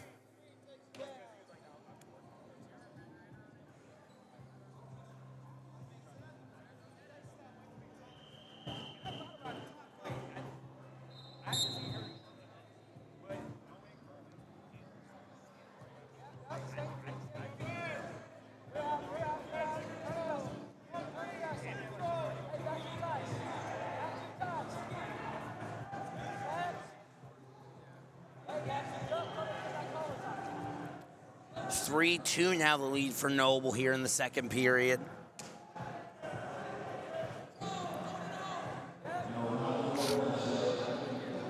In on the singles Loiter, but a deep whizzer by Noble. He kind of for a moment looked to pick the ankle. He does it again. This time he'll get it. No takedown yet, but he gets it for his own offense. Now he gets the takedown. 6-2 the lead for Caleb Noble.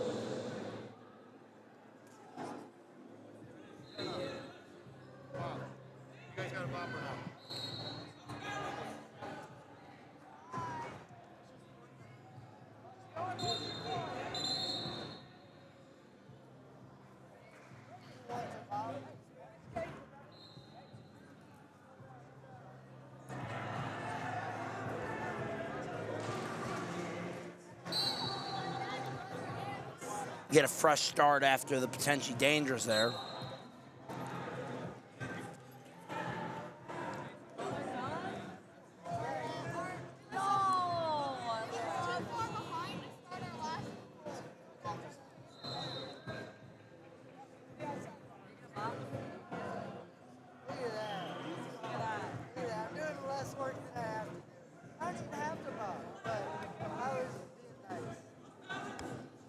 I was about to say, Noble doing a great job of staying in control with that cross body ride, and now he's looking banana split.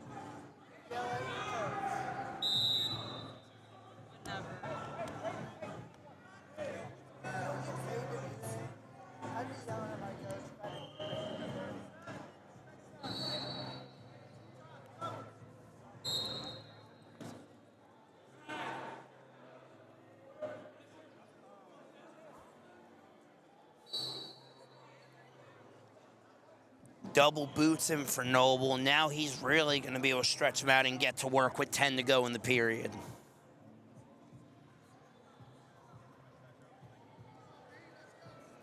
Oh, that's a mean power. Oh, it was a mean power if a Loiter able to kind of work it back down and away.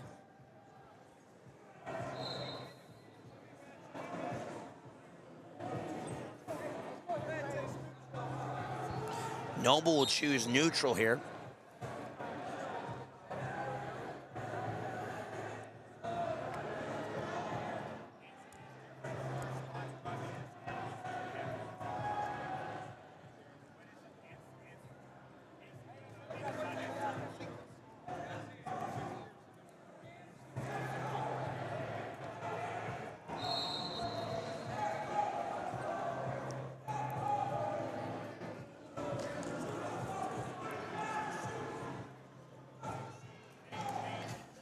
Goes super duck, doesn't get it. He flashed an inside trip for a moment. It looked like that's where he was going. Now, Loiter went to go for one of his own. Now we're kind of in this weird underhook position, but on the knees.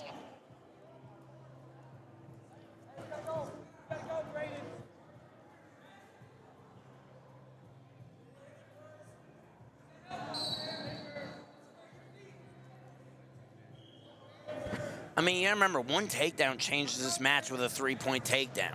Makes it, if Loiter were to get one, it'd make it 6-5.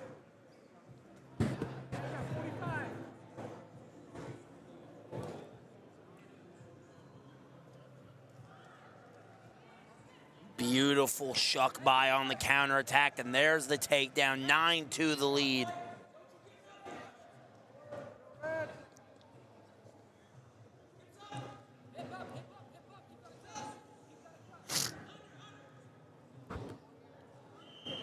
Noble has this claw here with 20 or so to go.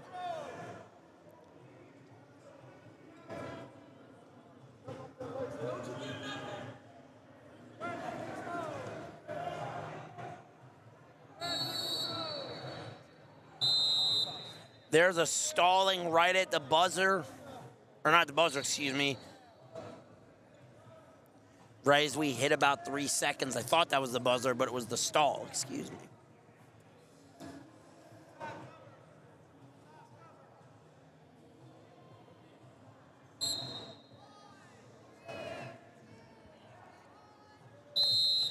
And that'll be the match. 9-2 the win for Caleb Noble, and Dynasty will go up 3.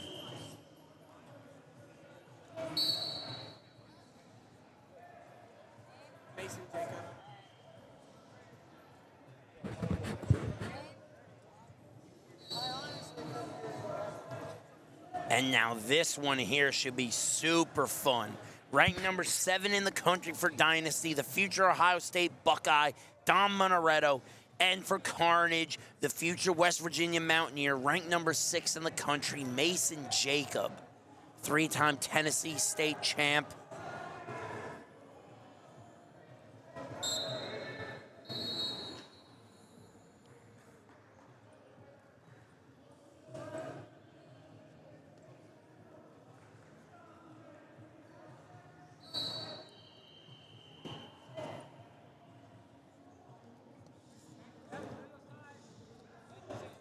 Both these guys, you know, Monaretto in his own right, lots of international experience. Mason Jacob, Fargo All-American.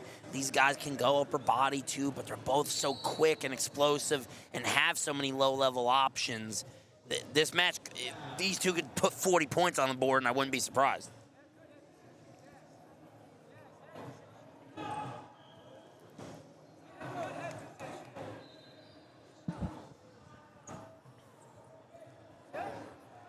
Jacob fires in on a low single.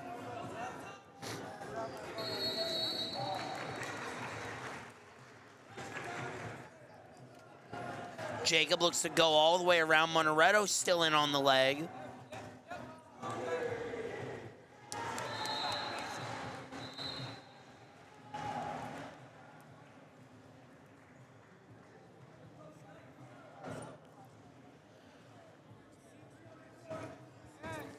Another low single there by Jacob. Monaretto able to defend it away.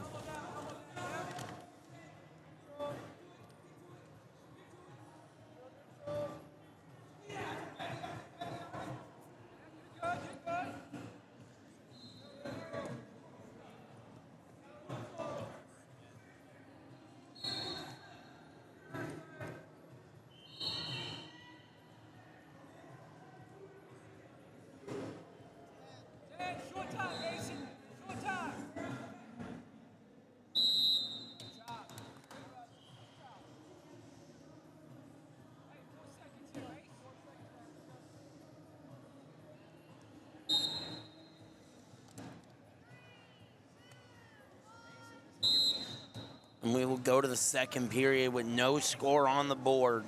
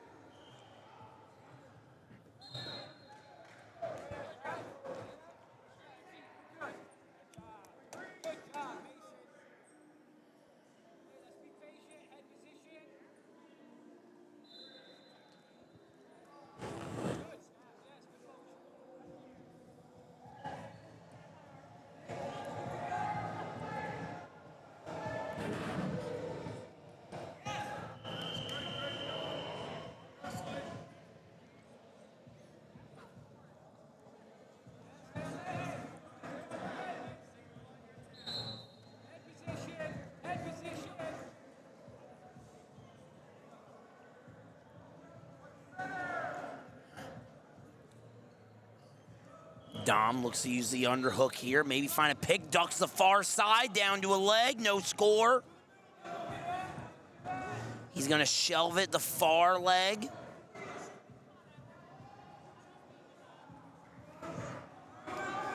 Monaretto looks to get a boot in. No score yet. There's the takedown, and he'll take a 3-1 lead.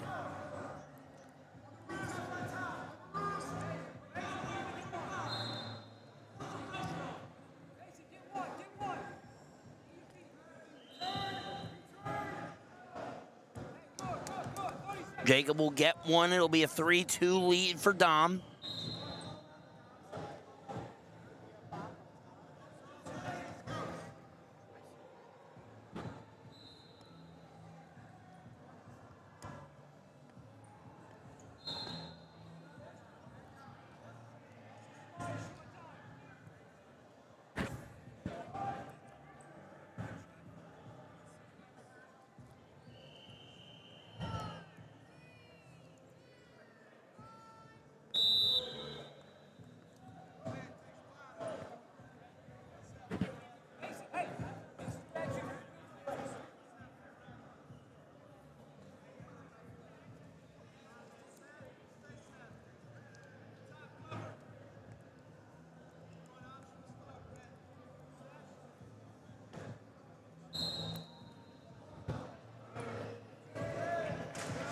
He'll let him go optional for one. 4-2 the lead now for Monaretto.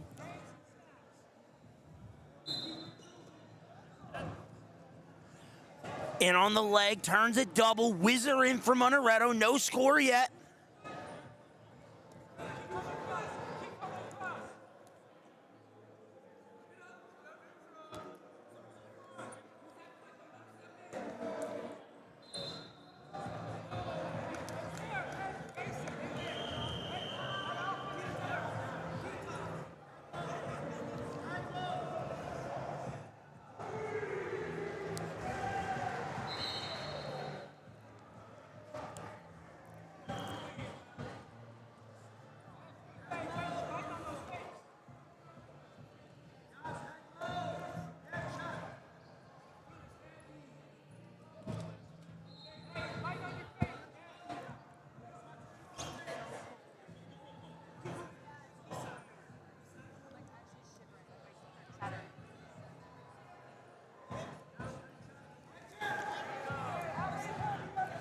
Jacob fires one. Monaretto looks to counter.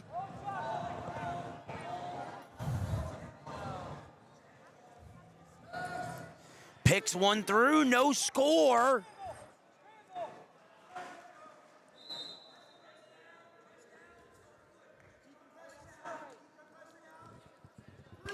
There's the takedown from Monaretto. He'll go up 7-2.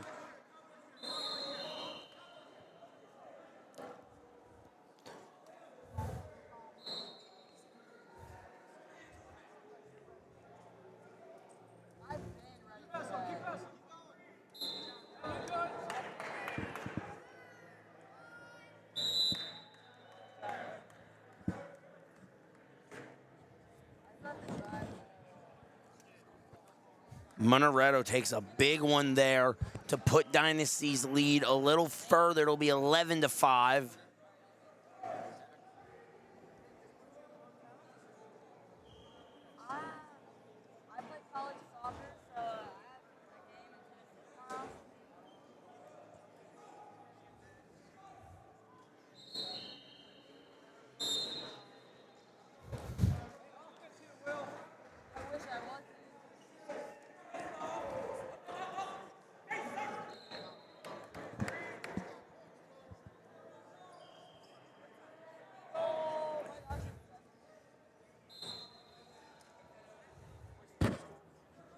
Dieter gets the early takedown here in this one, 126 pounds. Dieter, a future Northwestern commit. He's ranked number 10 in the country, up at 132. He's down at 126 on the weekend.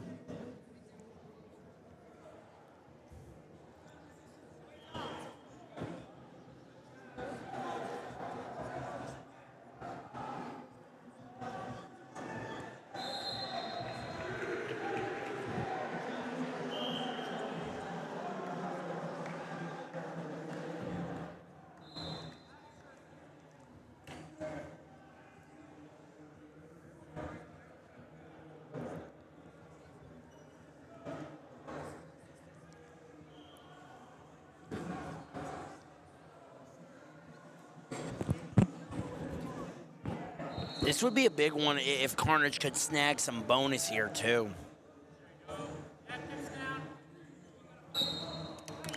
And right as I said that, Dieter gets the fall. And Carnage will take a 12-11 lead.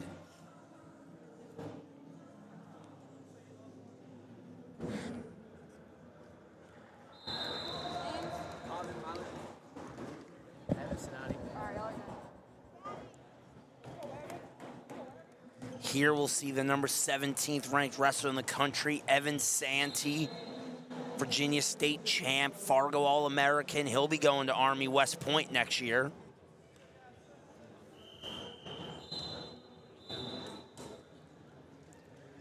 And you'll see him against Kevin Myart, who I just watched in this previous round have a really good scrap with CJ Huerta.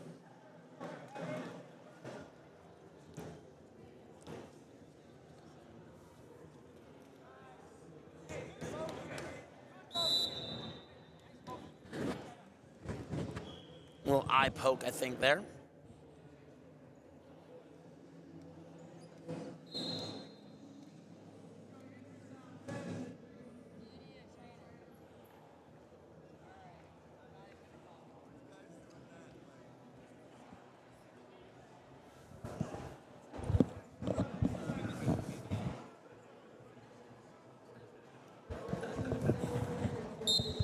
We'll get back underway after they remove the eyelash, I suppose, that was in his eye.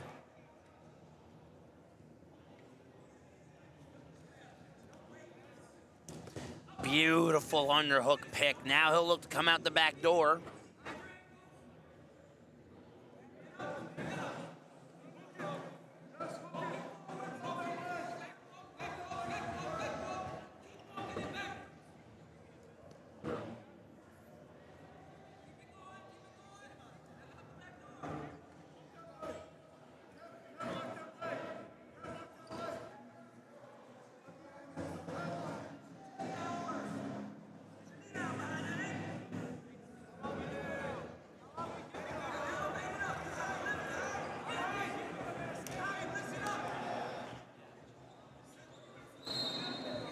Santee's doing a great job of keeping his hips to the mat, which is making any attempt Myart has essentially impossible. But Myart now looking to roll him over here, go put him right to his back.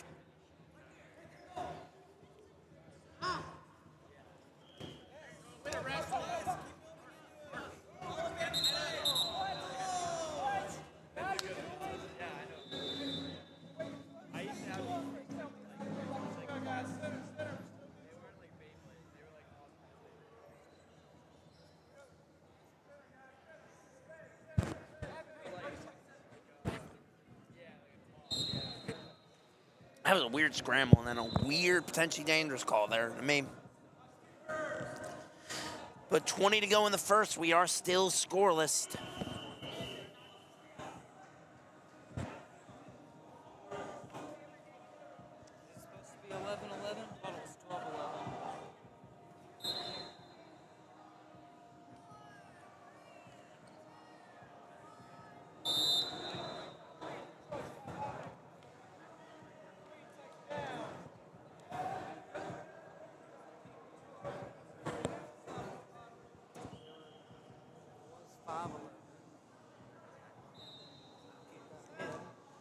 remind me when this match ends, I'll look at the team score.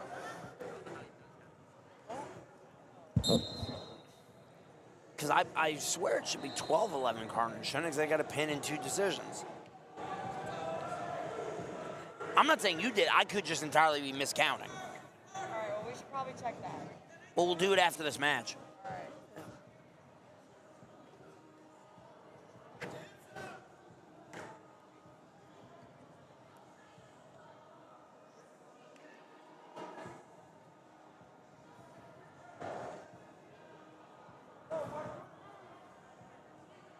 No, 11-11.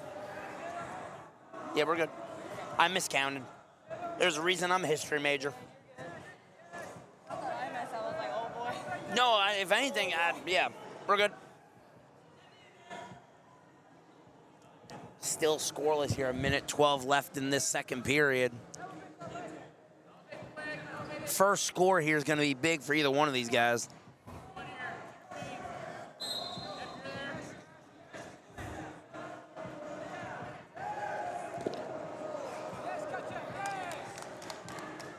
Big return, but on the return, he lost the control, and there's the reversal for Santee, and he'll take first. He'll score first, and it looks like he might have hit his head on the mat there a little bit, so we're going to get a minute for Kevin Myart.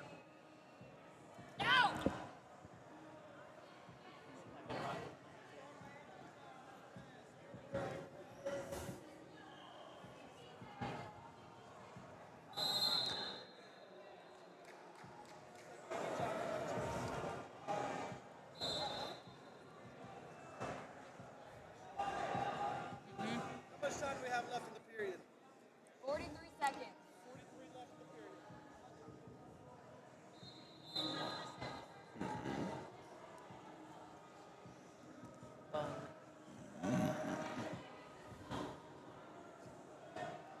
144, we are scheduled to see a number 1 versus a number 3.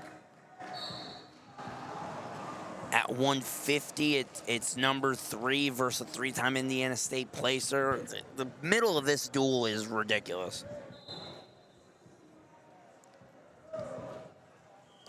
But next, we are scheduled to see Caden Baum take on Nate Braun.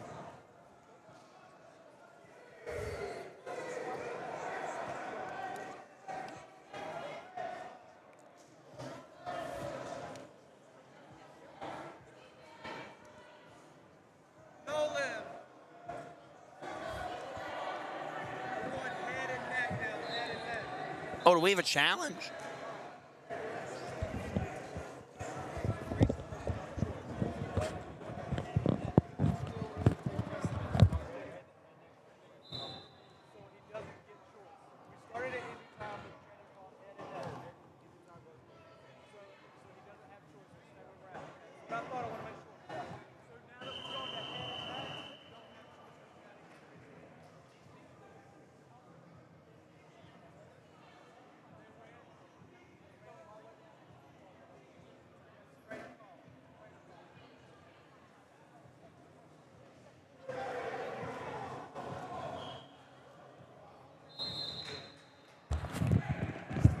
How far of a walk is it to the hotel?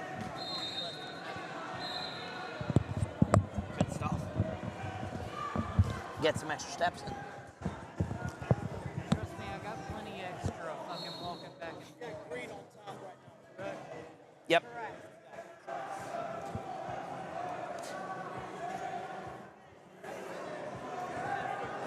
Sorry.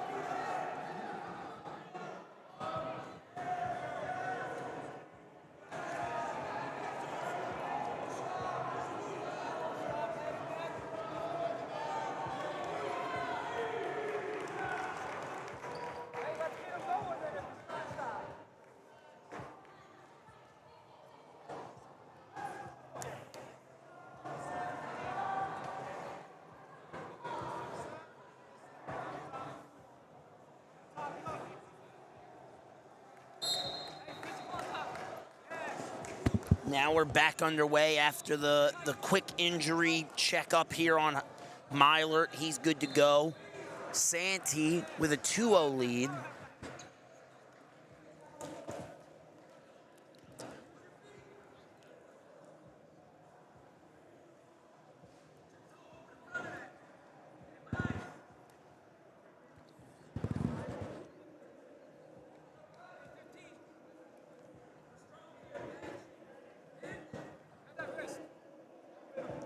Oh, Myart looking for a roll through here of some sort. He had the foot all the way through the gap. We will end the second period 2-0 the lead for Evan Santee.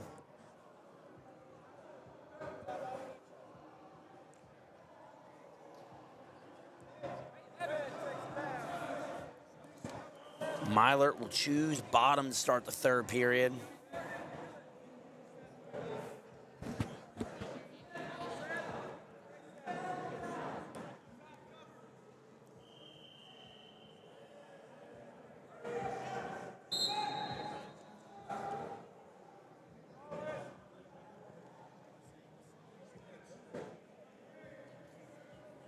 Myart gets away. It'll be a 2-1 lead now with basically the vast majority of the third period to scrap.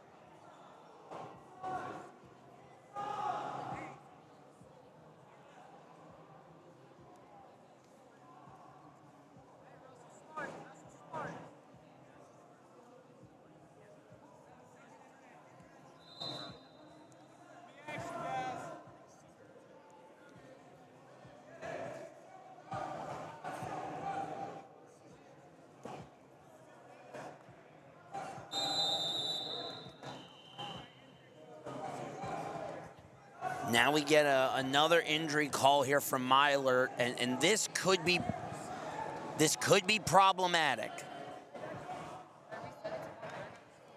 I was about to ask that. He got his injury time back on the head and neck. Bree will have choice when we come back. Yeah, it's fine.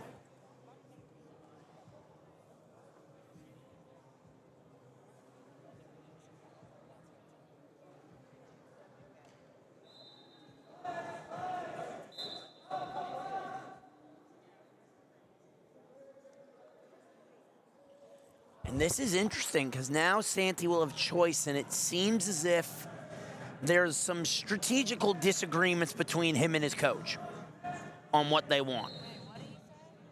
So because it's second injury time, they will have choice. No, I knew that, but I think he just said the choice, but I didn't know what he said. I think he said bottom, but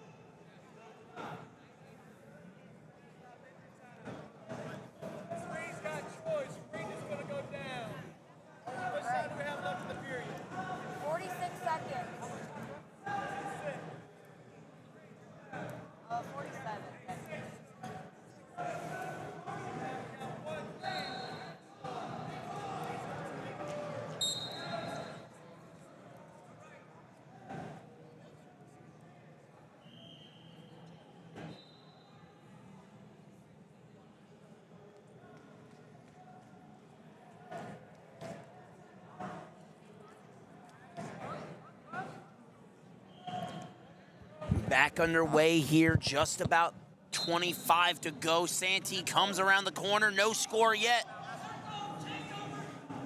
Gotta watch for a Merkel here. Merkel would be a takedown for Santee, but Myart's trying to tilt him all the way through, not there. Myart might get caught on his back if he's not careful. Santee will get the takedown to go up 6-1, and that will be the end of it. And that will put Carnage up 14-11.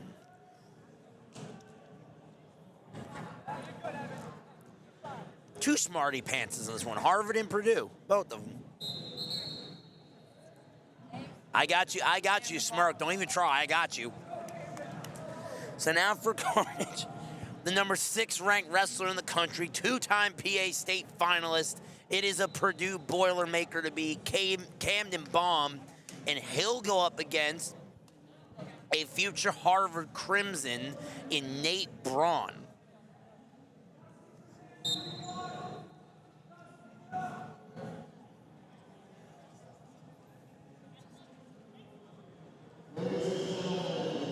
So far on the day, Baum is undefeated. Two of his wins by bonus point, and a 2-1 win over Solis from Miami Hawks. And then Braun, his win of the evening is against Blake Boyer. Both these guys can bang, so there should be fireworks in this one.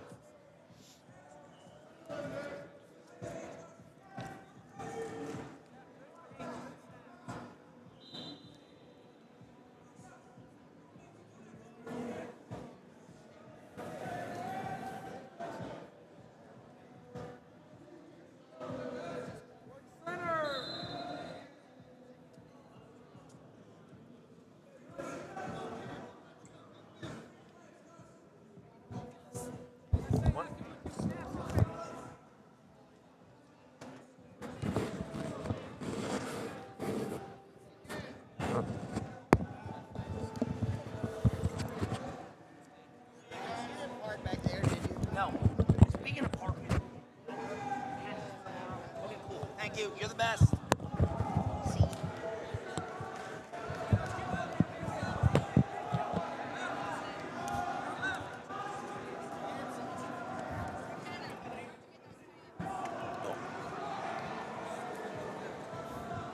Bit of a feeling out process so far in this one. Couple of fakes or pass-by attempts, but nothing too major to this point in terms of offensive action, where, as I said, that Baum fires one off.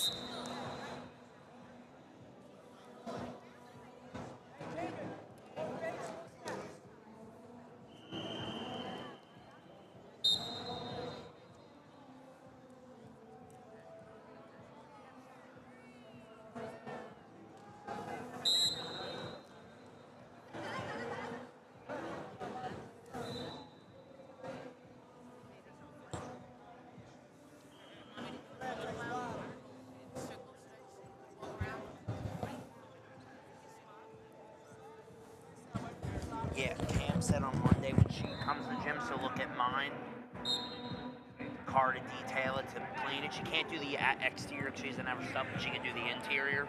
And then she said she'd probably do yours too. And she said she's cheap, so we'll figure out a good price for both. 1-0 the lead now for Braun as Baum fires one away and we go out of bounds.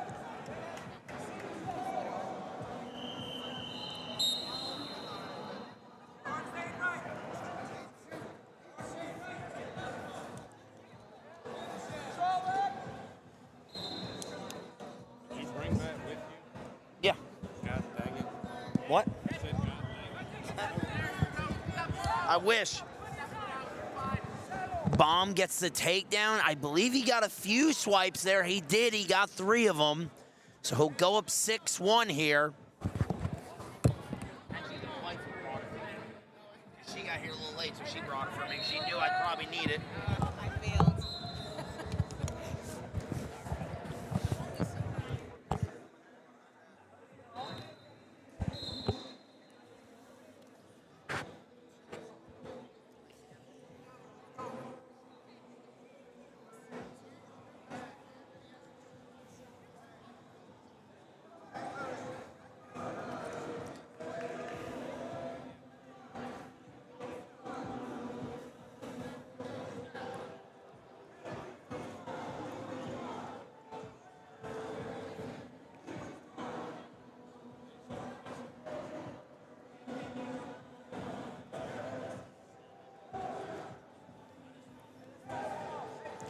20 and change here in this second period. 138 pounds. And then this next match, 1 versus 3 at 144 pounds. This one looks ready to be a barn burner.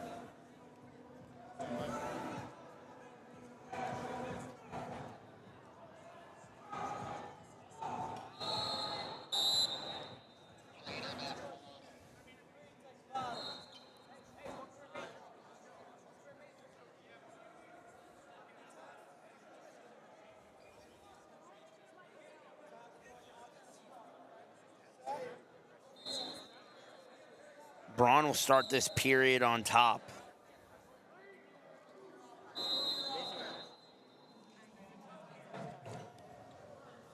Bomb gets away 7-2, so this is another situation. Maybe Carnage picks up some bonus here. They get a takedown.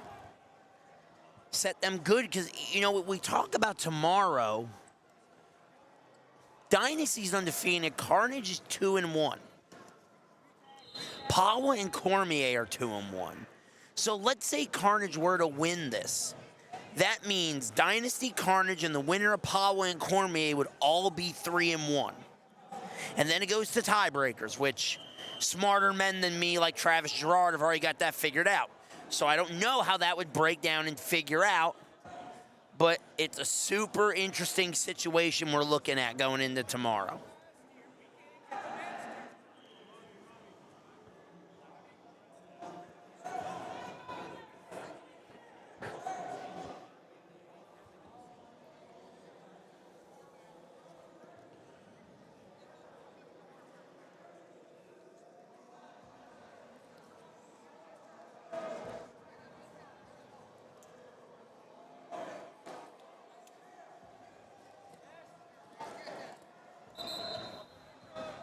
And on the takedown is Bomb. He'll wrap both legs and he'll get it to go.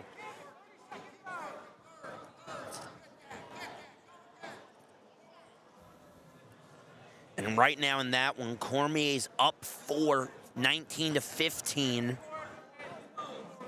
at 165 pounds.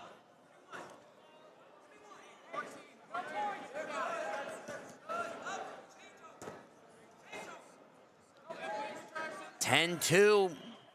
Bomb can't give up this escape, or he's going to give up the bonus, but there's a stall. But it won't do enough damage. It looks like he will leave this match with a major decision. So we will go to 144 pounds, Carnage on top, 18-11, and boy, these are the matches that make Elite 8 fun. Number 1 versus number 3, Basset, Paro. Basset on the weekend so far is 3-0, 2 techs and a pin. Paro's 2-1 with an overtime win in both of his wins, and he got knocked off by Rocco Casiopi of Pawa. This is the type of match that you'll see at Elite 8, and you might even see it again tomorrow, depending on how brackets play out. God, I love Elite 8. Here we go at 144 pounds. And Basset already relentless.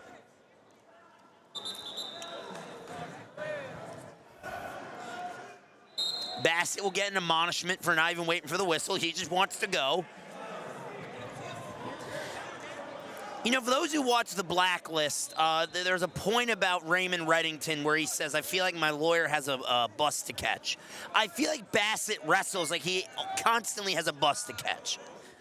And I love it.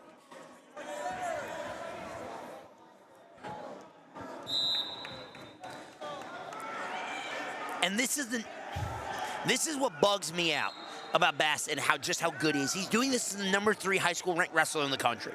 Like, please understand, Davis Paro is a monster in his own right.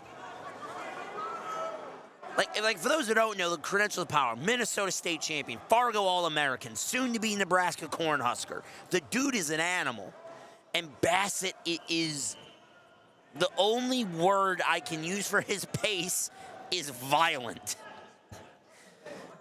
It's violent and it's disrespectful.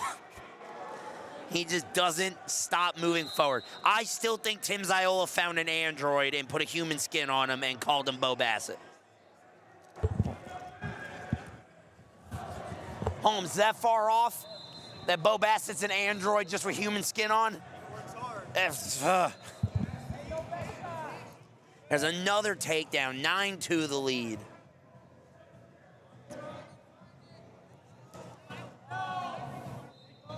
Uh-oh. Deep bar in. He's going to step all the way over the... No, he's not. He's going to cut him again.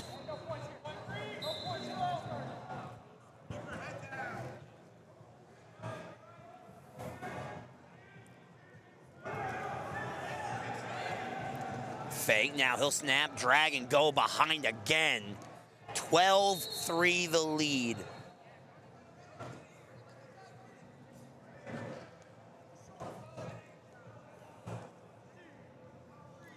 He'll get the jack, the queen, the king, and the ace. He'll get all four. 16-3 going into the second.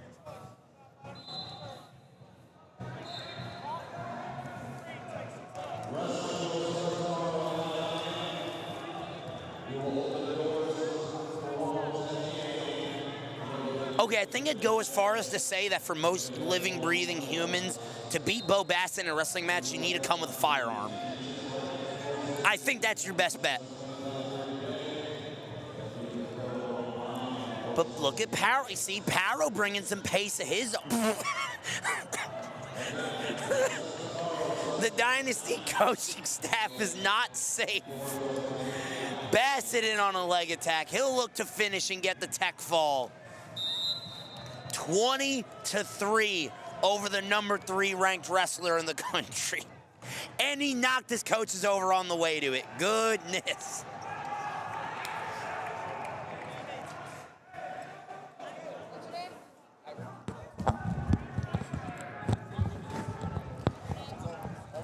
And now we will move on. This one's a fun one. Lorenzo Alston for Dynasty. If I'm not mistaken, I want to make sure of something here before I say it. Ranked number 3 in the country. He's going up against a guy who doesn't have a number by his name. How he doesn't, I don't know. 3-time Indiana State placer, Super 32 blood rounder. Dude is going to be a George Mason Patriot, and Jeffrey Hyvert. And they're already swinging. They're already throwing everything they got at each other. This match is going to be wild. Lorenzo gets the first takedown.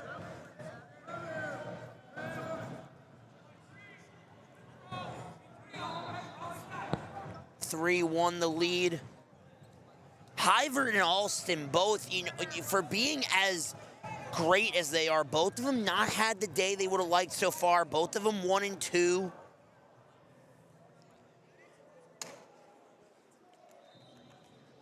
But a win here could get your momentum right back in the swing of things going into tomorrow, especially in a duel like this where every point is going to matter.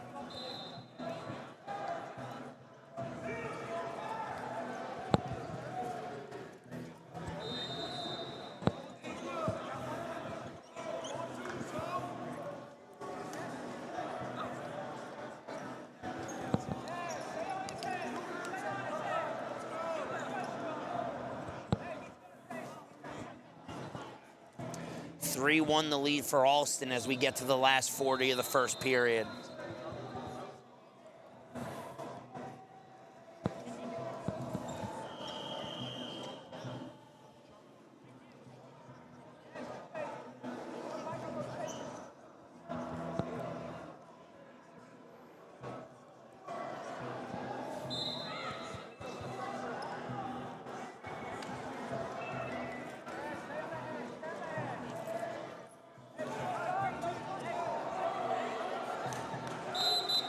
And there's an eye poke.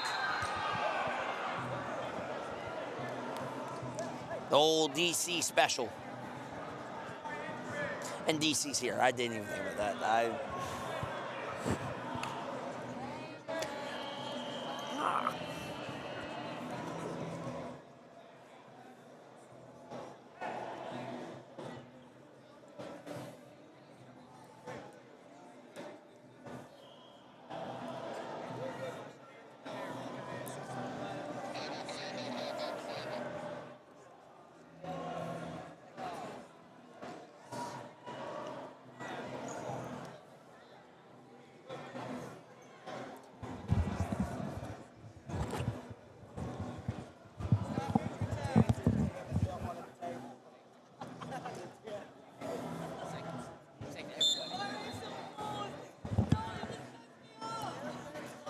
Now we're back underway. Short time here in the period. And we will end the first period 3-1 the lead for Alston. 18-16 the lead for Carnage.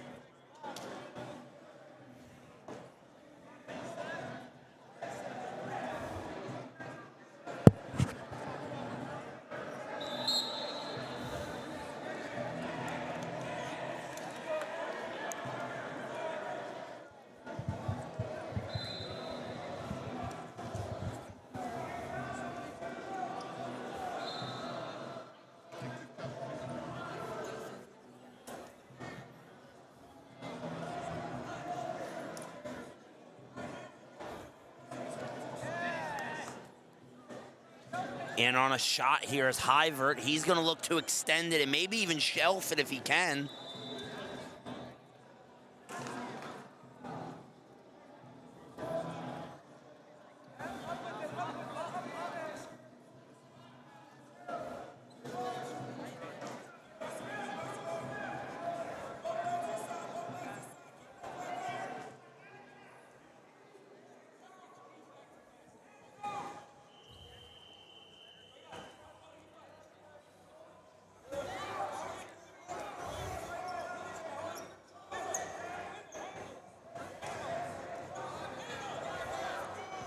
Alston doing a great job defending this shot. Hyvert works back up. See Alston there. This is where we talked about his height and his reach. Able to grab that far foot with the second hand, and now he'll look to work around and get a score of his own.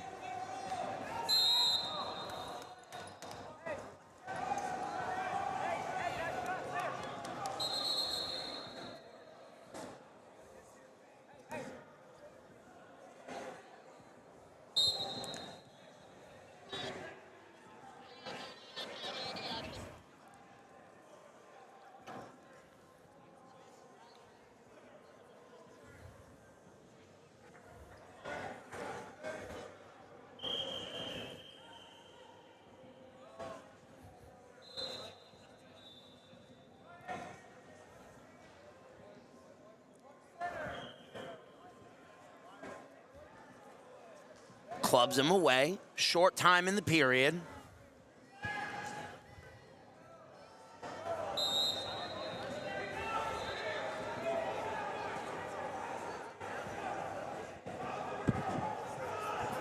And we'll get a discussion at the table about something.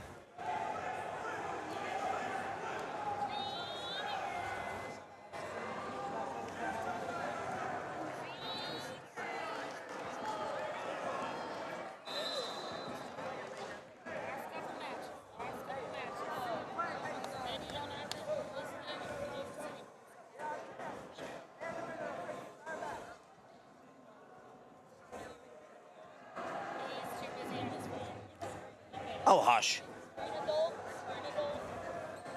I'm texting Tim.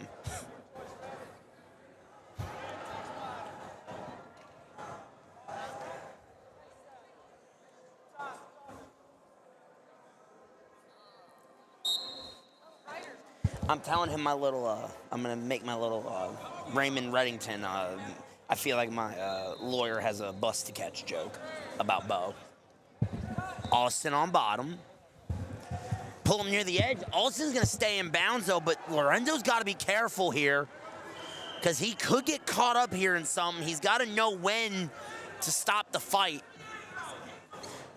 Now he's going to look to go underneath and get the reversal, but he's got to get his legs around that far side leg of Hyvert, and he's almost doing it. Look at Lorenzo's hand. He's still in bounds. So this is where there's an advantage of being 8'3". Like when you could just reach out and be like, I'm still in bounds.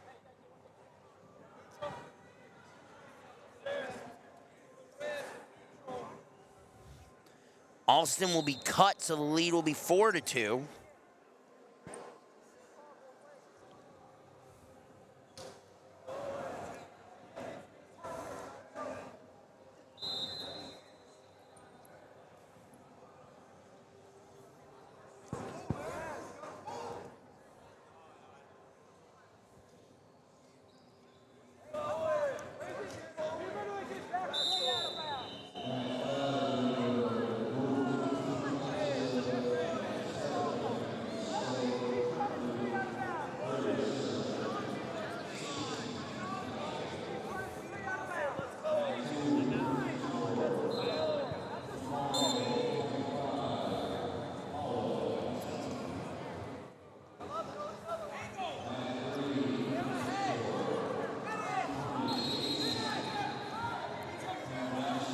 Wyard in on the legs. He'll get the takedown. 5-4 the lead.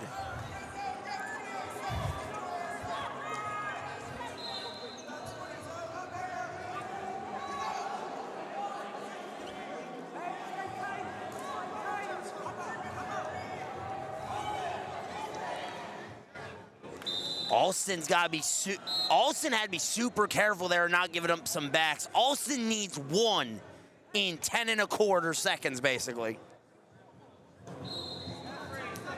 If you're Alston, what's your one? You know, is it a stand-up? Is it a roll? Is it some type of maybe changeover? Changeover, look for a hip heist? Who knows? But he needs one. Up.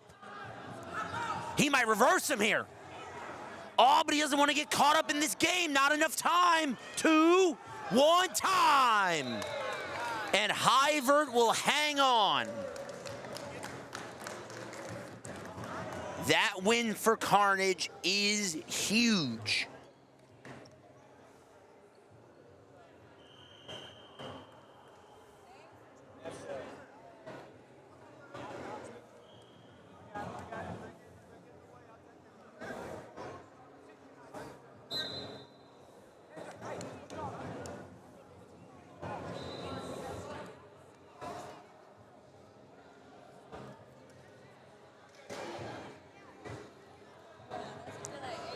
Now we will move on. 157 pounds.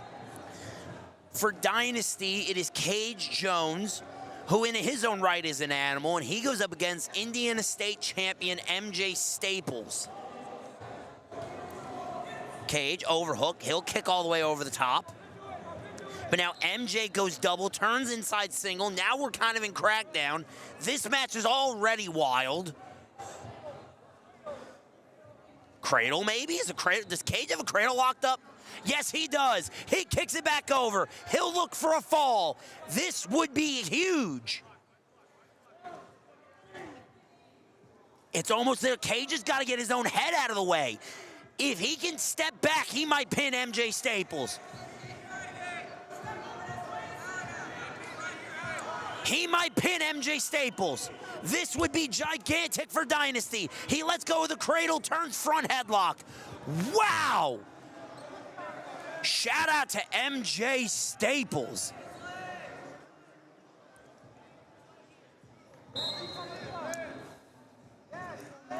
Tooth and nail doesn't even describe how he fought that cradle away.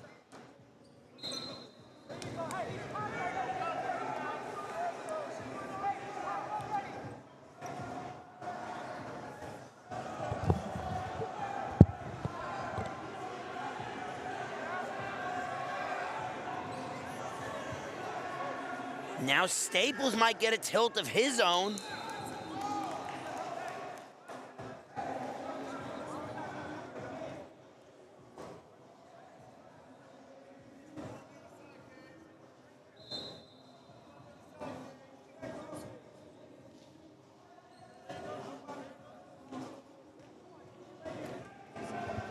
Seven to 2 after a wild first period exchange. I wish we were in day 2 where I could show the replay of the audience, because the fact that MJ Staples didn't get pinned there is everything but a millimeter short of a miracle.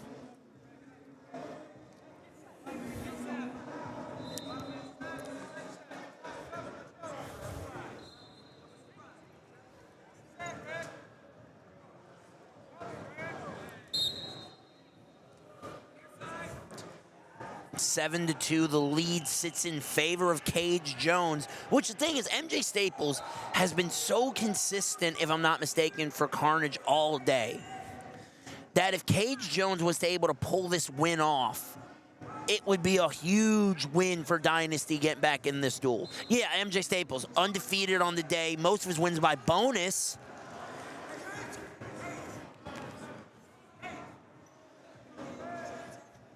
Cage Jones just got out of a war with Callias Nazario, couldn't think of his last name, from the Miami Hawks. So if he could get this win over Staples, it would be a momentum shift for the duel. Well, what's going on? Is he all right?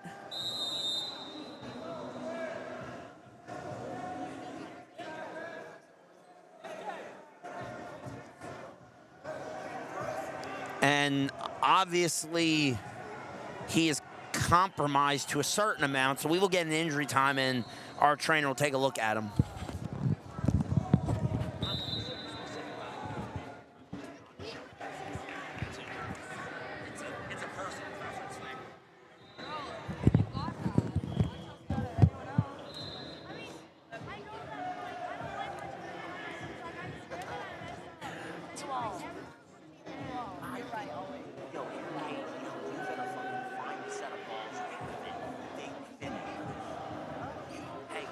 You know what you do? You fucking put a knee down and you say, come take me down, bitch. That's what you do. You go here. Hey, we've all done it. Baby, go here. So now, what I'm trying to figure out is it that he ankle's broken? You know what I mean? Like what is it? No, like I could see it for a little bit. Like, Yeah. This could shift the entire duel. Because this goes from 3 for Dynasty to 6 for Carnage. Because it's a medical forfeit. So it'd be a 9-point swing.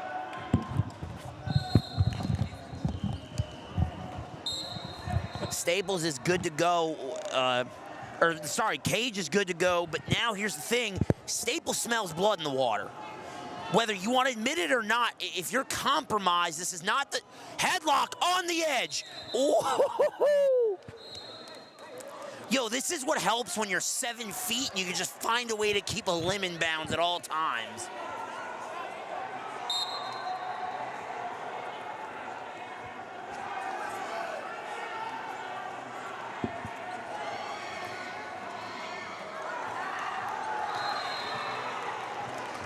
You know, and talk about Cage. Cage is a warrior right now. He's obviously compromised to some serious extent, but he is still dogging it.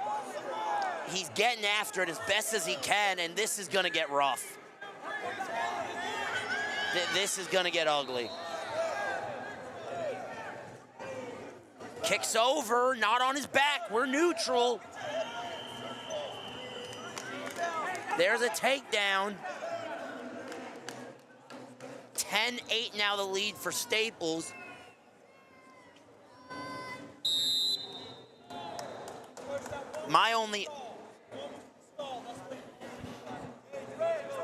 I'll be honest, my only hope at this point is that whatever Cage is dealing, I hope he's all right. I mean, that's obviously going to be my biggest concern is his health.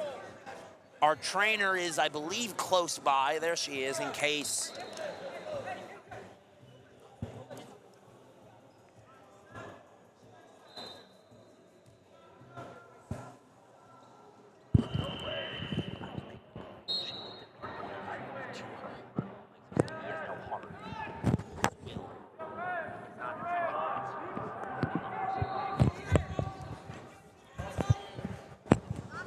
Locked hands here against, so it's a locked hands on Cage, so it's going to be 1 and then the reversal.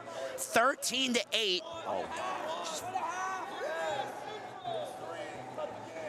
13-9 now. This is,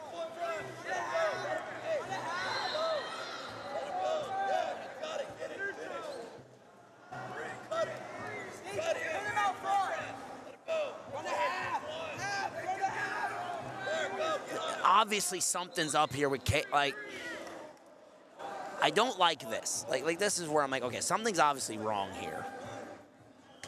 Oh, bro.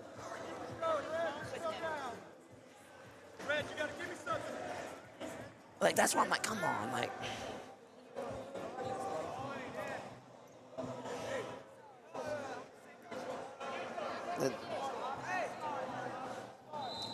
Like you give Cage credit, obviously, for being a warrior and trying to fight through whatever it is, but he's obviously compromised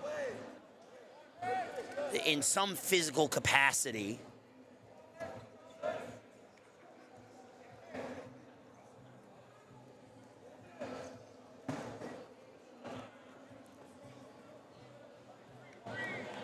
takedown there, 25-12.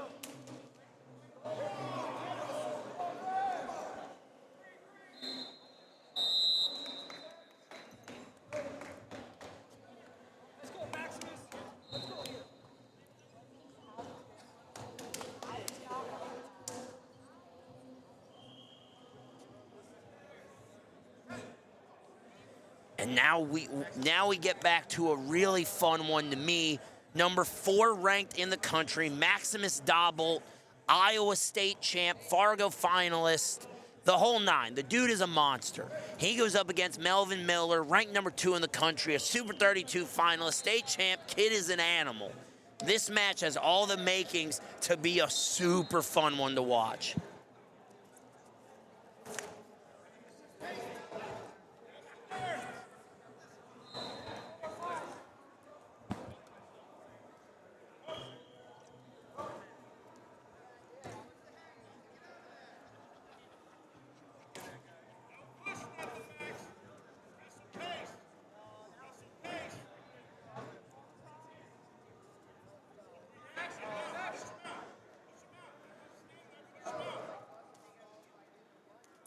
And a good point. I didn't know that, at least from what the chat is saying.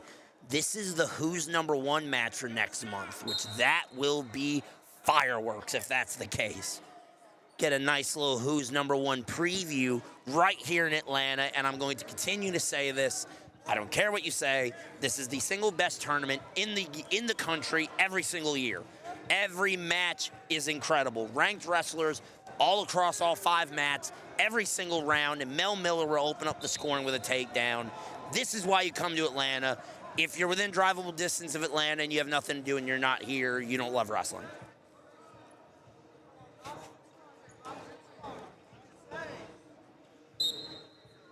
Mel will cut Dobbelt. It'll be a 3-1 lead now.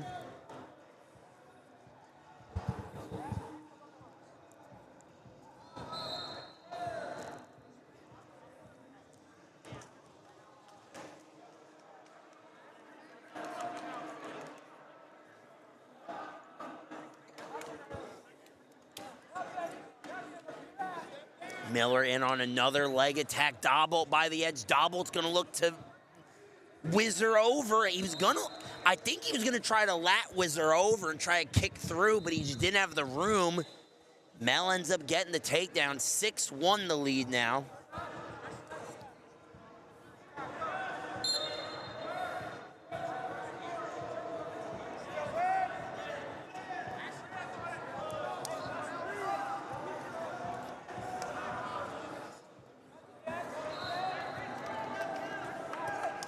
Big takedown from Mel, 9-2.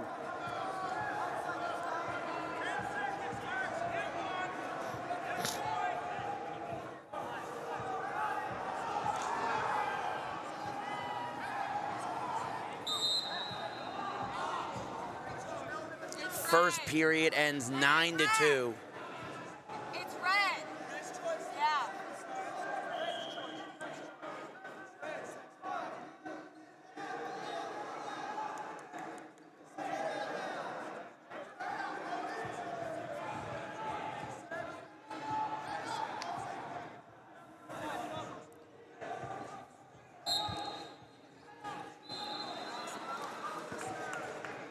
All right, how about this to settle this? Let's have them 3 and Jane James. Have a triple threat. Why not? Have a 3-way dance like it's ECW. I'm in.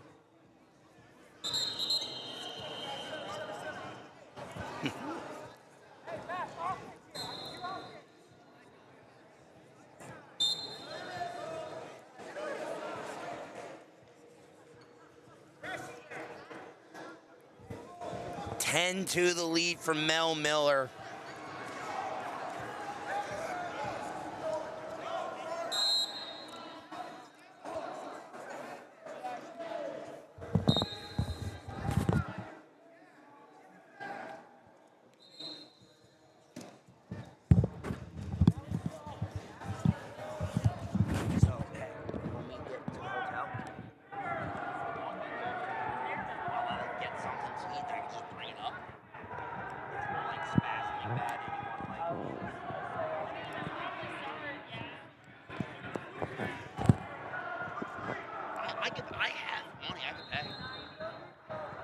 saying? So you can kind of get rested, whether you want to bathe or whatever it is.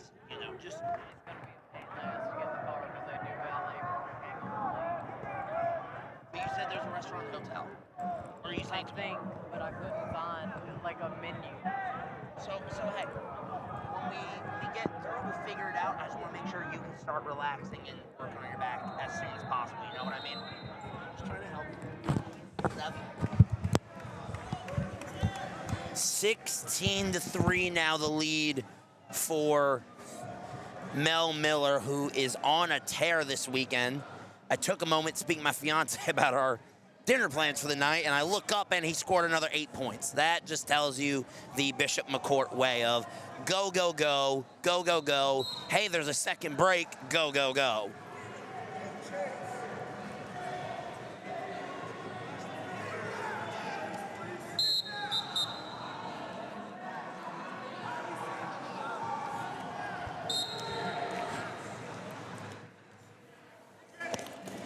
Oh, nice duck attempt, but Mel finds the far ankle. How did he find the, okay. Big blast double to finish it.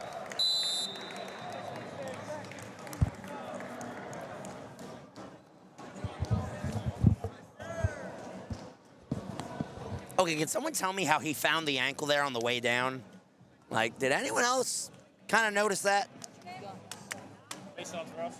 Yeah. Good God.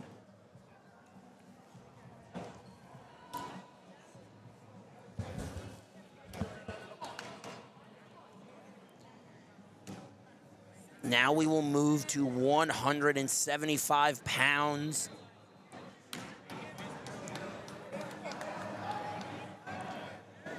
For Dynasty, it's the number 16th ranked Jaden O'Farrell. And for Carnage, it's Mason Ontiveros, I believe. I could be butchering that, and if I am, I apologize.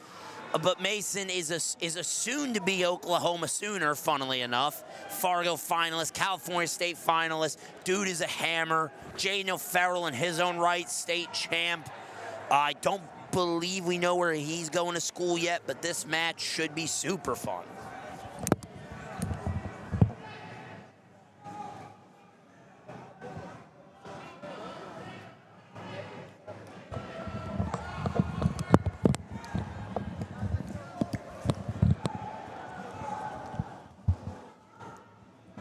5-point duel here, so this one would be big if O'Farrell could pull the upset.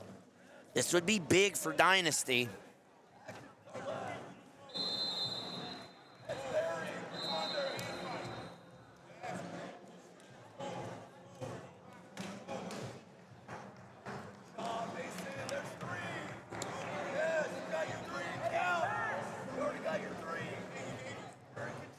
Takedown here for Mason. He'll open the scoring up.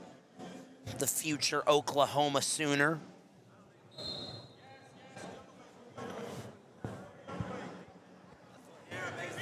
Peterson there, no back points, but O'Farrell will get the reversal. O'Farrell looking bar. He won't get the bar, but he'll let him up for one. We'll work back up on the feet.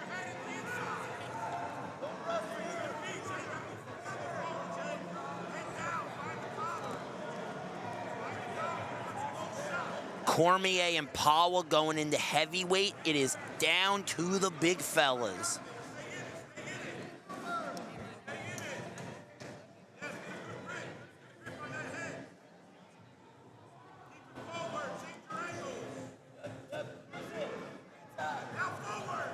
So far on the weekend, both Ontiveros and O'Farrell are undefeated. Neither one to taste defeat.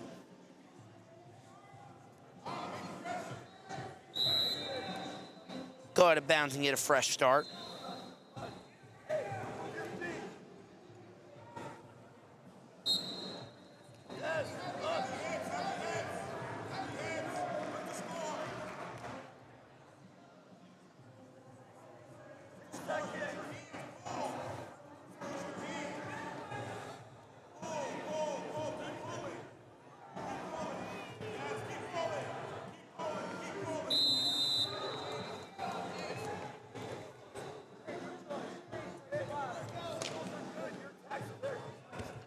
Going to the second period, 4-2 the lead for Ontiveros.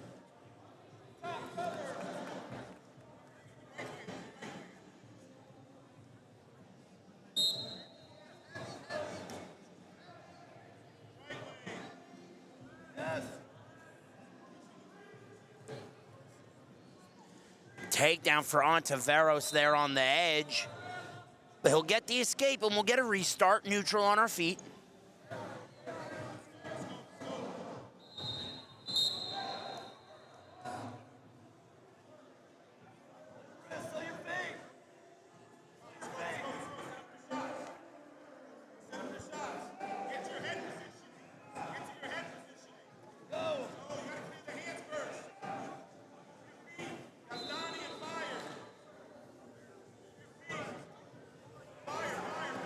Ferrell gets a good fake going, but he needs to start getting some offense downrange. He's doing great at counterattacking.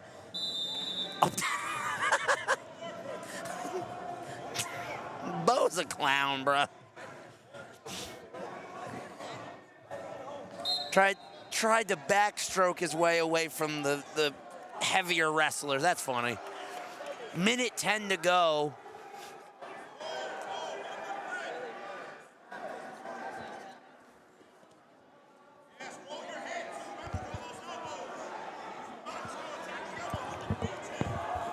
Fires one off. Good attacks here from Ferrell, but in credit to Ontiveros, great ability on his own, but now we're in a bit of a big boy scramble. Now we're in crackdown. Ferrell's got to keep his shoulder in the pocket here. He can't get beat. If he loses his shoulder position, he's going to be in a lot of trouble, especially with a guy like Ontiveros on his tail. No score yet. If Ferrell could work up and get one of his feet back, he might be able to get a takedown here. Oh, they're calling for it. Well, the leg is hooked. Ooh, this is a weird one.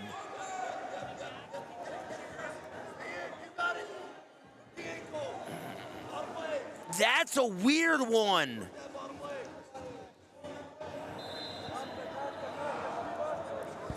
So, leg hook.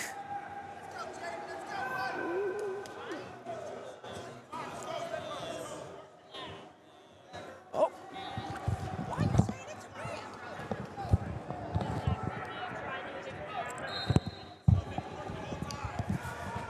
Well, I got a panel of Beavis and Butthead making fun of me because I even said it was close. I said it was a consideration.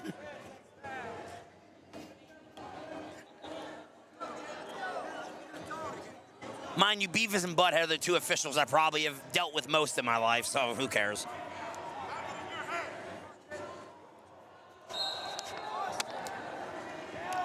Granby roll, he might get caught up. He's got to be careful. Ferrell does a great job. He can't fight that off alone, but he gets all the way out the back door. He's got to turn and pick a direction. He picks the right direction. No reversal yet, but he's at the very least going to get one. He gets his one. It's a 2-point match. This is wrestling math now, like 3-point takedown now. A takedown would put him in the lead.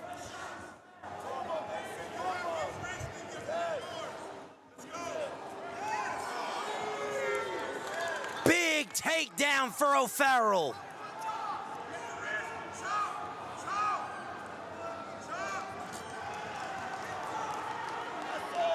He might get some backs, but he's got to be worried about getting stuck. No swipes there. That's a little odd. It's a tie match now.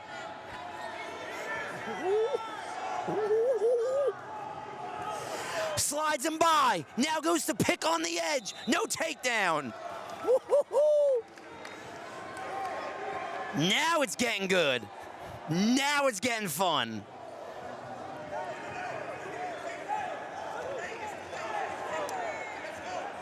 What is happening?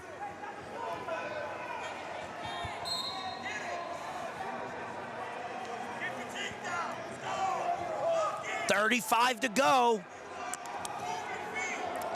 I think O'Farrell wanted swipes there is what he was questioning.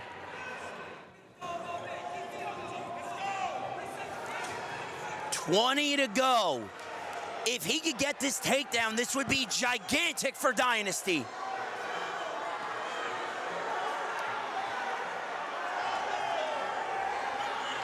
On the edge, out the back door, 5 on the clock. Can he get it? Can he beat the clock? No takedown, not yet. We go to overtime at 175 pounds.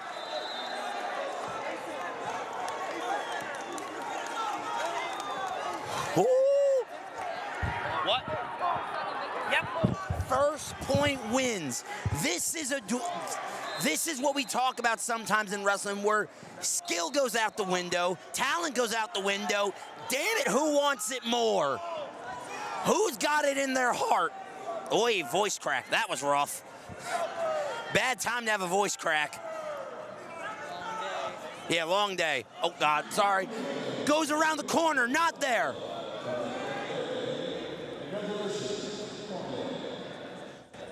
Cormier beat Pawa, so Cormier's 3-1. This could get important with criteria. 30 to go. Does someone have a masterpiece in him? 20. Duck, it's beautiful, onto the ankle. Doesn't get to the second one. 15. Oh, he lost it. Ontiveros now throws a fake at him. Single digits on the clock.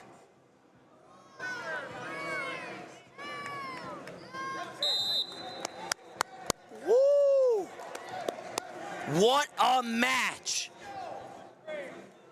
Now we go, if you don't know how this works, 2 periods of 30 seconds. They will wrestle the periods out. Each guy gets a chance on top. Should we be tied after that, the person who scored first will get the choice in ultimate ride out.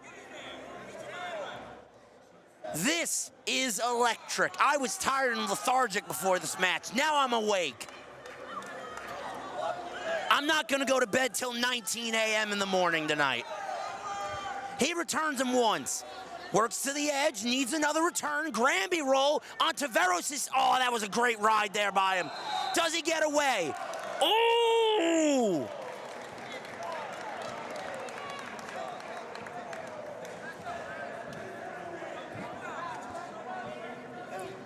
That's close. Remember, Dynasty has not used their challenge. They don't use it here. 10 on the clock. A takedown here is still in play. Like, this is still...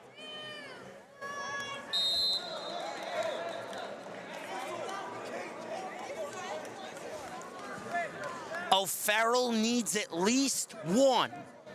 Does he have a burst in him?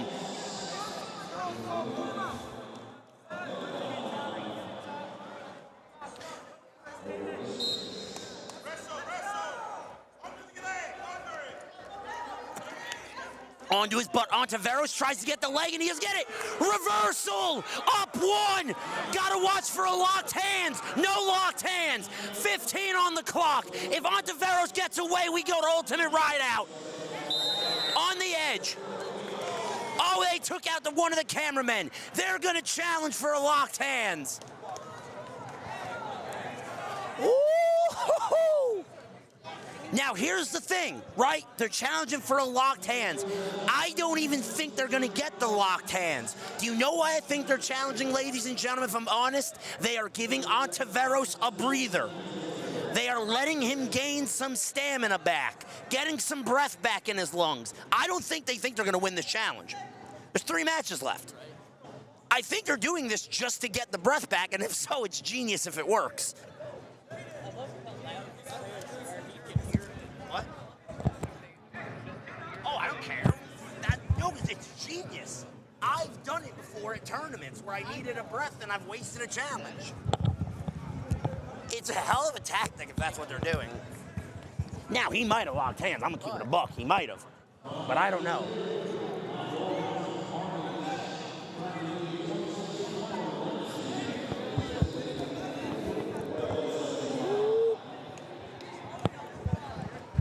So what's the clock? The clock is 10.28. If you're Jimmy O'Ferrell, you need or Jaden, excuse me. I said Jimmy, excuse me. If you're Jaden, you need one 10-second ride. That's all you need. And not only do you upset,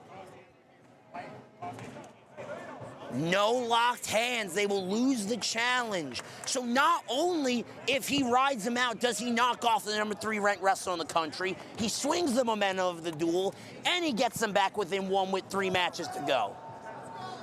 I was tired before this match. Now I'm awake.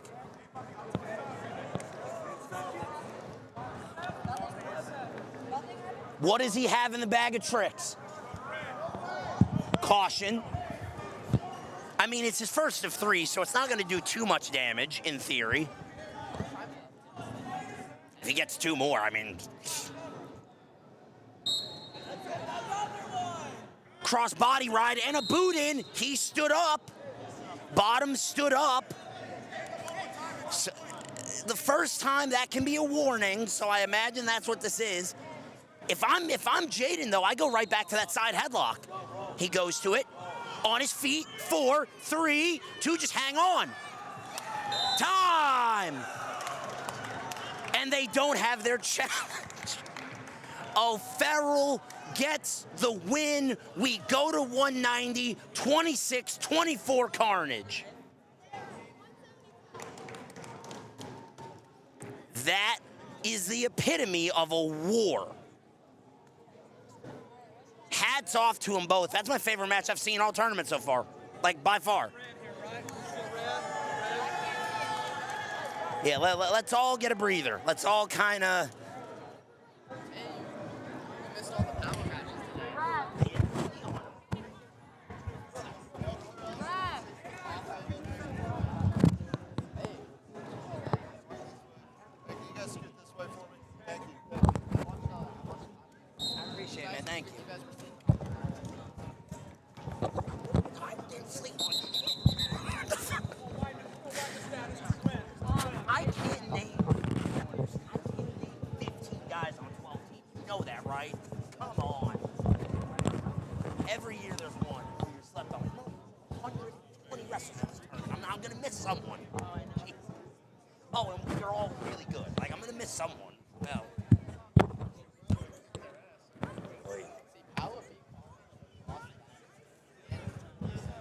Both of these pools are complete clusters. I can't wait to see them try to save this nonsense.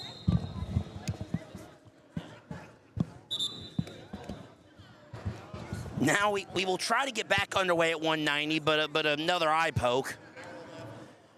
All right, that's it. MMA gloves and wrestling that stop the eye pokes. That's it. I'm for it. I'm for it. That stopped every MMA fighter ever. That's fair. I guess John Jones doesn't exist. So for Carnage, it is Carter Vanest. For Dynasty, it's Jimmy Massey. Vanest is a Cali State placer, also soon to be Oklahoma Sooner. Massey is ranked number 10 in the country. Both of these guys are super, super good. Vanessa, I've got to watch him a couple of times today. Super dynamic on top. He can bar you. He could tilt you. He could throw boots. He could cradle you. He has all the options. Massey, super dynamic at all levels of the mat. It's an incredible matchup here. I have a headache. It's almost like I've been screaming for 6 hours. And we get to do it all again tomorrow.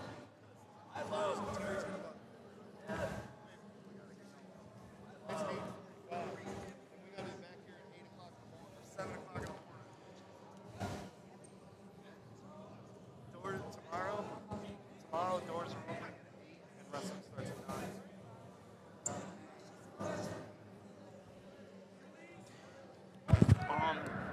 In my bed.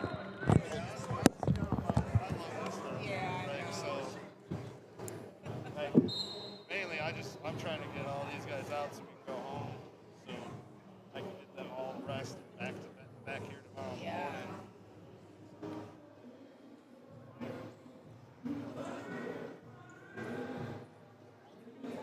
gonna be funny when you put it on.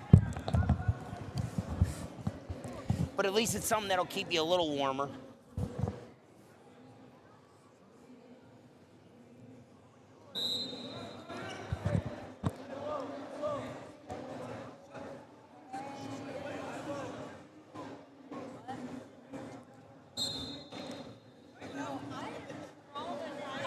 "15 seconds to go in the period." A little bit of a feeling out process right now in this one.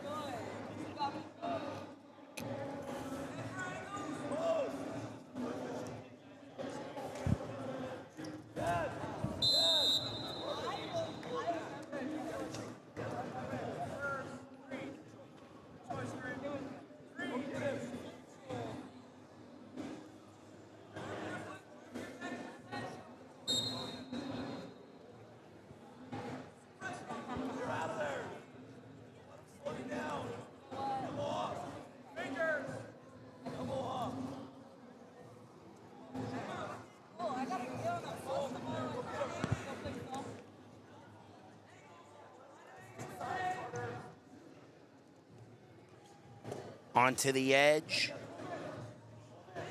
No score yet.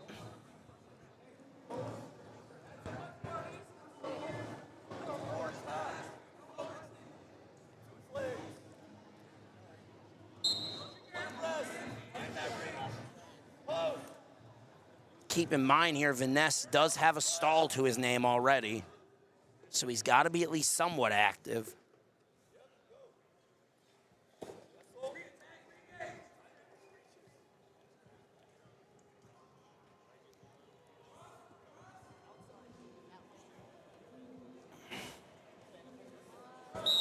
We'll go out of bounds for a fresh start.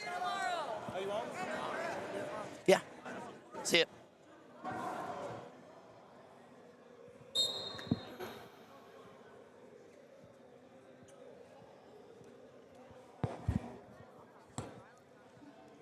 Fires one off.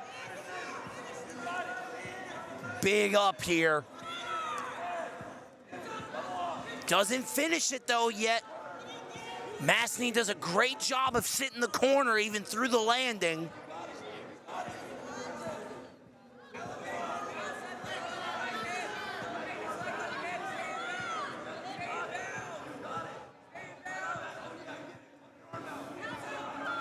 Massey goes around. He might look to try to sneak a takedown of his own here.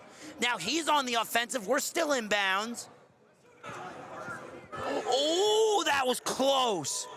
He gets the takedown there on the edge. Woo.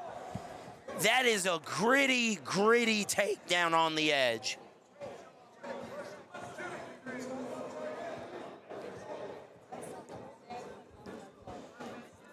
Three nothing the lead for Jimmy Massey.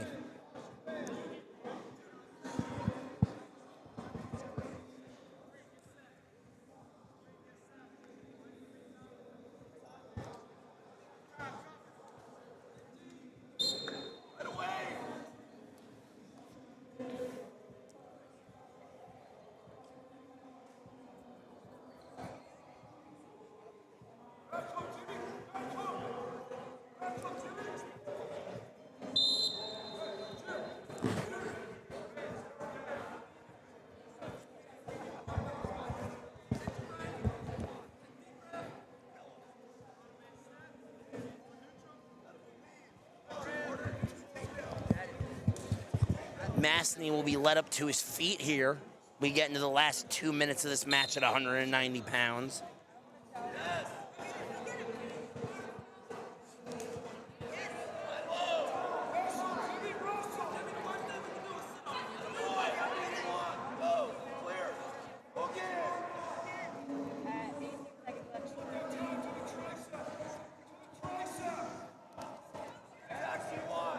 Fires one off. Massey has a deep bulldog. That looks tight. If he, oh, he lost the hook.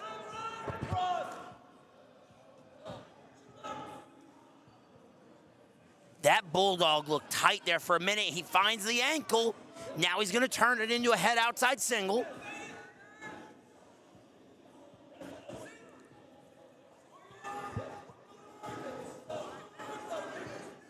No takedown yet.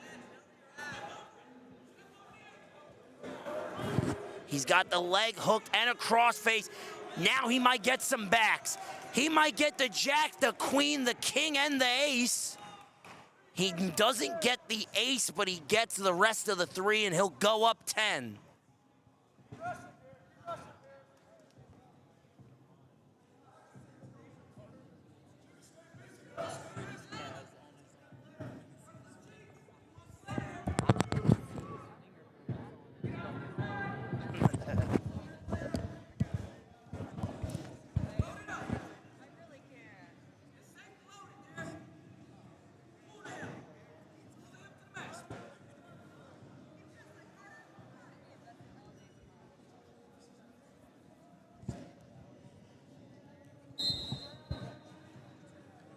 "11 seconds. If the major holds, it would put Dynasty back in the lead by 1 or 2.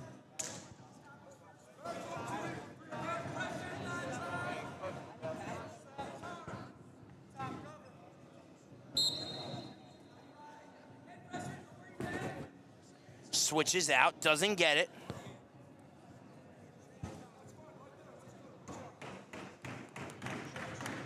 Big major decision win for Jimmy Massey. It will put them up to 28 to 26 as we go to 215 pounds.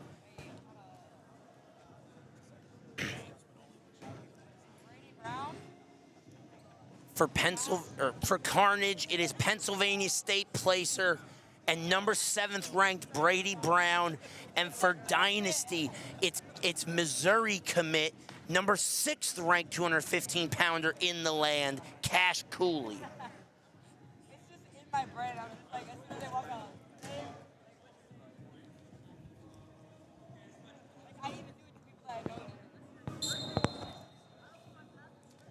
And we will get underway at 2:15.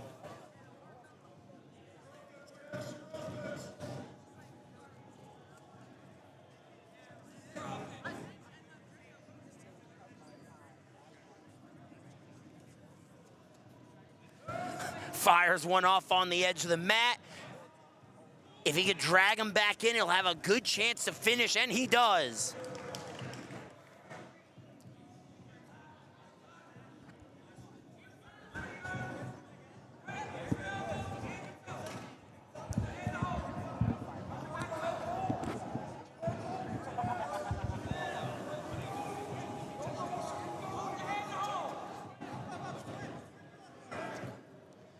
Maybe split here.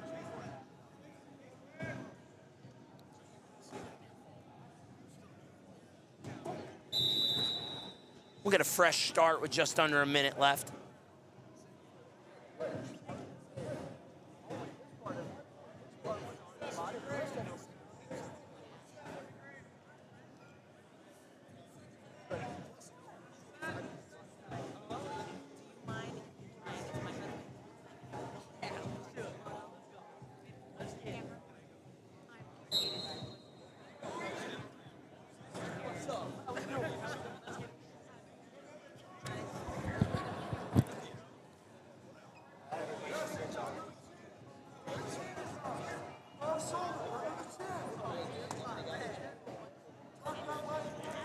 Bo Basset, man of the people.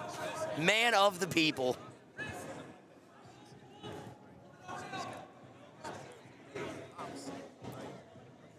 Coolie drags him back down. So you gotta think, situationally speaking, you're up 2. A major would make it where a pin would tie it and you'd go to criteria. A tech or a pin wins you the dual meet outright. So interesting situation here at play with a couple matches left.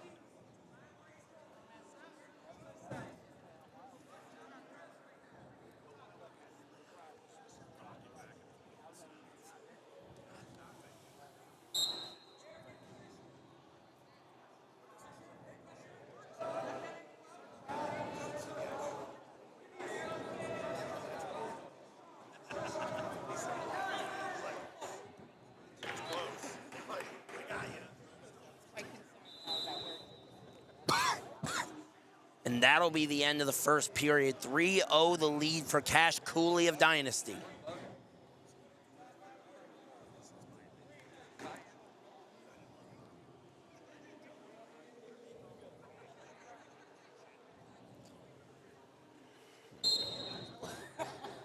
And Brady Brown looks to be favoring that right knee a little bit.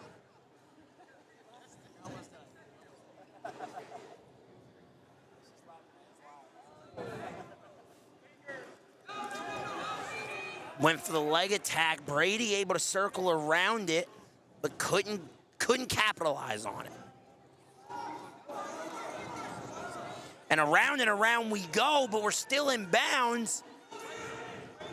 And that makes sense. You need to get more real estate.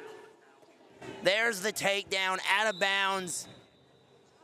But right, I mentioned it as the period went to an end, that it looked like he was favoring that right knee, and now taking injury time, so our trainer will take a look at him.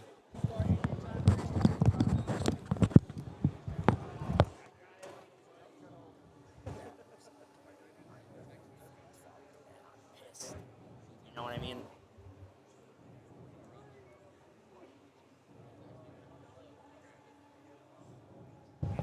That's my life now. Bo Basset goes like that and runs away from me. That's my life.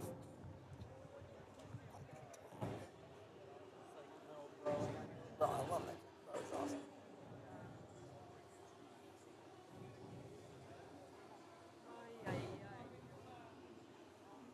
Well, it's dark out there.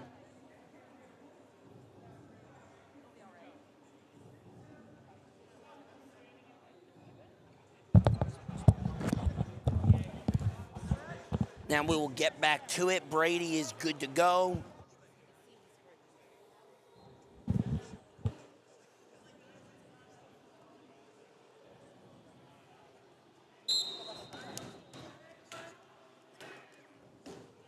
Granby roll, beautiful Granby, might I add, but Coolie able to work around it.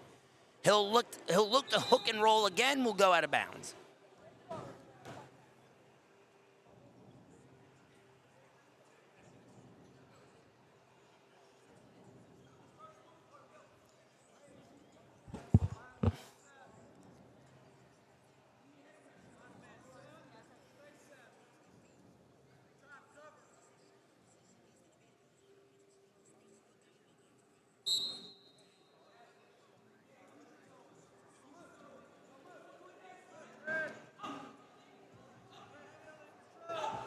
He'll shelf him. Now he's got to be careful to not give up any exposure. There are some backs.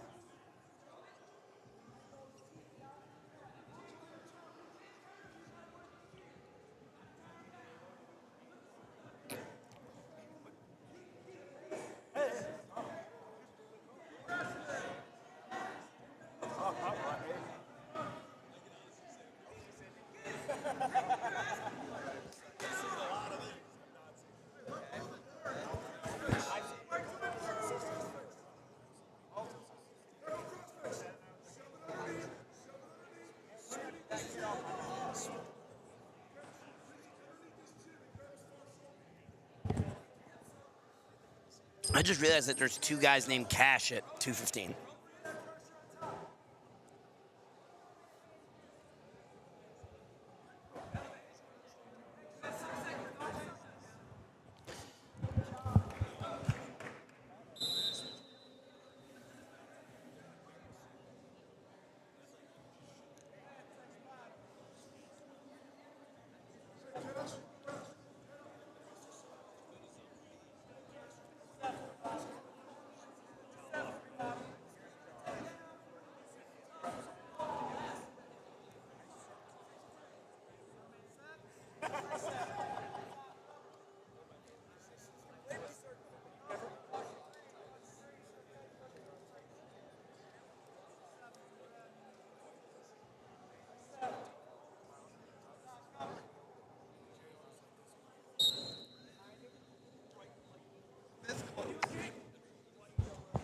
Minute 55 to go in this bout.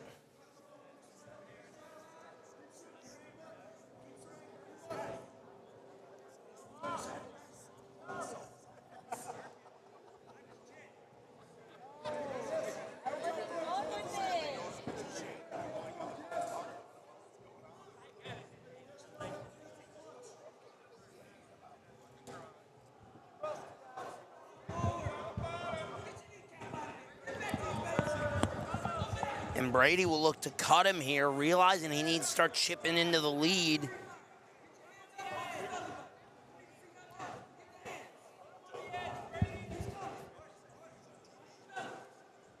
There's a fake.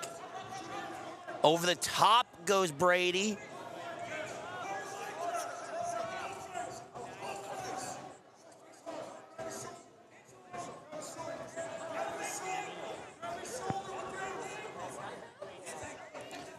No takedown yet.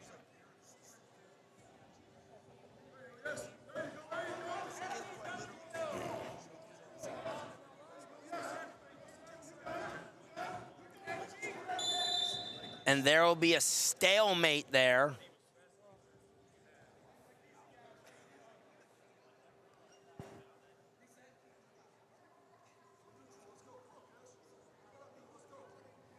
Yeah, this is a gritty performance by Brady Brown.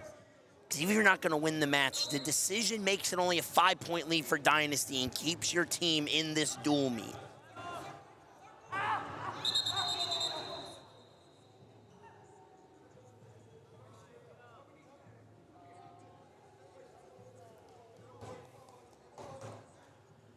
$30 to go.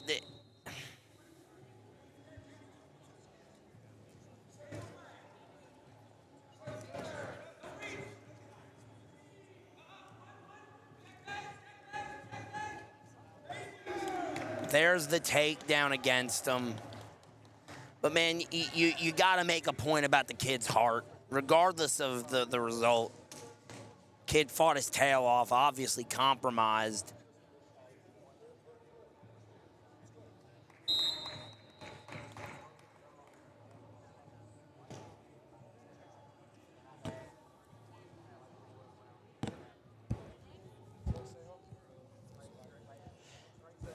Six-point lead for Dynasty. Troy, I believe it's Casia or Seja. I could be wrong, but what? Seja. Okay. Troy Seja, a California State placer, NHSCA All-American. And then for Dynasty, it's 18th ranked Preston Wagner. The only route to win for Carnage is a fall in this match. And then it goes to criteria. I'm not sure on that, but that is what they would need to bring a tie.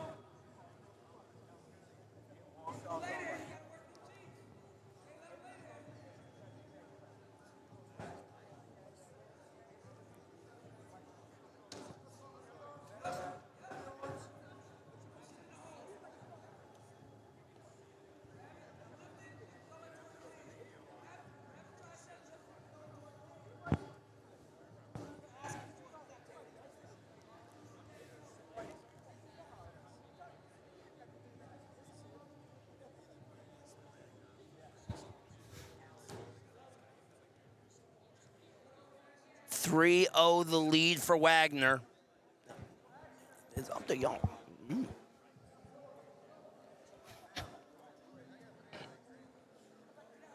We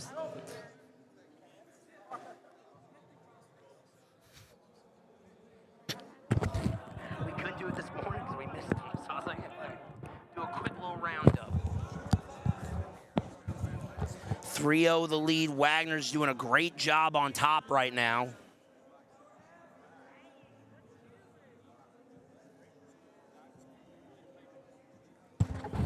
You want to film it and then just send it? Your camera's better. Like I said, yeah, it'll just be 2-3. Like I said, it'll be 2-3 minutes. Like it'll be held up. Hey, just sit on the bench or sit between. No, we'll chit chat for a couple minutes. Call it a day.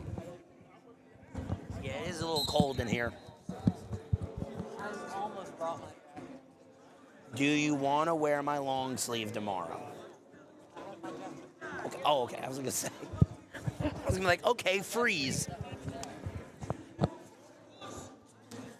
Wagner drops down on the shot attempt, and he'll go around and get the takedown. 6-0 the lead.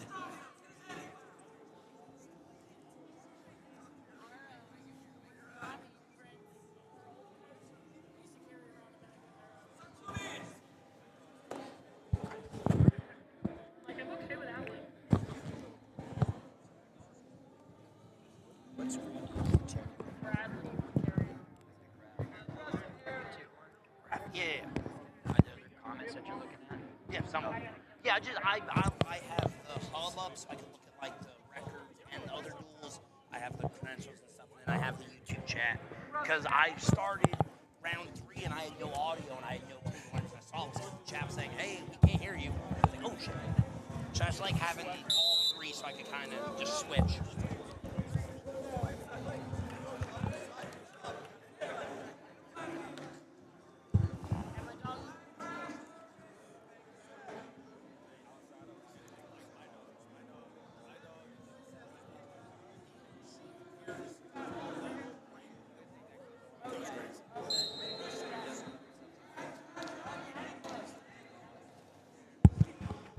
40 to go here in the second period. Wagner done a great job of keeping Troy at bay, keeping the match on his terms, which is something that, especially at heavyweight, is so important. Whatever your game plan is, your match, keeping it where it is. If there's that hammerlock, he's going to run it all the way over.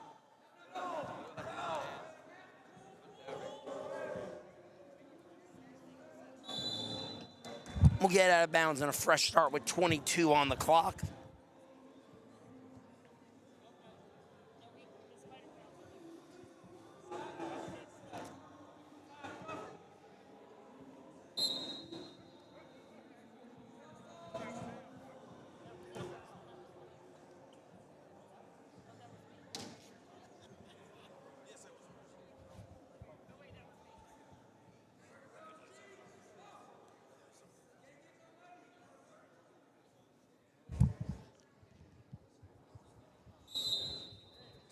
We will go to the third. Preston Wagner will choose top. Rather smart with the situation being what it is.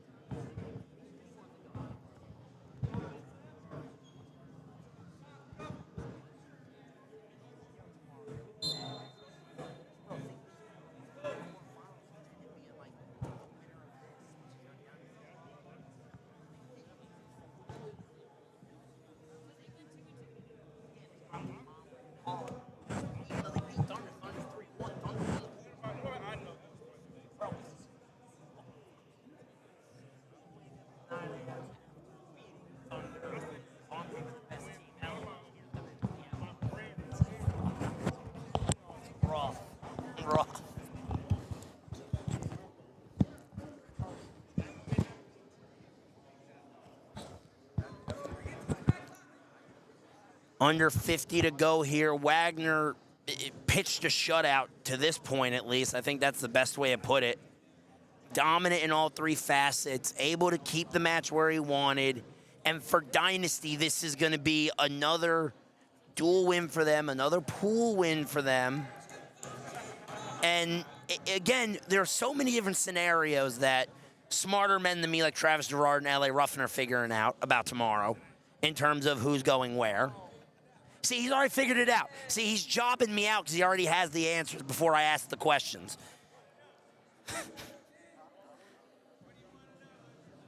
I was more speaking hypothetically, but you know. Dynasty will win Pool B. I believe that sets them up, if I am not mistaken, to match with Minions in the quarterfinals. We will be back 9 a.m. tomorrow for quarterfinals. And per usual, 9 a.m., 11 a.m., and then 1, and we see who leaves Atlanta with the robes. Thank you all for tuning in. This has been Lucas Da Silva, and we will see you tomorrow morning.